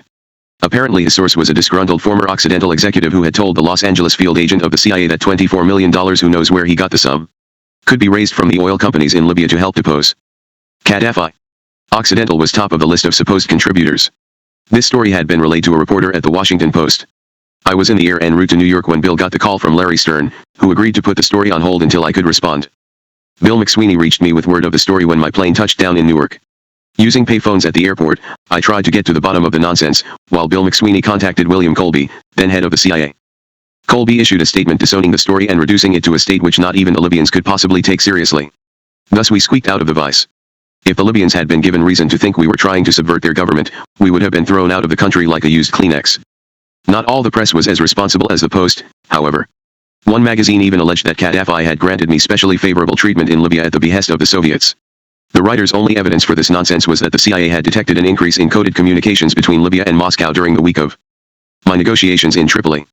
Since that week was also the first anniversary of the Libyan Revolution, and since Gaddafi was threatening to take on all the major oil companies of the developed world as an anniversary celebration, it is scarcely surprising that the Russians might have had a word or two to say to the colonel. The Soviet Union has never had anything to do with our success in Libya. That we had to earn for ourselves. Of course, as of this writing, we are not doing any business at all with Libya. Occidental has stopped all its activities in accordance with President Reagan's request that all U.S. companies ceased doing any business with them as of June 30, 1986. We will still retain our property rights, however, and I believe that either Gaddafi will make some offer of a settlement or, if he is replaced by a democratic government, we will someday recover our property. 21 Boardroom Pirates and the Perfidious Shah Business, in one of its dimensions, is battle. Competitive capitalism inevitably places individuals, companies, and corporations in conflict with each other. It is a harsh and bruising system, unkind and unforgiving to the weak and the timid, but it is also, as President Kennedy said, the most durable system we know for the creation of wealth and material progress. Along with its benefits, my business life has brought me a full share of battles, in boardrooms, and in courts. My back has been against the wall so often that I suspect it has left a permanent impression on the bricks. I do not go looking for fights, but when I enter a fight, I fight to win. Here is an account of 5 of those battles, of widely different natures. The first takes us back to the oil fields of Libya.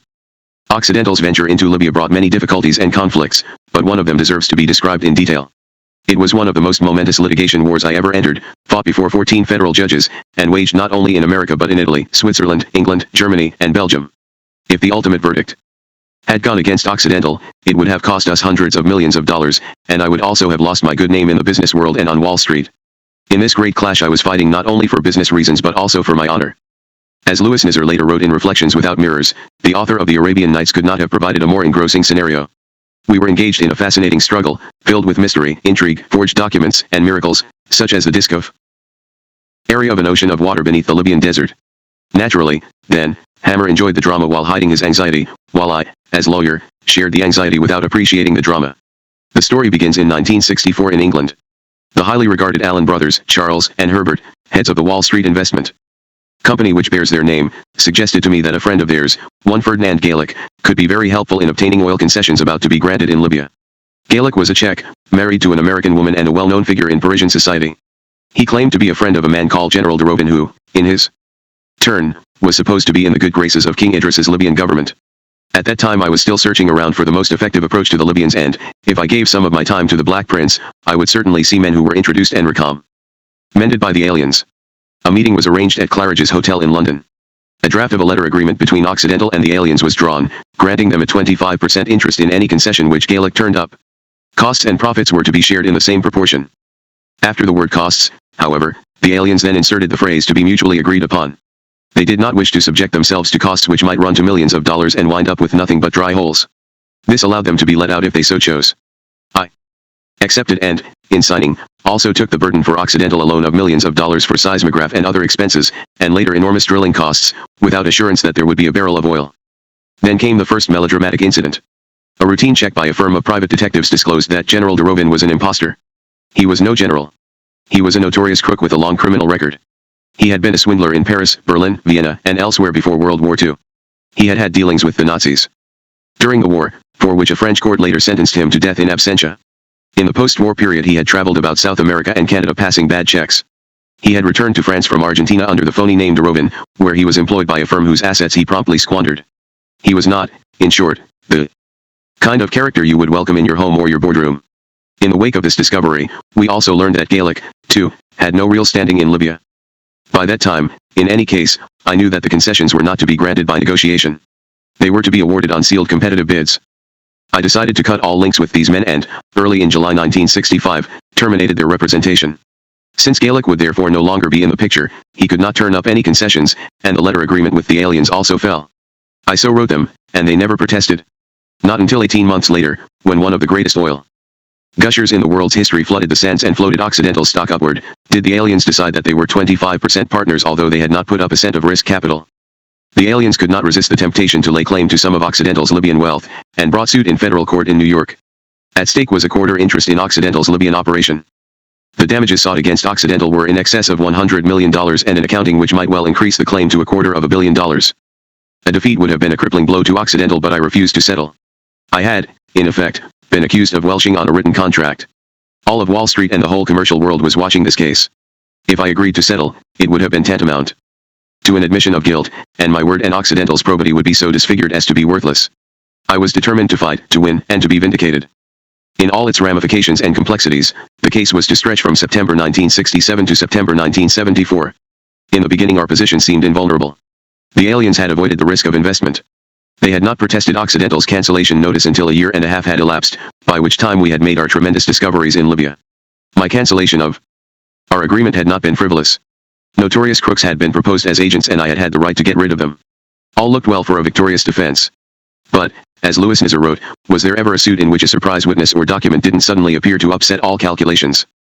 The aliens produced such a document. It detonated in our midst and almost drove us to surrender.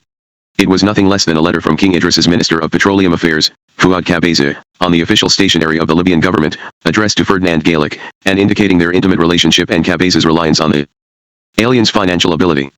In this letter, Kabeza advised Gaelic that Occidental would receive 2 concessions. The letter could not have served the aliens better if it had been prepared by them to create a perfect claim against me and Occidental. That was the trouble with it. It was too pat. When we had recovered our breath, we launched a counterattack to demonstrate what we suspected, that Kabeza, who was no longer a minister, had backdated his letter to aid in winning the suit. The Aliens Council sought to take Kabeza's testimony in advance of trial. We welcomed a chance to get at him. We might as well know whether we could survive his damaging testimony. The examination took place in the American Embassy building in London, so that the American consul could swear in the witness and preside, if necessary, over formal matters, acting as an extension of the United States courts. Kabeza was a handsome, academically bearded man, with eyes which could have qualified him as a hypnotist. He prided himself on being a poet, which he announced frequently to offset his difficulties with the commercial issues. He had not the slightest idea of Anglo-Saxon judicial procedure. He did not understand the function of cross-examination and considered Louis Nizar's questions an insult to his integrity. Louis's subtle and skillful cross-examination led Kabeza into trap after trap which he dug for himself. He testified that he was in Tripoli when he typed the letter to Gaelic and later, unaware of any contradiction, testified that he had attended council meetings in Baidat, 700 miles from Tripoli, on dates which included the very day of the letter's date. He said that he had always communicated with Gaelic in Italian, addressing him as Dear Ferdo, and received replies in French. English was never used. He overlooked the fact that the questioned letter was in English and addressed, Dear Sir. He conceded that neither Gaelic's name nor the aliens was mentioned in Occidental's tender for leases, and that we had attached a letter from the Chase Manhattan Bank showing satisfactory financial support, yet Kabeza's letter claimed he was relying on aliens' financial standing. Again, the contradictions escaped him. And there was an even more subtle contradiction. His testimony was in broken English, the kind one speaks when one is mentally translating into a language and grammar of which one is unsure, but the letter, which he claimed he personally typed, was in perfect English. When the cross-examination became really cross, and Louis confronted him with a section of the Libyan criminal law which would send him to jail for 6 months for leaking the grant of concessions in advance, as he had done in his letter, Kabeza rose in mighty indignation at the insult to his honor and stormed out of the room. Louis moved to strike his entire testimony if he did not return to complete his examination in accordance with the court order, which caused the aliens' lawyers to join with the American consul in pleading with Kabeza to continue. He finally returned, sulking in his chair as if it were a tent. He continued to make speeches about his being an artist and resenting the insinuations against his honor. But as admissions were wrung from him, his protestations of a poet's honor began to sound more and more hollow. The contradictions continued. He claimed that he typed the letter on his portable Olivetti typewriter. Where was the typewriter? He fumbled around, resentful of the probing questions, and finally said he had given it as a gift to a friend in Rome, whose name he could not remember. We retained an expert who provided objective evidence. That the type on the letter was not even that of an Olivetti, which even the plaintiff's experts conceded. Kabeza claimed that he had made a copy of his letter and filed it in the Ministry of Petroleum Affairs. We obtained an authenticated statement from the ministry that no such copy was found in its files and, furthermore, challenged his statement that he had made a carbon copy at all. The original letter was submitted to experts for microscopic and ultraviolet ray tests to determine whether any traces of carbon could be detected in the indentations caused by the keys striking the paper, and there were none. Thus the legal contest raged to overcome the surprise Kabeza document presented by the aliens. But the shock of newly discovered documents was not ended. This time it was Occidental which provided the surprise. A rumor had reached us that General de Rovin and Gaelic had split, the thieves had fallen out. Gaelic, we learned, had obtained a 10% interest in any judgment the aliens recovered in the suit. De Rovin apparently felt he was entitled to part of the loot, but it had been denied to him and the betrayer felt betrayed. Louis Nizar asked his partner, Neil Pollio, to visit de Rovin in Italy to find out whether his bitterness could be turned to our advantage. De Rovin was so eager to do Gaelic in that he delivered to us his personal file of correspondence. When we read its contents, we could not believe our eyes. There, set forth in Gaelic's own handwriting, was a detailed description of the fraudulent arrangement to make it appear that Gaelic had turned up the concessions through his association with Kabeza, and thus give substance to the alien suit. It began to become clear to me. The letter was a scheme purely cooked up by Gaelic, de Rovin, and Kabeza. The aliens were not participants in the scam. They had had blind faith in their personal friend Gaelic, and he deceived them too. We laid a deep trap for Gaelic. Armed with his letters, Louis Nizar deposed him for days without disclosing that we had his writings hidden, like explosives, under the table. He felt free to paint a fictitious picture of his intimacy with Kabeza and the way he was responsible for everything good which had happened to Occidental. Lewis led him on, each question phrased closer and closer to the contradictions in his own handwriting, which Lewis had memorized. Then, when the examination seemed to have been exhausted, and opposing counsel asked whether we would be through in an hour or so, Lewis began all over again. But this time, after quoting Gaelick's previous day's answers from transcripts, Lewis confronted Gaelick with his letters to de Rovin. His own words gave the lie to almost every answer he had made. Instead of palship with Cabeza while he was minister, he wrote to de Rovin that he had tried to arrange a meeting with Cabeza twice, but that Cabeza would not see him.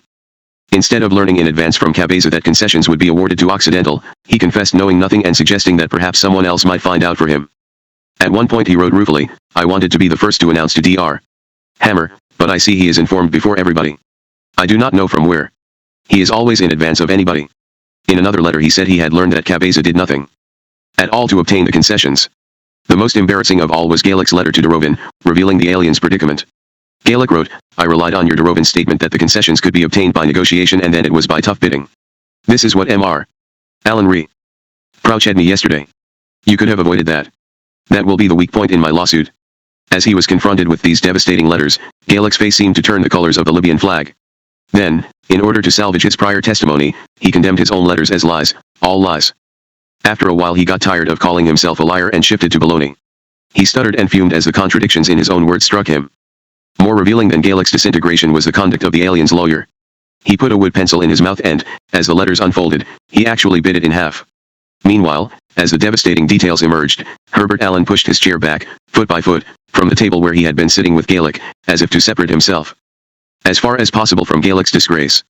The aliens approached Louis Nizer and Arthur Groman, asking for a relatively small settlement to end the case. At lunch in my Greenwich Village house, Arthur said, "Armand, why not settle now? The amount they want is peanuts less than your legal bills will be if you go on to win the case." "No," I said. "Those bastards called me a liar and I'll see them in hell before I'll settle. We will win this case. Let's go to trial." The trial lasted 3 weeks. At its conclusion, the judge ripped into Gaelick's perfidious conduct, proclaimed his testimony utterly lacking in credibility, and Cabeza's replete with inherent contradictions and implausibilities, and condemned the Cabeza letter as deliberately contrived and written some time after the awards were announced, predated, and sent to Gaelick in an effort to aid Gaelick in a contemplated lawsuit against Occidental. The aliens, meanwhile, suffered not only from the Gaelick-Cabeza debacle, but also from their own inconsistent conduct. After the cancellation of the agreement, Occidental had floated a $61 million debenture issue, and the aliens had been one of the underwriters. As such, Allen and Company, Inc., had to sign a statement to reveal whether it had any financial interest in Occidental. Had they believed that they had a 25% interest in Occidental's Libyan concessions, they would have said so, but they answered that they had no material relationship with Occidental, which, we argued, demonstrated that they had accepted my cancellation letter and did not consider themselves partners. The court agreed. The proof, it said, was overwhelming. Louis Nizer commented wisely on the conclusion of the case. As in every case, Louis wrote, there was an equitable principle at the core. Can one lie in wait to see how a risky enterprise turns out and then announce that he was a partner all the time? The courts have dealt with many such cases, particularly in mining, where millions may be lost or won. One judge expressed this age-old principle in colloquial terms: heads I win and tails you lose, cannot, I fancy, be the basis of inequity. Judge Weinfeld put it another way: the aliens sought the best of two worlds. If oil was struck, they could claim a 25% profit in the joint venture. If it turned out to be a dry hole, they could disavow liability for 25% of the loss, pointing to Occidental's termination letter. The aliens cannot have it both ways. I was vindicated. I had saved my name, my honor, and $250 million. The second battle concerns a little place called Alki-Wayne.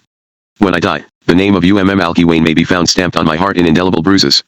I'll bet that not one in 1,000 of my readers will even be able to pronounce the name, let alone say where it is in the world. Yet that obscure sheikdom in the Persian Gulf caused me almost as much trouble, worry, expense in lawyers' fees and legal conflict than the rest of Occidental's worldwide interests put together.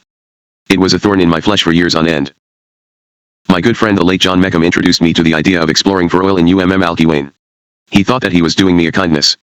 John Meckham's company had been drilling for oil off the shores of Alki-Wayne in the late 60s. Geologists' reports on the concessions very powerfully suggested the presence of large reserves, but John was unable to carry the drilling work through to its conclusion before his lease expired. He suggested that Occidental try to take over his concession.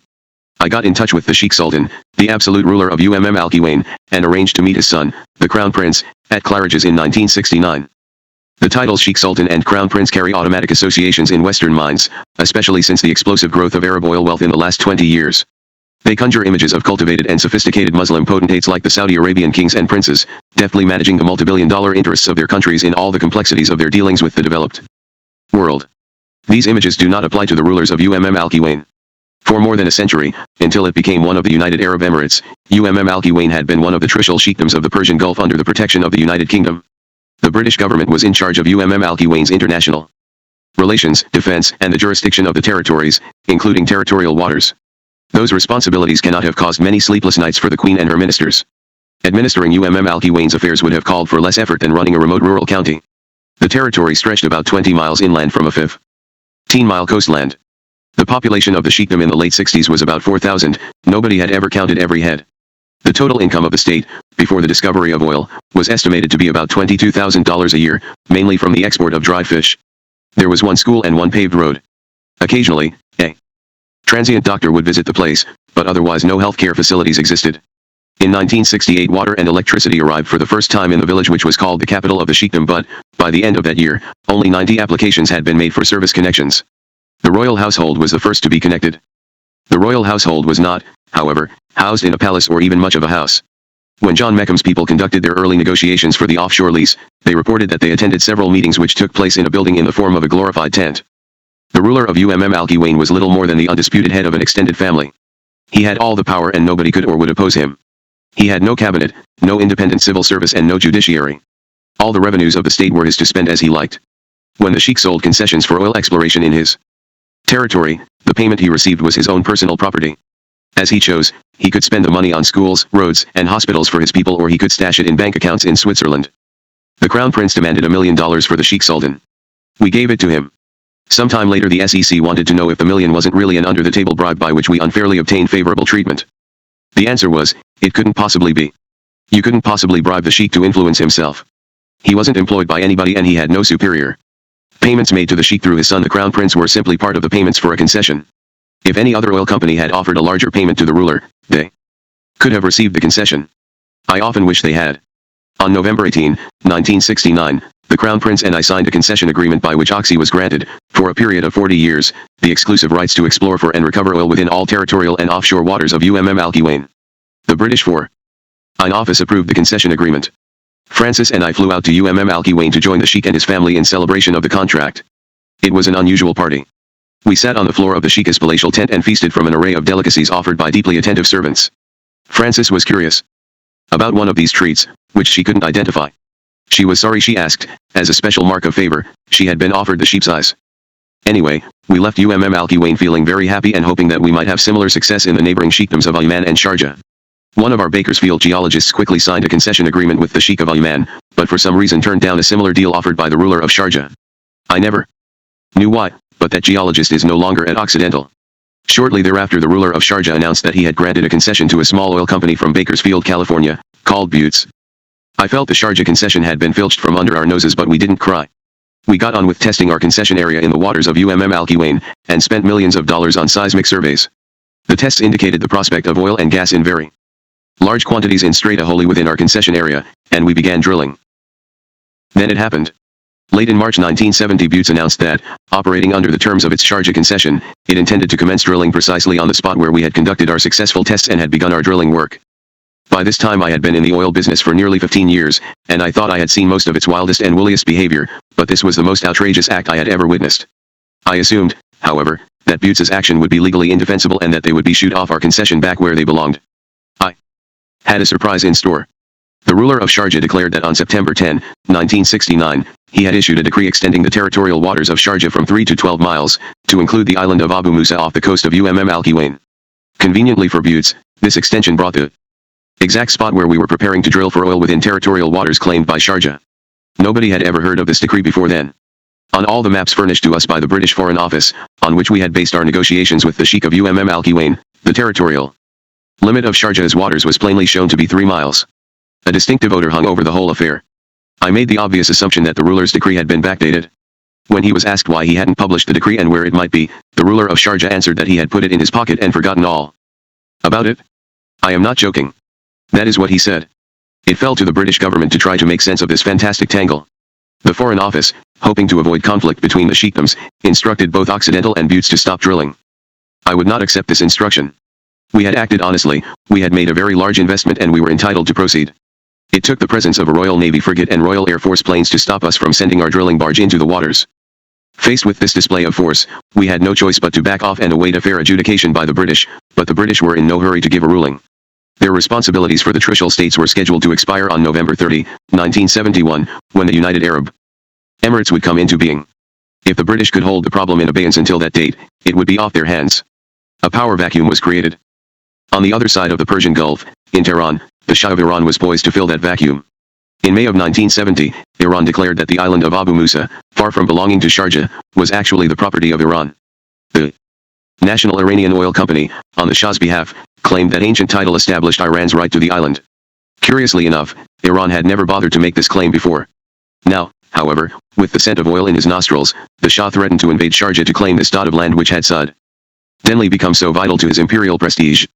The entrance of the Shah into this drama lifted the action out of the obscurity of a tiny and unimportant theater and onto the big stage of world politics. Now we really were dealing with a sophisticated Muslim potentate, one of the biggest of all the big players. I flew to Tehran and was received by the Shah at the Gulistan Palace. No royal personage was ever more conscious than he of the dignity of majesty. He had cultivated a manner of almost inhuman suavity and self-control, as if to distance himself from the rest of humanity. Like many other human beings, however, the Shah was not altogether trustworthy. In the course of this visit to Tehran, he set me up for a two-fisted drubbing of regal double-dealing. The Shah was the opposite of the Sheikh of Al-Kiwain. Faintly but discernibly contemptuous of big business as a vulgar game played by lesser forms of human life, the Shah made it clear that he had higher things on his mind than the discussion of major deals which reached into billions of dollars. Far from being intimidated by American businessmen, the Shah felt perfectly at liberty to cheat them. I had gone to Tehran with a massive international proposal which would have far-reaching effects on the U.S. economy and the balance of power in the Middle East. Inspired by Lyndon Johnson, I had offered to act as an intermediary in a huge deal between the Shah and the aerospace giant McDonnell Douglas. I should double back for a moment and explain how this proposal emerged out of my relationship with President Johnson and his wife, Lady Bird. With Lyndon Johnson, I had one of the easiest and most open relationships I have enjoyed with any president. While we saw each other infrequently, we exchanged many letters on issues of domestic and foreign policy.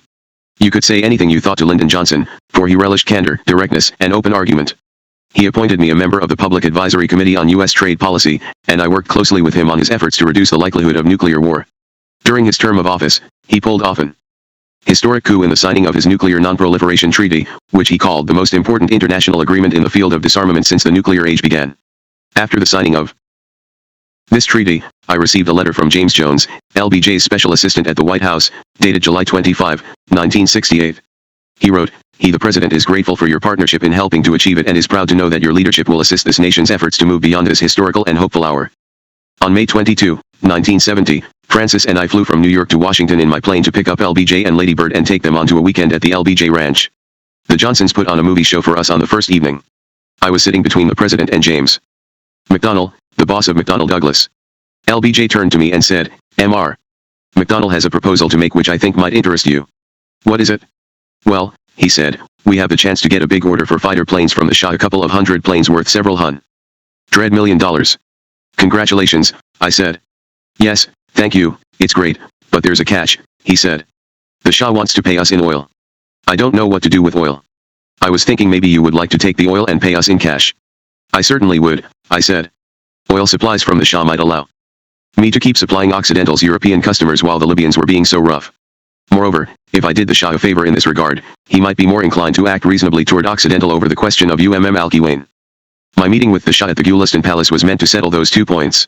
He told me that he saw a chance in the McDonnell-Douglas deal to break the monopoly of the Seven Sisters, and he thanked me for offering to help. He also thanked me for having benefited all the oil-producing nations in my recent settlement with Libya. This, he said, had relegated the Seven Sisters from their position of absolute power and had obliged them to pay him more for the oil they purchased from Iran. Considering the amount of trouble I had got into for my Libyan settlement, the Shah's compliment was, at best, backhanded, and I accepted it with a somewhat rueful effort at a smile.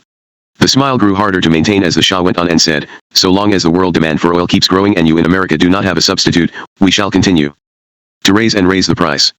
On the question of Occidental's thwarted drillings in Al-Kiwain, the Shah very grandly told me to set my mind at ease. It was simply a matter of a local misunderstanding, he said. He would prevail on the ruler of Sharjah to be reasonable and restore Occidental's legitimate rights, he assured me. I left Tehran feeling confident that justice would be done, and that I was about to do a magnificent deal for Occidental in getting the Shah's oil and lifting the Libyan guerrilla off my back. The Shah promptly reneged on both his undertakings, and Occidental's position, on all sides, grew 10 times worse. First he tricked me over the fighters for oil deal. After brief